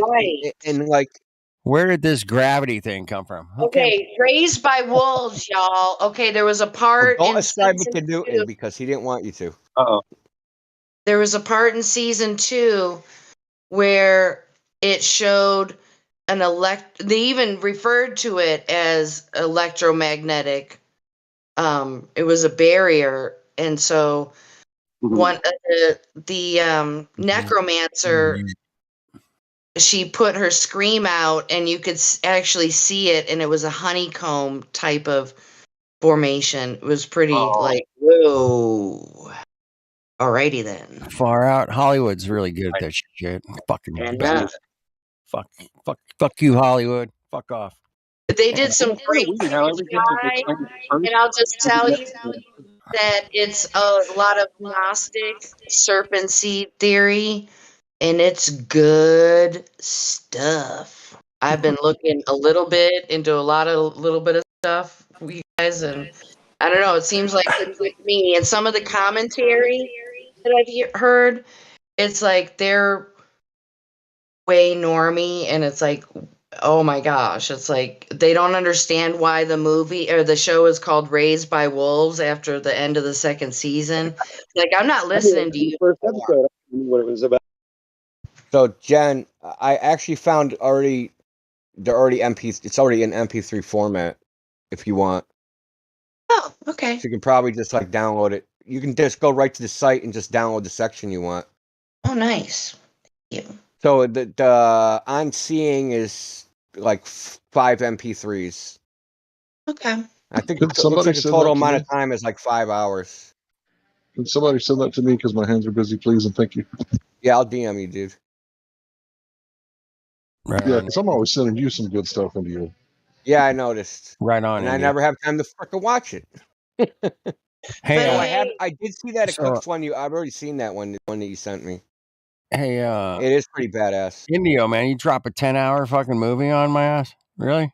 It's an audio It's a 10-hour documentary. bro. I know, but it's 10-hour fucking. Well, I could have said the 10-hour Rickroll. About it. I appreciate it. No, I'm just messing with you, bro. I can send you a 10-hour Rickroll, man. 10-hour loop of That's the Rickroll. longest fucking link I've ever clicked on, man. Oh shit, it's 10 fucking hours. I'm like looking at I'm like, is the decimal point out of play? No, that's 10 hours. Yeah. You're going to be able to teach courses on it after you're done. I'm like, I can't wait to listen to that while I'm working or some shit, man. Yeah, perfect. Good stuff, man. Thanks. I mean, half the shit you're already gonna know just from being on the server. You know what I mean? It'd be fun. It'd be fun to just funny that way, right? Yeah. I think the really good part of it, every day, man. the seeing part, is kind of like in the beginning where he kind of like lays out the fundamentals, because he kind of says some things that like, because this dude obviously thought about this really hard. He probably just sat there like doing whatever he does, thinking He about it. might have really had hard. his own fucking Discord, So figure it he out. goes through the fundamentals, and then he gives specific examples of those fundamentals. And he uses examples like, yeah, I'm looking at a candle across the room, and there's something behind it, and if I open one eye versus the other eye, and like just he gives like all these examples. Parallax. But Parallax. yeah. I mean, not just that. There's other things. There's other things that have no like kind of have nothing to do with like flat Earth. They're just observations on like how we see things. Like they're just little quirks and shit. So I mean, I think to me at least, it's the beginning part where he kind of lays out the fundamentals of how we see things is probably the most relevant to flat Earth. Nice. I like it. Thank you. Yeah, no problem. Yeah, I'm not hip on him, so I'm definitely listening to that. You'd be surprised. Like this dude is like, as far as in philosophy circles, so like he refuted and completely destroyed like all the people from their time of his era, but then they just like pretended he didn't exist. Like, oh, that guy, he like What? he destroyed. But the thing is, we like nowadays we take like Descartes and Hume and all these people. I mean, Cartesian coordinates. Descartes is huge, man. Like he's like almost like a foundation of, I wouldn't say modern science, but he's pretty much like you could say he's a grandfather of modern science and mathematics. But he was totally like philosophically destroyed in his era, and like they just pretend that never happened. You know how they do it? Oh, there's evidence against this. We just pretend it doesn't exist. We'll fake it. Yeah, till we just don't include that in the history book. Yeah. Like Halton Arp and like disproving redshift and Airy's failure, and like we can just go on and like all these examples of experiments or observations that falsify their globe claim. They just ignore them like that didn't happen. Michelson-Morley experiment, right? Prove the Earth isn't moving. Yeah, they even go as far as to change what the experiment was supposed to prove. So, like with the Cavendish, they were saying that they were trying to, prove Big G or whatever, and it's like, weren't they trying to prove the density of the Earth? And it's like with the Michelson-Morley thing, they were saying that you're trying to disprove ether. That's not what they set out to disprove at all. So these They do people the same thing, Tank. They do the same thing with Aries failure. Like if you bring up Goldberg, okay, Aries failure disproves the motion of the Earth. In 5 seconds, he'll come back and say, "Oh, he was trying to prove he was disproving because he was trying to prove the ether." The fucking word ether does not appear one single time in his entire goddamn paper, but it says it on Wikipedia, so it's true, right? Oh, motherfuckers, man! I hate that. It's because they're snakes, and Michael Samori proves that there's no spin, and so they go, he failed at proving there was no ether. Fucking snakes. Yeah, but the thing is, they had a prediction. Like, okay, if there's an ether and the Earth is moving, we think the Earth is moving this fast, and we should measure this fringe shift. They say he got a null result, but he didn't act. But null is not the same thing as zero. See how cleverly that works? Null is not equal zero. No. Right there. They didn't say he measured zero fringe shift. He just didn't measure the fringe shift that was predicted, right? So they predicted, a fringe shift of X amount. He got some smaller amount, so therefore there is no ether. Yeah, he got like 0.61 degrees or something like that, right? Right. So, and they were predicted it's supposed to be like 3 times that, and because it wasn't that, they say he got a null result, but they try to pass that off like he measured nothing, but he did not measure nothing. He measured something. It was Aries failure. Some flat earthers. Yeah, there you go. Aries failure, right? Hey, man, that's the dichotomy of the black and white checkerboards. Everything's opposite, man. Aries failure was actually an Aries success, man. And it's like, well, I'm just gonna call it a failure. Fuck off. No way, man. It's like in JFK, Kevin Costner goes, "We gotta start thinking like the CIA. Black is white, and white is black." And there you go. Oh, and ARP, when he disproved what redshift, they call what he wrote the Atlas of Strange and Peculiar Galaxies. Yeah. Fuck off. Make it sound all nutty. Hold on, man. I would love to have fucking been there when he handed that paper in. Like, get the fuck over here. Come here. You're not talking about that gay moon baby shit again, are you, Indio? No gay moon baby. No, Halton Arp was an astronomer. Now you got my interest. Gay moon Gay baby. babies on the moon. It's the latest Hold thing. on. This is very important shit here. Gay moon babies. It could be the next topic for the next week. Hold on. I'm going to name my band that. Wait a minute. Have you guys, hold on, this is serious. Have you guys heard of Miracle Knife Fight Baby? Joe Rogan was talking about? No. Okay. I don't know if I want to go over it on live stream. Babies are hilarious when you think about it. Gay moon babies. That made my day. I like that one. We're the gay moon babies. Gay moon babies. I think I saved it. Let me look. Can we mute the live stream for 10 seconds? 10 minutes. Yeah, we need to 10 seconds. Why not? Live stream fucking timeout. Yeah, mute. Helio, he could do that, but I can't do it. So, can someone explain to me Michelson-Morley experiment, how that worked? Yeah, so there was an interferometer, right? Wait, I've lost they already. shot Interferometer. Okay. Informationometer? What the hell's an information? Yeah, an informationometer, of course. So they sent light, right, in a straight line until it hit this thing that split the light in two. And when the light like a mirror, its path, right? Yeah, like a halfway see-through mirror, right? Halfway see-through mirror, right? Right. So let's say 50% transparent. So the light split off in two directions. Right. One would go back towards whatever the source was, and the other one would just go through the glass, right?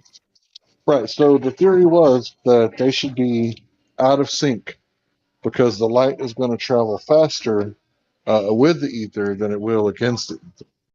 Right. So when the light wave patterns line back up, because they went all the way back around the circle and reconnected again. Mm-hmm. And when they lined back up, they were in sync. So I believe, and correct me if I'm wrong, Indio, Einstein said that there was the lens contraction where the interferometer itself was actually contracted and, bendy, basically. Yeah. And they weren't actually, even though they look like they're in sync, they're actually out of sync because the interferometer contracted. I think that's correct. Somebody correct me if I'm wrong. That's so complicated. All right. Can you put it like the double slit is similar, right? No.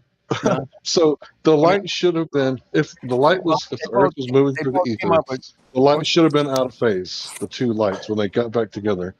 But the lights were actually in phase, which says that the Earth is not moving through the ether at the speed that they thought it was. Got it. How about they just say it's not moving through the ether, period? Well, that's the thing. It was a null result, not a zero result. So it was moving. Something was moving. Something was moving. But it was probably the ether that was moving, because it wasn't moving like the speed that the Earth would need to go around the sun. I mean, That's what they were looking for. If they But did what it they on actually, if they did it outside Go on ahead. a windy day, then the wind would affect it, wouldn't it? No, they did it inside, and they used artificial light. Right, but they're trying to like measure if the ether is just the air around us, if it's moving. When I don't know what I'm trying to say. There you go. No, back then. I think you were trying Sorry, to say Kenny, go ahead. gay moon babies. There you go. Yeah. Continue, Hank. Make the Gay moon moon, go baby. round. Make the moon go round. Living on the moon. Sorry, Hank. You found No, that Hank. dune buggy. I gotta It's break it okay. out occasionally, Hank. Yeah, no, it's all good. Dan and I were trying to track, bro. Captain and I were trying, man. We're listen, writing the latest hit, Gay Moon Babies. It's going to be a smash.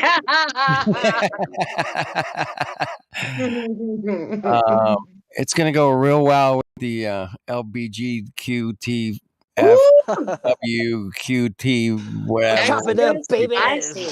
They're selling their pots. They're gonna love it, I swear. Gay moon. Drinking their blood for LMNOP. LMNOP. Hey man, pick your own gender, right? Gay Moon Babies in the That's the new thing, USA. man. Hey, I feel like a woman today. I'm gonna be a woman today. Okay. All right. That's fine. I saw a clip with Caitlyn Jenner, and she talks like kind of low like this, and she got these big giant hands, big Adam's apple. Dude. What a creature. Dude, I didn't speak to my sister, my half sister, for years because of effing Bruce Jenner. And believe it or not, it started from a stupid ass meme of a beagle. No. You're not allowed to criticize that brave woman. Bruce Jenner's cat with a picture of a beagle. Is what it was. And we got one into question.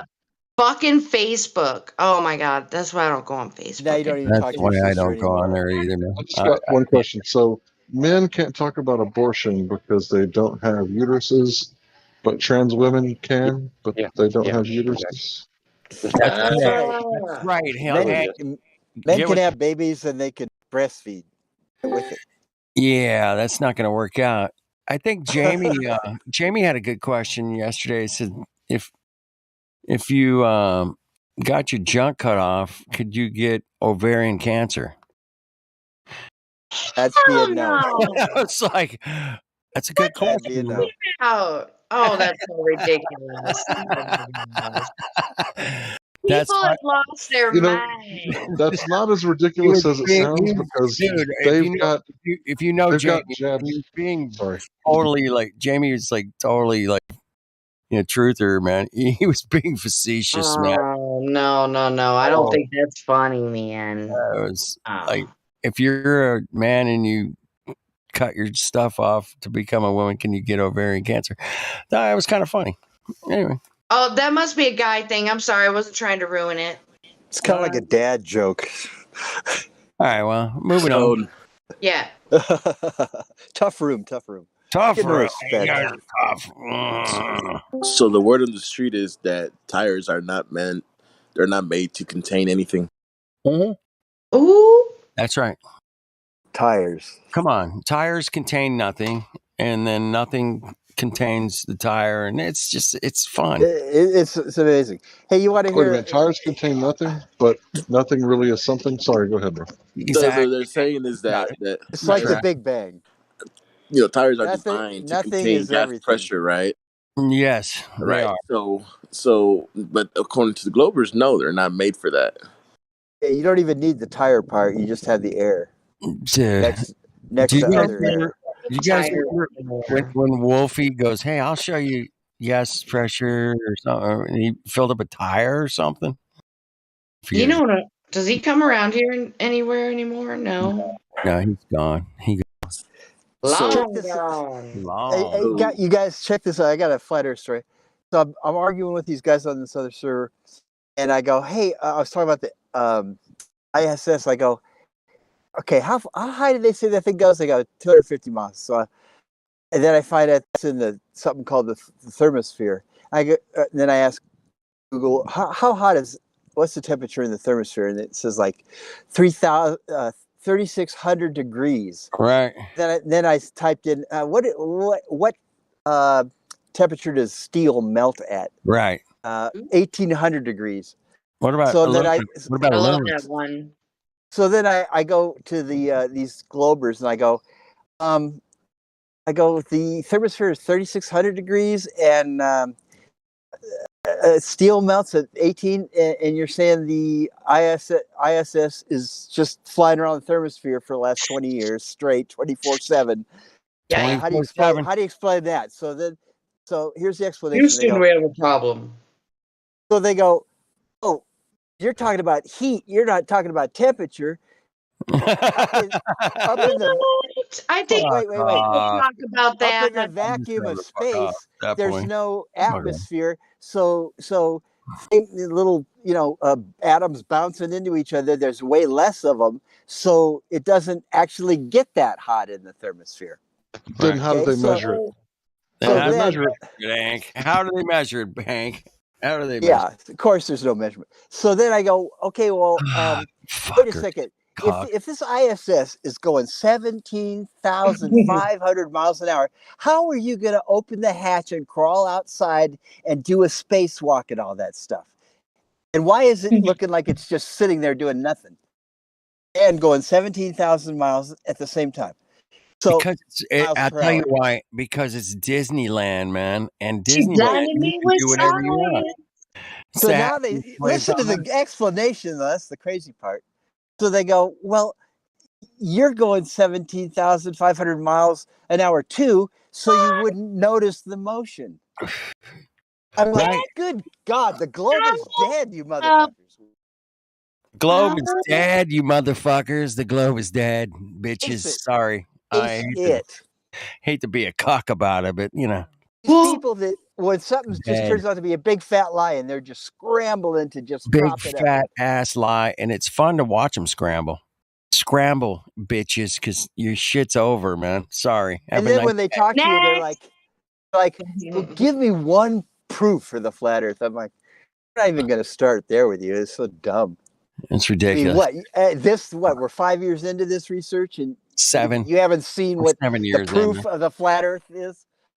We've been kicking ass for 7 years. For me personally, if you've been occasionally looking into it for more than a year and you just can't accept new information, I don't want to talk to you. I'll just say it's that. Pointless. It's maybe for the listening audience. Everybody's got to get their cherry busted at some point, man. And there's some cherry busting going on here. What I don't like is when just the way it people is. see they see the truth, and they just choose to cling to a lie. That's like rejecting God Himself.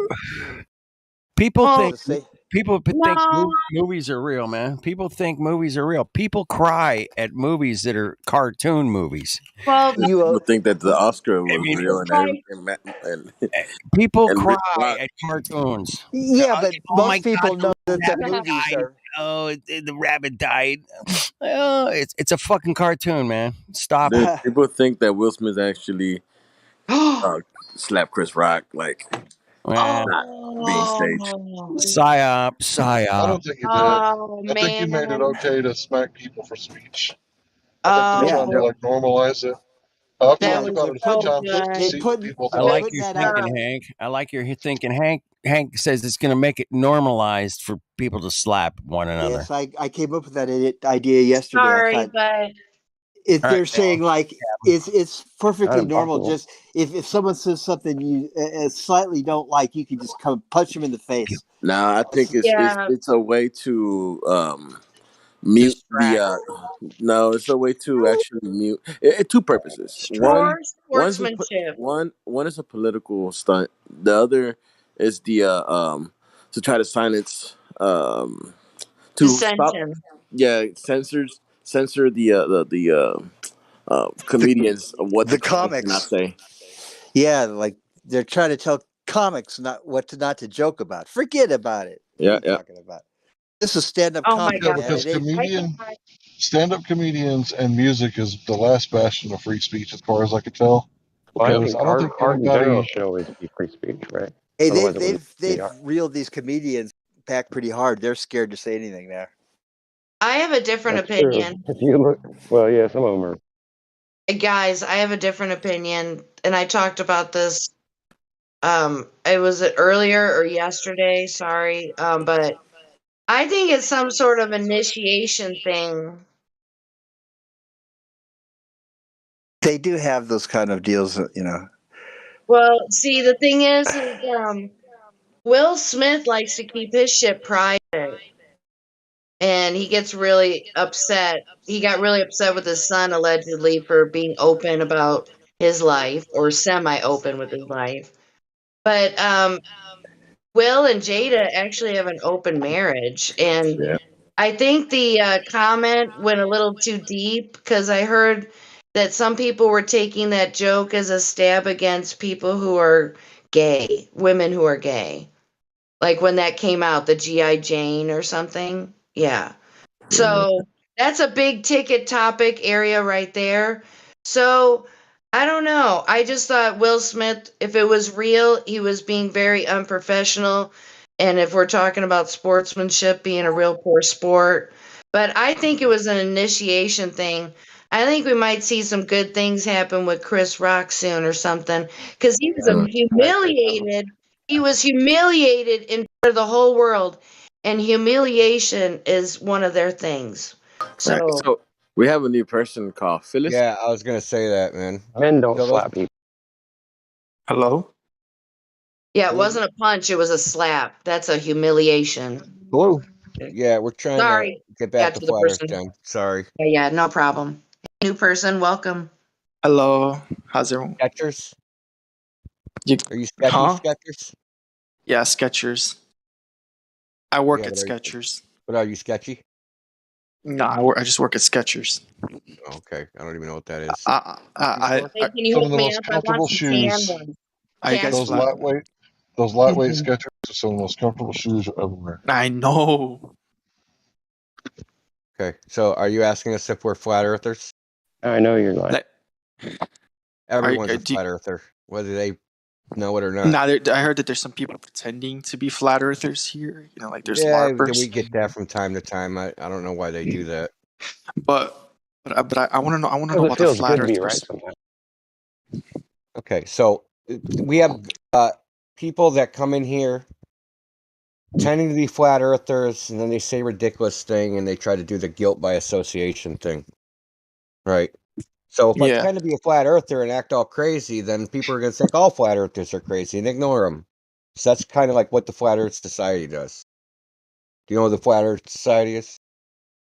I'm getting familiar with it. I'm new to So all if you this. type in flat Earth, right, in Google, Negative you'll reviews, negative. you'll Everything get negative. you'll get Flat Earth Society. That'll be like the top thing. The thing is, there's no flat earthers in the Flat Earth Society. They're just a bunch of globe earthers, thinking they're being funny. I'm trying to make you look like dumber than Yeah, they say Hold on, if things you want like an the Earth experience, is a disk in space accelerating up at 9.8 meters per second squared, that there's 2 suns and there's 2 moons, and try to confuse you with all the math and all that, trying to seem smart. No. Usually they don't even do say that. They just ridiculous make fun of you. things so that it's called creating a straw man argument, right? So someone that tries to debunk flat Earth, they'll go to Flat Earth Society website and think that those people are flat earthers when they're not, right? And then they'll go, well, they flat earthers think this XYZ, when in fact no flat earthers think that, right? And then they'll debunk that whatever ridiculous claim, like there's 2 suns or 2 moons, or the Earth is a disk in space accelerating up at 9.8 meters per second squared. So it's what you call controlled opposition.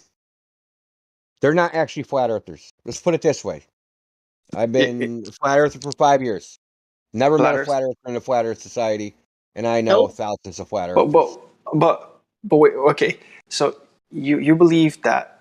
Why are you guys flat earthers? I don't. First of all, we don't believe anything. Okay? Flat Earth is not a belief, and I'll demonstrate it to you real simply. What do you experience? How do you experience the Earth? Do you experience a globe or a flat Earth? To be honest, I experience a globe. Where? Where do we have to Earth, go to experience a globe? Here's the thing: there's pictures of Earth being a globe. Hold on, that's not your experience. You're experiencing looking at the thing you're is that experiencing looking at a picture. That's your experience. But okay. There is no but. There is no but. That's your experience. There is pictures of the Earth. Looking at a picture. Yeah, you believe okay, that. Then explain the picture. There's pictures of Bigfoot. Explain pictures of Bigfoot. Yeah, but Bigfoot is fake. Says who? It's not a real thing. Pictures of unicorns No. and ghosts There's too. pictures of Bigfoot. There's pictures of Bigfoot that proves he's real. That's not how it works. No. That's exactly how it works. That's exactly how it works. That's what you're telling me. There's pictures. Pictures are automatically real. So because there's pictures of the Earth's a ball. But okay. Yeah. We have gone into okay. Look, who's we? Why do you? Do you think they're lying about? You think they're lying about the pictures? Like So now you have to jump off this whole thing. Listen. Let's go back to the beginning. Okay. We don't believe anything. We experience Earth. We all experience a flat, motionless Earth. That's what we experience. Now, there's other people, strangers, that said, "Well, that experience is incorrect. The Earth is actually a giant ball, and you're just really small, and you can't detect this ball because you're too small." Now, see, that's cool. That's a claim. It might be true. But how do we test it to see if it's true? Well, there's many ways to test it. Okay, first off, there's a core in the Earth. It's been proven. We have a core. How is the core proven? Can you tell us? Well, if Earth was flat, do they have a sample? There's many people who've been in there. I mean, to the core? There's many people, not to the core, but it's been scientifically proven that the core exists. Well, give us that scientific proof, like that. It's on Google. The Soviet Union tried. Google almost also got to says the core. that men can get pregnant. Wait, he said tried? Hold on. Google says that men can get pregnant. Well, this is a lifelong. But no, look. This is a lifelong study. It's whose life? I just don't believe. Calm down. This isn't an interrogation. You sound all nervous. Listen, this isn't an interrogation. We're not trying to convince you of anything. We don't care if you're a globe earther, flat earther, whatever. We're here to give information, right? Okay. The globe to us is like a used car. They tell you things that work, right? Just like the used car salesman. Oh, it's got a great radio. Just brand new tires. Oh, the engine runs great. They don't tell you that the brakes are going, the clutch is gone, the fucking, that it's got an oil leak, it's leaking transmission fluid. They don't tell you those things. We're going to tell you the things that's wrong with the car, right? And there's a lot of things wrong. Okay, that's what we're going to do. We're not going to try to convince you of anything. The only thing that's ever going to convince you is for you to go out and test it yourself. I will. So you can. Now they claim that the Earth is a ball with a specific radius of 3,959 miles. With that geometric claim, there's certain things that we can predict and test that claim, right? So the horizon is this far from this altitude. You should be able, like, if there's something in such and such a distance, you should only be able to see this much of it. Right? those types of things, right? So I'll give you an example. Chicago skyline from 52 miles away should not be visible. It's supposed to be 1,600 feet underneath the horizon. Oops. But guess what? There's pictures of the Chicago skyline from 52 miles away. So, but the whole city is not supposed to be visible, but it is visible. So those are the things, observations, measurements that show what we can test, right? Because that's how science works, right? You have a theory, hypothesis, and you go out into the physical world and test it, right? And if the prediction doesn't match experiment, then it's wrong. And that's what we've done, right? So we take, okay, here's the math. They say it's this radius. The horizon's supposed to be 1.25 miles away from an elevation of 1 foot. Well, take a camera, take a snapshot. Horizon's fucking 10 miles away. It's 10 times farther than it's supposed to be. Why is that? Interesting concept. Why is it? In 1918, right before the concept of satellites was even thought of, that was invented by Arthur C. Clarke in the 30s in a publication called Wireless World, where the idea of satellites came from. So in 1918, before satellites or radio was just invented, they were talking the United Kingdom to Australia via radio, right? So this is 10,000 miles away. How do they do that if the Earth's a ball? Oh. Because the waves can transfer easily. Radio waves reflect off the ground. It doesn't have to do whether the Earth is a ball or flat, I assume. Listen, do you think you can send, if I had a walkie-talkie that was super powerful, and I was on the North Pole and you were on the South Pole, could we talk to each other? Yeah, it's possible. With a ball, how did it get around the ball? There's a big fucking ball between us.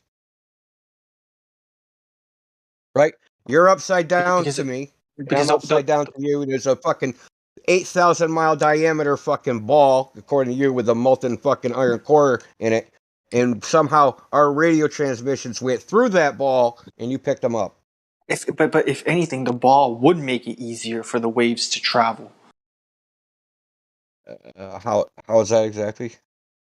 Because since the Earth is spinning, the waves would be able to travel at a much faster rate. The speed of light's a constant. Oh, that's nice. So I can hover my helicopter and wait for my destination to arrive? Fuck you, Roger. Can we do that? What? Look, so what are you saying is that they sent radio waves and then the Earth spun out and from the radio waves and then landed in If it was flat, it would actually be harder for the waves to travel. Does the Earth spin north to south? Sorry, does the Earth spin north to south? Well, the Earth is spinning constantly. Well, yeah, north to south. Yeah. What? Hold on. Okay. I'm trying to North be to nice. south is the axial rotation of the heliocentric globe. Look, I think we should go over, like, I'll do this. We have 3 points, right? And this is really just, there's no right or wrong answer. Just like, if you don't know the answer, that's fine. Most people don't know. Probably because there ain't an answer. But I'm going to just ask you 3 questions real quick. Okay, The point is to demonstrate whether your idea that the Earth's a ball is based upon knowledge or belief. Okay, so yes. First question is, anytime, either in ancient times or to modern day, has anybody measured the surface of the Earth to be curving? Through any experiment that you know of, test, measurement, anything. Well, yeah, yes. There's people who have tested. Well, which people? What did they do when did they do it? Well, in the days of Christopher Columbus, they found out that the Earth was flat. No, the Earth was round. No. Earth was a globe, not flat. They thought the Earth was flat. Nah, but the Earth was a globe. Later, as people traveled more throughout the world on ships, they realized Earth is a globe. It is not flat. It cannot be flat. So you think that, like, Christopher Columbus couldn't have made his voyage on a flat Earth. It's impossible. No. Oh, okay. So, listen, if I walk out my front door, walk around my house in a circle, and then walk back in through my front door, does that mean my house is a ball? Well, I just circumnavigated my house. Well, does it mean your house is a ball? That's really interesting. Why are you circling around? That the house is sitting on the ball. To show you that circumnavigation on a flat Earth and a ball Earth is identical. It's just going in a circle. It's just a circle. That's all it is. It's a circle. A circle, right? Well, the fact that you say it's a circle actually proves that it's a globe. So you can't draw a circle on a flat piece of paper. Is what you're saying. You can't draw a circle in space because if not, it would be too light for gravity in space. What the fuck are you talking about? I said on a flat Earth, a flat surface. I can draw a circle. If Earth was flat, listen. If Earth was flat, it was a disk in outer space. We would have been flying by now like a frisbee. First of all, nobody here thinks the Earth is a disk in outer space. This is what I was just trying. This is what I started with. Flat Earth Society thinks the Earth is a disk in space, accelerating. No flat Earther believes that. No flat Earther believes the Earth is the third disk from the sun. There is no outer space. Hate to break it to you. But no, what do you mean? No. Hold on. Nah, cuz. Nah, that's a little too far right there. That's a bold assumption. Okay. Nah. Not an assumption. Nah. Well, first of all, let's start here. Who's the burden of proof on? Let's be serious. Me or someone that claims outer space? Outer space is not real. Come on, man. No, I can see outer space. You can see outer space. Isn't outer space a vacuum, the absence of matter? I didn't want to use this argument like early on. I was kind of, but I have met people who've gone to outer space and been to outer space because I used to live near a space station when I was a kid. Wouldn't hold up in a court of law. Huh? That kind of testimony would not hold up in a court of law. I have friends who did this. Look, listen. Anybody can claim anything. I know people that claim they've seen aliens. In fact, more people claim they have seen aliens on Earth than people that have claimed they've seen Earth from space. I've met astronauts with my own eyes. 10,000 people. I've seen them. You've seen an astronaut. You've seen a guy that claims he went to space. That's what you saw. No, that guy went to space. And how do you know that? Because I was on a field trip at school. That's why. Because he pinky promised? He's like, I pinky promised I went to space. I swear to God. Give me a stack of Bibles. You think that guy's lying? For what? Why should I believe him? Why should I believe him? For $62 million a day? Why would he lie about going to space? I don't know. Get pussy? How about that? There's one reason. You think I could get laid if I said I was an astronaut? Skechers. Dude, that's like the simplest reason. Dude, listen, if you go into a bar, say you're an astronaut, and you can prove it, you'll be getting ass all night. Oh, Skechers will pop that thing for an astronaut tonight.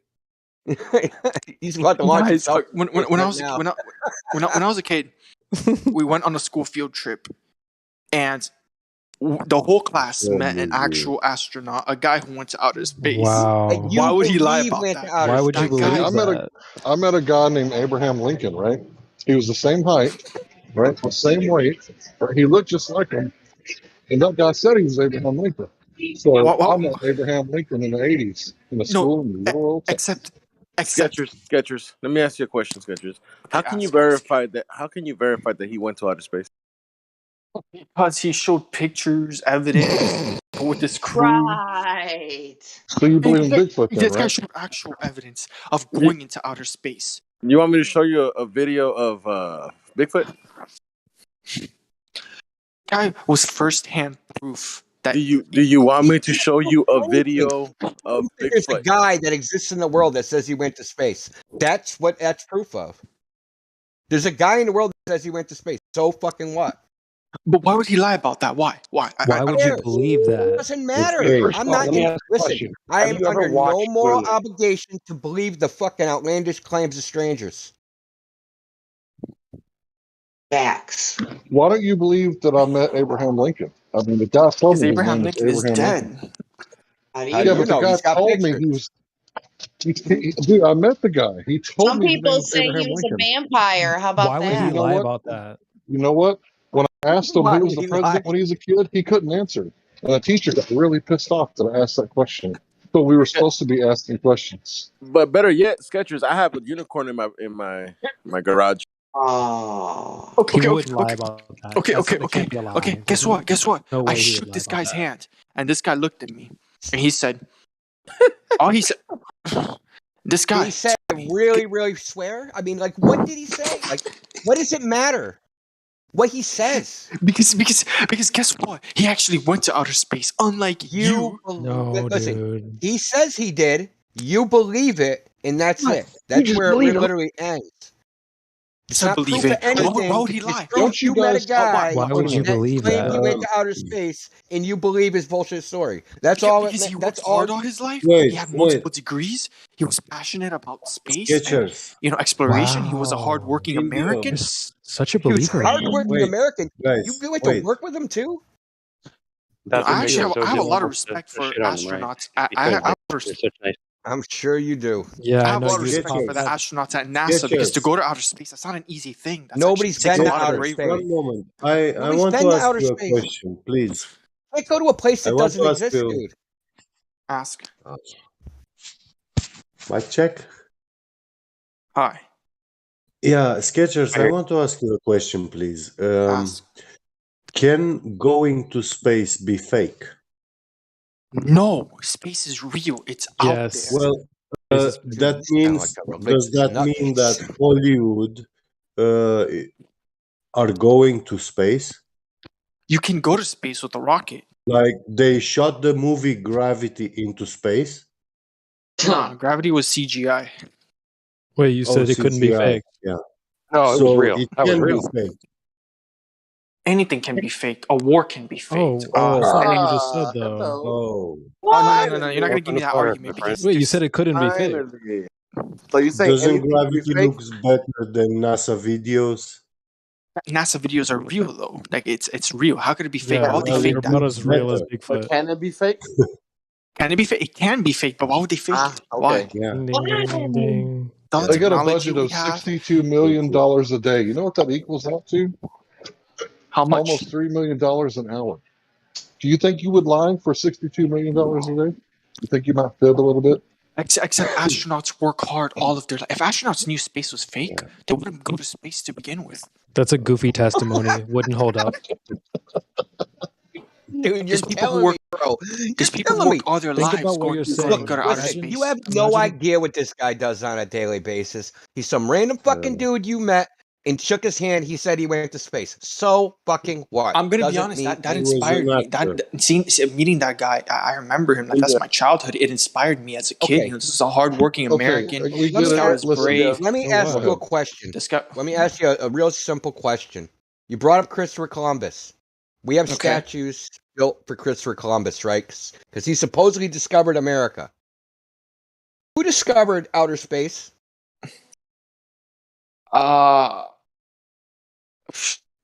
It's been discovered ever since humanity has existed Wow. because you could Doesn't see have an outer answer for space. I don't see it. No, I actually do have an answer for that. Except you Isn't guys think first it's a name completely It's, different last answer. name Ben? It's Ben. Is that the guy? Who? He asked you who discovered outer space, and you said it's Ben as your, No. for your first few words. So you guys Listen, are aren't denying. you guys? Hold on. We're not denying. We're saying give us evidence. So, aren't you guys the same guys who say that you shouldn't trust the Bible because it was written by men, but it's okay to believe everything somebody has lab coat on? It's okay to believe everything they say because they're scientists. Isn't a scientist a man too? Sounds like a Just double like the standard to scholar? me. Science is real. I trust science. Okay. Okay, I agree. When you're talking about the scientific method, A little that's bit. science. Yeah, I completely agree. That's real. You can trust science. You can prove stuff. in your house with the scientific method. But a dude's testimony is not the scientific method, especially if that guy works for the government. I'm trying to work for Actually, the government. science is I think not this a guy's a system troll. of belief or trust. Why would I be a troll? Why? Because you sound like a troll. You don't sound genuine when you speak. No That's why. way. Yeah, it sounds No, trollish. Orion, Let's he's let's not new to the accuse him of being a subject. troll. No. But he's trollish. Come Yeah. on, he's not being trollish. That's Look, this guy a really believes. It's okay, bro. It's all right. Yeah. This dude He's really new to the believes subject. the astronaut Yeah. every word he said. Right. So, hey, I got it. Hey, hold on. I know. Why would they lie? Right. $62 million a day. I've already went over that. But hey, I got a real. Listen, champ. Listen, champ. Relax, champ. I got a deal for you. I'll sell you some Venetian, lunar, and Martian real estate for real cheap, bro. $1,500 a piece. Real estate's where it's at, bro. That's the That's a future. deal. That's a deal. Take That's a it. deal, son. And of course, I'm just joking, but I'm trying to get you to realize that you're never going to live on Mars, bro. You're not going to heaven. Actually, we are going to live on Mars. When Elon Musk is working Oh, towards so it, you're and, going to and heaven watch one too technology is day. many advancing movies, even dude. more. So is You watch So Elon we're way Musk too actually your going to many be on movies. savior? Mars. Is Elon So Musk your savior? Is he going to take you to Elon heaven? Musk is a genius, man, and Well, he's hey, about to bro. change the He's world. an idiot. Listen, He's about to change the listen. I'll world. give you my Elon PayPal right Musk. now. Thank Hey, God, I'll thank give God you for my Elon PayPal Musk. right now. You want that Martian real estate, right? You Yeah, better give me that step up Martian your real game, bro. estate. Yeah, I'm gonna sell it to you for cheap, bro. I'll get a Martian shorty too. Any bad Yeah, girls there? just give me your rusty potatoes. That's what you got to look forward to. Just Yeah. want to So know how tell me, much bro. Kool-Aid you drank and why did you drink the whole thing? You're supposed to save, some for the rest of the cult. What cult? What are you The guys globe talking cult you're about? obviously in. You think you're going to Mars. What do you mean globe cults? What are you guys talking about? Look at how much you're You believing in believe this in thing. something that you've never experienced that comes from the words of complete strangers. Actually, I did see the curve of the Earth when I No, you went to. didn't. I've traveled the world It's before. I've been. mathematically impossible. So you're lying now. Nope. Yeah. Watch. Uh-uh. I thought you believed the scientists. How come Let the me guess. scientists say you I can't do see believe the curvature? scientists, and there's a Let, reason I why. do There's a believe in reason you science. can't I see the do Earth They believe in say and you you can't can't science. see see the I curve. curvature. do believe in science. So how There's a did you reason see you it? cannot see the. Let me guess. You saw the curve of the Earth from a plane? Aww.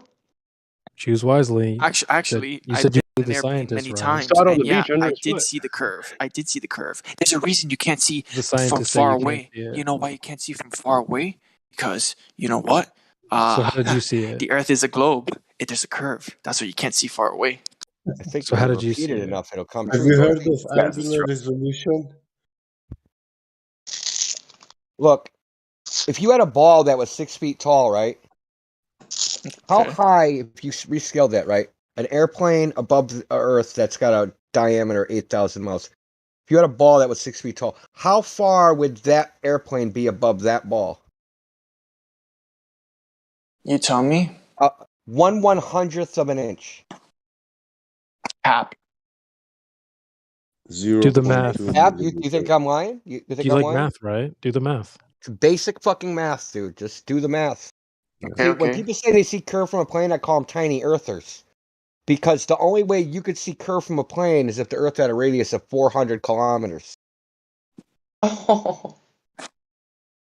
Now I know what that means. Thank you, Indio. Tiny earther. You can see curve from an airplane that's nowhere near high enough. 128,000 feet, nowhere near high enough. 250 miles, nowhere near high enough. You got to remember, they're saying the Earth is a ball with an 8,000 mile diameter. Somehow at 70 miles, the ISS sees it in a big curve. Yeah, but well, that's actually in dispute because according to Planetarium Director Paul Larson, the International Space Station isn't high enough to see curvature of the Earth.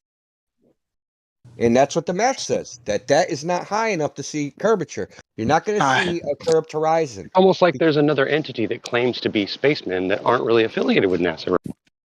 Oh man, not this one. If I was Not on an this one. airplane, right, and I looked out the window and I saw an arch, right, an arched curved Earth, then I go to the other side of the airplane and I look out that window and I see another arch. That's not a ball, dude. That's a cylinder. That's not a ball. That's a cylinder. That's a cylinder. Yeah, that's a cylinder. you see, It's not a You ball. see It's a out cylinder. of both sides of an airplane, that's a fucking cylinder, dude.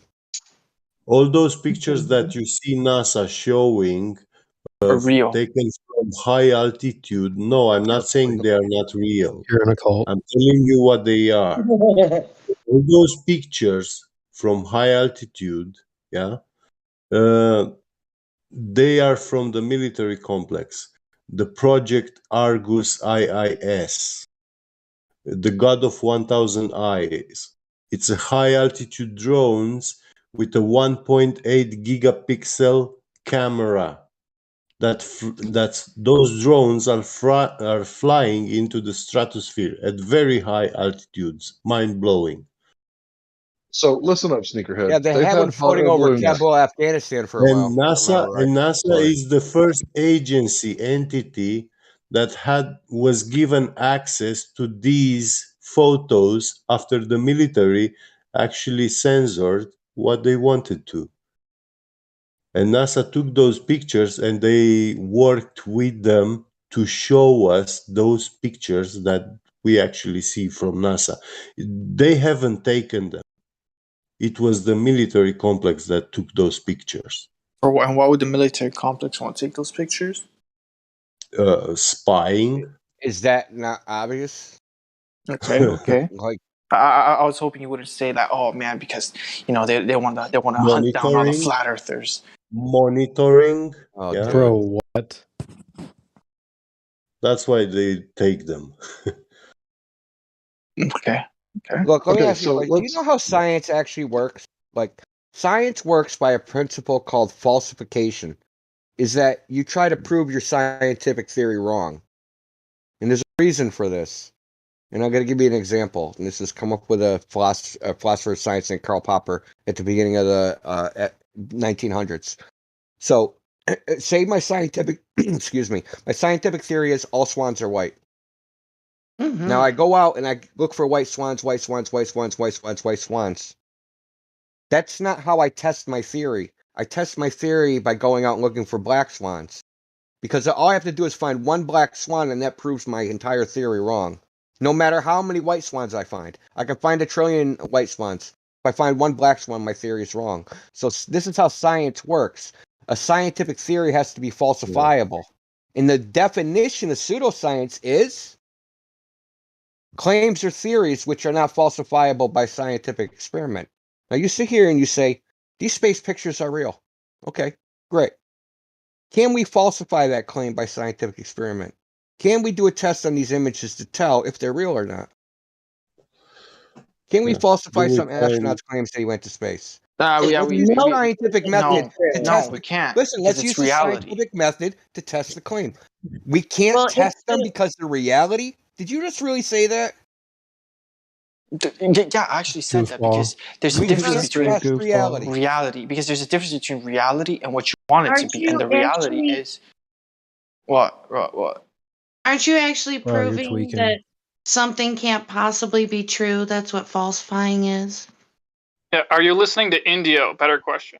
Yeah, no, apparently he's not. Listen, how can we apply the scientific method to claims that these photos are real, claims I went to space? How can we apply the scientific method? I got you. We can. There's many ways to prove it. Okay, first off, space isn't real. No. I didn't say prove it. I said prove it. Use the scientific method.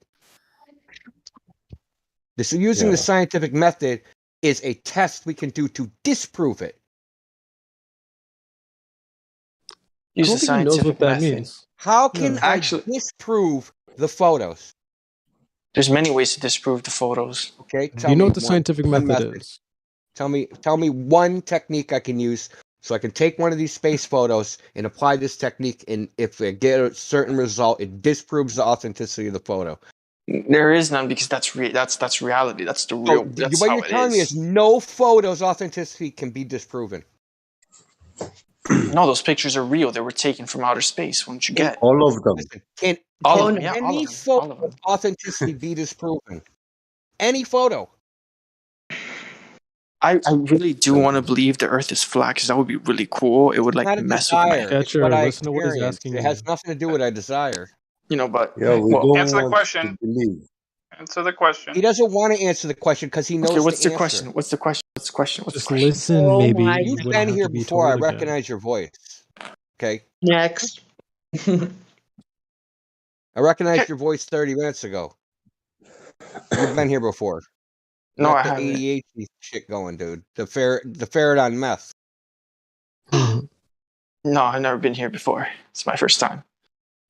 Yeah. Okay. Yeah. So can any Let's give picture him be one more falsified? chance. Can images be falsified by science? They can't. Okay. No, If every you're picture, asking, you just have to believe every picture ever taken. okay. Bigfoot, Can pictures be Loch Ness falsified? Monster, they're all real. They're pictures. Anything can be falsified. Anything can. Really, that's just reality. Anything can. But No, but not space pictures. no, not anything can be here's the thing. You're saying, listen. If I kill you, yeah, and then I make a child and I go to your parents and I give them that child and claim that is their child, that is their son. Yeah. You just have to believe it, So Cappy. they will. They just have to believe you. You're telling me they will accept it as the real you? But the same thing applies Why to would you the lie? flat Earth theory. Why are you buying So into the not flat Earth theory? everything, It can be proven too. not everything It's the same can thing. be falsified. Not But the flat Earth everything. theory Let's can go be back. falsified Let's go back to too. the pictures for a second. So wait Yeah. a second. Can any picture of anything be falsified? We're just talking about pictures here. Can any picture be falsified? I don't know, man. Or can none of them be Last time I checked, all flat Earth photos are actually CGI rather than our Every globe. picture ever taken is real. You have to believe Listen, every single I'm one. fine with you saying that because you can go out and test it yourself. I am going to You can test it say myself. every flat Earth picture is absolute bullshit. Then go test it yourself. I am going to test it myself.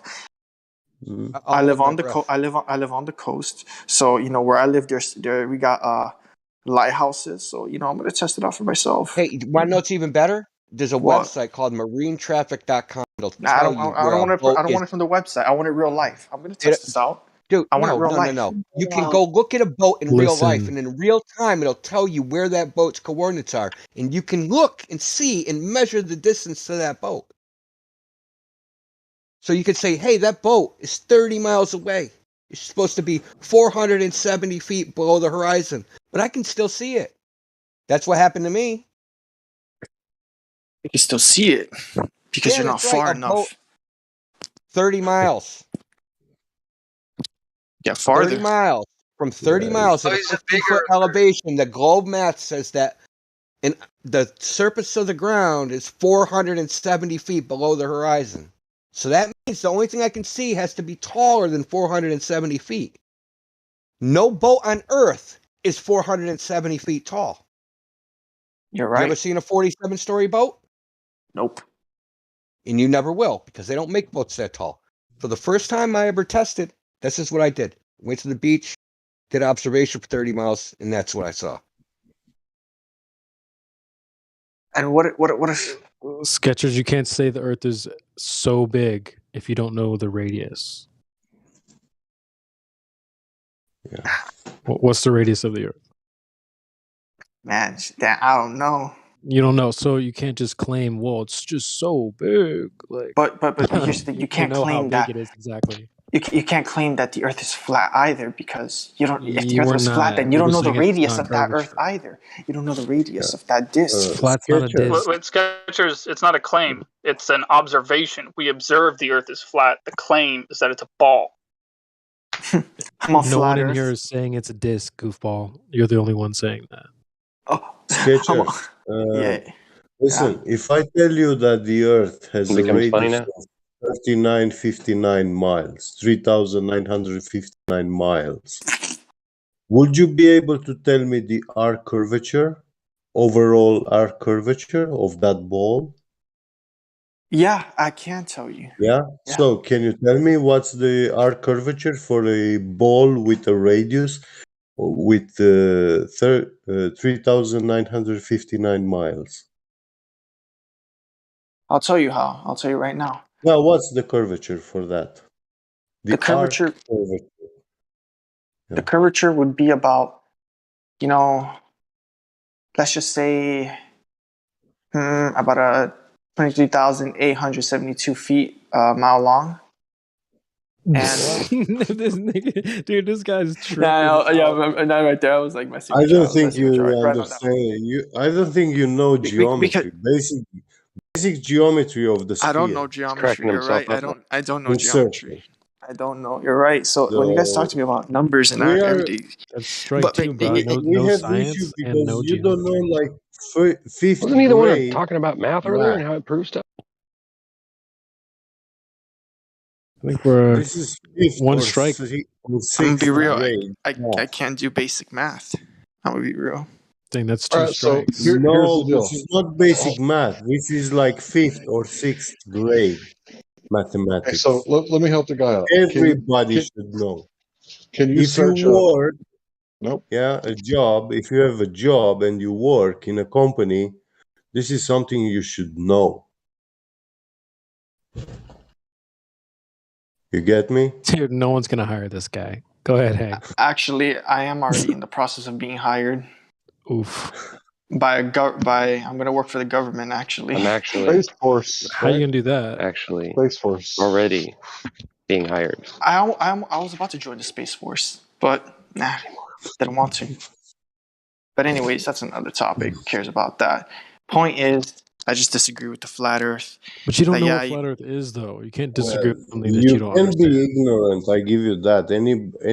Any person can choose to be a utter ignorant. But I can say the same thing for the flat Earth. But that How do you doesn't know make that you it's real? intelligent or Skechers, smart. How do you know? You thought it was a That disc will 2 not minutes make you ago. intelligent or smart. We disagree with if that. you It's a want disc to be 2. smart, Goofy. just answer my question. What's the arc curvature for a ball with a radius of 3,959 miles? You can even use Google. I give you that. Nah, I'm not afraid to look Are stupid. you at the level?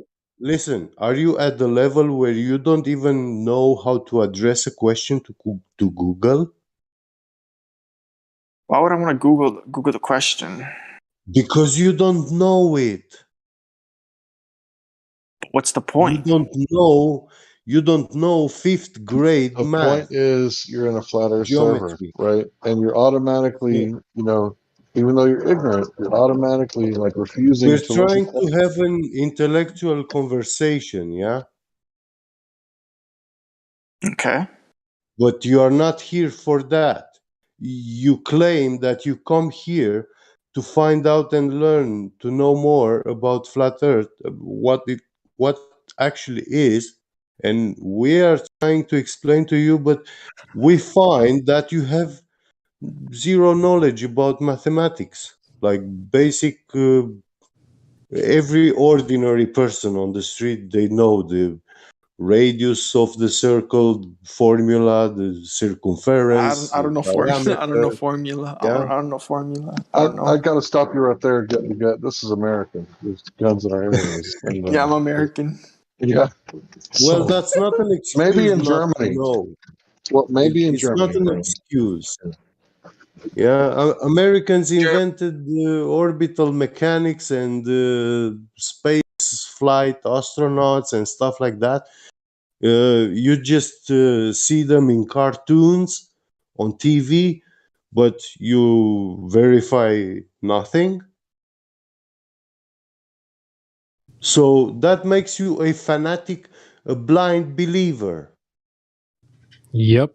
I was gonna say you're not gonna win the hearts and minds of people, especially not the 20 flat earthers that are in this chat, by just saying, "Just believe me, bro." If you want to educate people on the ball, you got to know these numbers, the radius, and stuff like this. How are you gonna teach people by just saying, "Just believe me, please"? Like, come on, dude. And you can't disprove flat Earth if you think it's a disc. Like, we're disagreeing with that too. If I take your hand and I take you on a street where there is a $50 million mansion, yeah? Yeah, I now we're come talking. to you and I tell you this is my house, my mansion, yeah? Yeah. I tell you that in the living room there is a couch of this color, this size, and it has this many stains on it. Yeah. Now we're talking. Yeah. Now, when we go inside, you see that there is no couch inside. So, is the mansion mine? Would you pay me $50 million for that mansion if I Of claim it's mine? course. Why would you lie? Why would you lie about the couch, Yeah. dude? But okay. So your arguments are, why would they lie? What? Oh, but your arguments No, is that was your basically just argument. mocking me. But why are they lying about it? Can you guys tell me why they're lying about it, No one please? cares They about are motive, lying though. to keep mankind Nobody in a dumb cares why. level. So, But why? if you Why do they don't want know to do where that? you Why? live, If you're a listen, if you judge, don't if know you're a where you sound Bro, judge, live, you don't need motive to $62 make a this million conviction. place, a day. Say it with me. yeah, That's $62 a million. lie. No one's gonna be No, paid that's that much to true. lie. That's No. true. The NASA's budget is $62 million a day. yeah, Get your Say it with me. calculator. $67 billion last year, I believe. So yeah, divide that into 365 days, and you figure it out for yourself, sir. yeah. And even still, you don't need motive. If you're a sound judge, you can make a conviction based purely on evidence. You do not need motive. So, Your if girlfriend you cheated, bring you're asking why did she cheat on you? Who cares, dude? Move on. There's yeah, evidence that she cheated. Just deal with it.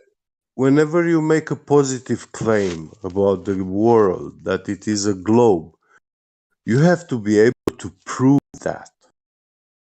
Not, mankind has a history, and we had many artists, yeah, who painted and sculpted so many items of worship, icons, yeah, Yeah. and people actually worship them. Okay.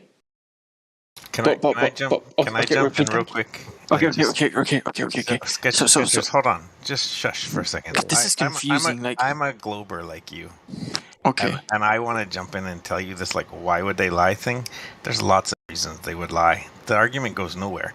You don't know them or what their motives are. And the best thing for you to do is admit you're wrong and move on to something else. Let me look up why they're lying about it on Google. Okay, let me look it up. It's a waste of your time and a waste of Let me look it up. Let me look at now. You guys got me interested. Now I actually Please move on to I'm something interested. else. What's the agenda? Why do they want to lie?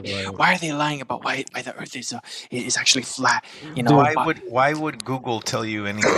Just move on to the next thing. Do some No. I want math to know. or some Why are evidence they or lying? observations. What's the reason for lying? Okay. What's This the is reason? like creeping on your I girl tried to after she help you, cheated man. on you, dude.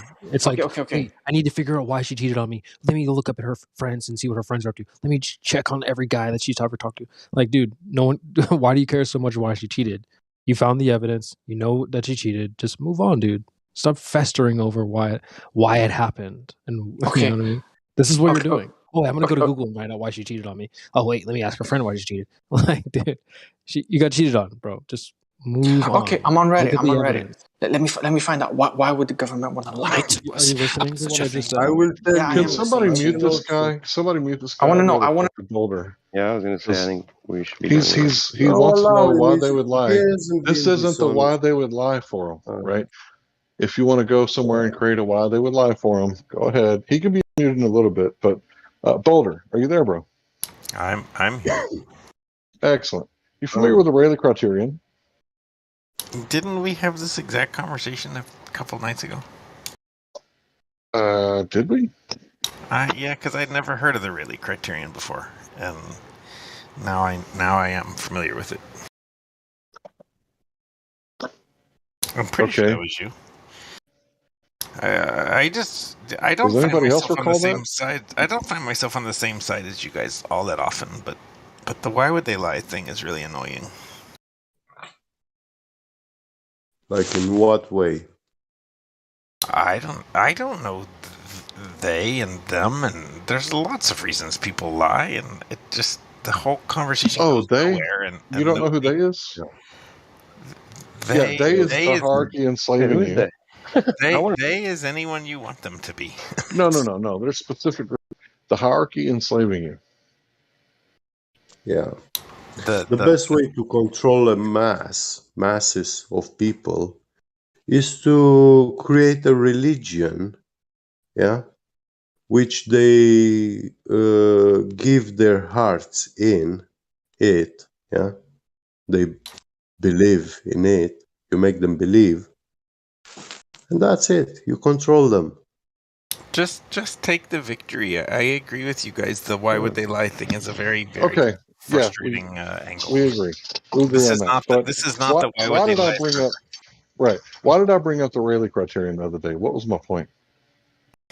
I don't remember what we were talking about. I just remember I hadn't heard that before, and I had to go read about it. And All right. So did you read the 1.2 times the square root of the observer's height in feet? oh, And geez, that's I how don't perspective know if works. I remember the number. It was just what I read about was that it's a sort of angular resolution thing for like cameras, Right. But does eyeballs. that sound I familiar? don't remember the numbers 1.2. though. 1.2 times the square root. I will accept whatever number you want to give me. I feel certain your numbers are accurate. One thing you guys definitely do is give accurate numbers. Well, I appreciate your kind words, but I was pointing out that this is it's the exact same number that they're given when you calculate the radius of 3,959 miles, and you work out where the horizon would be. It's also at 1.225, or 1.22 times the square root of the observer's height in feet. I guess you're Yeah, no, that does jog my memory because you and me and Elijah were talking. Okay.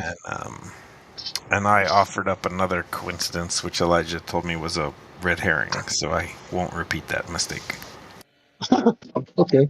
I wouldn't worry about that. But my point is, do you think that these two things are a coincidence, or do you think it's possible they could have hijacked perspective to show us boats going to the horizon for, to make people think that we live on a ball? I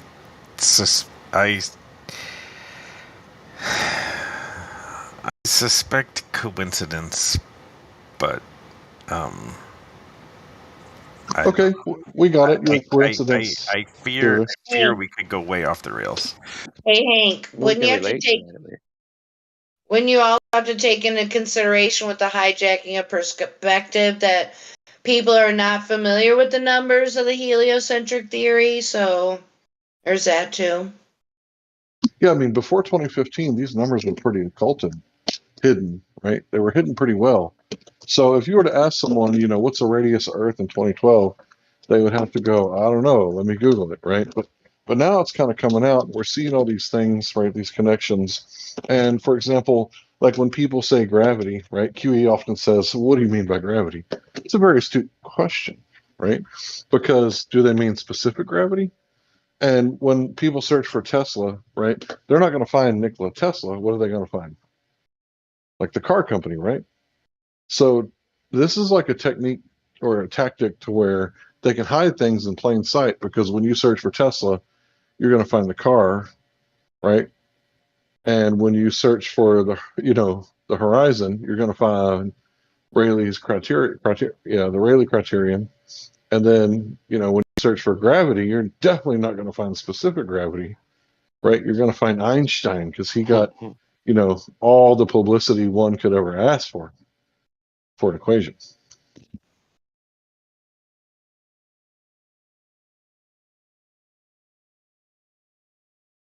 Yeah, I guess those are all that'd just make a good coincidences. subject.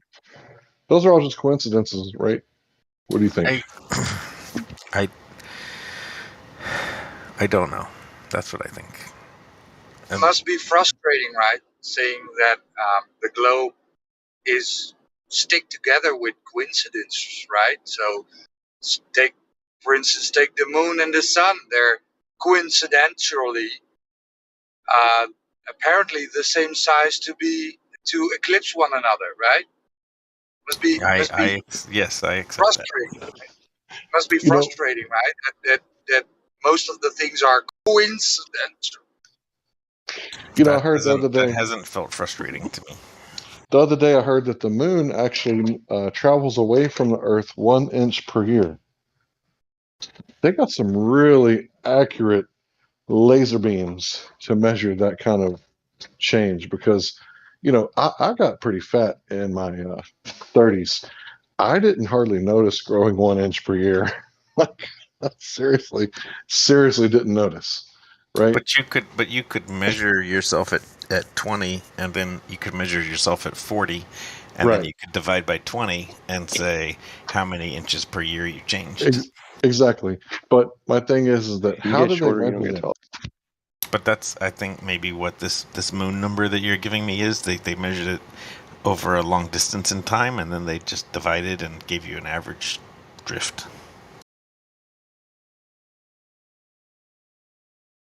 Just like if Makes you it so measured much more yourself at 20 believable, and right? 40. I mean, whether it's believable or not, I suspect that's how it was done. I doubt that they had an incredibly precise measurement. I suspect it was at different times, and then they just... It would still have to be pretty precise to measure it, right? Because how do they actually know what the baseline is? When do they start measuring it? And then when did they stop measuring it? And how do they know that it's one of those weird claims. It's like, really? How do they know that? How do you I measure mean, the distance to the moon? if you dispute the moon landing, then it's difficult. But if you don't dispute that, allegedly they left retroreflectors behind, and so you can without spending that much money bounce your own laser off the moon with the retroreflectors and measure the distance to it yourself. Right. And if they get a handful, like literally like 5 photons back from that laser, they count that as a success, right? You know, that's a good question. I don't know. Once you get Yeah, down I to looked counting into it. individual photons, it is Yeah, hard. that's what they do. Nobody Yeah. knows. So how do we know Or they do didn't just they bounce it actually off the know that? ionosphere? You right? looked into it and found that you only get 5 photons back. Yeah, if they get like a handful of photons back, they consider it a success. Who's they? What experiment The is people this? with the laser I'd say at the that was a no college. result. I people with think the I laser. think it's possible to get quite a lot more than 5 back. I don't know what it is you're referring So to. maybe 12. Okay, how about that? How about 12? Oh, I think you can get billions back. Okay, you let me know if you find any evidence for that. I'll be really interested in seeing billions of photons bouncing So off of the moon. if I find a citation of people getting a large amount of light back from the moon, that would... No, from the laser shot from the Earth off the moon back to the Yeah, Earth. that's what I mean. The light is Yeah. sourced from Earth and then received on Earth, and it's not 5 or 12. It's many, many. Okay, I'd love to see that. Would that change your mind about something? I don't know if it changed my mind, but I'd love to see it because I searched and found that they consider it a win if they get like a handful of photons. Yeah, so shooting at the moon, right? That thing is moving. Do you aim in front of it? The moon is not moving very fast compared to the speed of light. So you're not aiming in front of it. By the time the laser gets to the moon, it will have spread out quite a lot. I think you could be fairly generous in where you aimed. If you want to aim in front of it a little bit, go ahead. So it spreads millions, it spreads, and you then receive millions of photons back while it spreads out. Yeah, even collimated light is going to obey the inverse square law. By the way, little point of trivia. When I first started talking to flat Earth people, I did not know that laser light followed an inverse square law, and have since learned that from you guys. So thanks. You're welcome, sir. Just adding on to Hank, right? You claim that the light will diverge, right? That the beam will spread out, and you still receive millions of photons back. Yeah, do you think millions of photons is a lot of photons?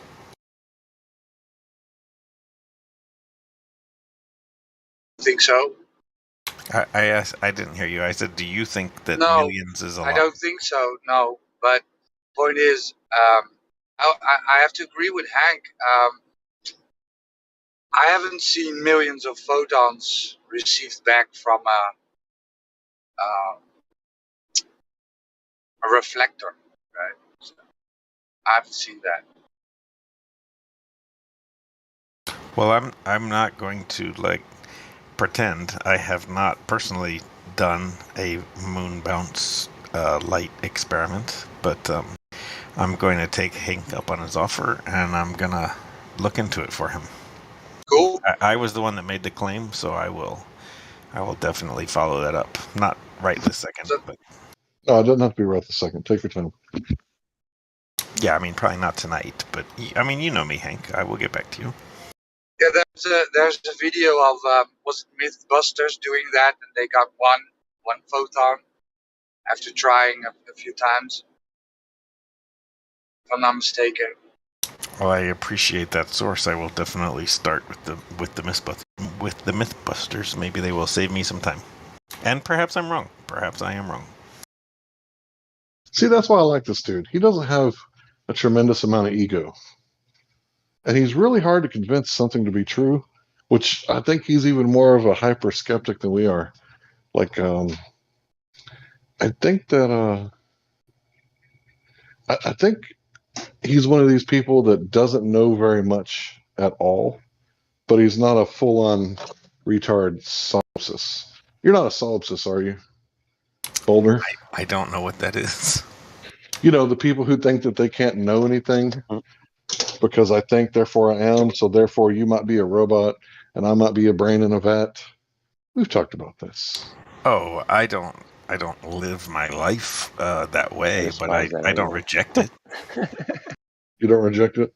I don't reject it, but I don't. But that's not like I don't think about that day to day. It's not. So let me ask you a question. To me. If I were to pay you $5 billion to put your finger in a vice, and I tightened it until you screamed, and then tightened it one more rotation, would that be pain you would be experiencing? Or would it be real? Of course, hypothetical. I don't want to wish you any harm. Do I have $5 billion either way? Well, if I gave you $5 billion, you entered into contract, and I tightened the vice until you screamed, and then tightened it one more time, 360 degrees, would that be pain, and would that be real? Would the signal to your brain be real? Do you want the honest answer? For $5 billion, I will say whatever you want me to say about the vice experiment. Welcome to Flat Earth, my friend.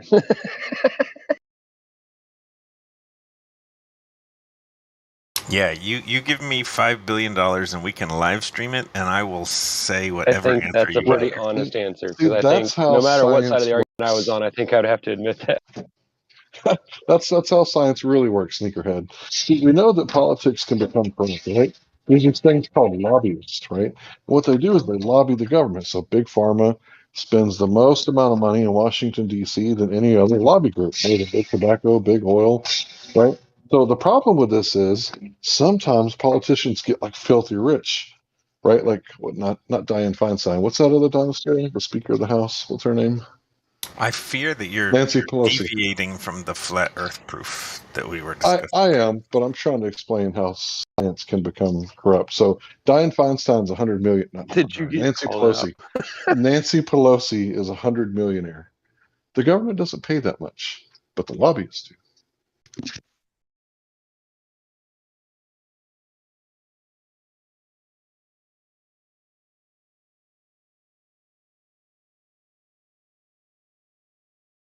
Oh yeah, and I forgot that the lobbyists, they don't just lobby Washington; they also lobby colleges with grants. Isn't that right, Siphus? Roland?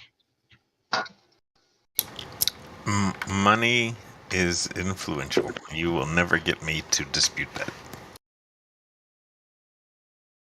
that. And like with my finger in the vice, for enough money,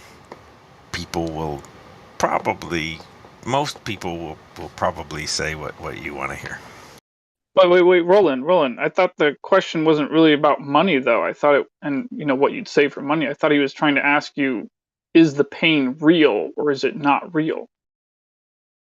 Well, so there was $5 billion on the table. What do you want it to be? Do you want it to be real or not real? I'll say whatever. No. I'm asking your opinion honestly. What do you think? That's what I'm asking. It's not what I think. I'm asking you what you think. So you want to take the $5 billion away and just like, what do I think about pain? Do I think pain is real or not? Yeah. I mean, I understand the point of the argument, and it's real enough for me that I care and it matters. But is it objectively real? I don't know.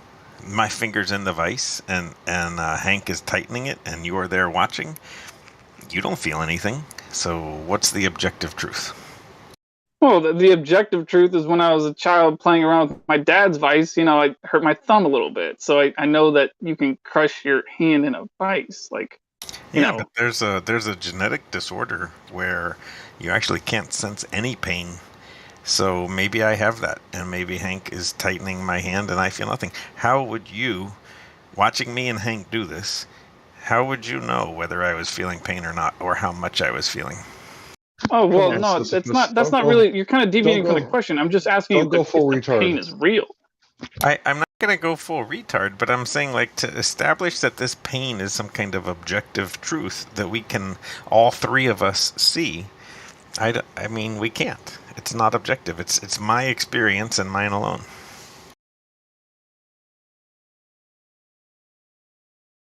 The reason why I'm fascinated about this is because I feel like you apply the same kind of logic towards the ground beneath your feet. Like, I honestly think that this illustrates why you think the Earth is a planet. It's like, it's like the statement, a lot of leftists like to say these days, oh, I have my own truth or whatever. It's my truth, like it's my truth. What do you mean? It's not your truth. It's just the truth. There's no your truth. It's just the truth. Well, let's spin this whole finger in a vice story around just a little bit. Now let's have your finger in the vice, and Hank is going to tighten it down, and Hank is assuring me that you are one of the people that has the genetic anomaly where you're not going to feel pain. Hank is like telling me you aren't going to feel pain. It's okay. He's done this lots before. Just watch how he can do it. I'm skeptical. I don't believe Hank. It's actually not very common for people to have that. It's incredibly rare, and so it's just not very likely that you have this. And so I'm not going to rule it out. I'm not going to say that's impossible, Orion, that like maybe that's true, but I don't believe it. It's just not likely enough for me to buy into it.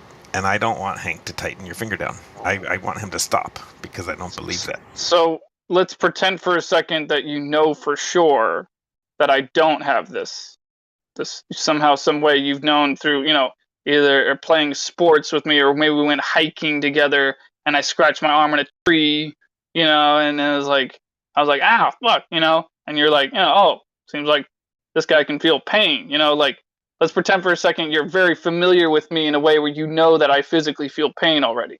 And we go to my finger in a vice, Hank's twisting it, you're standing there, like, is the pain real? Yes, the pain is real. And yeah, I don't know where you're going with that. I don't know. Whatever. I hear you, and I understand exactly what you're saying, and I actually don't disagree with you.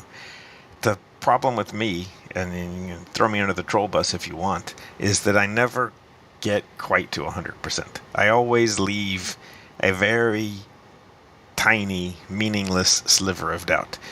Maybe you were lying to me all those times. I am a glober. I believe the Earth to be a globe, but I leave the tiniest shred of room that I'm wrong. It's immaterial. It doesn't actually matter. I think I'm a glober. I'm not on the fence, but I'm not all the way to 100%. Right, I'm not all the way to 100% about anything. I get it, bro. I get it. So you're not sure you're a male child. You could be. Oh, hold on, Hank. So when you say not sure, like I am sure. I'm sure about a lot of things because sure to me is like 99.9%. Sure is I just don't get to 100. That's all.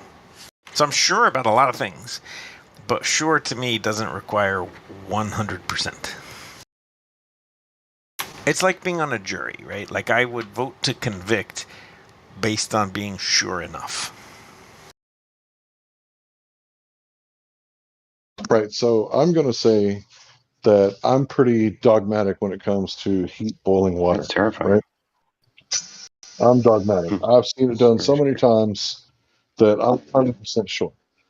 So you're saying you're going to leave room, for something else, and maybe something else could be causing it, and you're open to that. Well, that's cool. That means that you're not as dogmatic as I am. But when it comes to, just listening to the words of the astronauts, right, that they went to the moon, I can't just listen to their word and take them at their word, because I look at their body language, because I've been aware of nonverbal communication, pre-verbal communication, whatever you want to call it, body language. I've been aware of this for a long, long time. And when I look at those men who just got back from space, they should be like rock stars, right? But they look like they just fucking, watched a cop kill their dog, right? That's what they look like. I mean, if somebody were to kill my dog and do an interview with me, that's what I would look like. Like I just got through burying my dog, and these people want to know about how was my trip to space. That's exactly the body language that I would give in that interview. I hear you. Let's go back to the easier thing of heat always boils water, because the body language thing is a lot more interpretive, but the heat boiling water is pretty base, and I agree with you. Heat boils water, and I go like way far with you on that. But even then, I can't remove this the tiny sliver of room for something else, because basically every time we've ever tried, it has worked that way. But we haven't seen all of the times that we're going to try. And if it doesn't work out that way one time, if something happens that's weird and doesn't make sense, I want to pursue it further. Maybe you and me found something. So it's like it's probably not going to happen. That's like winning the lottery. It's not going to happen. But I personally, just this is me. This is my religion I'm sharing with you. I can't rule out the sliver of possibility of unexpected. I can't rule out the sliver of possibility that I'm wrong about things that I feel very strong convictions about. I choose not to rule those out. I believe you when you say that, but I don't believe most ballers, right, when they say that we can't know things. I'm like, what? Like, I get it. I get the 99.9% or 99 point whatever. But I get that, because you want to leave room for human error, the unknown variables, et cetera, right? That makes total sense to me. And I'm on board with you that way. Even, like you said, with the water, right? What if it has nothing to do with the heat? What if it's, I don't know, something who else? knows? It's beyond our imagination, right? We haven't seen it yet. Right. So I'm with you on that. So when it comes to the light bending around the moon, the way that they say that it does during a solar eclipse. So I don't know if you're aware, but is this the Selenelian thing? No. This is a different thing. So I'll post it here in a little bit. But they say that the moon's radius is 1080 and the Earth's radius is 3959, right? So when you look at these numbers, it's about 1/4 the size of the Earth, right? So when you look at the shadow of totality, what's the quarter size of the Earth? The moon is a fourth the size of the Earth. I mean, that's not what it looks like, but that's what I believe. Right. So when the totality of the eclipse passes over the land surface, it's been measured like less than 100 miles in diameter. So some people say like 70 miles across. So the problem with that is you're saying that light is bending around the moon, and there's an umbra and penumbra. But I don't see an umbra and penumbra when I go outside. I see one shadow. Right? But if you think about what is the umbra and penumbra, well, the umbra is when the sun is completely blocked out, and it's literally like nighttime with the sun in the sky behind the moon. And it's like really dark outside. Like literally dark. But you can see just a little bit of the corona peeking out from behind the moon, unless it's an annular eclipse, which means the ring eclipse, which is what I'm not talking about. Don't talk about medical stuff, dude. So during the total eclipse, right, that means the moon is completely blocking the sunlight, right, except for the corona. And now I get why you said that. So you're talking penumbras and ramumbas and coronas. I'm like, dude, Didn't have to throw that last one in there, did he? I'm just kidding, though. Okay. So I love you, Hank. Yeah, love you I'm back, bro. surprised that Glatt trying to disrupt an otherwise conversational debate. Oh man, just get your feelings out. Go ahead, Hank. So yeah, when it's completely blocked out, right? That's the total eclipse, the totality, right? So what they're saying is we should measure the moon size from the penumbra, which is where it's partially blocked out. Now you can probably draw a pretty big circle around the United States or within its borders, and the people that are in there are going to see a partial eclipse, right? Because you can see a partial eclipse from all over the place. But the one place that you can see a total eclipse from, right, is that tiny little sliver, little tiny piece of land, like 70 miles to 100 miles diameter. Now, Are you I'm talking thinking, about the picture from Roger at 2 past the hour? probably, Roger's pretty astute. So when I look at this totality, right, it's like I'm thinking we can't measure the moon from the sky because you know about how things work. Right? When you're trying to measure something at a distance, it's unknown. Everything else is unknown. So the only thing you can do is calculate. I'm talking about measurement. Right? Well, you So could measure the angular size of the moon, but if you wanted right, to but convert that into is meters, the you need angular to know how far away it was. right, exactly. So is the angular size the actual size? Which we could use those 5 photons for, perhaps. That's if you think light travels at a constant speed. Does light travel at a constant speed, or does refraction happen? Oh, touche! Nice play. Right. You're welcome. So moving on. I think both. Oh, okay. Yeah, both is right, but I don't see any vacuums in nature. Nature abhors vacuums. So anyway, moving on. The point was, I can't measure the moon directly. Wait, hold on. Can I slip my thing in before you go moving on? My rebuttal is significant figures, and now we can move on. What do you mean by I just gotta put that in the voice record, What is the significant figures you speak of? We need to round off at 5 significant figures, or 4 significant figures, or 8 significant figures, but we gotta kind of round this thing off and decide what matters and what doesn't. Okay, I don't know what you're talking about, but I'm just going to continue. So the thing about this is, okay, the thing about this is, been drinking?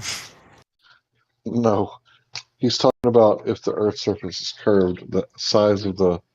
Wait a minute, let's think about that for a second. Wouldn't the size be a little bit bigger? I just want curvature. You're right. You're right, bro. Sorry. If the Earth is curving, that would make the shadow appear to be even bigger. So let's say that maybe the Earth is curved and the moon's shadow is only 70 miles in diameter. If that were a flat surface, it'd be even less than that. Yeah, this is a really big problem. Hank, I'm just gonna spot you. Did you see the picture that Roger posted? No, my phone is in my pocket and my hands are wet. Okay, well, I did hear water splashing. He posted a picture of a sun, moon, Earth, penumbra, parallel rays, and non-parallel rays. And you probably know that picture. And I'm gonna spot you guys. I don't know how to answer that. It's a great question that I do not have a canned answer for. And while there is certainly a temptation to concoct an answer on the spot, I'm gonna decline because I don't know. To be honest, which will tell you it's distance, right? They tell you, well, this isn't according to distance, right? So yeah, when I get confronted with things like your picture that I don't actually have an answer for, I usually have to go and read and think pretty hard. I usually decline to speculate as some made-up answer on the spot. Sometimes I'm angry and I fall for that, but in this case, I don't know. I do not know how to answer your picture. It's a great picture. Right, so the picture wasn't the point. The picture is talking about the difference. Do you want, as a glober, if you believe I didn't hear the first part you said, Hank. As the picture is about another argument. So as a glober, do you want to keep your size of your moon or the shape of your Earth? Because if the Earth is measured by Eratosthenes, then light has to be coming in at 90 degrees from the sun, and it's not converging. But if you want to keep the size of your moon, then light has to be bending around the moon where the moon is, and this is just a figure of speech, so I can't find a better one so far. So this is the moon magnifies the shadow with the umbra and penumbra effect. So what you have is a moon that's 1/4 the size of the Earth, but the shadow of the umbra is only 100 miles in diameter. So that's explained away with the umbra and penumbra thing. But if that's happening, then you lose the measurement or the shape of your Earth. So you can't have both. That's what that picture is showing, that it's a dichotomy. Either light is traveling at 90 degrees from the sun to the Earth, or it's not.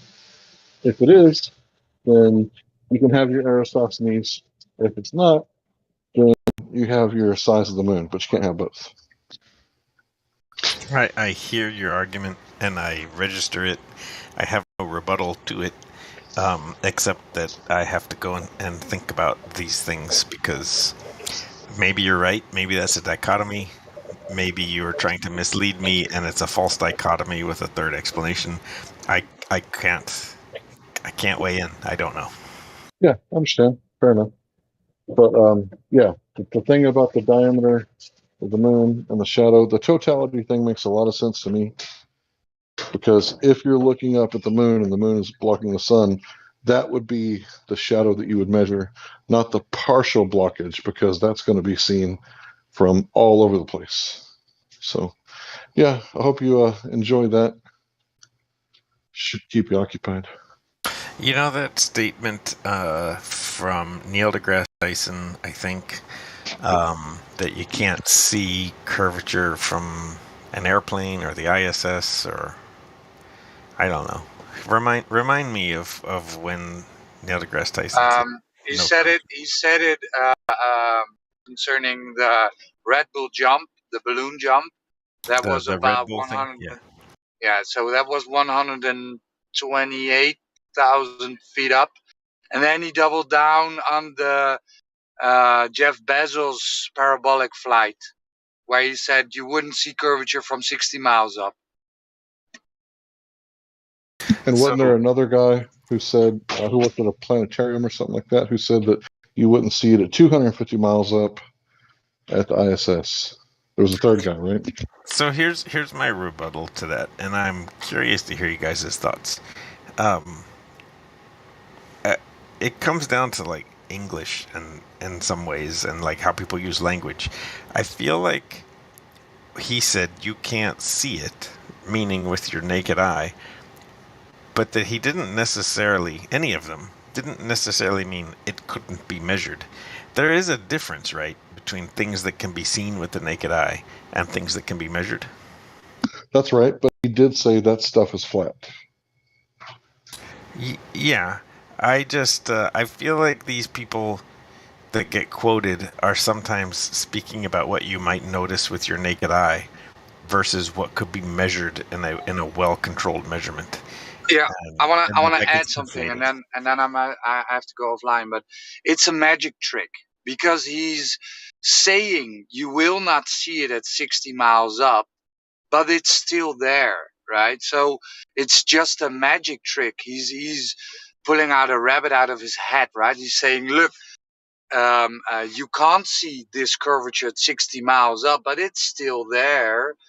So do you think it's a magic trick if yeah, somebody says, well, wait, trick. let me finish my question. Do you think it's a magic trick if I say you can't see it with your naked eye, but we can measure it? If we use these tools, then we could measure it, and then even though you couldn't really sense it with your naked eye, it is there.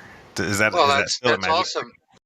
That's awesome, right? But if you actually measure it, then you would have proof of it, right? So I'm merely saying that he's using like word magic. Maybe that's a better word magic, to get you to think that you wouldn't see it anywhere, but it's still there. It's just word magic. Right? I agree he was being sloppy with his words, and perhaps to the point of being deceptive. I don't know. I'm actually not familiar with the original sources or the context of them, but I'll spot you that he was being sloppy with words, perhaps to the point of deception. So Have a nice day, guys. Be safe, Roger. Yo. So when are we going to talk about something that I actually do know the answers to? Because penumbras and anumbras during total eclipses and bouncing light off of moons. I think Glatt really wants to talk to you about the curvature. Come at me, Glatt. You know, Glatt's the first person I ever talked to here. Yeah, he's definitely a staple around here. I don't know what I would do with him. It'd be like trying to cook without butter.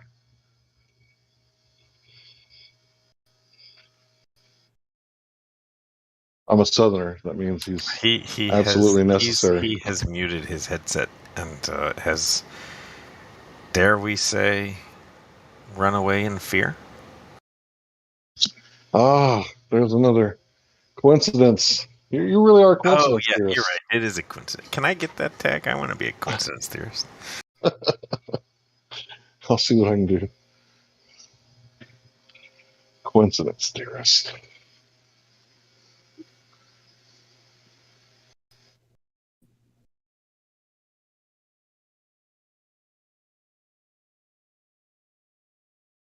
So this thing about light bending. So back in like 2015, before 2019, they used to say that, the moon was in the vacuum of space. And in 2019, they came out and said that actually it's in Earth's atmosphere. So my question to you is, as the sun is flying through the galaxy, right? I'm just going to leave out the great attractor, whatever the fuck that is. And the Big Bang. Why leave it out? Well, because I'm just trying to get your thoughts on motion, right? So the sun is booking it through the galaxy. Right? I think it's something like 250,000 miles an hour or some stupid amount like that. I don't think you can feel any linear velocity no matter how fast. That's not what I was talking about. So when this is happening, like the Earth is always in a new spot. It's never in the same old spot that it was in, right? Because the galaxy is also moving through space. So if the Earth is always in a new spot, and you're familiar with Mario Kart? Tangentially, not to be punny or anything. All right, so it's like, the three turtle shells are revolving around the Mario Kart character, right? That's what the planets are doing. They're revolving around, but instead of the Mario Kart being a cart, think about it like a Mario rocket that's going through space, and the planets are orbiting as the sun is flying through space. So my question is, at what point, because they're never in the same spot twice, how does the Earth's atmosphere extend all the way out to the moon? Because at the moment the Earth's atmosphere extended out there, the moon would be in like a totally new place that it's never been before, that the Earth has never been before, because it's going around the sun and the sun is, going around the galaxy. So how did the atmosphere get there before the Earth ever got there? So I applaud that question. Thank you. I appreciate that. So another thing. The answer that I'll give, and that I think any sensible glober would have to involve momentum. If somebody tried to answer that question and didn't use the word momentum, they're probably bullshitting you. Okay, so what is momentum, like velocity times mass or something like that? Yes. That's exactly what momentum is, actually. So what the fuck does that have to do with the Earth being in a totally new spot? So the Earth's atmosphere is in a brand new spot, and then the moon, 238,000 miles away, is also in a brand new spot. How did Earth's atmosphere get there before the Earth got there? I see your question, and like I understand it, and it's not immediately intuitive, and it doesn't immediately make sense. But all of those things that you described have momentum, and it's carrying them all together all at once. So like you can try to look at it from the point of view of the great attractor and try to see all these things moving, although I don't know, but so do you know what the great attractor is? I'm sorry. No, I've never heard that, but I'm making a guess about what you mean. But you could look at it from any point of view that you wanted. So you could stand on the great attractor, wherever you think that is and whatever you think is doing. I hesitated because over really long distances, as I understand current theories, stuff gets confusing. So I really hesitate to overreach and speak about observations over really long distances. This is clearly not something I've ever done before. I can only take sort of my own experiences and try to wrap those together with explanations and then extend them out that far, but it's an extrapolation, and I just have limits on how much I'm willing to defend it. Right. But inertia, but on the scale of our solar system, and perhaps on the scale of the Milky Way, maybe. Is the Great Attractor like part of the Milky Way, or is it something else? I don't know, bro. My so-called friends that are flat earthers, they know what it is, but they won't tell me what it is. So, if anybody finds out what this Perhaps is, it's the black hole that's supposed to be at the center of the Milky Way.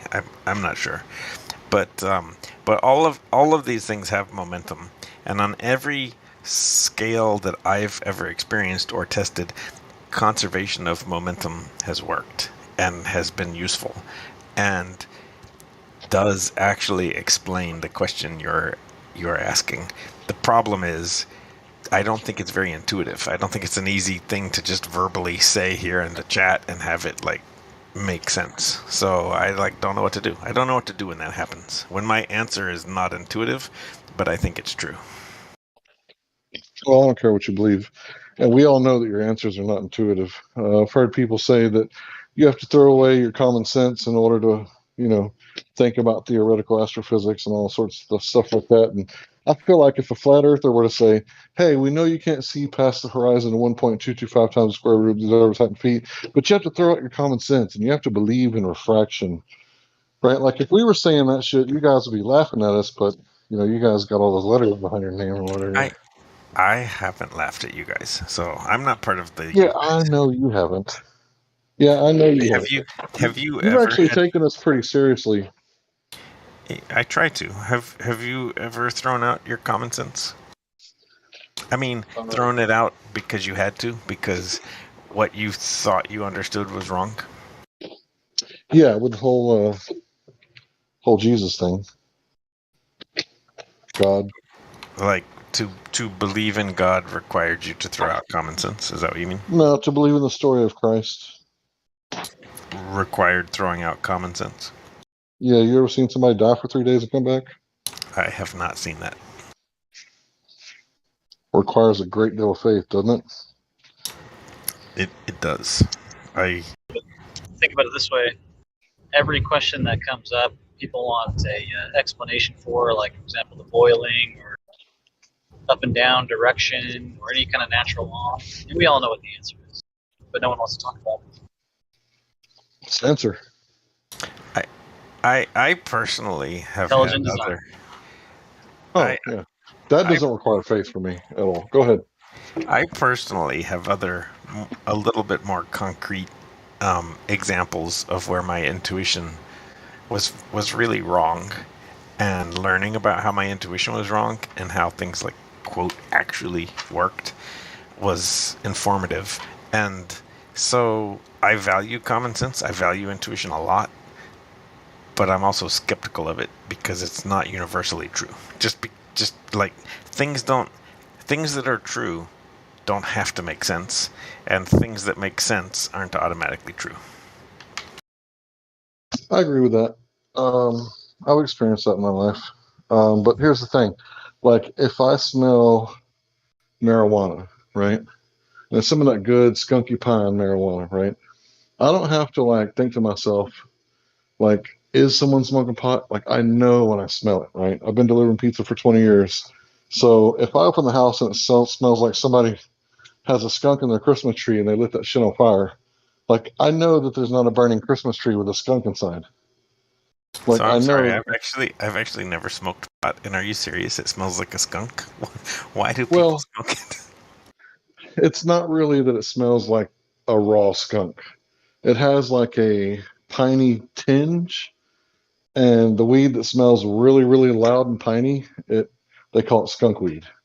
So we like to use a lot of metaphors when we talk about our weed.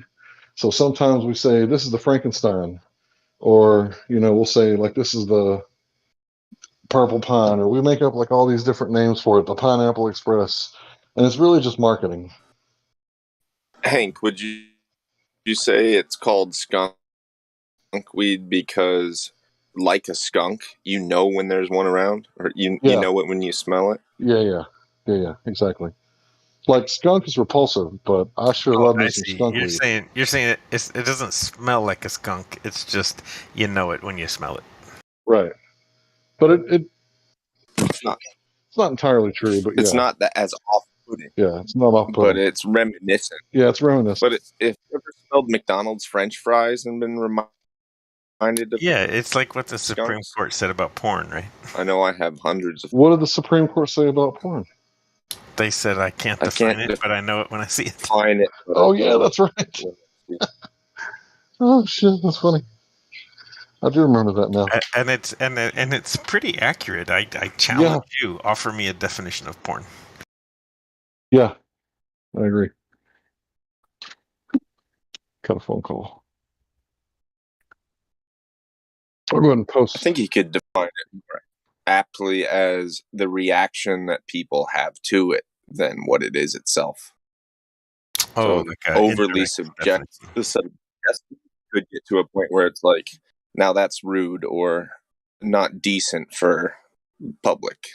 Well, yeah, but if we're going to define it by the reaction that anybody has to it, then like me walking down the street could be porn to some people. Right, and wouldn't the Amish have a different definition of what is too far? Oh, certainly. It's cultural. It's societal and cultural. Isn't it just... I can't define it, but I know it when I see it. It's a pretty good way to say it. The recording of any sexual act? What else is it besides that? Yeah, but a recording of a sexual act can be educational and sterile, and so that's definitely not a good enough definition for like a legal system. Still call that pornography? Well, yeah, but if you were going to make pornography a jailable offense, you would still want to be able to like have people research sexuality and do sex education and stuff like that. So you want to make your law in a way where like pornography for sexual gratification is illegal, but any recording of any kind of sexual act is not illegal. Can I change the subject? Education and research. That was the reason the Supreme Court got involved. All right, so I posted some images and a video I would very much like you to look at. Roland, I don't expect you to respond. Looks like earth porn to me. Yeah, I've actually got some of that on my phone. Well, am I not surprised? It's only like curves where they're not really there, but anyway, yeah, no uglies involved. Anyway, so when you look at those images, the ones that are like modeled out, I got that from Metabunk. So that's definitely from your guys' side. It's not something that we made up. The rest of it I got from just Google or DuckDuckGo searches probably. And yeah, it's like I'm curious. My question is, under what mechanism does the moon magnify its shadow? And they say that it's because the sun is so big, but how do I know the sun is 400 times bigger than the moon and 400 times further away? Like that's not something that I could know. So it's a cool story. Maybe it's a good explanation. I don't think so. But it's like, how do you verify all these stories? And to finish up about the 2019 moon thing, how did they not know that it wasn't a vacuum in 1969 through 1972? But they figured it out in 2019 when they weren't at the moon in 2019. Did they just like declare it to be? Because it's awfully funny because the flat earthers were saying that it looks like the moon is in Earth's atmosphere. And they were like, oh, you're fucking idiots. In 2015, we were idiots. In 2019, we were right. Okay, I want to quiz you now on some numbers. What is the pressure in torr at the purported location of the ISS? Isn't it like 10 to the 13 negative torr? You think it's 10 to the negative 13 torr? I'd say it's more like 10 to the negative 4 or 7. But it's not that high up. Okay, what is it? I was asking Hank. It was. I didn't say I had the answer. I was just asking you the question. Yeah. Well, you said quiz, so that usually means you have an answer key. Usually, but I'm an asshole. Okay, so I'll have to look it up. Hank has done more quizzes with me in the past. He knows that I don't offer answers to my quizzes. Yeah, that means I have to look it up later. How do you see something moving 17,000 miles an hour? Am I also moving 17,000 miles an hour? Well, a lot more than that if you believe in Big Bang cosmology. The God Big Bang says that you're moving. I see something moving 17,000 miles an hour is the same way that I see everything else that I'm looking at. And whether it even appears to be moving depends on whether I'm moving. You mean all the other stuff that's moving really slow? I mean, it depends on so many things. Like Because if it's moving an at average bullet. Yeah, if a bullet's moving at me at 17,000 miles an hour, it's not going to look like it's moving at all. No bullet's going to travel that fast. So it's not going to happen. Not even close. That's like Mach 9. A rail gun might get close to that fast. I'm not sure. Railguns. Wait a minute. How do you know about railguns? Do you know how many times railguns have been thrown around in the flat Earth servers? Yeah, I know. But people think you're that new. railguns are like lasers, but not lasers. You're new though. Who thinks they're lasers? Oh, pretty much any time people are arguing about what like refraction or lasers or like getting into an optical debate, then somebody will bring up artillery or bullets or railguns to try to like reassert something going in a straight line. I mean, well, I hesitate to speak to the masses, but I've heard that progression quite a few times. Well, are they saying that you could use a railgun to determine the exact straight line path within miles, regardless of refraction or atmospheric conditions? Is that the context, or is it different? Yeah. Usually, the argument is that the projectile from whatever rifle. So you can bend a laser beam with refraction. You can't bend. But you can't bend the projectile, right? Yeah, that's usually the progression.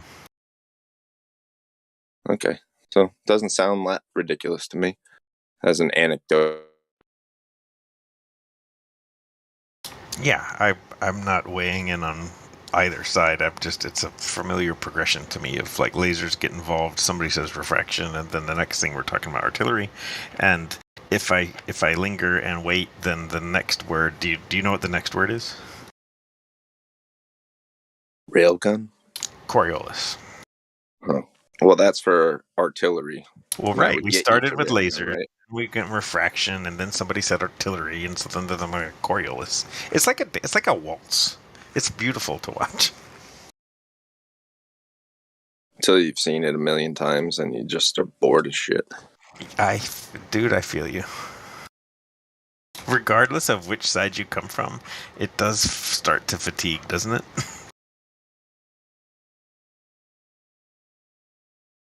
Yeah, gotta take breaks once in a while. Mental health days, or live your life. Or you get invested, and then it makes you mad. It's like, in my experience, 99% of the time, if you're invested and really mad, you're usually wrong. Or up past bedtime. That's what has happened to me.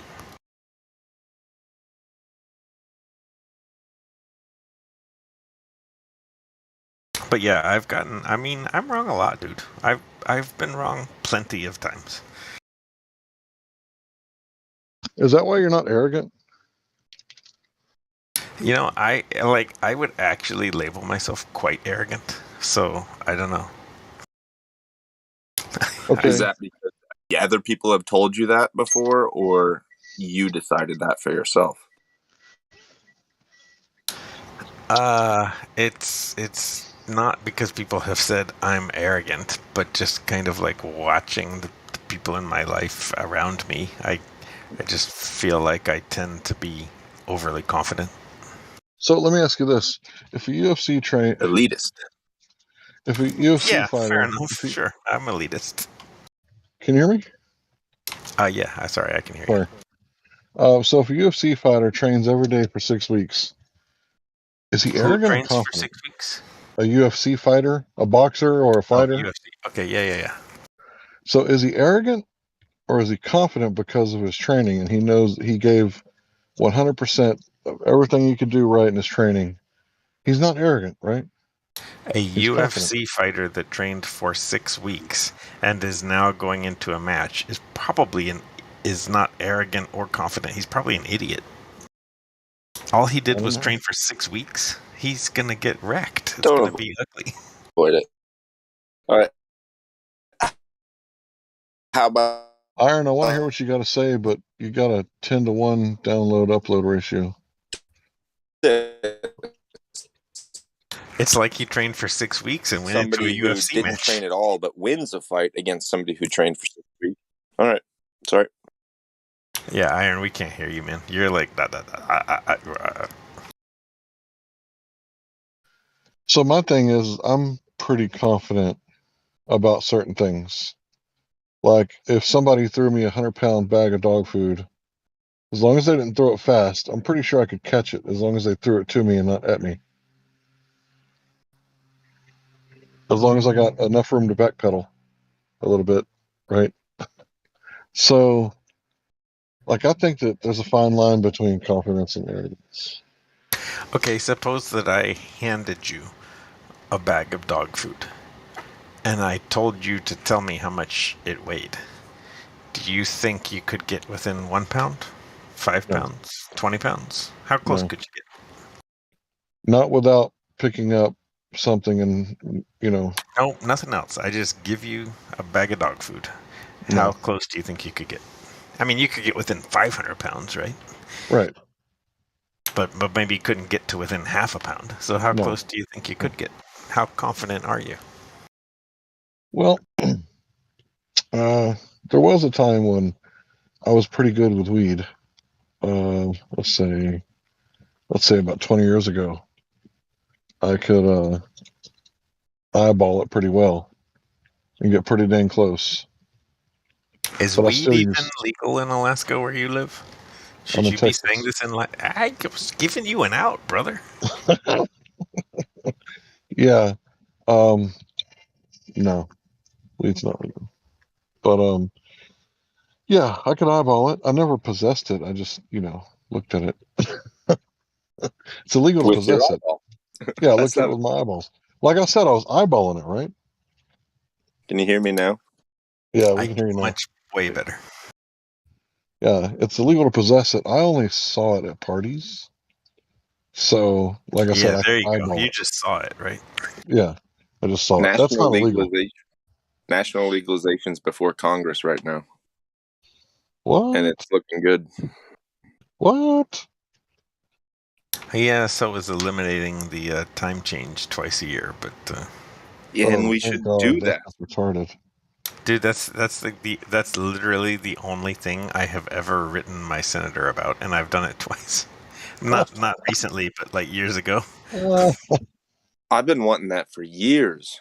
Yeah, me too. I hate it because when I go to work at 5, I don't see any sunlight for like a few months on end. Where's the law? But Hank, if it passes, if it passes, it's gonna make Hank sad then. No? Why? No, it'll be dark at 6. No, they're gonna. Oh well, I guess I don't know what 5 or 6 you meant. They're gonna permanent daylight saving time. So in the winter, the sun will come up quite late. Yeah, but it'll go to bed late too. Yeah, but so if you're a morning shift person, then you're gonna be in darkness and you'll be mad. And if for 45 minutes. An hour? Whatever. I mean, yeah, it's an hour. I used to work nights at a bakery, and I didn't give a shit whether the sun was up when I was driving home or not. You're preaching to the choir, man. I don't want to change my clock. I don't care which side it stays on. I just want to stay. Why don't we just go by the sun instead of permanently daylight savings time? Why don't we just permanently go by the sun? When it's above our head in the zenith position, we're going to call that noon. And I don't know, when it's a Local full moon and the moon is in our head in zenith position, we'll call that like midnight. Although I know that's not exactly midnight. It's not even close. The moon is all over Wow, the place. dude, you're making too much sense. I have to be right back, but give me a second. Speaking of zenith, how about that curved adjacent? Triangles, right? Let's get those curvy triangles. Where are those at? Well, when he comes back, I'll let you ask him. I'll shut up because I'm going home. You can talk about the curvature all you want, which is what I should have been doing this whole time. Yeah, I've been meaning to delve into how you know where you're going. Let me make sense of this. Do you use landmarks on the ocean? What do you use to? Yeah, I don't know. Star positions based on local noon. Based on elevation angles. Have you seen the triangle illustrations that are posted usually when it comes to the triangles? Like the one that QE posts that's got all those red arrows pointing down. Mm-hmm. Each red arrow, I was like, okay, so each position that the red arrow is pointing to must be like a landmark, like a distance covered of some kind, or you're saying it's a star position, or maybe both. I don't know. Elevation angles from the horizon.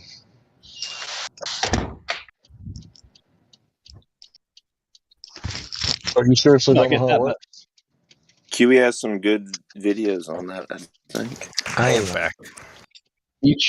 The red arrows are pointing to the ocean. You know what I mean? They're pointing to the what did I miss? Side of the triangle that you do know, which is the ocean side. Catch me up. We're talking about triangles now. Yeah, we're talking about curved adjacents. So what are you talking about? Post it, because I don't even know who's talking. Oh dear, curved adjacents. I was gonna ask if I could pose some of my questions to you guys. Yeah, make it quick. I'm almost home. What happens when you get home? Spend time with the wife. Instead of us? Angles of equal elevation. So what's the All question? right, so I gotta make it quick. Let's see. I'll just pick. I'll pick one. Okay, so for Hank, since he's out of here, and you're talking about curved adjacents anyway. I think that globe people talk about a tangential plane to the globe. So it's a sphere and a plane, and they touch it at one point.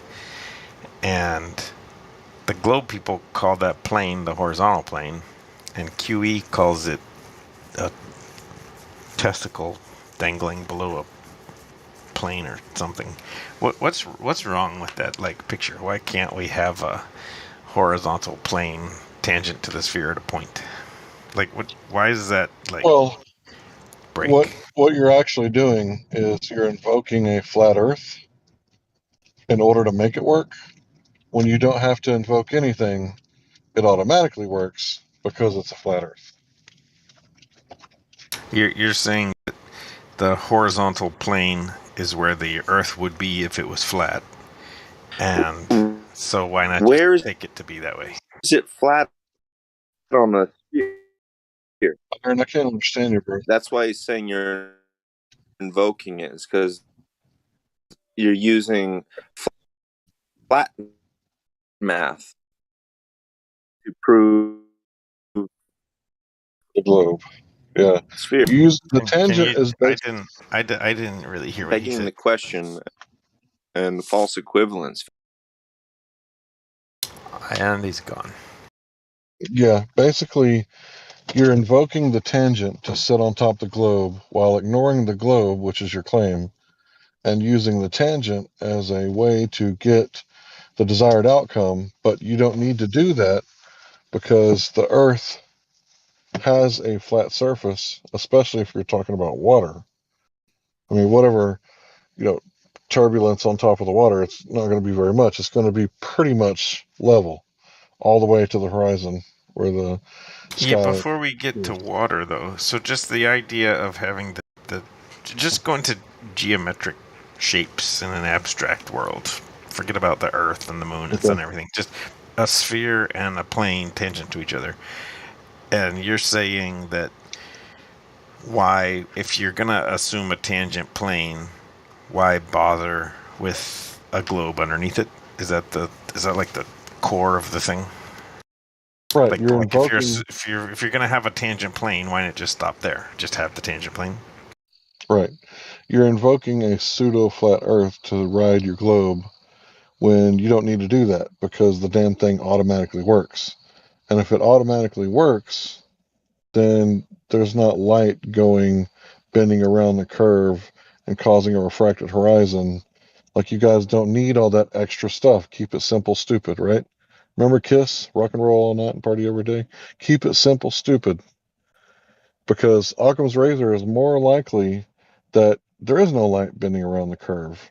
It's more likely that water is level, just like you've heard your whole life, sea level, and that you're shooting a straight shot all the way to the horizon, and you don't need to invoke any of the extra stuff. It's all extra bullshit that you don't need. The damn thing automatically works. That's QE's point, I think. Bent light. One quick thing, and bent light does not inherently mean some kind of curvature to the surface.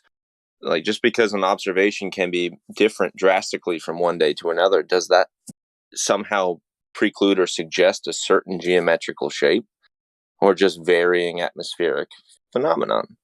I don't see how you make the leap to a spherical body just because, today it looks way more distorted than it did yesterday. Yeah, I certainly, I don't make that leap. I don't. That's not the people logical do. path. They include the R in their terrestrial refraction calculations. It's a presumption. It's a begging the question that they serve up to falsely be the cause of the effect that we observe. Yeah, some of these words, like begging the question and cause of the effect and presupposition and Occam's razor, I have a different attitude about some of that stuff. I don't usually take any one piece of evidence and try to build a logical case that, like, from this piece of evidence I can prove to you whatever point I want to make. I wasn't ascribing it to you. I was saying that that's what is typically said. Same as you were talking about what comes after cannons or ballistic trajectories. I see. Artillery, you said. You know what I mean? It's just the one follows the other, typically. So I didn't mean it personally in any way. I just meant that that's what's built into it. It's baked into the cake. Gotcha. When I hear Occam's razor applied, it's usually kind of like a localized Occam's razor.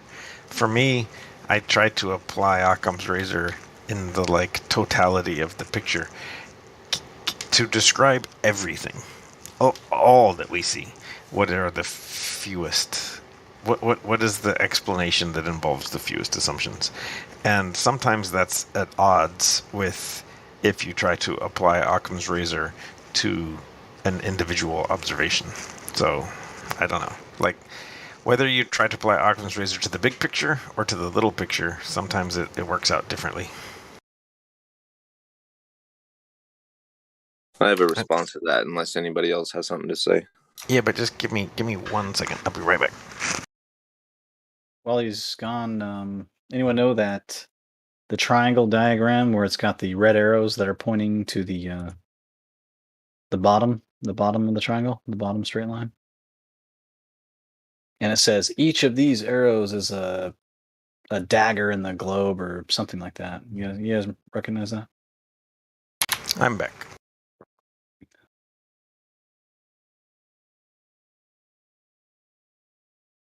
I'm looking through all these text chats. I can't find it. Iron, you still here? Yep. What were you going to say? I forget now that he said that. Oh, I broke it. Shit. What did he say? My fault.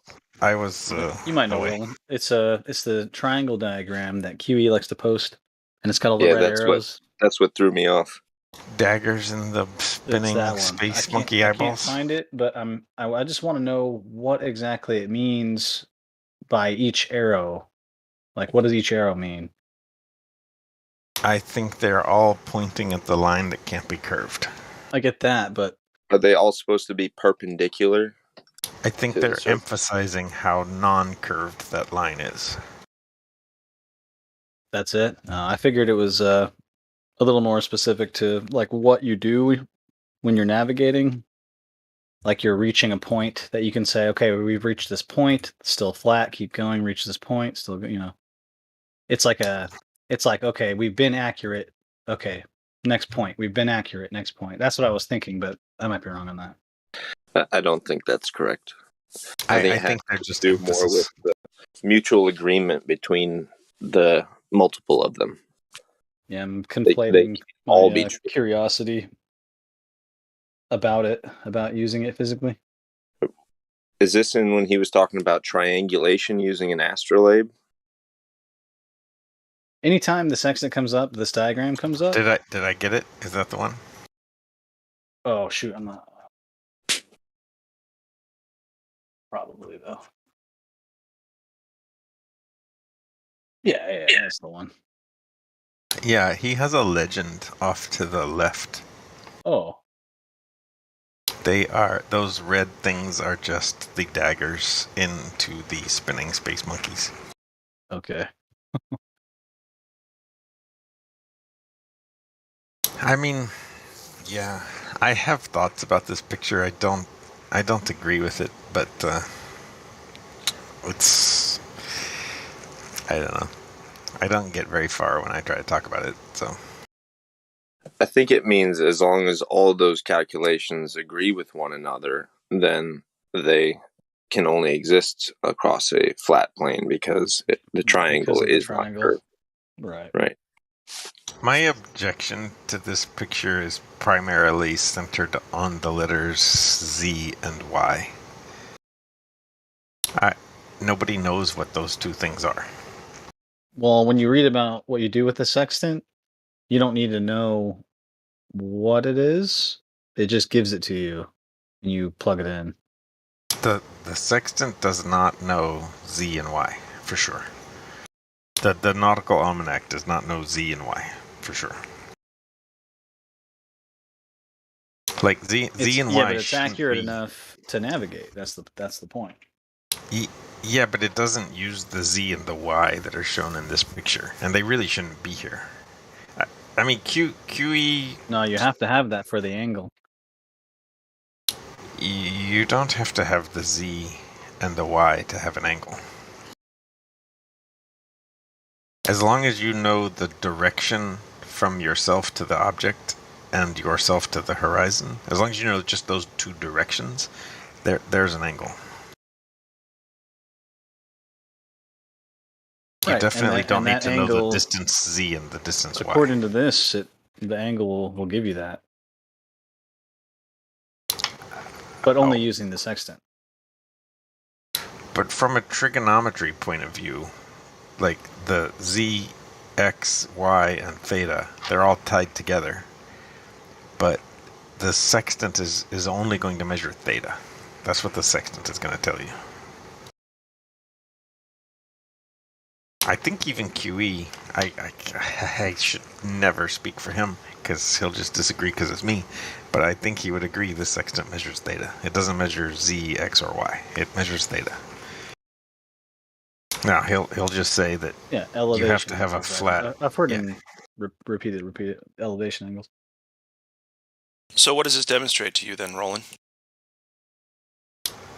I mean, do you want me to just be bluntly honest? Do I sound like I want you to fuck with me? Yeah, please be honest. I think this picture is misleading because it implies that we know the distance z and we know the distance y. And you know what I'm going to do? I'm going to agree with you because I think cartoons don't prove anything. But that's just me. This is perhaps the first time you and I have, well, second time you and I have agreed. The first time was when you said, yeah, I should be in this server. I agree yes, because yes, how do you ever yes, get we that? agree. Sorry, here's what I'm saying. Like, it works out on paper, sure. Does it work out in reality? Well, we're in a chat room right now on the internet sitting in chairs nowhere near each other. So there's no real way we can prove it, can we? Yeah, I don't know. That's a little bit of an overreach. It's just a cartoon. Well, listen, I get it. It helps people understand, people who need pictures to understand stuff about their world. They can't go out and just use their senses, right? They have they have a different way of learning, and they have to have cartoons and pictures and wild explanations. And so with that, if this cartoon matches reality, if it does, it says to me that it's a flat baseline and to have the elevation angle, and it wouldn't be the word if it weren't straight lines being used. Is that right? Does that make sense? I think I follow what you're saying, but I sort of. So I gotta, because I have to beg the question. Disagree on a technicality, I guess. What I'm saying is I'm going to beg the question and say, let's say this cartoon matches reality, right? That's what the Globers try to do all the time. We shouldn't be doing it, but it does help people understand things. So anyway, say this matches reality. Where's the curve? That's my beef, is that whether the Earth is flat or a sphere, I don't think that we have the Z and the Y for the celestial objects. The Z and the Y aren't known things. We don't know those values, and they shouldn't be in this cartoon. Okay, last question, and then I'll pass it away. When did you go out and physically demonstrate all of this in order to back up your claims? I can go out in my backyard right now. When did you, though? Because you're making the claims now. Okay, so last night. I happened to look at so the it's sky just hypothetical, and admire right? this. No, last night I admired the stars, and I have no idea. Were you on the ocean? No, I was in my backyard. Okay, well, we're talking about celestial navigation on the ocean. No, but see the little black guy on the bottom left of the picture? That was me. And see the word object in the upper right? That was the star that I was looking at. And I have no idea what the distance Z is. Did you get a sextant out? Like, just looking at stuff. A sextant would not help me figure out what the value of Z was. You weren't even on the ocean, dude. Being on the ocean wouldn't help me figure out what the value of Z was. How deeply have you read about what you do with a sextant when you use it? They're very strange. You use multiple mirrors and weird things. And look, Yeah, look at on the bottom left, right? I've read a couple of user manuals. I've watched a couple of training videos. I would not assert myself as a sextant expert, but I feel that I have a fundamental working knowledge of what they do.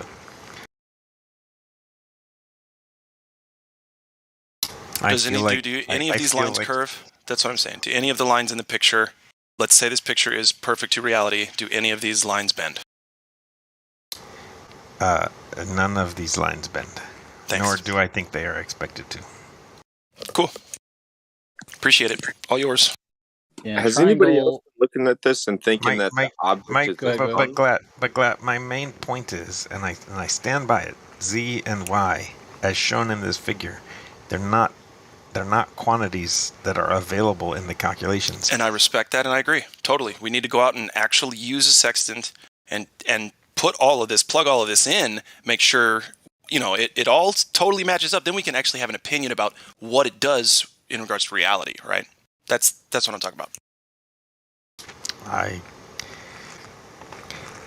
think this applies more to objects, i.e. not the sun. If you're trying to do this for the sun, you're never going to have a valid result. But if you're talking about they do it with the sun.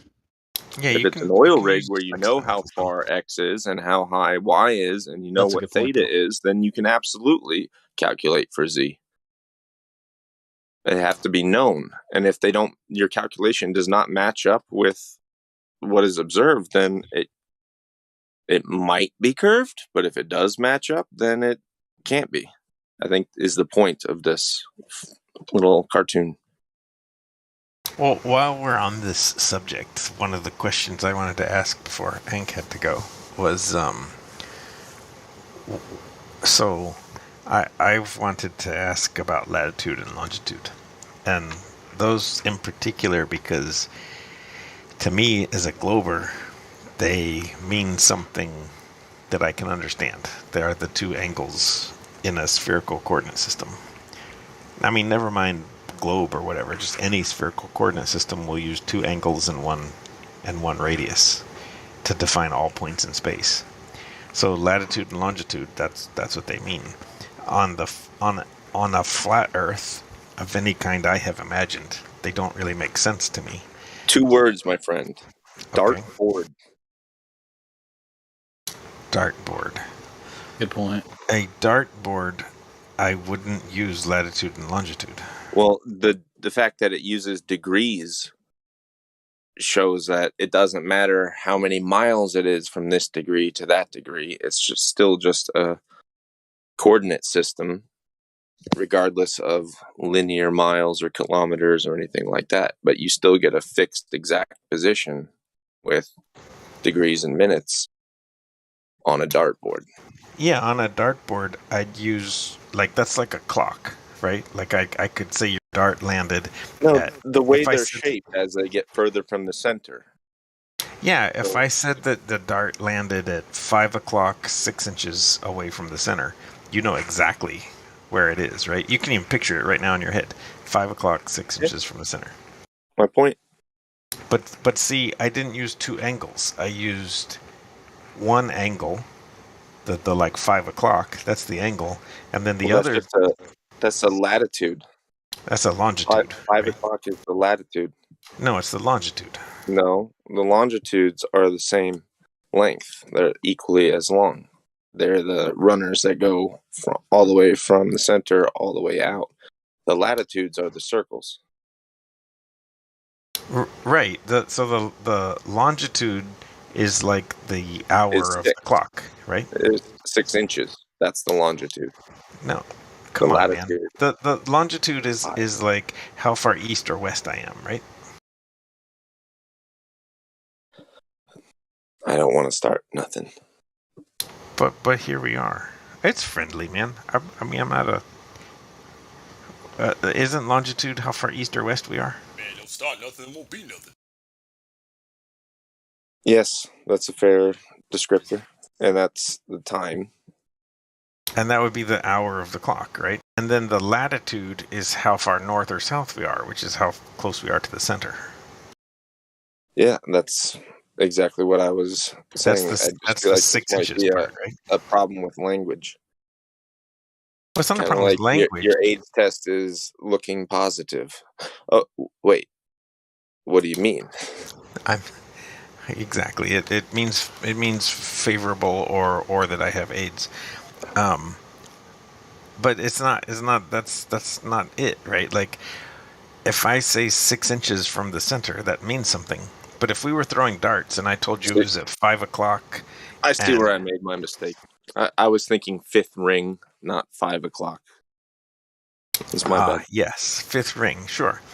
But if we were playing darts, I would love to do that with you. And then I said to you, it was at 5 o'clock, 67 degrees.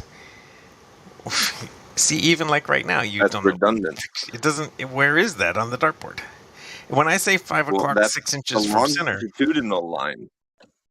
That would be a longitudinal line. 5 o'clock is 67 degrees, roughly. But no, you misunderstand. When I say 5 o'clock, 6 inches from center, you can picture it right now in your mind. You know where that landed. When I say 5 o'clock, 27 degrees, where is that? Who knows? That doesn't 20 make sense. degrees north or south of 5 o'clock. Wait, but can you? No, but where is that on the dartboard? It's just not as clear, doesn't right? exist, bro. Only clocks, man. That's Just only you one of see. 2 pieces of information you need. That No, would I'm be like giving you both. I'm 35 giving degrees, you. 12 minutes, 15 seconds. It's still a further description of one of the two. You would still But need a second description. not on the surface of a sphere. On a surface of a sphere, those two angles tell you everything. On a dartboard, they're confusing. They're not natural ways to tell you where you guys aren't good at darts. I'm good at darts. I swear, Glad, I'm certain you've been drinking. No. I have been up too late. Past couple nights. Sure. But I want Iron's answer here and his dartboard analogy. I really want to hear his thoughts because I'm taking this quite seriously. And same as I said, it doesn't matter if one section is much wider than the other. The degrees still and minutes and whatnot, they still accurately can describe a location. Now, that being said, it could be shrunken down again, like it is in the northern hemisphere, if you want to beg that question, and it wouldn't make more or less sense on a sphere or a flat Earth. It's just a coordinate system with a given area, and you can distort it and make some parts look bigger or smaller. It won't affect where those coordinates and where you put a pin in a map. Flatty has helped us out with a picture if we couldn't visualize what a dartboard looked like. I regret. Is this going to help you understand that the Earth is not curved in any way, shape, or form? No, yes, actually it might. Oh, good. Iron, I want you to you and me in the bar throwing darts. You threw a dart, it hit the dartboard. Using two angular measurements, two things stated to me in degrees, how would you tell me where the dart landed?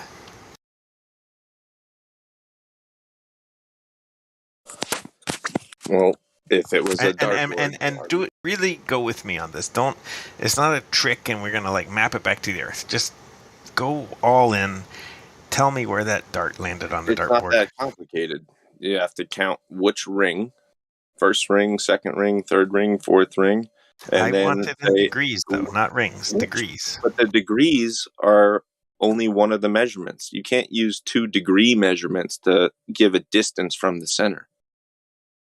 But that's what latitude and longitude are. They're 2 degree measurements.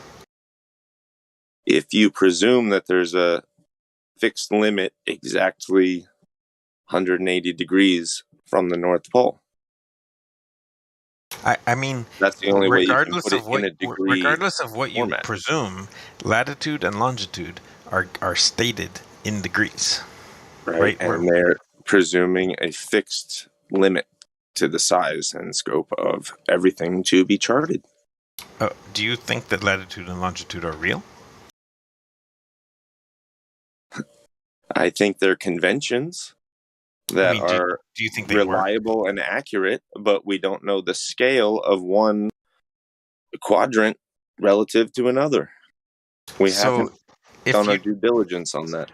If you told me your latitude and longitude right now of your house, could I figure out your address?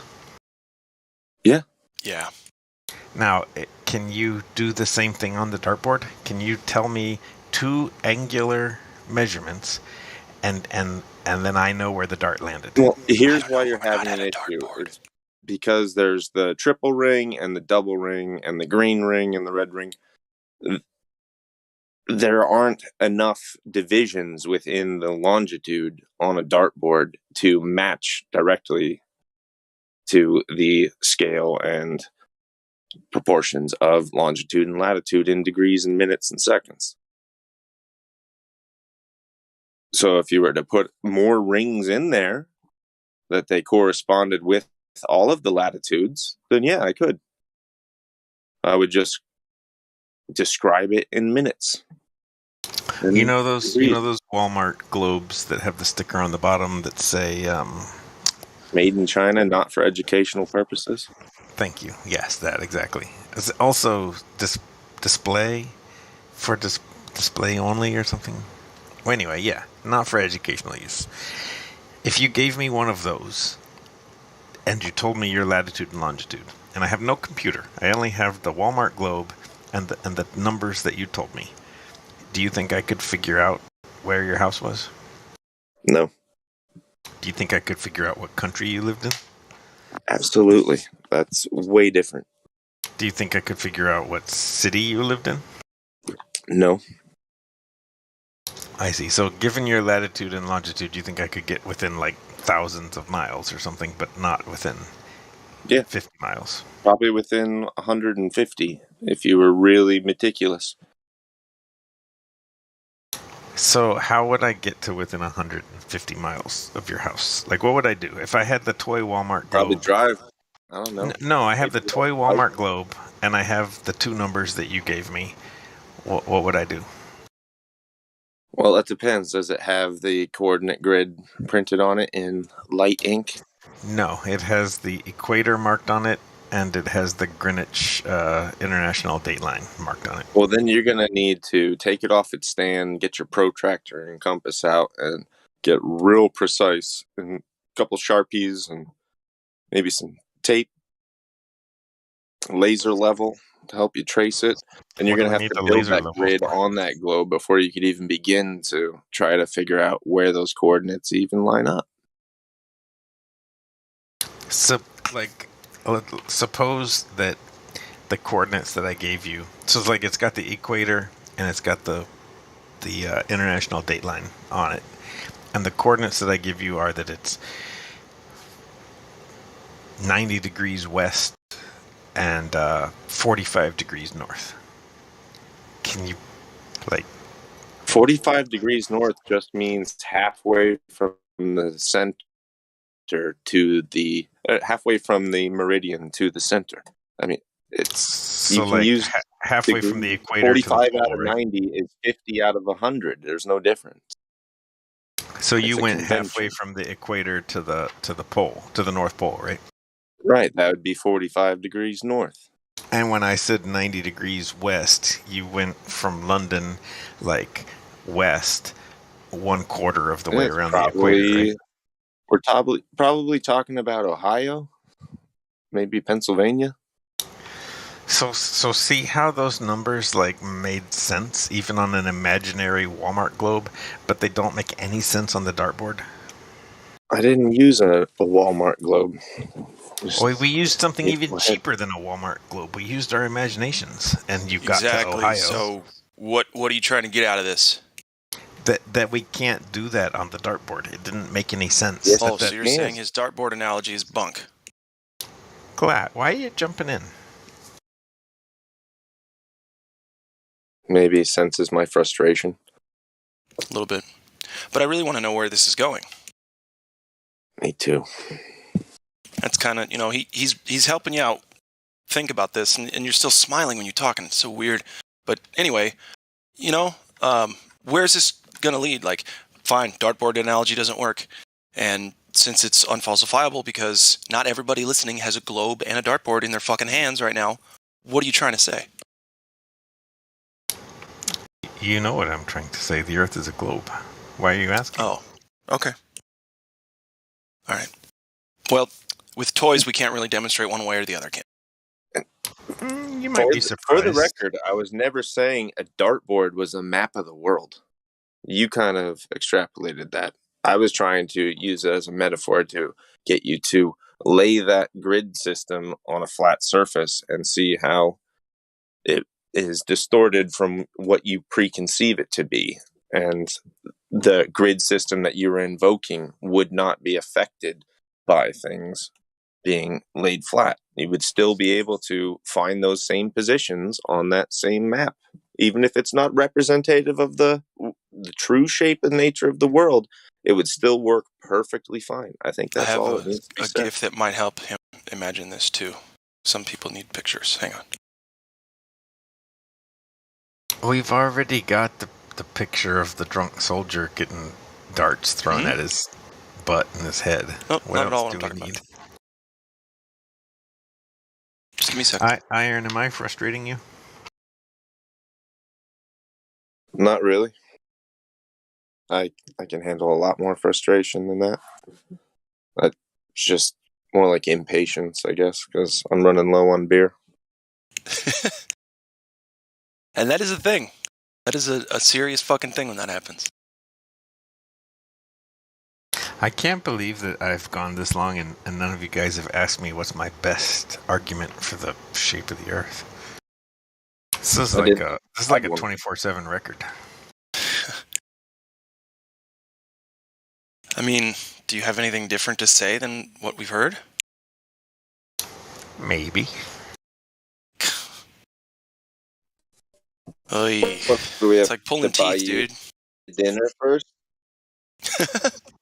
Really? You think this is like... Have you ever had a tooth pulled? Yeah. And, yeah, it's very quick. You think this is like having teeth pulled? Took 2 minutes. This is worse than pulling teeth. That's way worse. Okay, check this out. Check out the voice text real quick in about 5 seconds. The anticipation is far worse than the event.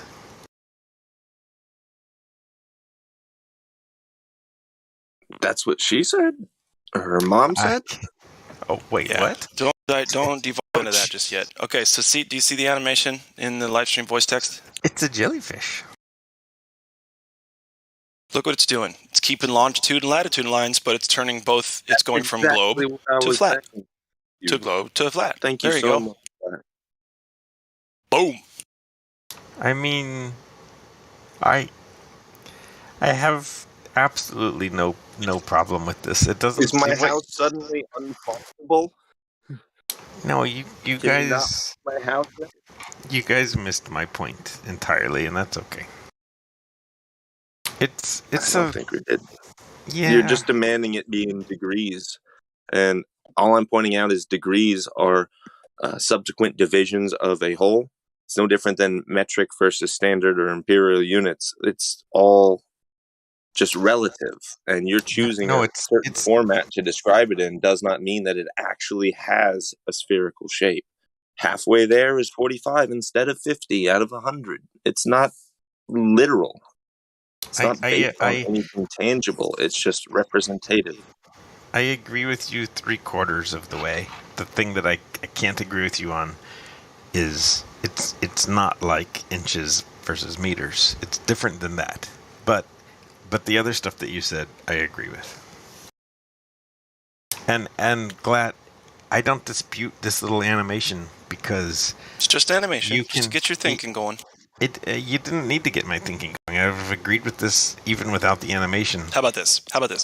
There are people listening, and even for myself, I didn't know what was going on until I took a little solid listen for a minute, and then I was like, oh, they're talking about this thing.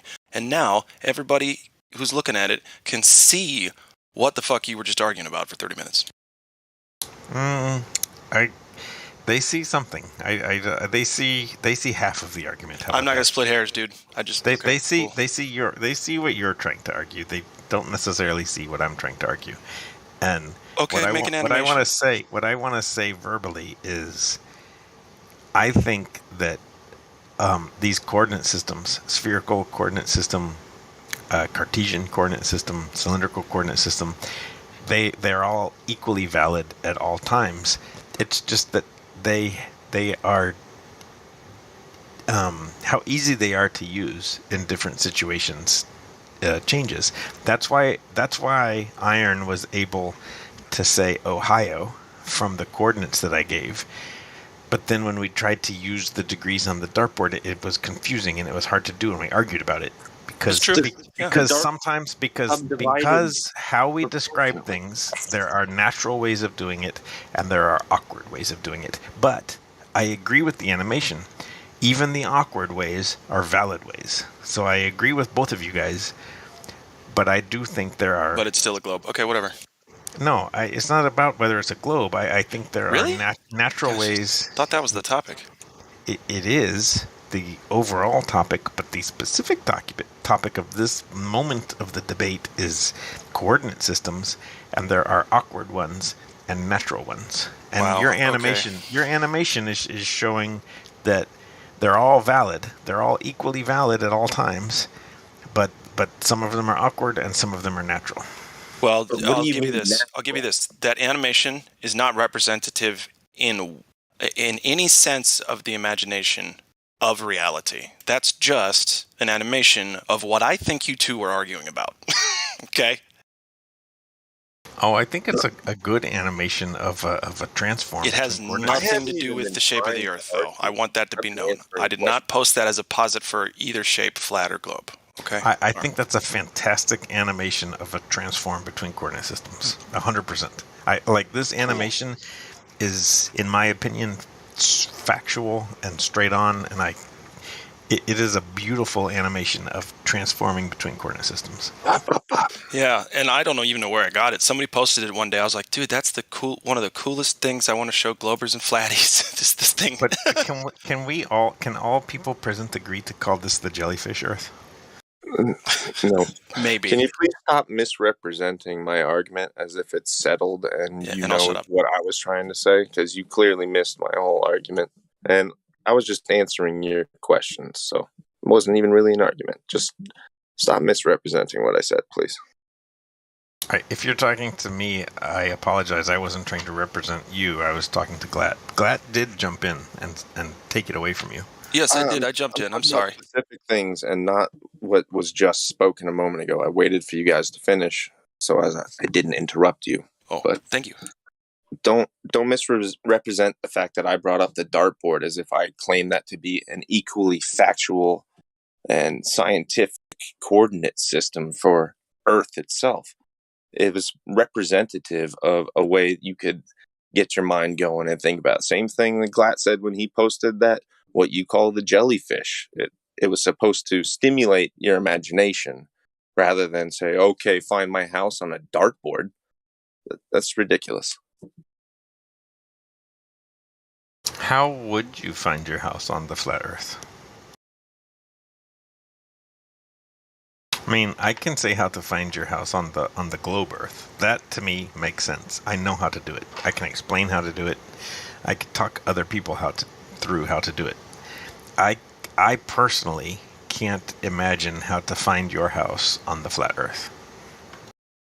It's a real stumbling block for me. I mean, people ask, how would I ever That's be a you converted? problem. I suggest you listen more and work on it. Keep your imagination game strong. And maybe my imagination game is pretty strong, and the fact that I can't imagine this keeps me pretty solidly in the Globetard camp. But if you can walk me through it, I mean, if you can. So all those people who navigated their way to Oregon from the East Coast in the 1870s and 80s, like, how did they do that when they thought the Earth was flat? How did they get where they were going?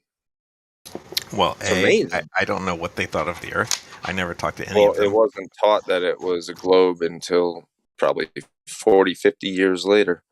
The Rockefeller education system. I mean, now we're getting. I mean, this really mainstreamed it another 20 years after that. I don't know. I don't care. Sure. I don't know what these people thought, and I don't think it even matters what they thought. You can go west without navigating. Like, pretty much. So you just defeated your own. Most people can go west. You answered your own question. Congratulations.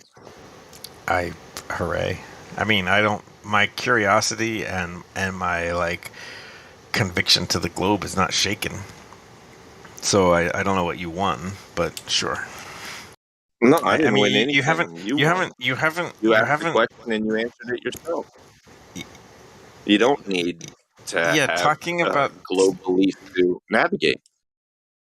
On land, when you just want to walk west, I don't think that you do. It ain't due west. I don't think you have to go very due west to get west.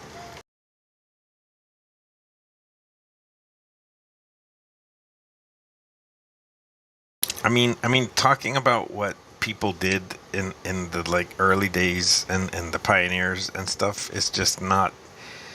It's interesting, and I appreciate the history of it, and I'm happy to read and learn about them. But it doesn't really persuade me in terms of the shape of the Earth. telling me about how to find your house on a flat You are Earth obsessed with would my house, dude. Don't tell me come how to around find here. Glad's house. Tell me how to find the White House. How do I Earth find the doesn't White have a House? shape. How do I find the Washington Monument? How do I find the Eiffel Tower? Like, give me the coordinates of Why the would Eiffel you get Tower. lost if you were on a flat Earth, but you could only find your way around on a globe Earth? That's bizarre as shit to me. I don't want to That talk about confuses the I don't hell. want to talk about navigating and getting lost. Talk to me personally, You not to you all brought the. it up. Yeah, You but brought it up. don't talk to all the other Globers Let's change the that subject. have been here before. Talk to me, and I can be persuaded. Okay, so what's this house thing you were talking about then? You said you could find your house. Use the Eiffel Tower if you don't want to talk about houses. Tell me how to locate the Eiffel Tower with its latitude and longitude. Like, walk me through. You're begging the question. Yeah. I'm not begging a question. I'm telling you latitude and longitude Yeah, work. because you're claiming that if it can be found with latitude and longitude, then that inherently means the Earth is a globe. That's your whole fucking argument, isn't it? Actually, my argument was it has been for the last 45 minutes. So actually, all maps are flat though. Walk me through the steps I'm of not your using the mother. latitude and longitude. Figure out where the Eiffel Tower is on a flat thing with these two angles. And like, I don't want the like hand wavy stuff. I can walk somebody through it on a globe without hand waving. I can be very specific. Just walk. So I've been You hand don't waving. have, listen, you don't have any longitude and latitude without a center point, the north. In your globe model, that the is north isn't the center north. point. I didn't finish. It is on the dartboard. I didn't finish talking, explaining, yeah? On your globe model, you have the north and south, 2 points on a sphere, which point to the axial rotation, are aligned with the axial rotation, yeah, on the globe. Yeah, why are you so offended by being north and interrupted south. when you interrupted us? And well, respect him. Let him talk. Because I listened to you contradicting here about the system of longitude and latitudes, yeah, which is based on the center point of north, yeah, and the that makes it outer okay for you to circle, interrupt the the conversation? outer circle, the concentric circles, yeah. And that makes it okay for you to interrupt us? That was not our conversation. It's always been everybody's conversation. Unfortunately, Yeah. you and I have been dominating it because it's become pedantic and mundane. He's trying to add a icebreaker to it and save us from this conundrum that's continuing inevitably. And you should just let him talk. Let him finish. Well, I have a different view, Iron. I think your thoughts have been very interesting. I am paying close attention to you, and I've been very interested in what you have to say and how the conversation has evolved. So, well, I'm interested in what Get Beget has to say. And then I'll let you guys talk. You and he talk it out, because I liked talking to you, and nobody else has interrupted us for a while. If I'm dominating, I will happily step aside. I valued your thoughts, and I don't like Get Beget jumping in and then attacking me, for interrupting him. Before.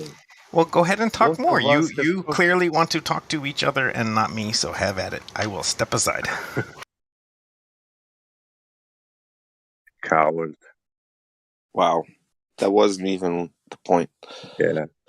I'm a coward because I don't want to be dogpiled. Get Beget? You. I didn't dogpiled you.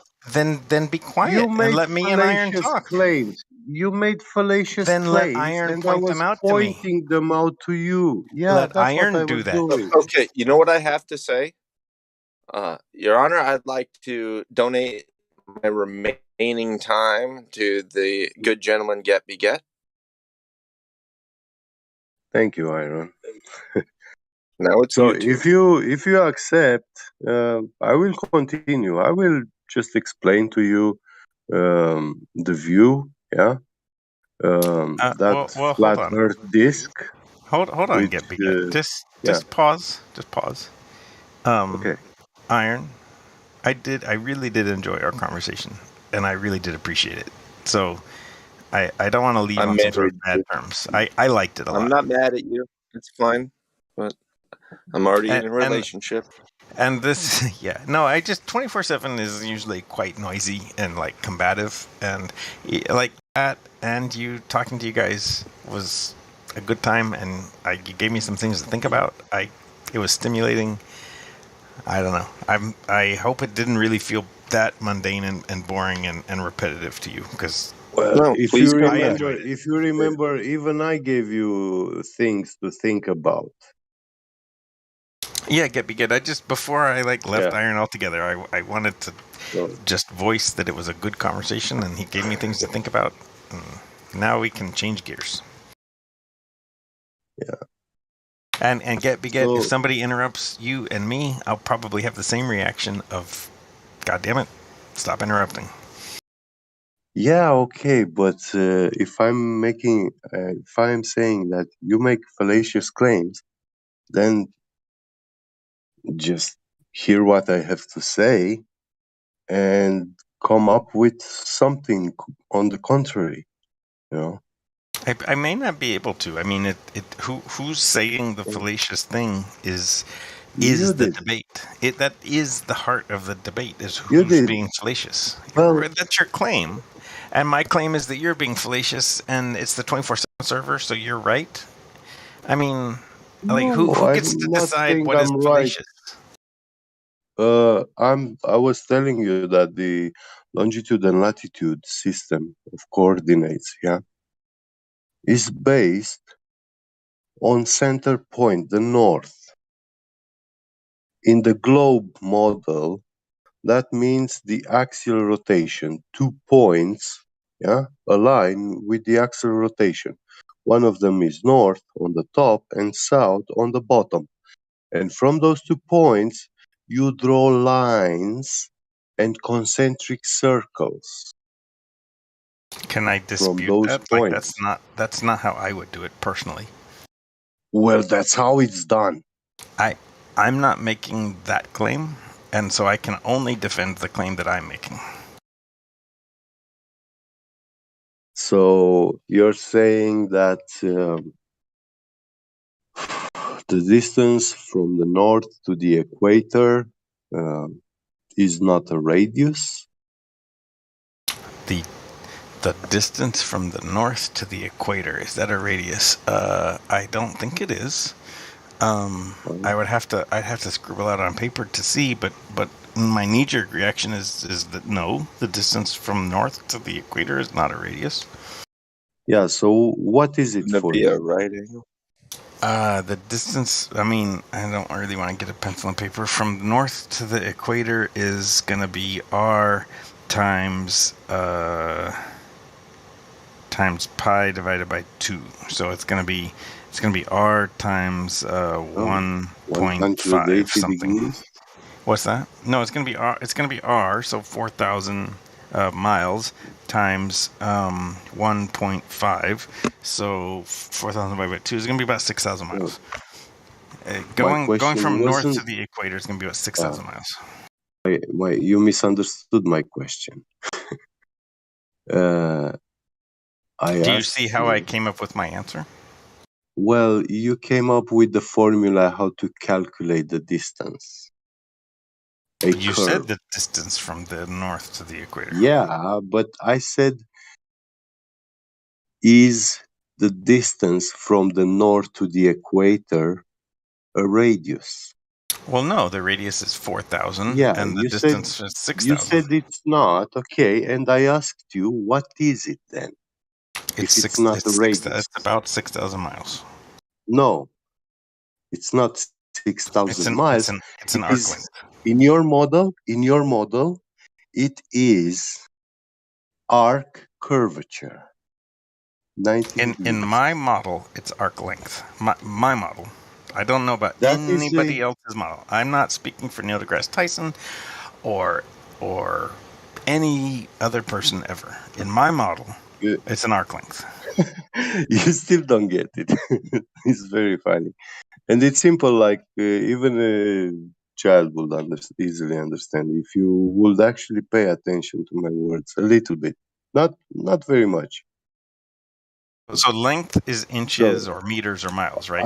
If you use the word length, we're No, talking inches, we're meters, not miles. talking about literally distance.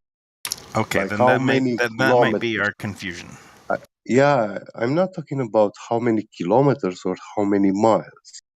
We all know that Degrees, right? a distance, yeah, I do not measure is a distance in length. degrees. It is a length.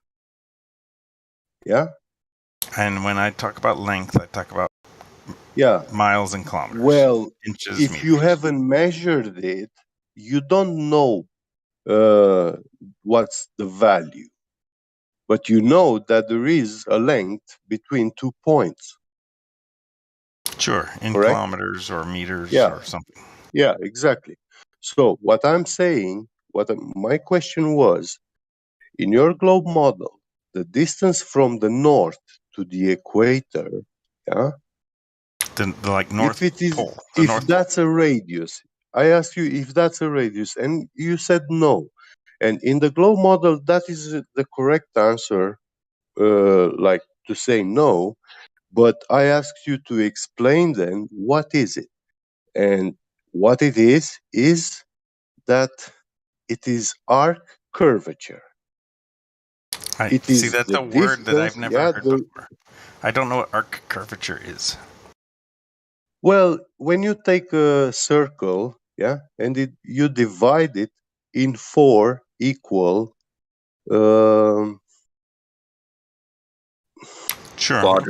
shapes, Sure, fine, yeah. Yeah. Now, let's say as on the retarded top, as you think I am, listen, I'm not that the retarded. point, So just the point talk. on the top, and the point at the equator, 90 degrees, 90 degrees, you said, is yes? the outside is arc curvature, a quarter of a circle. Yes. Are you headed towards like giving me the picture of the 8 inches per mile squared thing? That was my question, and that's what you were supposed to say, but you said it's about miles and kilometers and details, which we had no specific numbers. We were talking about the geometric shape and how these components, are called. The radius is called radius, and it's not on the outside of a ball, but it's inside of a ball, or the diameter. Let me say it like this: The circumference. if I was a flat earther, Yeah. And as I told Hank hours ago, I'm not anti-flat Earth. I leave a sliver of doubt that the Earth might be flat. And if I ever became convinced that it really was flat, I would not use latitude and longitude. Longitude, maybe, but latitude, it makes no sense to me. And there's not a Socratic method exercise of you asking me leading questions that will get me there. It latitude just doesn't make sense to me. And can I say one thing real quick? And that's kind of where I'm stuck. On both models, the longitude is the same exact length. It does not change. I agree. Longitude makes sense. The diameter of the circles that are the latitudes that are in fluctuation in that little meme that Glatt posted. Latitude is the sticking point. And it never changes. The only thing that's changing is the latitude diameters. They shrink and go down and touch, and then they expand and come back up. But the longitude stays the same. Think about that, please. That's my point. Well, actually, the latitude number is the problematic number. It's the one. But you don't know the rate of change between 1 degree and another at any different latitude. You've never measured it. On you a did, globe, I would on shut a up and eat globe, my it's all shoe. the same. On a flat, it's a problem. No, it's not all the same on a globe. From 1 degree to another at the equator is way different than 1 degree to another in, I don't know, Canada. Not, It's going to be way fewer miles. I'm not lying to you. On a globe, those are 1 degree is the same. I'm not lying to you.